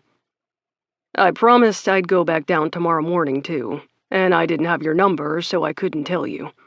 I take a sip of my wine. Is she retiring? Nah, I think she'll retire when she's dead, he replies, shifting his hold on the bags. She likes the work too much, and she's good at it. A hospital offered her a crazy good contract, and she was ready for a change, after Dad's death. Fresh starts are always good, I say. I should know, having taken 2 myself. I nod to the bags. Those look heavy. Why don't you go put them away and come back? Actually, they're for you. For me? Yeah, I may have gone a bit overboard with this. Well, now I'm curious. I try to peek inside the closest bag. I wanted to get you stuff to make that granola again, but I didn't know what recipe you use, and I wanted it to be a surprise, so I didn't ask. I looked up 7 recipes on the internet, all with really good reviews, and I got you the stuff for all 7. I figured if it's not in one of these bags, it doesn't belong in granola. He finishes with a shrug. Okay, I think I might cry. You want me to make you more granola at... I check the time on my phone. 10:30 at night? No, I want you to teach me how to make it, he corrects. Heart skipping, I swing the door open wider. You want to come in? Yes. I step back, letting him in. He fills my entryway, closing the door behind himself. I wait as he slips out of his Rays-branded tennis shoes. Now 2 pairs of his shoes wait by my front door. I pad on bare feet backward into my kitchen, unable to take my eyes off him. The energy between us is charged. He follows me into the kitchen, only breaking his heated gaze away when he turns to heap the bags onto the counter. Heavens, he brought enough stuff to feed a small army. We're a hockey team. He stays facing away from me, shoulders tense, like he's trying to decide what to do next. Please tell me he's as nervous as I am. I step back, my hip hitting the edge of the sink. My heart is racing. There's so much we should say first, right? Ground rules we should establish. But all I can think about is him standing here, close enough to touch, and we're not touching. Why aren't we touching? I set my glass of wine aside. Colton. He doesn't turn around. What? Before we make granola, would you like to fuck me? That has him turning. He reaches back to grip the counter with both hands as if it's the only thing keeping him from coming over here and ripping my clothes off. I let my gaze trail down his muscular body. I stop at his athletic shorts, where I can see the clear outline of his hard cock tucked against his leg. My eyes dart back up to his face. Holding my gaze, he smiles. Yes? I let out a sigh of relief. Oh, thank God. We crash into each other, our lips meeting in a fevered kiss as I wrap my arms around his neck, pressing myself against him. He reels me in, hands on my hips. Fuck, I want you so bad, he says, against my mouth, all pretense of awkwardness forgotten now that I'm back in his arms. Can't breathe for wanting you. Can't think. I could barely fucking drive here. Only want to be where you are. I whimper against his mouth, desperate for him. I do the only thing I can think to do and jump. He catches me, his hands wrapping around my thighs. I laugh as he rushes out of my kitchen. Couch or bed? He asks, his lips still searing mine with hungry kisses. Bed. Left, I add, pointing over my shoulder toward the open door. I squeal as he carries me inside my bedroom, kissing me again before he drops me onto the bed. Get naked. I stifle my giggle as I prop myself up on my elbows. Eager, are we? He towers over me, wasting no time stripping off his shirt. For you, always. I slip my silky pink sleep shorts down my legs, tossing them on the floor. My panties go next, then my ratty cross-country crop top. I scoop back on the bed, unashamed that I'm fully naked, laid bare for this beautiful man. I watch Colton's ab muscles flex as he drops his shorts to my floor. He slips his socks off last, then he's standing over me at the side of my bed, fisting his hard cock. I look up at him through my lashes, heart hammering. You are so goddamn beautiful. He wraps his hand around his tip, squeezing it tight. I don't want to blink. You're beautiful too, I reply, taking in the sharp lines of his chest. Do you have lube? I nod, pointing. Bedside table, top drawer. Touch yourself, he commands. Show me your pussy. Swallowing my nerves, I part my legs for him, pressing a finger to my clit. I hum, biting my bottom lip as I feel my clit warm under my fingertip, the heat spreading across my skin and coiling deeper into my core. Colton steps over to my bedside table and rattles open the top drawer. He's such a masculine presence in such a frilly, feminine room. I didn't pick any of these decorations. I didn't pick the pale blue bedspread or the seashell lamps. I certainly didn't pick the pillow covers that look like my Nana's lace doilies. I've just been too busy to bother getting anything else. He holds up my favorite magic wand with a grin. Should I introduce myself, or does it already know my name? I smile, dipping the tip of my finger inside my pussy. Oh, it knows you very well. He brings the wand and the lube over to the bed, tossing them down beside me. Deeper, he commands, his hand back to fisting his cock. Someday, when I'm not feeling so ravenous, I think I'd like to watch him stroke himself to completion, but now I need him closer. I need him touching me. Please, I whimper, sinking 2 fingers inside myself. So beautiful. His eyes are locked on where I'm teasing myself. His gaze travels slowly up to my face, taking in every inch of me. Do you have any idea what you do to me? Come show me. Dropping to the floor on his knees, he grabs me by both ankles and pulls me to the edge of the bed.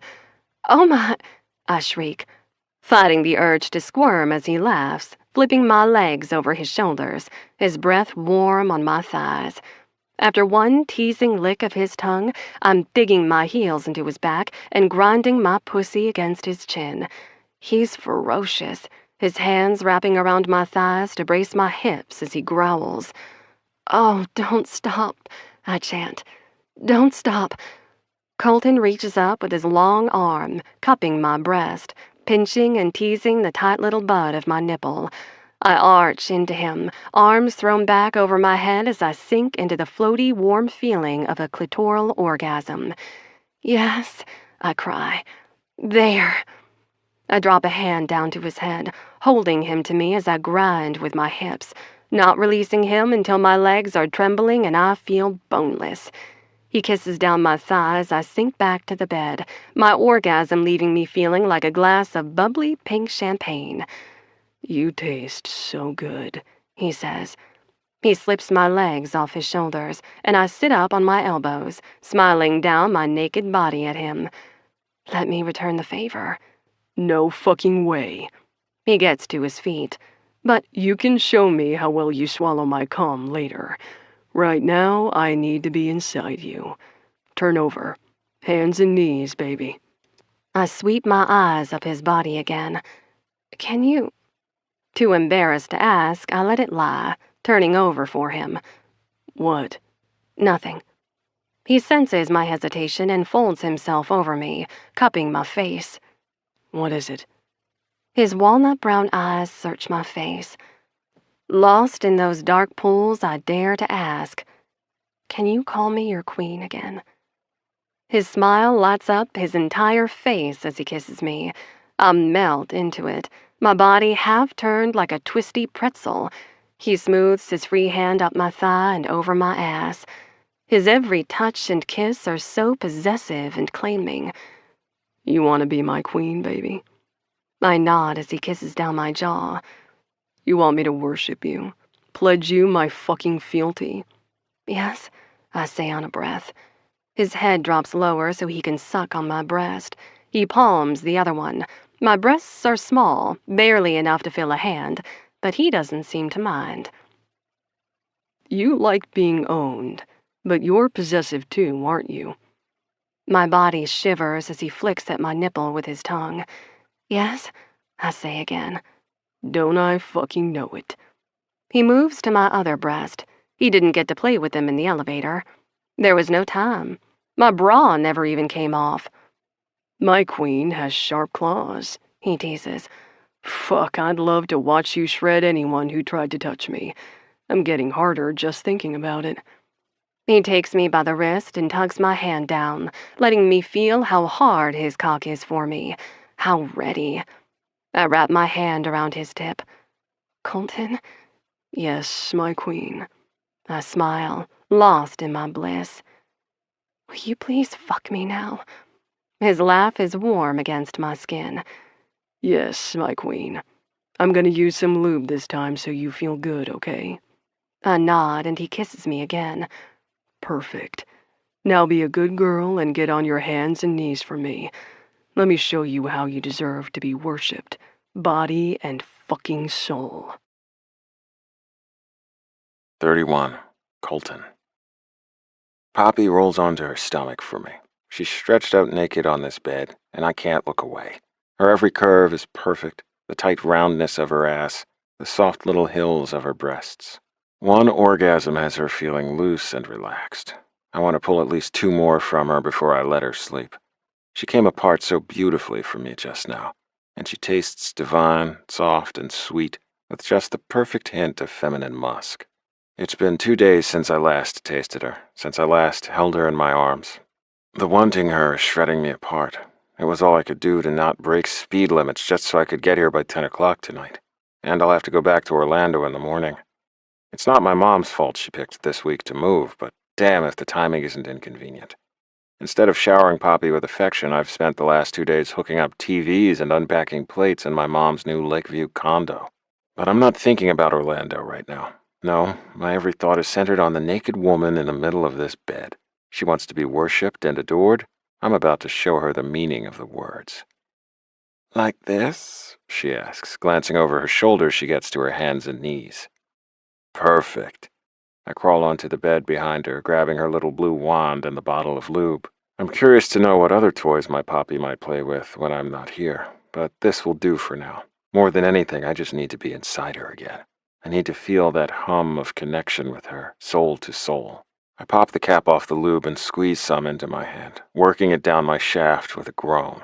I can't even think about this woman without getting hard. It's becoming a real problem. Hell, I was hard for half the drive up here. I had to turn on a true crime podcast just to try to get some goddamn relief.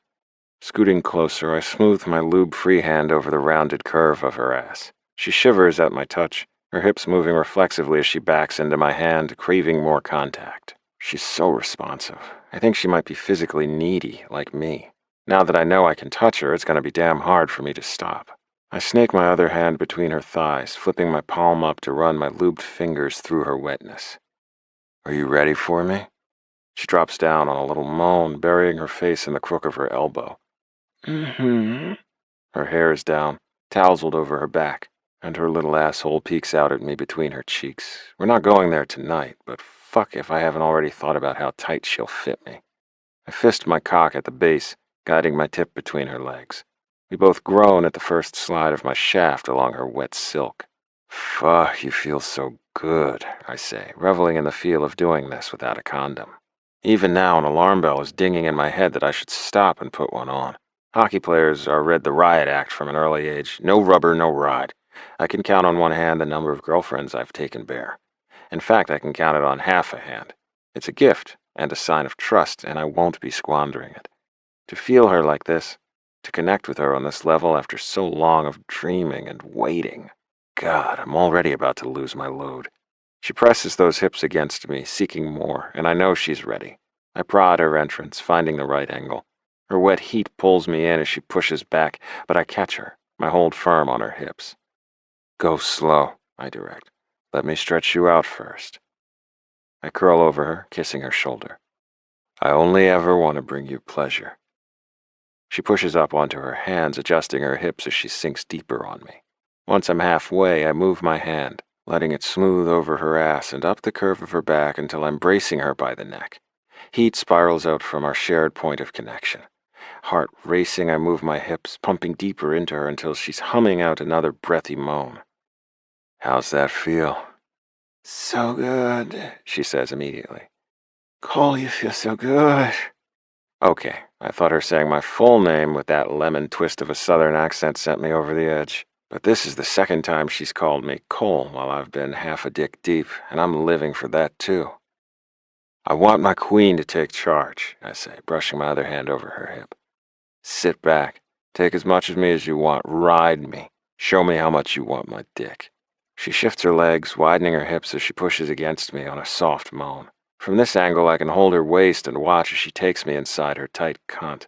Fuck, I'm not gonna last long. I want more, she pants, rocking her hips harder against me. Colton, please, I need more. I fold myself over top of her, cupping her breasts with my hands. I haul her up and rock back, impaling her on my dick. She cries out, her hands slapping over mine on her breasts, head thrown back against my shoulder. I rock with her, feeling the hot glide of her pussy squeezing me tight. Yes! Oh my God, she pants. Oh, right there. I grind up into her, holding the weight of her easily against me. Her hair is brushing my chest, and her nails dig into my forearms as her pussy clenches with her coming orgasm. Oh, I'm so close. Honey, don't you dare stop. I let out a joyous laugh, sucking her neck, tasting her sweat with my tongue. She's starting to tremble, her orgasm seconds from crashing into her. It's gonna hit like a wave, sweeping us both under. My God, she's exquisite like this. I can't get enough. Don't get me wrong, I'm a huge fan of PR Poppy, too. But PR Poppy is a creature of rules and routine. She's got impeccable fashion, polite manners, and an acute business savvy. She's fierce and funny, and I could fall for her in a blink. I am falling for her. But this woman, in my arms, this wild thing, sexy Poppy is uninhibited and raw, taking what she wants, begging for more. I don't think she knows how beautiful she looks like this, how powerful, how desirable. I feel like I'm holding on to a beam of pure fucking sunlight. Her attention is life-giving, it's restoring. With her, I am remade. Snatching up her fancy blue wand, I turn it on and angle the vibrating head between her legs. The second it touches her sensitive clit, she cries out, her slick pussy clamping down on me. Fuck yes, I pant, wrapping my arm around her chest to cup her other breast. I pull her up tight against me, her back to my front, and just hold her there, seated with me all the way inside her. Her body is ready to tip over that sweet edge. She's shaking, pussy fluttering, eyes shut tight. Come for me, I growl in her ear. As I do, I press in hard with the wand, letting that vibrating head spark against her clit like a Roman candle. Her mouth opens on a scream. It's all I can do to hold on to her and keep the wand in place as she rocks against me, her orgasm bursting forth from her center and spiraling outward. Oh my God, she whimpers as soon as she's able to speak, her body going limp and breaking our connection. I know she has one more in her, and I know I can get her there. I fall forward with her, letting her drop down to the mattress. I turn off the wand and toss it aside. She's jelly as I roll her over, scooting her across the bed to make more room for myself between her knees. Her arms go around me, clinging to me, desperate for my closeness. I give her a reassuring kiss, deep and seeking as her hands pull at my back, trying to make us share one skin again. Does my queen feel treasured? I say against her lips. She nods, eyes shut tight as she recovers her breath. Do you want more? She nods again. Do you want my cum? I turn her head to kiss down her neck. Do you want me to fill this sweet little cunt? Yes, she hums, spreading her legs beneath me to fit me in the cradle of her thighs. I curl a hand around her leg, spreading her wider and sink right back inside. Every inch of me slides in until I'm settled against her hips. Once I'm in, her hands on my shoulders relax, sated knowing we're one again. Her eyes open as I rock into her. She gazes up at me with more clarity now, those blue eyes searching my face. What is it? I say, kissing her chin. You're so beautiful, she murmurs, her fingers brushing down my cheek and over my lips. She takes in my features like she's trying to memorize them. I imprint her to memory, too. I want to always be able to picture her just like this, lips parted, the soft freckles of her cheeks not hidden by makeup, eyes bright with lust and longing. She's timeless. God help me, she's mine. I kiss the soft pads of her fingertips before she drops her arm over her head, arching back on the bed. Come again for me. I can't, she whines. Yes, you can. I'm so fucking close and I want to feel her squeezing me as I shatter. One more time. Come with me. It's too much. So full. I let go of her leg and cup her face instead, kissing her deep, luring her back to me. She meets my kisses, her arms going back around my neck. Yes, I pant, stroking down the column of her neck. There she is. Stay with me, Poppy. My goddess, my fucking queen. Come with me. Look at me. She opens her eyes. They're glassy with lust. I feel her starting to tighten around me again. I palm her breast, tweaking her nipple until she gasps, waking her up. Baby, I'm gonna come, I pant. This has her clinging to me, her legs wrapping around my hips.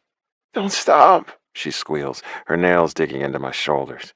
I can't hold back my release for another second. I come on a shout, my hand dropping away from her breast and down to the bed as I thrust once, twice.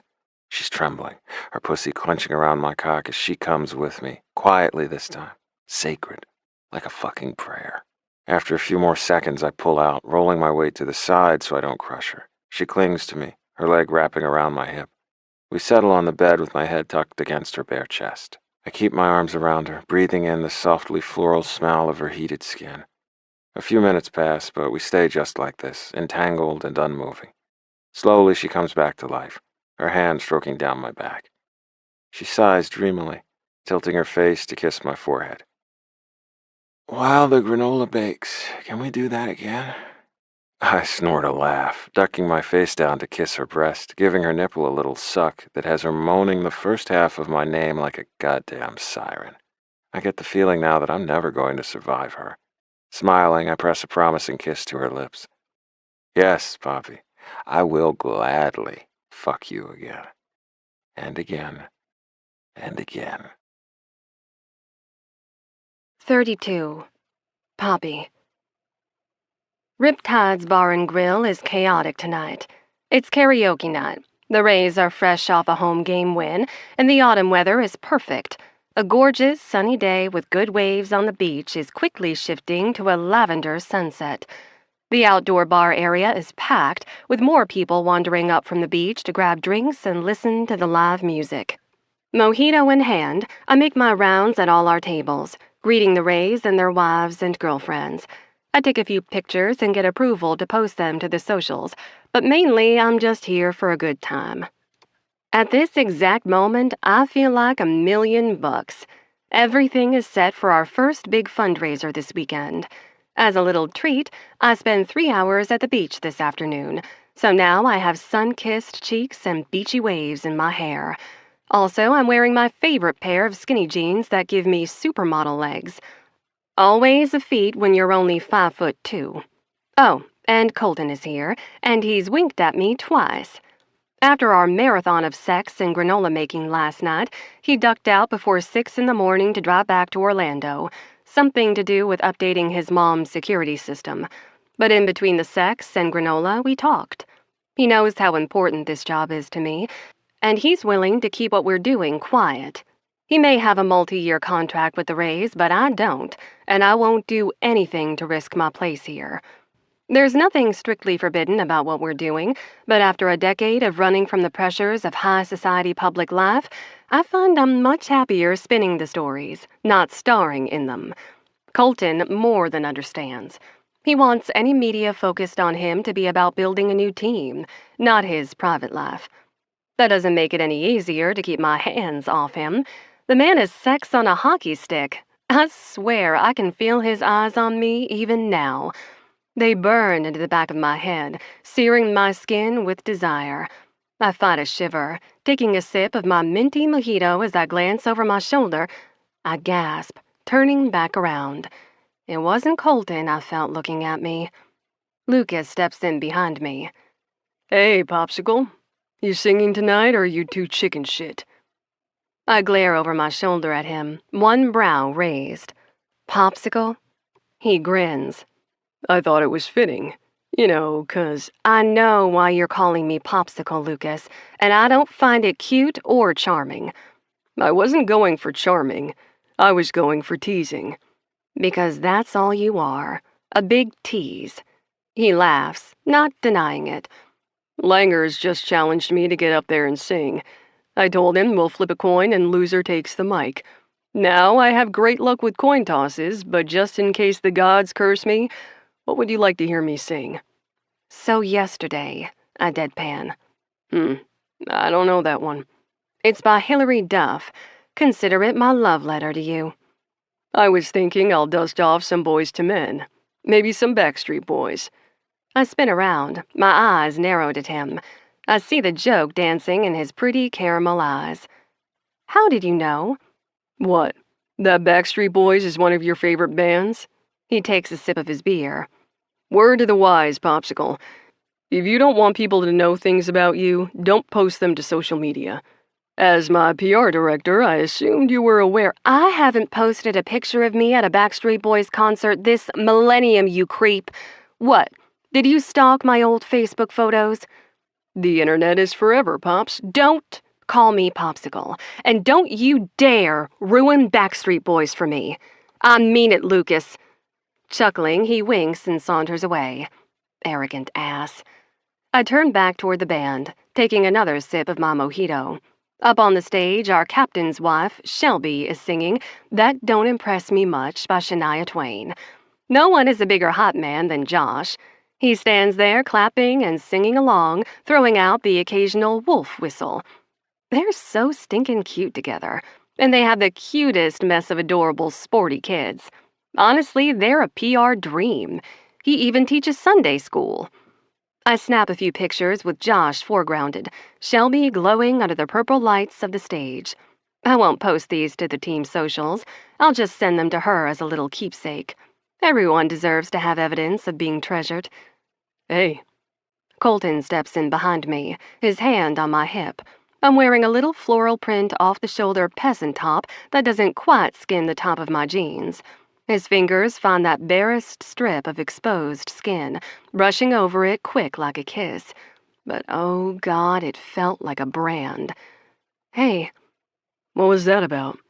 What was what? Novikov. Was he bothering you?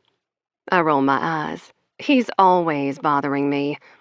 Colton turns to go after him, and I fist his shirt. No, hey, what are you doing? I told him to stay the fuck away from you, he growls. You did what? My frustration rises as I let go of his shirt. Colton, we work together.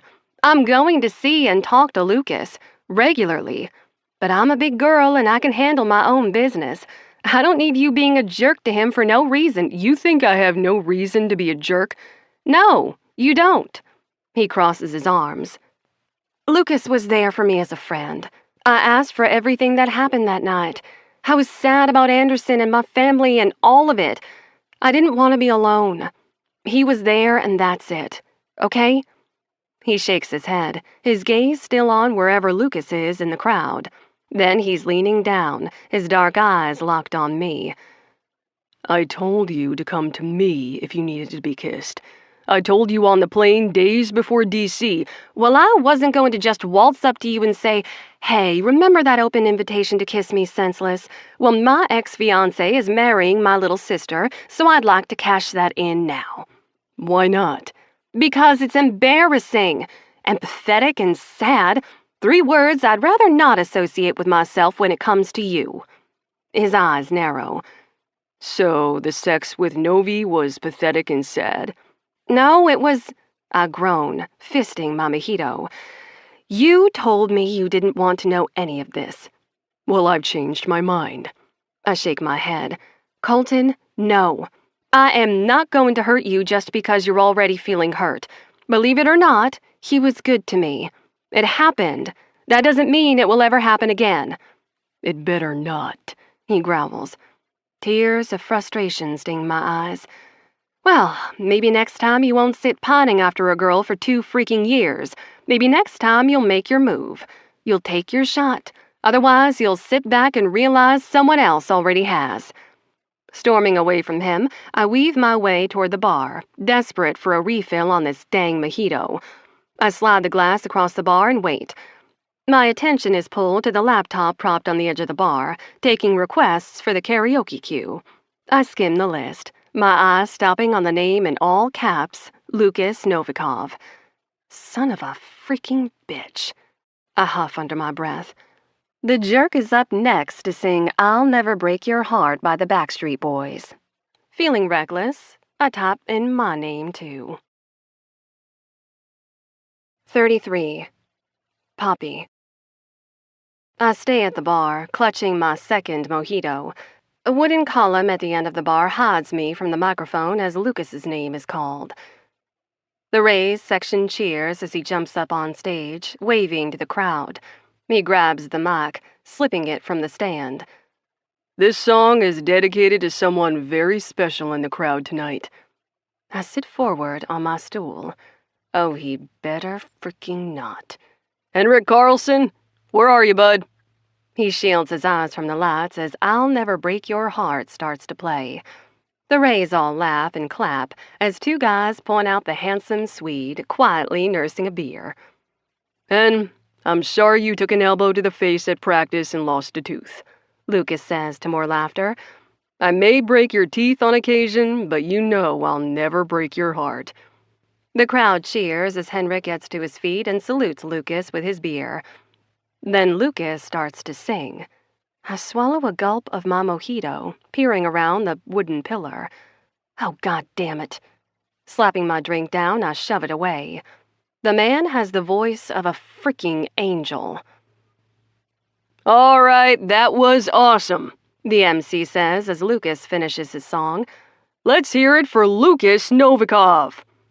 Lukas waves to the cheering crowd as he replaces the mic on the stand. While he was singing, I wove my way around the back of the open-air bar, trying to stay hidden in the sea of people. The last thing I'm going to do is give him an excuse to tease me more by singing while looking longingly into my eyes. I make it to the edge of the stage just as the MC says, Next up, we have Poppy St. James, ready to wow us with a little Dolly Parton. Lukas makes his way over to me. A sheen of sweat glistens on his brow. The yellow of the stage lights make his eyes shine almost golden. I warmed them up for you, he says with a grin. Thanks. As he passes, he leans in. I sang that for you. My shoulders stiffen. He tosses me a wink as he walks away. God damn that man. Let's go, Poppy! One of the wives cheers from the crowd. Get it, girl! Taking a deep breath, I put on my best smile and wave, entering the bright circle of the stage lights. They switch to purple and pink, and the crowd cheers again as I step up to the mic. I reach for the dial, twisting it lower as the song starts. Sorry, y'all. Some of us are a little vertically challenged. The crowd laughs. Looking out, I note all the faces of the people I know. Friends, colleagues. I smile, relaxing a little. Despite all the crazy, this is my life now. This is where I want to belong. Not in a stuffy tea room on New York City Boulevard or in the halls of Congress chasing down some harried senator. I want to belong here, on a karaoke stage in a rowdy beach bar in Jacksonville, Florida, surrounded by all my friends. I focus my attention on Shelby O'Sullivan's bright, encouraging smile. Leaning in, I sing the first verse of Jolene. Hey, Poppy, that was amazing! Rachel brushes her hand down my arm as I pass her table. Thanks, girl, I return with a smile. The great thing about Jolene is that it's a short song that most people know. It takes the pressure off me having to be any good if I can just hop up the crowd to sing it with me. And this crowd ate it all the way up. My good mood is locked firmly back in place as I exchange more smiles, weaving my way inside the main dining room. Once inside, I make a beeline for the restroom. I step into the far one, noting the dingy, dark walls covered in old posters and flyers for concerts and beach events. Beyond the walls, the house music pumps, something loud and rock and roll. I push the door shut, shrieking as it gets blocked by a body. Lukas! He slips in, shutting the door and turning the lock. Seriously? You sang Jolene? God, get out! This bathroom is occupied. I move over to the cracked mirror in the corner. Desperate for something to do with my hands, I start washing them. Please tell me you're not still hung up on that douchey architect who is currently fucking your sister. I glare through the mirror at his reflection, taking in his crossed arms, those tattooed biceps bulging in his tight gray shirt. I'm not. He scoffs. Yeah, right. What? I slam my palm against the soap dispenser, squirting soap into my hand. I'm not. I don't want Anderson. I don't care about Anderson. I don't even think about Anderson. Look, this is me actively not thinking about him. He raises a brow. Oh, yeah? Well, I wasn't thinking about him until you stormed in here, shoving him in my face. The door's behind you, by the way. He leans against it. I'm not going anywhere. Suit yourself. I rinse off the soap under the hot water, squeezing my hands together instead of squeezing his stupid neck. If you're so over it, why were you singing Jolene? Seriously? Shutting off the water, I tug paper towels out of the dispenser by his shoulder. Maybe because Dolly Parton is a literal icon who just happens to be one of my favorite singers. Didn't sleuth that on my social media, did you? I've been singing Jolene at karaoke since I was 12 years old. Likely story. Oh my God, this is so pathetic. I know why you're really in here. His gaze heats as he glares down at me. And why is that? I cross my arms, glaring right back. You know about me and Colton. Of course I fucking know, he shouts, crowding my space until I'm backing up against the wall. The asshole only came and rubbed it in my face the moment he pulled out of you. My eyes widen. He what? Yeah, he came and found me right after the elevator. I could still smell you on his fucking skin. I search his face, looking for the lie. Why would Colton do that? Because he's a territorial fucking asshole. He was all finders keepers and told me I can't play the game. But now I'm all twisted up because I think I want to play the game. I mean, it's not a game anymore and I get that. But I don't know how to not play this like a game, you know? Not when the rules are finders keepers and What's finders keepers? it's you. He replies.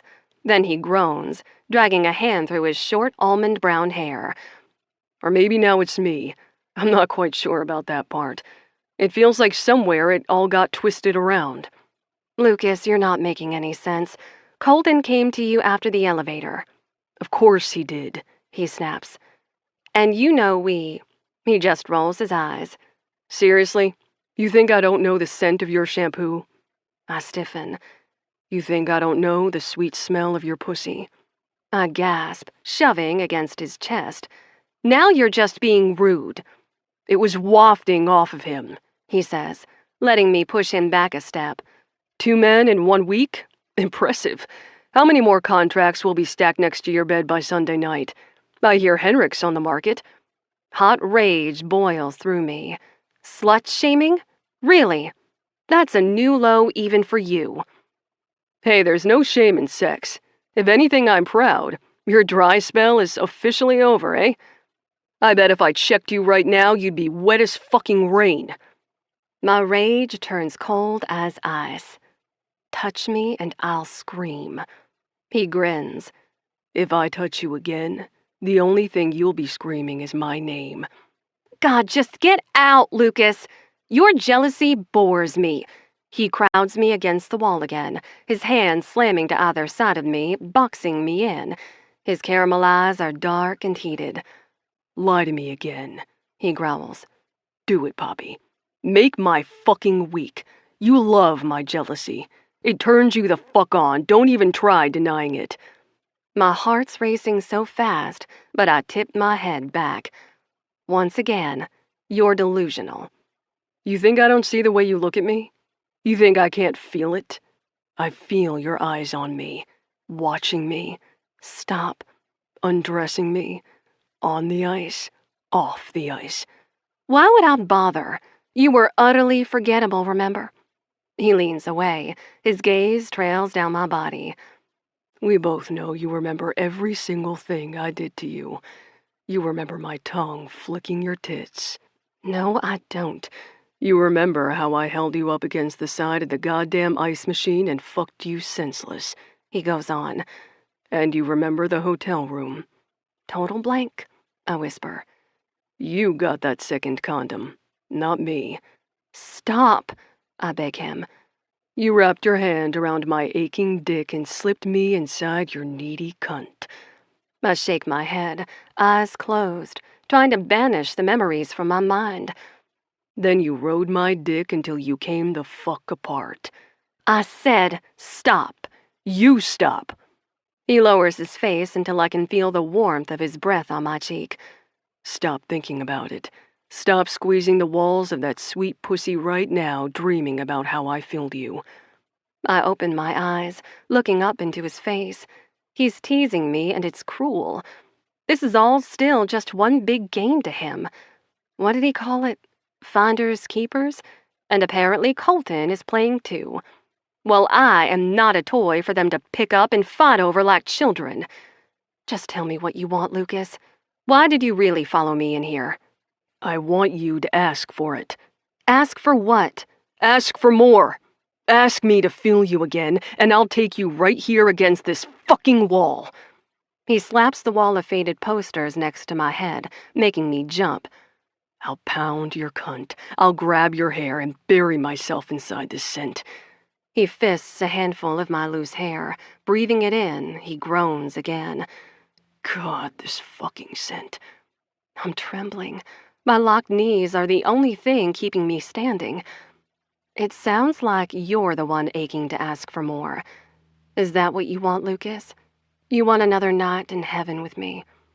His body goes stiff as he lets go of my hair. Don't tease me. A huff and laugh. That's rich coming from you.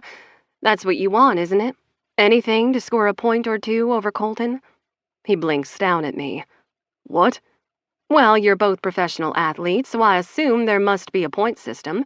1 point for a kiss, 3 points if you get inside my pants. Or is it location-based? He took me in an elevator, now you get points for a bathroom? He groans. No, that's not what I... You just said I'm nothing but a game to you. So come on, explain the rules. I want to play too. How many points do you get for fingering me? He leans away. Poppy, there's no game. Come on. This has to be worth a couple points, right? I slip my hand inside the top of my tight jeans, wiggling my fingers against my clit. Lucas's gaze locks on my hand. Poppy, what the hell are you doing? What does it look like I'm doing? I dip 2 fingers inside my pussy, unashamed to find that I'm wet. This man riles me up like nothing else. Who knew irritation could have such an effect on the libido? I hum, working myself harder. How many points do I get for this? Lucas shakes his head. Poppy, there are no points. Ever so slowly, I pull my hand free and lift it to my lips. What about this? His eyes go wide as he watches me suck my glistening fingers into my mouth. Letting out a soft little moan, I taste my own sweetness, sliding my fingers in and out like I'm sucking a dick. Fuck me, he says on a breath. I pop my fingers from my mouth, my eyes narrowing. Fuck you? I think not. What? No, it was just an expression. God, I'm so mad I could scream. I shove at his shoulders again. I am not a toy, Lucas. I'm not something you and Colton can pick up and fight over and set aside when you're done playing your little games. Yeah, I know. And contrary to what you might think, I don't use people, I say, my voice cracking as I fight to hold back my tears. Sex is never a game to me. He groans, dragging a hand through his hair. Okay, so I can sense that you're still mad about what I said at the hotel. You called me utterly forgettable. You said it was a mistake never to be repeated. Do you remember that? Because I sure do. Poppy, you said I used you. Do you have any idea how much that hurt me, Lucas? Never mind that Anderson had already thrown that exact same insult grenade at me earlier that same freaking day. His eyes widen with horror. Oh shit. He did? You said I'm nothing but a spoiled, rotten brat, and then you kicked me out of your hotel room. I never got my panties back, by the way, I add, hands on my hips. Poppy, come on, he pleads. You know I was obviously lying. Yeah, and now you're obviously leaving. I point to the door. Or I really will scream. He opens his mouth just as there's a sharp knock at the door. He turns, shoulders tensing, like he's going to murder the first person who tries to come through. My anger is simmering down, replaced with shame and frustration. Now it's all I can do to keep myself from crying, and I refuse to do that in front of him. He has to go. Time's up, Lucas. He turns back to me, his expression anxious. This isn't a game for me, Pop. I swear to God. Everything is a game to you. Just admit that you want me and we can move forward. I point to the locked door again. I want you to leave. Someone hammers on the door for a second time. Come on, man, get out of there. In a minute, Lucas bellows, pounding the inside of the door with his own fist. Lucas, I say in a broken whisper. He turns back to me. Tears sting my eyes as I let him see my pain. Don't make me beg. Without another word, he leaves, taking all my air with him. I follow him to the door, shoving on it as the next person tries to come in. I twist the lock as they knock again, cursing and pounding on it with their fist. Pulse racing, heart breaking, I back myself away until I bump into the far wall. Hands braced against the old faded posters, I slide down, sinking to the dirty bathroom floor. 34. Colton. Where the hell is Poppy? She disappeared right as she got off the karaoke stage, and we need to finish our conversation. I fly out for a game first thing in the morning, and I won't see her again for 2 days. I really don't want to leave us like this. Fuck, why did I have to be such a possessive asshole? I knew about Novi. He didn't say a word even when I pressed him, and I still knew. That should have been my warning right there. Novi is never shy about talking about the bunnies he's wheeling. But one night with Poppy and he locks up tighter than a fucking vault? Yeah, the big red flag is waving in my face. No matter what she says, I know he's not over her. Who could be once they've had a taste? I groan, dragging a hand over my face. Sanford is on the karaoke stage now, wowing the crowd with a Måneskin cover. He dedicated the song to Doc Price, which really got the Rays section going. I thought she had a thing for Jake, but the way she's watching Sandy play right now should come with an explicit content warning. I pause in my pursuit of Poppy, eyes narrowing on our Barkley fellow. People are complicated, right? Attraction doesn't end just because you decide to commit yourself to one person. Rachel can be with Jake and still be attracted to Sanford. Attraction is raw animal instinct. Our humanity comes in when we decide whether to act on that instinct. And there's attraction between Poppy and Novi. It's undeniable. What I need to know is whether they're going to act on it again. She assures me they're done, so why can't I just let it lie? Worse, why do I keep picturing them together? I groan again, shoving on the door to enter the restaurant. It's like a hot and horny nightmare playing on repeat in my mind. I can't stop picturing him with her, and it's confusing the hell out of me. Most of the time it makes me just as hard as it does angry. I don't want Novi touching her. I don't want him even thinking about her. That he tasted her before me will haunt me until I die. If I had a machine to remove all memory of her from his brain, I would strap him in it and push the goddamn button. Instead, I get to watch her handle him as he buzzes around like a cocky little bee, stinging her with jokes and longing looks. This is why you don't try to date the people you work with, right? How do I set the wanting her aside and do my job? How do I stifle this jealousy as I watch him flirt with her right in front of me? I told him to leave her alone. I told him to back the fuck off. Great job, Cole. That backfired spectacularly. Now he's even more interested in her than he was before. Fuck, I mutter, searching for a head of long blonde hair in the crowd. This is my own goddamn fault. She's right. I shouldn't have played it safe. I shouldn't have waited. I had years to try for her with him nowhere in the picture. But I was too wrapped up in my career to take her off her pedestal and put her in my arms where she belongs. Now my girl is trading hungry looks with my teammate and lying to herself about it. Fuck, I can't do this. I can't share her. This is too hard. I liked it better when she was a dream I was chasing. Unobtainable and flawless, this real person with raw instincts and moods and needs is too powerful. She'll devastate me. She'll break me wide open. She'll ruin me and leave me for dead. I grab Carlson's arm as he passes. Hey, you seen Poppy? He shakes his head. Not since she was on stage. I let him go when he walks away. Feeling desperate, I leave the restaurant and head for the parking lot. I find her car parked in one of the back rows. Where the fuck is she? Weaving my way through the cars, I loop around the far side of the outdoor bar area, my feet sinking into the sand of the beach. The sun is all but set.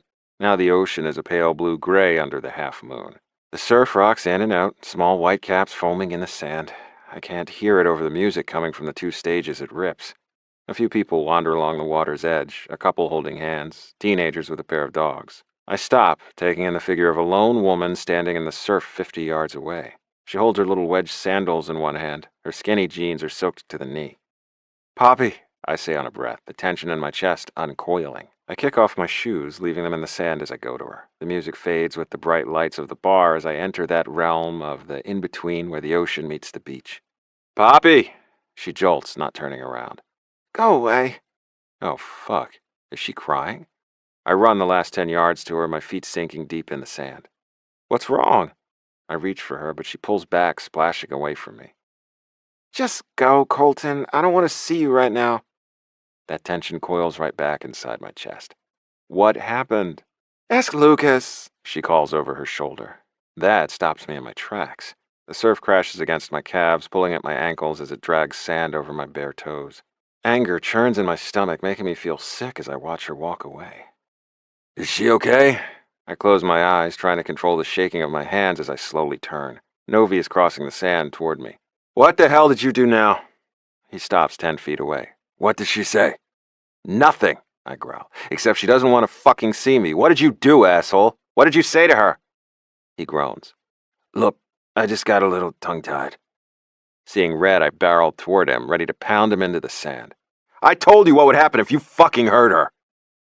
It was unintentional, he says, raising both hands. And she clawed me right back, I'll have you know. I'll need therapy to unpack all the baggage she threw at me. You'll need therapy and a new fucking spleen. I lunge at him.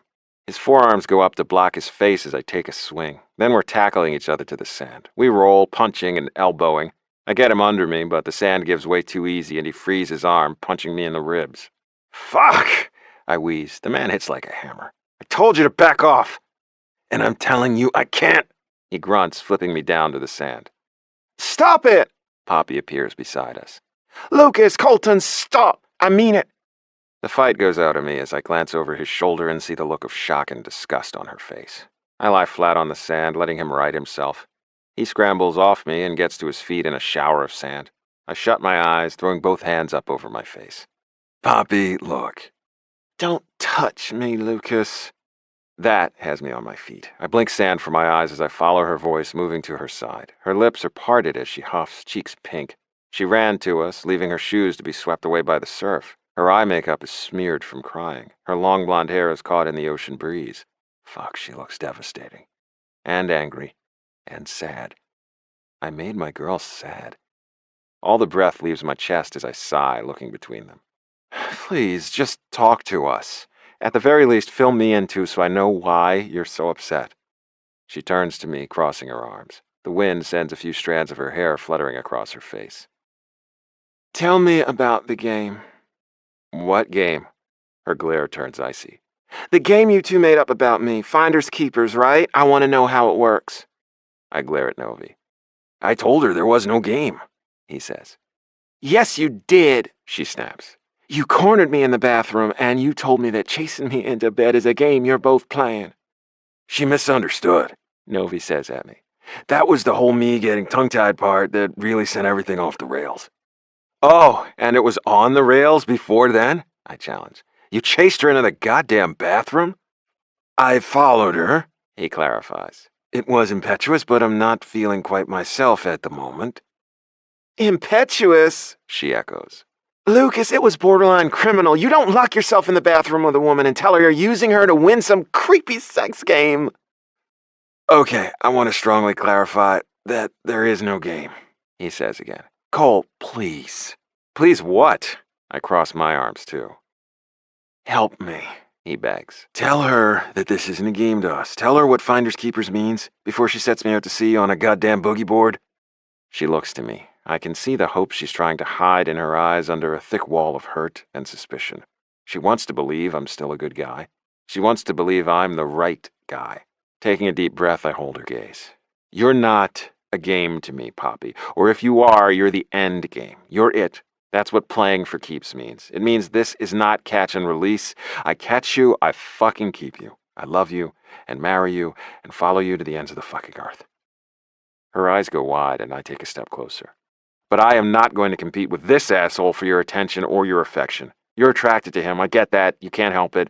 I'm sure you'd probably stop if you could. Okay, ouch, Novi growls. I'm standing right here, asshole. She glances between us. My jealousy issues are my own, I say at her. I need you to let me work through them in my way. In the meantime, you can be attracted to him all you want. What I need to know is if you're going to act on it again. Because for as much as I dream about you and want you, at the end of the day, I want to be with someone who wants to be with me, not someone who's settling for me while dreaming of someone else. She blinks back tears. Colton, Wait, don't I get to say anything here? Novi butts in. He gets a big long speech and I just get to stand here with my dick in my hand? I swallow a growl of frustration, turning to him. Poppy looks nervously between us, her gaze settling on Novi. I'm pleased to see the same hope isn't shining in her eyes. He's already hurt her once. She doesn't want to open the door to letting him do it again, but she's still curious to hear what he has to say. Fuck, is this more than physical attraction? Did this cocky, immature asshole actually find a way to worm inside her heart? We both look to him, waiting. He glances between us. Well, I can't just whip out a speech like he can, he whines. Poppy sighs. What? I mean, come on, Cole's probably been practicing that in the mirror for weeks. That came straight from the heart, I assure her. That's this thing that sits right about here, I add at him, tapping my chest with my fist. The poets like to claim it's responsible for regulating things like love and other genuine human emotions. He rolls his eyes before turning back to Poppy. Okay, so I'll admit I don't know what the fuck I'm doing. I'm not a poet. I'm just a guy who plays hockey. And I'm not good enough for you or nice enough for you, he goes on. You'll probably have to hide me in your closet if your parents ever come to visit. But I mean, there's something here, right? Poppy stiffens, saying nothing. With no encouragement whatsoever, he charges ahead. And I mean, sure, our default settings are sarcasm and insults, but it's fun, right? I've never had a girl serve it back to me the way you can. I've never been, I don't know, inspired? Is that the word? He looks to me. I raise my brow. You really think I'm gonna fucking help you right now? Fine, fuck you too, he mutters, turning back to Poppy. I'm trying to say that you're different, and this feels different. I feel different. Different how? She murmurs, and my heart fucking shatters. Fuck. This is more than physical attraction. She's genuinely interested in him. Somewhere between her moving here and now, Lukas Novikov has managed to charm my girl. This can't happen, I hear myself say. They both look at me. Poppy's hurt eyes are wide. What can't? You can't want us both, I declare. I don't fucking share. You have to choose, Poppy. Novi steps in. Well, I'm not giving you an ultimatum, so that makes me more attractive, right? This isn't an ultimatum, I counter. This is me knowing what I want from my partner. I turn back to Poppy. My cards are all on the table. You know where I stand. I won't press you to make a choice now. Colton, please don't go, she begs. But I have to leave. I can't stand here and watch her do the calculations on which one of us she wants more. This is my own fault. I waited too long, and now I'm somehow in competition with Lukas fucking Novikov. I give her a weak smile, feeling utterly shattered inside. When he breaks your heart, come find me, okay? I'll be waiting. 35. Poppy. Call me biased, but I'd say my first major fundraiser as head of PR for the Rays is a hit. The music is light, the drinks are flowing, and the food keeps disappearing off the plates. Most importantly, the grant for the new pediatric wing of Jacksonville General Hospital is already halfway funded. Whatever money we raise tonight, Mark Talbot has promised to match it. Glancing across the room, I spy Rachel chatting with Mars at the silent auction table. Our giant Finnish goalie is one of the biggest draws of the night. A 2-time Stanley Cup winner, he's an all-around gorgeous enigma. Breezing their way, I place a hand on his arm. Mars, you can't hide in the corner all night, honey. We gotta get you mingling. He groans as I steer him away. Oh, and Rachel, can you track down the other fellas and corral them back this way? She smiles. Sure thing, Pop. I wave over my shoulder in thanks as I lead Mars over to a group of older ladies. They host the most exclusive book club in Jack's Beach. Ladies, Angela, Donna, Marie, have you met Mars Kinnunen? He speaks 4 languages, and he has a strong affinity for reading. They coo appreciatively. Resigned to his fate, he puts on a smile and starts in on his routine of the world's smallest talk. I stand with them for a few minutes, laughing at the ladies' jokes until a hand brushes my shoulder. Hey. Lukas stands behind me, looking devastating in a custom black tuxedo, his hair slicked back. I haven't seen him since karaoke night. That was 3 days ago. 3 days since we were all shouting at each other on that moonlit beach. Colton told me I had to choose between them, and now I feel paralyzed with indecision. As if I don't have enough on my plate with this new job and my sister's wedding, I've somehow found myself in the middle of a complicated love triangle with 2 of my players. No, this cannot happen. I can't have this distraction right now. Hey, I say, walking a few steps away from Mars and his book club. Lukas follows. Doc said you were looking for me?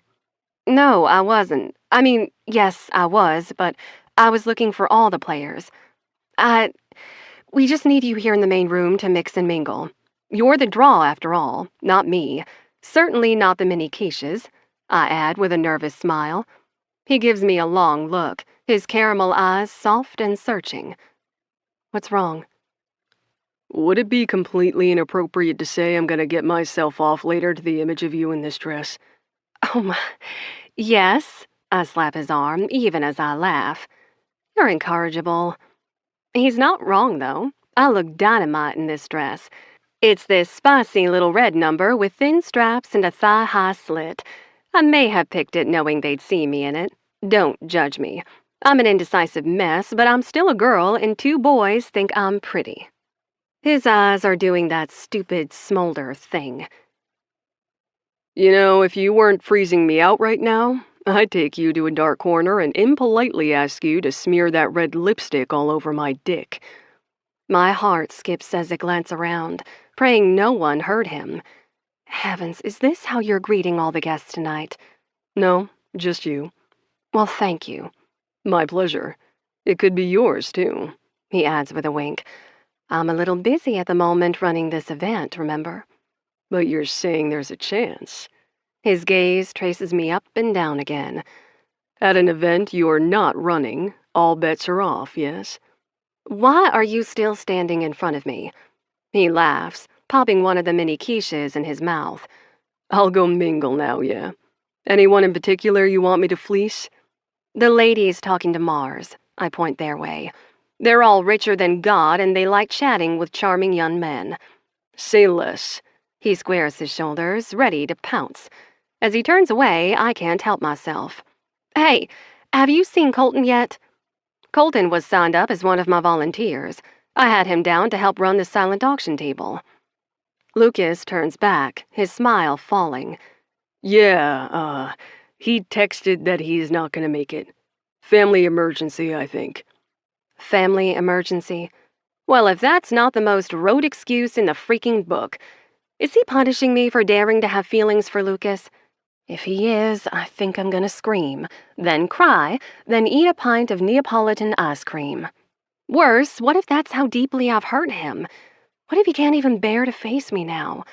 What if I've broken his heart and shattered his dreams, and he's currently at home cursing the day he ever met me? I blink rapidly, fighting the sudden stinging in the corners of my eyes. Poppy. No, that's totally fine. It's not like this was mandatory. Pop, I really think it was an emergency. Mm-hmm. Will you just excuse me for a second? I step past him. I am not crying over a boy right now. Blame my family drama, blame my anxiety, but I think all this pressure is finally starting to get to me. Lukas follows as I duck behind the catering curtain. We step through into the empty exhibit wing. Pop, come on, don't make me chase you, he calls.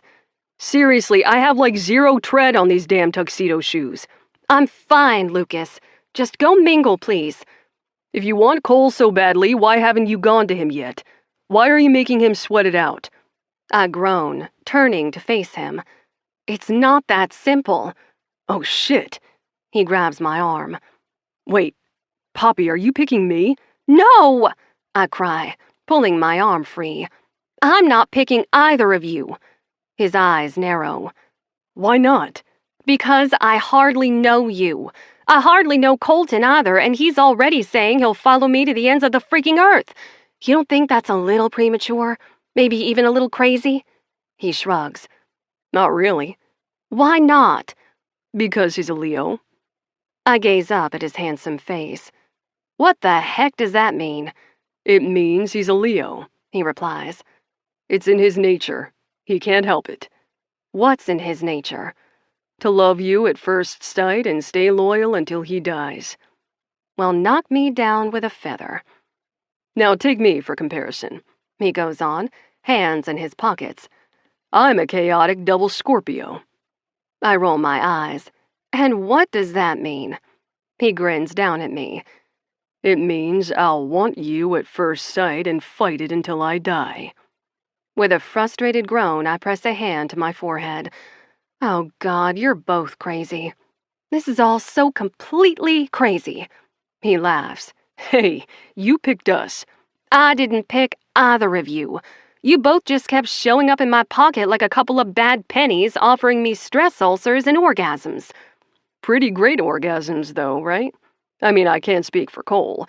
Maybe there's not a lot of motion happening in that ocean, but I think I delivered on my end. Will you stop talking about orgasms? You brought it up, he teases, flicking my long ponytail off my shoulder. I bat his hand away. I didn't ask for any of this. And to own the truth, it's all starting to feel like too much to handle right now. His pretty caramel eyes narrow. What's all too much? This! I cry, gesturing around. Believe it or not, I didn't move to Jacksonville to start up a complicated love triangle with 2 hockey players. I came here for a job, one I would very much like to keep, by the way.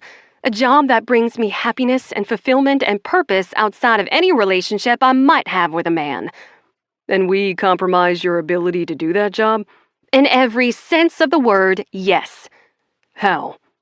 Popping my hands on my hips, I glare up at him. Well, I'm supposed to be running this event, yet here I am arguing with you in front of the creepiest painting of a man on a horse I've ever seen. Lukas glances up at the painting showcased in a gaudy gold frame. The man on the horse looks like his face was melted with wax, and the horse has the proportions of a sleep paralysis demon. Jesus, he mutters. That shit'll haunt you till you're dead. I have to get back. I step around him. Whoa, hold on. He grabs my arm again. Just so you know, you can have both, Poppy. I go still, my heart in my throat. He can't mean what I think he means. Can he? I won't lie and say I haven't thought about it. Stranger things have happened, right? I mean, not to me, but other people, other women, bolder women, and some guys can even be into it, I've heard. But Colton and Lukas want me to pick just one of them, which frankly feels impossible. They're so different. It's like picking between cake and ice cream. Colton is sweet and kind and so deeply good. He makes me feel cherished. And Lukas is funny and adventurous and wild. With him, I feel like myself. I feel like my sarcasm is a strength, not something I have to constantly keep in check. He likes my snark and my moods. And they both make me feel sexy and confident in my own skin, something no partner before them has ever managed. Sure, they drive me a little crazy too, but typically it's only the good kind of crazy. They spin me up and leave me panting for more. Is it possible they could ever not make me choose? I look up at Lukas. What do you mean? The career and the guy, He clarifies. You can have both, Poppy. One doesn't have to compromise the other. Look at Shelby O'Sullivan. She's a child psychologist, a mother, president of the WAGs. She's awesome. Lauren Gerard is in fashion design. I sigh. Lukas, I'm just saying you can be with Cole and be yourself, too. He goes on. He would never want to change you or hold you back, Pop. Hell, he's the kind of guy who would retire in a heartbeat if he thought it would somehow help make your dreams come true. I look up at him, my gaze softening. You care about him. He nods. Yeah, he's my friend. He may be, like, my only friend. Is that pathetic to say? No, it's not pathetic. I think Tina is my only real friend, I admit. I mean, if I'm gonna have one, he's the one to have, right? Loyal Leo and all that. Leaning down, he kisses my forehead. If he's who you want, I won't stand in the way. You can choose him with no hard feelings, okay? You and I can just be friends. I think I'd like to have another friend. Damn it. Sarcastic Lukas spins me up and drives me crazy, but vulnerable Lukas tugs at my heartstrings and lures me closer. I want to know him. I want him to let me care for him, because I get the sneaking suspicion that maybe no one else does. Resolved, I tip up on my toes and kiss him. It's soft and quick, just a gentle pressing of lips. But there's a promise in it, a little kernel of hope. I pull away first, and he's left blinking down at me in surprise. Heavens, is he really that convinced of his own lack of worth? He must think this is a no-contest win for Colton. He swoops down to kiss me again, but I lean away, my senses homing in on a curious sound. When is it? Shh. I put up a hand. I thought I just heard someone crying. He's on alert as we both listen for the sound. After a minute, we hear it again. It's not a cry. Well, at least it's no cry of pain. His face lights up as his mouth splits into a grin. Oh, someone is totally fucking behind that door. He's right. The sound is coming from behind a black metal door. We tiptoe forward, a difficult feat for me in these strappy heels. Grunting, panting, whispered words of passion. I gasp. Those voices are unmistakable. We turn to each other at the same time. Lukas points dramatically at the door. It's Compton. And Rachel, I mouth. Oh, God. Jake and Rachel. My player and his doctor. Oh, I just knew there was something happening between them. My hyperactive mind instantly goes into media crisis mode. The spin isn't impossible, but it wouldn't be painless either. She really should disclose their relationship to HR immediately. Should I let them know that I know? Maybe later, after they're finished. Oh God, now I'm picturing it. I put a hand to my forehead, blinking the image away as rapidly as I can. Yeah, no, definitely this is a problem. On Monday morning, I'll start preparing our spin. Next to me, Lukas chuckles, pulling on my arm as we slowly back away. Those dirty dogs. Don't they know this is a museum benefit for a children's hospital? Seriously? 3 minutes ago, you wanted to pull me into a dark corner. So you're still thinking about it too? He teases. Good. I bet we can find another stairwell. Or just use that one. Sounds like they're almost done. Good night, Lukas. Turning away, I walk back toward the party. I can't think about disappearing into a dark corner with him. I have money to raise, a pediatric hospital wing to build, and a brewing PR crisis to manage. See you around, Poppy, he calls after me. Let's do a friend hangout soon, yeah? Clothing optional. I groan, not looking back. I swear that man drives me up the wall and down the other side. What the heck am I doing even contemplating getting more deeply involved with him? It's breaking my own rules. I said no players, and that was for good reason. This exact reason, in fact. Dating the players is messy and complicated and about 1,000 other adjectives that all translate to majorly bad idea. Besides, Colton and Lukas have made it clear that they expect me to choose one of them. In my heart, I know I don't want to choose. God help me, I want them both. I at least want a chance to see what this could be, but I fear the only responsible option, the only fair option, will be to walk away, leaving all three of us at least a little bit broken-hearted. 36. Lukas. Game night. Rays versus the Pittsburgh Penguins, and we're fucking losing. Hard not to suck when 3 of our best starters are off the ice. J-Lo's been back in the dressing room the whole game retching his guts out. Apparently he got a stomach bug from one of his kids. Carlson is riding the bench with a nasty finger sprain. Then they pulled Mars from the net at intermission. I don't know what's wrong, but Doc Price has him on the bench, and he's not happy about it. I can see him now across the ice. He's sitting there, mask off, watching stony-faced as Davidson lets in another goal to the wild cheers of the crowd. I just shake my head, trying to keep my rage in check. Cole did his best to clear the net, but that shot went straight past him and over Davidson's shoulder. The score is now 0-3. I swear to God, if this is a shutout, I'm gonna walk back to Jacksonville. It's not like I can be of any fucking help. I'm trapped in the penalty box for another 4 minutes. Stupid bullshit charging penalty. The ref called it a major because the guy went down hard.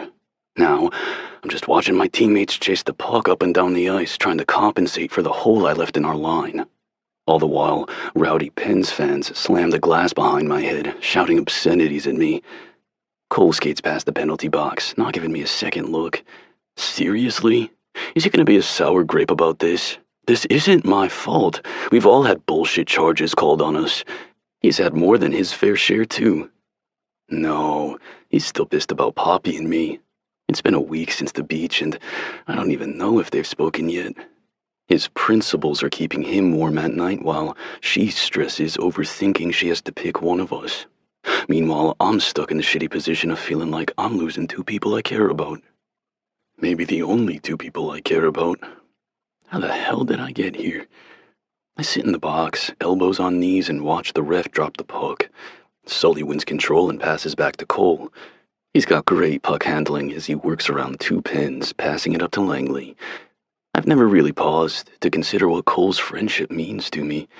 He's been in and out of my life for a decade now, ever since we played together in the WHL. He's one of the few guys who says he'll keep in touch and then actually does. Joking on the ice whenever we play against each other, the occasional dinner, texts on my birthday. He's the kind of guy who will watch your game on his day off and text you a good play while you're still out on the ice. More than once I've returned to the dressing room to see a missed call from him. Like I said, loyal fucking Leo. And he hasn't had it easy. I know all about his hard stuff. We've all seen the scars on his chest, but I was dumb enough to ask him. He told me about his surgeries as a kid, his long road to recovery. I know about his road to the NHL, too. He didn't go first round in the draft like me, or even third round. No, he went fifth round and got sent down to the minors. He was a farm team guy for 2 years. He had to fight to prove himself worthy of a permanent seat on the bench. The man is tough as nails, and I'm trying to take away the one thing he wants. It just so happens that the one thing Cole wants is the only thing I think I've ever wanted outside of playing hockey. Barbie. Fuck, that girl is twisting me up like nothing else. I don't even know when or how it happened. One minute I was groaning with annoyance at the sound of her walking up behind me in those kitten heels. The next, I'm groaning into my fist in the shower every chance I get, spilling into my hand to the memory of her smile, her laugh. It's not just the sex, though. Please God, if you're listening, let there be more sex. I feel completely untethered. The need to touch her, hold her, it's making me crazy. If Cole is feeling half of what I'm feeling, I know he's suffering too. Before Poppy, all I ever wanted from a woman was sex.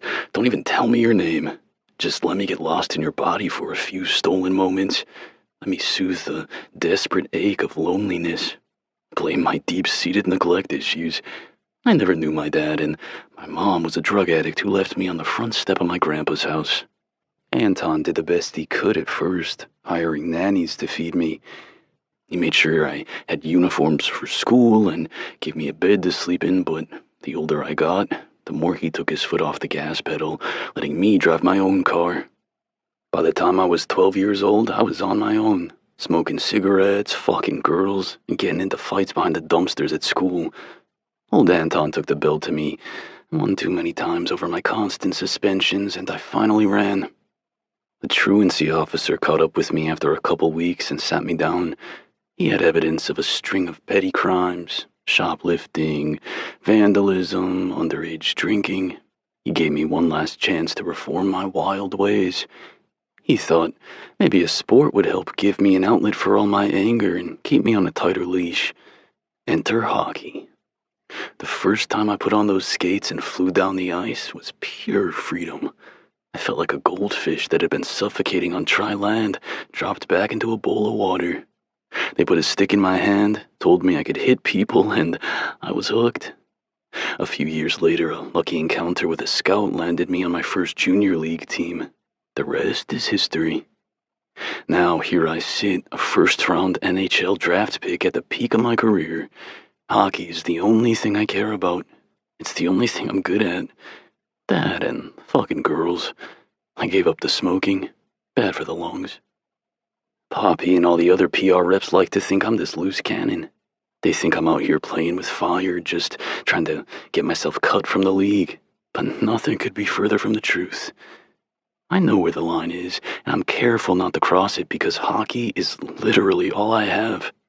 No family, no life outside the ice, and my teammates, not even a pet. Hell, my new beach house is practically empty. All I need is a bed and a fridge. It's not like I ever let anyone over or entertain. I don't need them seeing how empty my life is. For the longest time, I convinced myself I liked it this way. Nothing holds me back. A team can call with a trade offer, and I can have my whole life moved in a day. Trust me, it's happened. More than once. I drink, and I party, and I fuck a lot of girls because it keeps the feelings of emptiness at bay. At least, it did. Now there's Poppy. I haven't touched another woman since the day she sat me down in her office and set out her plan for my stupid sex contracts. Don't get me wrong, I've had plenty of chances. Bunnies can be persistent on the road, and I have a reputation. but I've gone home alone every night. I don't want bunnies anymore. I don't want the endless disconnect. God damn it. I want Poppy. But to have her will mean I hurt Cole, one of the only other people on this earth who has ever given a damn about me. God, this fucking sucks. The Pens goalie starts slapping the ice with his stick, warning his guys that my penalty is ending. That hollow thwack fills my senses. I buckle my helmet and climb on the edge of the boards, ready to leap over. The Pens are all over us in our defensive zone. Compton is out there doing his best to guard Devo while the forward line fights to get the puck clear. Come on, I growl. Get it out! A Pens forward knocks Langley down to the ice, and I see the opening Compton can't cover. Fuck! Oh, no! I bellow. Too fucking late. Quick as a bullet, the puck slips right between Davidson's toe and the post, hitting the back of the net. The cherry goes off, and the Pens go wild. I just cost my team 2 fucking goals. My penalty ends, and I leap over the boards. Speeding across the ice, I join the Rays just as Compton is replaced with Cole. Hey, tough game, I say at him. He glances my way, the arena lights reflecting off his visor. Just get over on your side, Novikov. Let's fucking finish this. I glare as I coast backward. Oh, we are just getting started. 37. Colton. It's after midnight, and I'm stretched out shirtless on my hotel bed, icing my knees. SportsCenter is playing on the TV, recapping the highlights of all tonight's various games. That's the good thing about sports. Every sport, every day, someone wins and someone loses. Well, the Rays lost big time tonight. Honestly, it was embarrassing. Thank God for Sully and that last-minute goal, or it would have been a shutout. After the game, Coach informed us that Mars will be out of the net for the next 2 games at least. They're getting him checked out for a possible groin pull. I groan, shifting the pack of ice from my left knee over to my right. Groin pulls are no joke. A 3rd-degree pull derailed the start of my NHL career. I lost over half a season of ice time as I rehabbed it. Knock, knock. Someone's at my door after midnight? I roll to my side, reaching for my phone. If it's a Ray, they usually text ahead. I don't have any missed texts or calls. Come on, bud, open the door. Novi calls. Fuck, I don't want to deal with him right now. I'm asleep, I bark. No, you're not, he calls through the door. You're watching SportsCenter recaps and icing your damn knees. I glance from the ice pack on my knee to the TV. We always roomed together in the juniors, so the fucker knows all my routines. Come on, Cole, just let me in. I gotta piss. Muttering a curse, I toss my ice pack on the bedside table and swing my legs off the bed. I cross over to the door and throw the bolt, pulling the door open. What? He's leaning against the door wearing a pair of checkered pajama pants and an unzipped Rays hoodie. It's on inside out. The asshole isn't wearing any shoes. For a minute there, I contemplated knocking on that door instead, he says, gesturing with a thumb over his shoulder. Sounds like they're having way more fun. I follow the line of his point. It only takes a second to catch on. The walls between the rooms must be thick because I haven't heard a peep out of my neighbors all night. The doors, not so much. Oh, shit, I mutter. Geez, it sounds like a porn set over there. Yep, whose room is that? Jake's, I reply. Should have figured. Is that Doc in there with them again? Probably. He grins at me. Wait, you know too? Yeah, I caught them kissing a couple weeks ago. It looked like it was getting carnal, so I made myself scarce. He chuckles. Clever having a sneaky link travel with the team. Wait, shut up. I raise a hand at him. What? I point at the door. There's a 3rd person in there. He glances over his shoulder. 2 girls at once? Nice. Doc didn't seem like the sharing type, but... No, I just heard another guy. He raises a brow in surprise. Then, like the nosy assholes we are, we cross over to Jake's door. I flip my door latch out first to stop it from closing. Then I lean in next to Novi, my hand on his shoulder as we listen in like teenagers. After a few seconds, he gasps. It's Sandy. The sound is muffled, but I think I can hear it. Yeah, that definitely sounds like Sanford. I grunt as Novi snags me by the arm, dragging me back across the hall. Hey, get off! We need to talk, he says, shoving me inside my room. I shut my door, watching him stumble over to the minibar. Are you drunk? I was drunk. Now I'm just lightly toasted. He grabs a $6 bottle of Fiji water. Twisting off the cap, he downs half of it. You got any food? There's some jerky and peanuts in my backpack, front pocket. I make my way over to the bed and sit, gingerly placing the ice pack on my aching knee. Novi rustles around in my bag, tugging out the big bag of granola from the main compartment. I sit up. I said you could have the peanuts, asshole. He digs out a handful of granola and shoves it in his mouth. After a few chews, he groans. God, this is so fucking good. He turns to me, holding up the bag. It's so sweet and nutty. Did you make this, bud? I glare at him. Poppy made it. He blinks twice, swallowing his mouthful. Grabbing the bottle of water, he downs the rest. It's shockingly curative. His gaze sharpens and he stops swaying like a reed. Glancing down, he plucks at his hoodie. Is this on inside out? And you have no shoes on. He wiggles his toes on the hotel carpet. I think I left them in my shower. I can't help but smile. That's a good place for them. He plops himself on the end of my bed. We need to talk about Poppy. I tense, moving the ice pack from my knee up to my elbow. The icy coolness feels good against my aching joints. I don't want to talk about her with you. Well, we have to talk about her because I'm not going to do this. Do what? Lose you. I gaze across the bed at him. What the hell are you talking about? You were here first, Cole. You're one of the only guys in this whole league who genuinely cares about me. I mean, do you know how many people texted me on my birthday last year? He holds up 2 fingers. That's right. You and my lawn care service. But they were only offering me a coupon for $5 off my next mow. Happy fucking birthday to me, right? Jesus, that's depressing. Well, you don't make it easy for the guys to know you, I say. I mean, you say we're close, but I've never even seen the new place where you're living. You're not missing anything, trust me. It's a 4-bedroom beach house with exactly 3 pieces of furniture, a bed, a couch, and a TV. Why don't you hire a decorator? A lot of the guys do. He just shrugs. No point. I don't care enough to decorate. So you're just going to live in a big empty house with nothing but a bed and a couch? Won't you be here for like 6 years? If they keep me. They could trade me away if they really wanted to. There's always a back door, an emergency valve. Perfect philosophy for a guy who's always on the run, I muse. He glares at me. Yeah, well, I've had a lot of shit worth running from in my life, Cole. I adjust the ice pack on my elbow. Have you ever found anything worth running to? He looks quickly away. No. I sigh, leaning back. You're lying. Well, I just can't come out and fucking say it, can I? I told you, Coley. I don't want to lose you. I'd rather know that the only 2 people I care about are together than know my selfishness drove all 3 of us apart. So I'm going to help you win her over. You don't have to do this. I want to, he presses. I want you both to be happy. I raise a brow at him. Even if it costs you your own happiness? He just shrugs again. I've never been happy. Why start now? No, wait, scratch that. He holds up a hand, deep in thought for a moment. Then he smiles and snaps his fingers. When Canada went all the way to the gold medal stand in the 2014 Olympics, I watched every game and cried like a baby. I was happy then. My mind hums as I take in all this new information. I've always liked Novi. He's fun and funny, and he has a great nose for sniffing out cool restaurants. He's also a damn hard worker. He'll be the first guy in the gym and the last off the ice. It's been nice to play on the same team again. But I won't deny it shocked the hell out of me when he told me I was his emergency contact. For all the time we've spent together, it's always been at work or with the other guys. Does he really have no one else?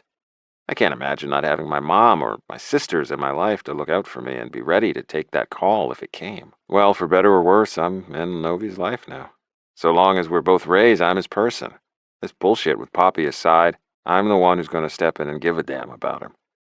My gaze softens a little as I take him in, looking so pathetic in his inside-out hoodie. What do you have in mind, Nov? He digs his hand back into the bag of granola. Well, for starters, I think you need to play harder to get. I grind my teeth. I don't want to play hard to get. I want her to fucking come and get me. He nods, swallowing the granola. Yeah, and you can think that and you can say it to me all you want. But you don't say that to anyone else, especially her. I wave a hand in frustration. Why can't I tell her that I want her more than anything? Why can't I tell her that she's all I fucking think about? He groans, zipping the granola bag shut. God, you are too Leo to function. What the hell does that mean? It means you're scaring her off, bud. She's not ready to hear you talk about love and babies and weddings in Aruba. How do you know? Because she told me. I sit up, jostling my ice pack. When the fuck did you talk to her? At the benefit. You know, the one you volunteered us both to attend and then boycotted. Yeah, that was a shitty day. Speaking of emergency contacts, I got a call from someone at the hospital in Orlando saying my mom slipped and fell, cracked her head pretty good. They discharged her with a mild concussion, but she needed someone to monitor her overnight. What was I supposed to do, not help my own mother? I told you I had a family emergency. Novi snorts. Yeah, which sounds like a flimsy fucking excuse. Pop didn't buy it. What do you mean she didn't buy it? She ran off all upset, he replies. I had to chase her down. It was a whole thing. But look, she wore this red dress and looked like Jessica Rabbit. He pulls his phone out and flashes me a picture. Fuck me, I mutter. Right? He slips his phone back in his pocket. If your excuse was legit, you should tell her. She thinks you don't want her anymore. I sigh, adjusting the ice pack on my elbow. Well, if she's not ready for confessions of love, then what is she ready for? She's ready to come and get it. And by that, I mean your dick. He points to my crotch. No, hey, I am not wrong about this. Underneath the business suits, she's like a tiny blonde sex cheetah. Stop trying to wife her up and just let her get to know you. Dial back the Leo and date the girl. We're talking flowers, favorite foods, naked massages. He lists each thing out on his fingers. And make sure she knows there are no strings attached, just casual fun. Casual fun? You want me to treat her like a bunny? Honestly, maybe, he says with a laugh. She may not be ready to marry you, but she's definitely ready to keep riding your train, if you know what I mean. The wallpaper knows what you mean, I mutter. Well, the sex was working, right? He looks my way, waiting for my response. Oh God, please tell me the sex was working. Because if you tell me she was just okay, I'm gonna push you out that goddamn window and wife her up myself. Our sex was fucking volcanic. I don't want to hear about your sex. Lie. I'm getting hard trying not to picture it. It's a total mindfuck. But it was good, right? I lean back against the headboard again. It was good, Nov. God, it was so fucking good. I can't stop thinking about it. I am so completely fucked. That bed, huh? I tossed my ice pack onto the bedside table. Worse. Fantasizing about her for 2 years was already torture enough.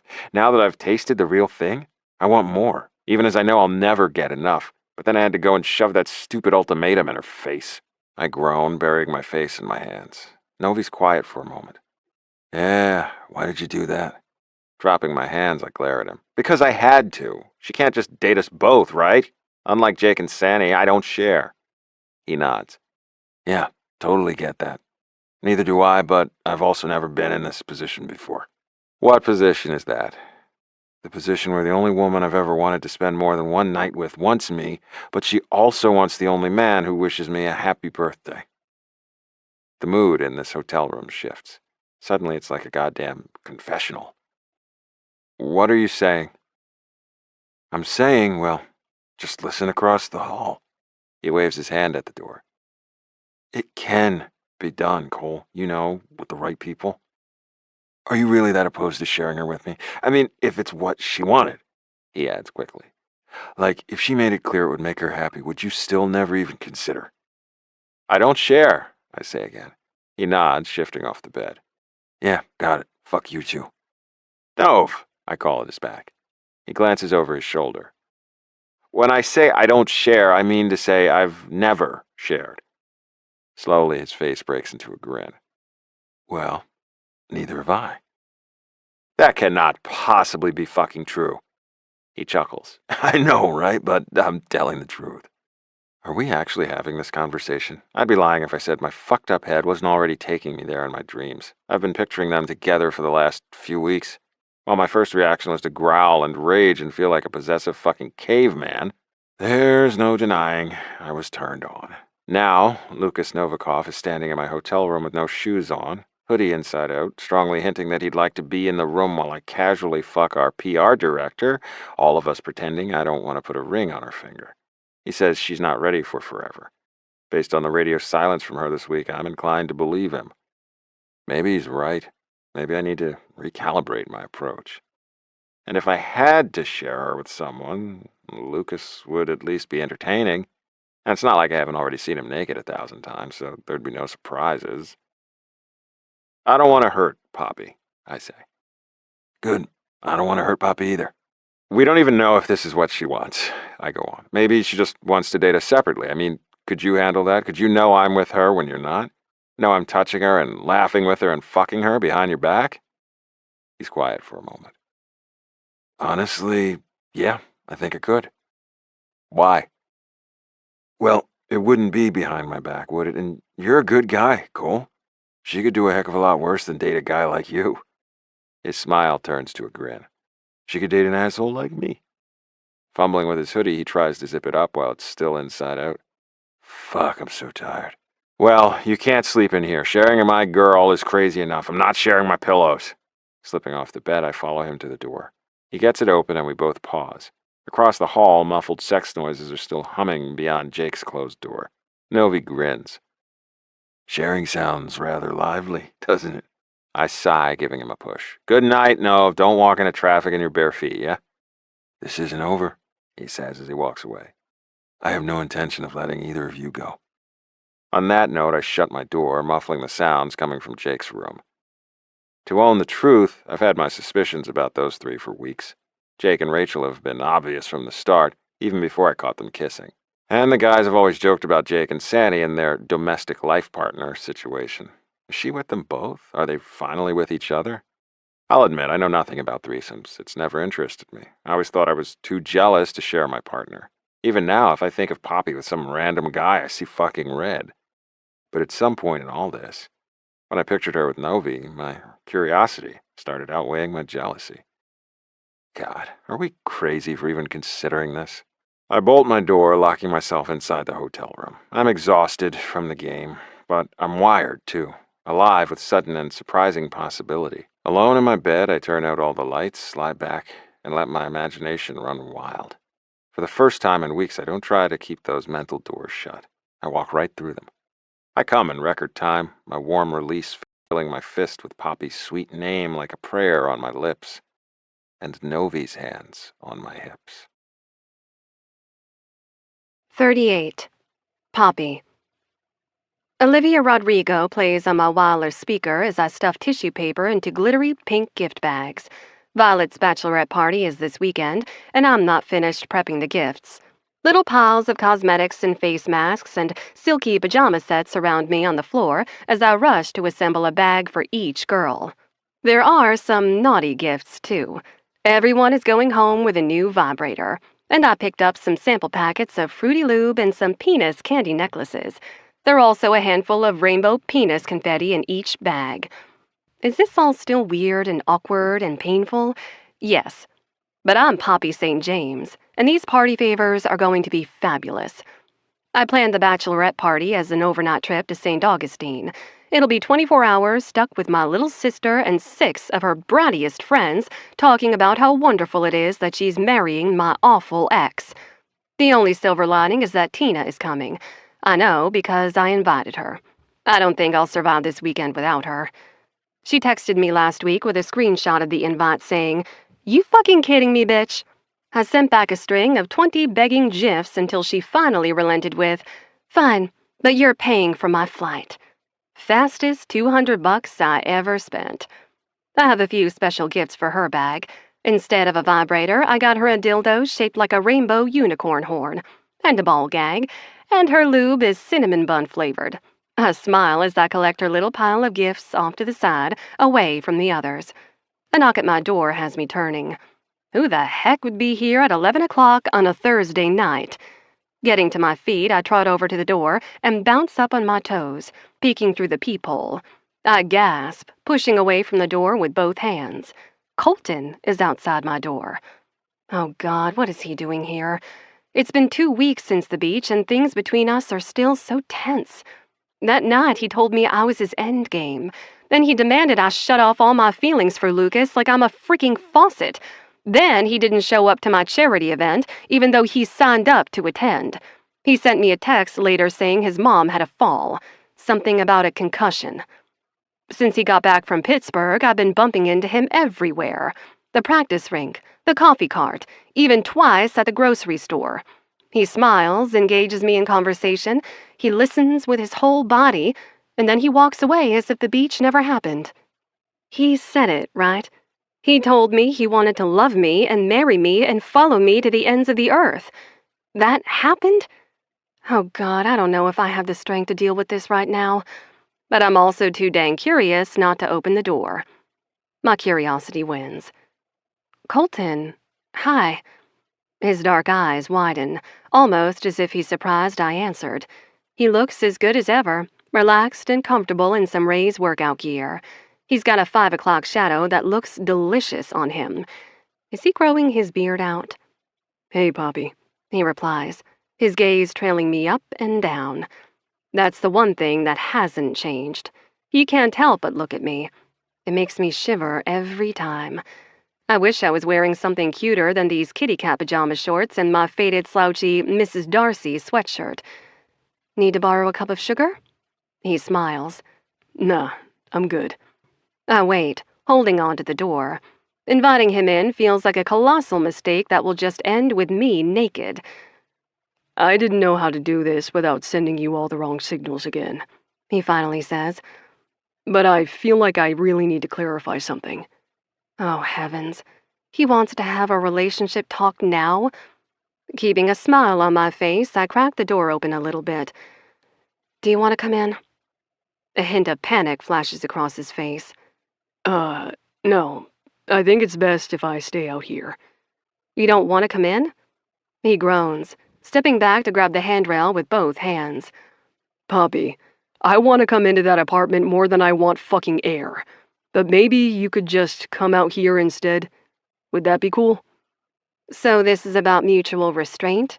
A test of wills? Sure. I step out, shutting the door with a soft click. Better? Yeah, he mutters, not letting go of the handrail. I wait for him to speak, arms folded over my chest, hugging myself inside my sweatshirt. I just wanted to let you know that I'm sorry for what happened at the beach, he says. I was spun up, maybe even a little drunk, and I said some shit I didn't mean. Actually, a lot of shit I didn't mean. If you'll let me, I'd like to take it back. You want to take it back? He nods. Which part? All of it? Is that possible? But especially the part about the ultimatum. That was selfish and unfair. You are your own person, Pop, with your own feelings and life and romantic connections that you're free to make with whomever you choose. I don't get to have a say in what you do, and I definitely don't get to be upset about it. I was a jerk, I was wrong, and I'm apologizing. Well, this is unexpected. I hope I can earn your forgiveness. Maybe even gain back your trust, too.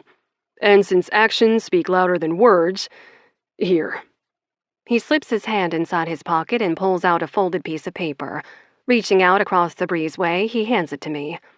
I unfold it, quickly scanning what looks like an online receipt. What is this? I had Novi place bids for me on some of the stuff at your silent auction, he explains. I won this. It's a sunset cruise down in St. Augustine. I was going to invite you to go with me, but now I'm just giving it to you. Colton. I think you should take Novi. My heart skips. You do? Yeah. He's never been on a boat, I don't think. More importantly, he's never been courted by a woman of your caliber. He's a good guy, Poppy. Under all the bravado and bullshit. He's not easy to love, but you're trying anyway, and I think that's commendable. My mind feels fuzzy, like someone's spinning cotton candy inside it. You think it's commendable that I'm fighting my attraction to another man? Yeah, he replies. And you don't have to keep fighting it on my account. You could do a lot worse than Lukas Novikov. Oh, trust me, I have, I say, folding up the paper and slipping it in the pocket of my shorts. My heart is racing as I glance up. He hasn't taken his eyes off me. Is this you telling me you're bowing out? Do you cede victory? In a single step, he crosses the breezeway, backing me against my apartment door. He's so close, his woodsy scent enveloping me, but he's not touching me. My body is screaming with the need for connection, but instead, he hovers, not taking what both of us so clearly want. I'm not bowing out of a goddamn thing, he says, his voice low. I tip my head back, palms flat against the door. Hard on my sleeve, I say exactly what I'm thinking. Please tell me I haven't lost you before I ever even got the chance to try for you. His hand cups my face, thumb brushing my cheek. The moment our skin touches, a charge of electricity jolts through me. I'm magnetized by him, locked in place through this point of sacred contact. I haven't gone anywhere, he says, kissing my brow. I arch up on my toes, seeking more contact. His hand smooths over my cheek and around until he's burying his fingers in my French-braided pigtail. Poppy, baby, I'm right here. My hands fist his t-shirt as I pull him closer. I drop my forehead to the middle of his chest and breathe him in. His arms wrap around me, one at my shoulder and the other at my waist, and we just hold each other. I feel moored to him. Do you want to come in? I say again, meaning it this time. He groans. I feel it rumble against my chest. Then he pulls away, cupping my cheeks with both hands. His gaze is soft as he smiles down at me. I would love nothing more, but you need to talk to Novi first. I lean away, my hand wrapping around his wrist. Why? What happened? He shakes his head. Just square everything with him, then come find me. I'll still be waiting. His words echo what he said on the beach, only this time they hold the promise of more. Pressing one more kiss to my forehead, he walks away. 39. Poppy. The front door slams shut as a shrill voice calls through the beach house. Look out, ladies! The fun has arrived. Of course, Olivia Monroe is the last one here. I bet she'll be fashionably late to her own funeral. Seriously, this girl should come with a warning label and a complimentary hangover IV drip. Gird up your loins, Tina mutters. I grin at her, rolling my eyes. Olivia is the main reason I invited Tina. I can't possibly handle her on my own, not with the way she spins my sister up. They bring out the worst in each other, like a perfect storm of mean girl nastiness. And the more they drink, the nastier they get. Good thing Tina isn't afraid to slap a bitch. Olivia sweeps into the kitchen, waving like she's Miss America. Her ash-brown hair is blown out, her expensive extensions nearly reaching her waist. She's wearing a hot pink bedazzled jumpsuit. Livy! Violet squeals, racing around the kitchen island to wrap her arms around her best friend. Letting her go, Olivia steps back. Who's ready to celebrate the bride? She pulls a bottle of Cristal from inside her designer tote. The girls all scream again. The cork is popped, someone turns up the music, and they dance around the kitchen in their swimsuits. We were only allowed to check into this rental at noon. Already, we've made a sizable dent in the liquor supply. Violet and her friends spent the first hour gossiping and dancing on the back porch. Then we all went down to the beach.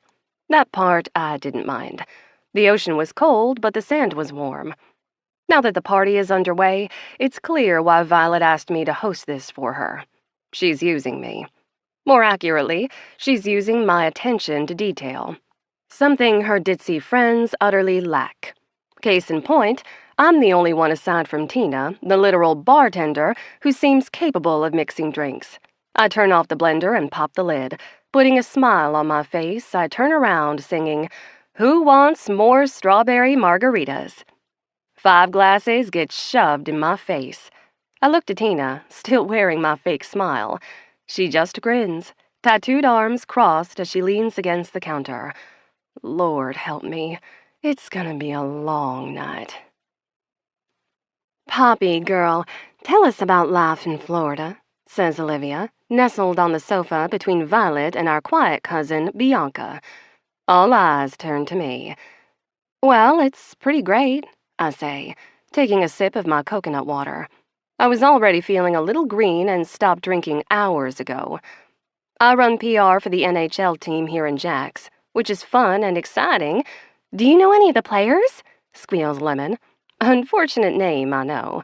She's sitting next to a girl named Chutney. I wish I was making this up.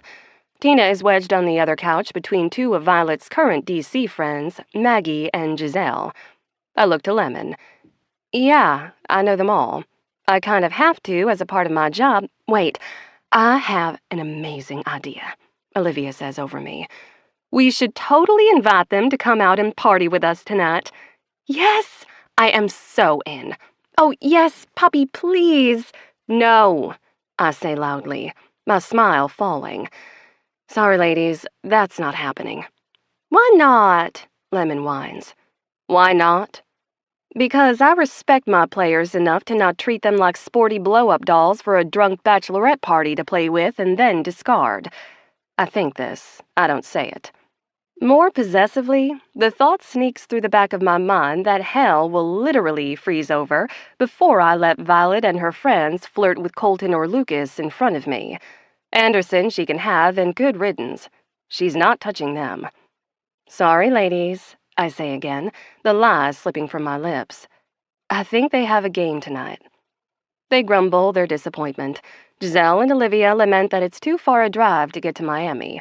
When I hear whispers of the word charter jet, I glance anxiously over to Tina. Ever a clutch friend, she clears her throat. So, Poppy, what's on the agenda for tonight? Flashing her a smile of thanks, I stand up. Well, ladies, I've planned out a super fun evening. We'll start the night with dinner over at O.C. White's. They have a gorgeous outdoor patio with live music and great food. Then we'll hop along a couple of the bars on St. George's Street that always do karaoke and dancing. I thought we'd end the night with a round of boozy popsicles and twinkle-like carriage rides. Or, sings Olivia, getting to her feet too, we could play a fun little game of naughty bachelorette bingo. All the other girls squeal as she pulls out a stack of hot pink cards from inside her tote. She passes them around to more excited chatter. Maggie, did you see this one? Giselle points to something on the card that has them both breaking into a fit of giggles. Tina gets a card next, and I watch her eyes scan it. Jesus, she mutters. Okay, if the edgy club-owning bartender is worried, I'm gonna go ahead and up my own anxiety level to a cool DEFCON 3. Oh, Livy, Lemon cries. We are not playing this. Yes, we are, says Olivia. Listen up, ladies. First to bingo is gonna win $500. First to double bingo wins $5,000. The girls all cheer as Olivia comes to stand in front of me. Her smile is triumphant as she holds out a bingo card. It's okay if you don't want to play, Poppy. We all know this kind of game isn't your idea of fun. Yeah, 'cause she's a stick in the mud, Violet shouts, already tipsy. Lemon glances between us, confused. Vi, I thought you said your sister was an insufferable prude and that's why Anderson dumped her. I slowly turn to stare at my sister. Oh, is that the story we're going with? Violet just laughs. Lem, honey, that's what it means to be a stick in the mud, Olivia teases, patting her arm. Yeah, perfect Poppy would never be caught dead playing a game like this, Violet adds. She's too good for us. You should lighten up, says Olivia, brushing my beach braid off my shoulder. Life is more fun if you're willing to be just a little bit bad. A few of the girls laugh and clink their glasses. Actually, I'm pretty sure Poppy's stick is in her ass, Violet teases. Anderson said he could feel it lodged up in there while they fucked. Olivia cackles. Some of the others laugh too, though they have the grace to look uncomfortable about it. Vi, you're crazy, says Maggie. Heart racing, I just wait and pray for this to be over soon. Violet shrugs, sloshing her champagne. What? Some sisters share makeup and dresses. Poppy and I share a dick. It's no big thing. Actually, well, with Anderson, it is a big thing. She winks at me. You remember, right, Pop? It's got a little bend in it like this. She curls her finger. On that charming note, she stumbles away, her champagne glass raised in the air as she bops along to the music. Don't worry, Poppy. You can be our DD, Olivia says, stroking my face. You're such a thoughtful big sister. If only my eyes had fricking lasers. I lean away from her touch, snatching the bingo card from her hand. As soon as she turns away, I start reading the challenges. Oh my. If I were wearing pearls right now, they would officially be clutched. By the time I scan the third row, I think my heart is going to give out. I look frantically over to Tina. She just shakes her head. Time to get ready, bitches, Olivia shouts. Whip out your glitter and your sequins and everything pink because tonight's party theme is Barbies. The girls all laugh and chatter, racing to their rooms to get ready. Clutching my coconut water, I stand by helplessly and watch as the fun, tasteful evening I had planned goes up in smoke. It's fitting, really, because watching 7 drunk women play this raunchy bingo game is about to become my own personal hell. 40. Colton. Standing in the middle of Novi's empty living room, I turn a half circle. You weren't kidding about the no decorating thing, right? He leans against the kitchen island, watching me take it all in. And by all, I mean his sectional sofa in the middle of the floor, angled toward the 100-inch TV he has perched atop its own box. That's it. That's all he has in this whole goddamn room. This is our first weekend free in a month, and he invited me over tonight to watch the Bruins-Oilers game. Our takeout containers of chicken fettuccine Alfredo sit on the counter, along with a case of double IPA. You don't even have a coffee table we can set the beers on, I mutter. Oh, I use this. Stepping around the other side of the sofa, he picks up an overturned packing box. I can see the faded water rings dotting the surface. I sigh. Just show me the rest. He takes me on a quick tour of the rest of his empty beach house. The bones of this place are great, good natural light, lots of wall space he could use for built-ins. There's a room in the back that would make a great in-home theater. A room on the second floor would make an awesome library/office. Wait, does Novi read? I mean, I know he can read, but does he like to read? I realize as I'm walking around dreaming up what this space could look like that I really don't know much about him. He's one of the chattiest guys you'll ever meet, but it's only on reflection that I realize he doesn't ever share anything personal. It's usually just crazy stories from his travels, his parties, or the girls he wheels. He never talks about Novi. He never lets anyone in. And this is my room, he says, leading the way through the double doors into a large bedroom. There's a pair of king-sized mattresses stacked on the floor with no frame. The bed at least looks comfortable. He's got a fluffy comforter and a generous amount of pillows, but it's all stark white, devoid of any personality, like a hotel. Shit, even hotels have a little charm. I sigh again. Dude, I'm sorry, but the vibes in here are wretched. Told you, he mutters. Well, you gotta decorate. You don't even have a lamp for your bedside. There's a light in the ceiling, bud. He points to the stationary ceiling fan. Yeah, but, okay, so it's late at night and you're tired, but you're not ready to fall asleep. You come in here, turn on the light, then you get in bed, and then you are ready to sleep. Why the fuck are you detailing the steps of going to sleep? Well, because what do? I press. You're tired and you want to sleep, but instead of rolling over like a normal fucking person and turning off the lamp, you have to get out of bed and turn off the ceiling light? No, I turn on the bathroom light. I blink at him. Why do you turn on the bathroom light? Because it's closer than going and turning off the ceiling light. So you sleep with the goddamn lights on? No, I never turn that light on, he says, pointing up at the ceiling fan again. It's on now. Yeah, 'cause I'm giving you a fucking tour, he snaps. I'm saying I only ever turn on the bathroom light, and that's the light I turn off when I go to bed. Jeez, what's your problem? Okay, let's go. I grab his arm, pulling him from the bedroom. Ouch, where are we going? Out. I'm not sitting in this empty house eating pasta on my lap with my beer on the floor. I told you I didn't have any furniture. Yeah, and we're gonna fix that, I say, leading the way down the stairs. We get to the kitchen and I swipe my wallet and keys off the counter. Where are we going? He says again. Dinner and the game. We'll find a sports bar or something. I just can't sit in here. It's freaking me out. And first thing Monday, we're asking Poppy for the name of an interior decorator. The trouble with going out to watch the game is that a lot of the regulars in the sports bars around Jack's Beach have started to recognize us. Don't get me wrong, I love our fans, but there's nothing worse than trying to watch pro hockey in a bar with people who know you also play. Novi and I get a wild hair and end up driving down the A1A highway all the way to St. Augustine. The little downtown is lousy with bars and restaurants where you can grab a bite and watch a game in peace. We find our way onto a pair of bar stools in the corner of a dark Irish pub. A big TV hangs right in front of us over the bar, so it's like we're in our own little world as we watch the game. Look at Norris. Novi snorts into his beer, snagging a few french fries off my plate. What a fucking fool.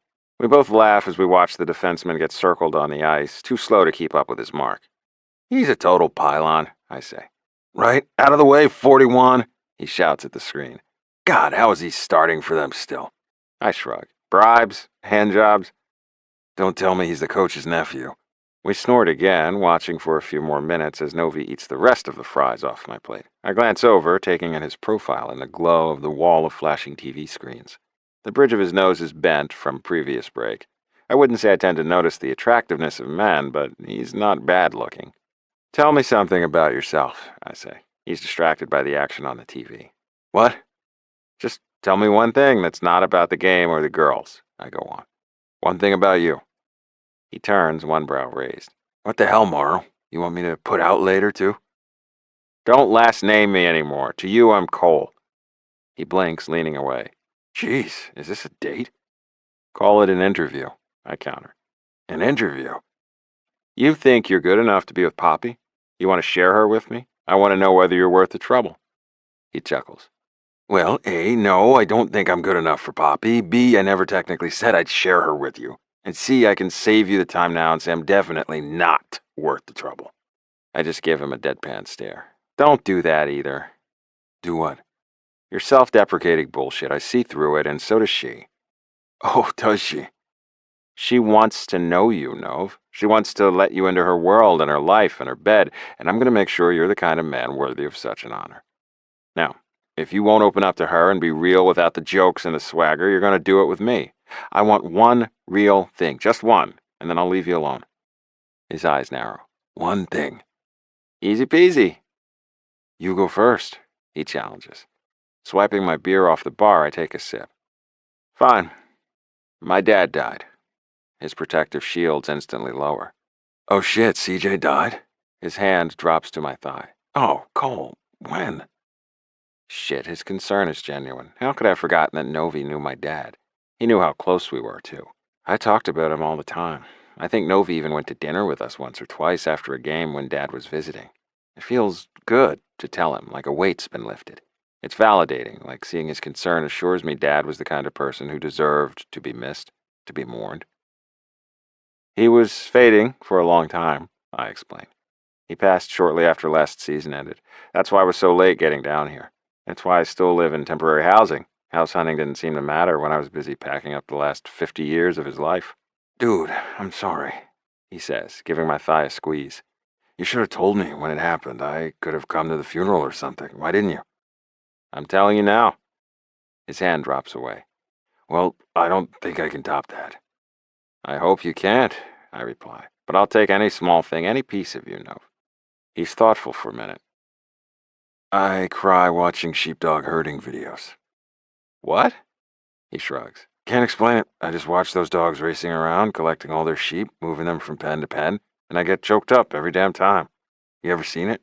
I smile, my chest feeling a little lighter. No, I can't say that I have. I'll send you some links. It's fucking magical.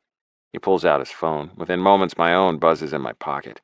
His eyes stay on his phone for a few more minutes while I return to watching the game. She's not going to do this with us, is she? I glance his way again. What? Poppy. He lowers his phone and looks at me. You told her to come to me. You told her to square things so we could take this to the next level, but she didn't. Did I somehow ruin this? I sigh, setting my beer down. No, it's been less than 24 hours, and she's busy. She works harder than the both of us combined. Besides, didn't she have the bachelorette thing this weekend? Novi perks up. Oh shit, wasn't that here in St. Augustine? He slaps my chest. Hey, we should go find her. I laugh, shaking my head. What? How hard could it be? Come on, bachelorette parties always draw attention. Wouldn't you rather go dance with our girl than sit on these damn bar stools watching the Bruins win again? I go still, pulse humming. Novi. Hey, if you think I'm going to sit here and watch sheepdog herding videos with you, think again. I don't cry in public. Well, unless it's the Winter Olympics. He snaps his fingers. Or there's this one Cheerios commercial. Nov, I growl, slapping his chest. Ow! He rubs the spot. What? Grabbing him by the shoulders, I spin him around on his stool to face the door just as the bar explodes with noise. All the guys cheer and wolf whistle as a swarm of pink flamingos enters in a flurry of feathered boas and glittery sashes. Only they're not flamingos. They're a squealing, laughing, blinking penis hat-wearing bachelorette party. And right in the front, dressed like my wet dream, is a smoky-eyed, big-haired Poppy, wearing a big pink beaded bra top, gold sequin miniskirt, and gold platform stilettos with thin straps that wrap up her slender calves. Holy fuck. Novi spins back around on his stool and cups my face with both hands, his own alight with excitement. Say yes. I lean away, distracted by Poppy as she sweeps into the room, the fringe on her beaded top teasing her bare midriff. Hey, Novi slaps my face. Say yes, asshole. I grunt. Yes to what? Yes to sharing her. Say you're in. All the way in. We're fucking doing this. I thought we were playing hard to get, I challenge. No, we were playing hard to get because you're a fucking Leo and you require a goddamn leash. Now, it's Scorpio time. What the hell does that mean? It means it's time to strike, he says with a grin. Now, are you in or out? Poppy turns away, flashing her bare back, and all my thinking power shifts straight down to my dick. Yes, I managed to say, setting my beer aside. I'm all in. Fuck yes. He leaps off his stool. Grabbing my arm, he tugs me off mine, too. Let's go get our girl. 41. Poppy. I don't know what Violet and her friends expected from St. Augustine's nightlife, but it's not the freaking Miami Strip. We've already stumbled our way through the only 2 bars hosting karaoke tonight, making complete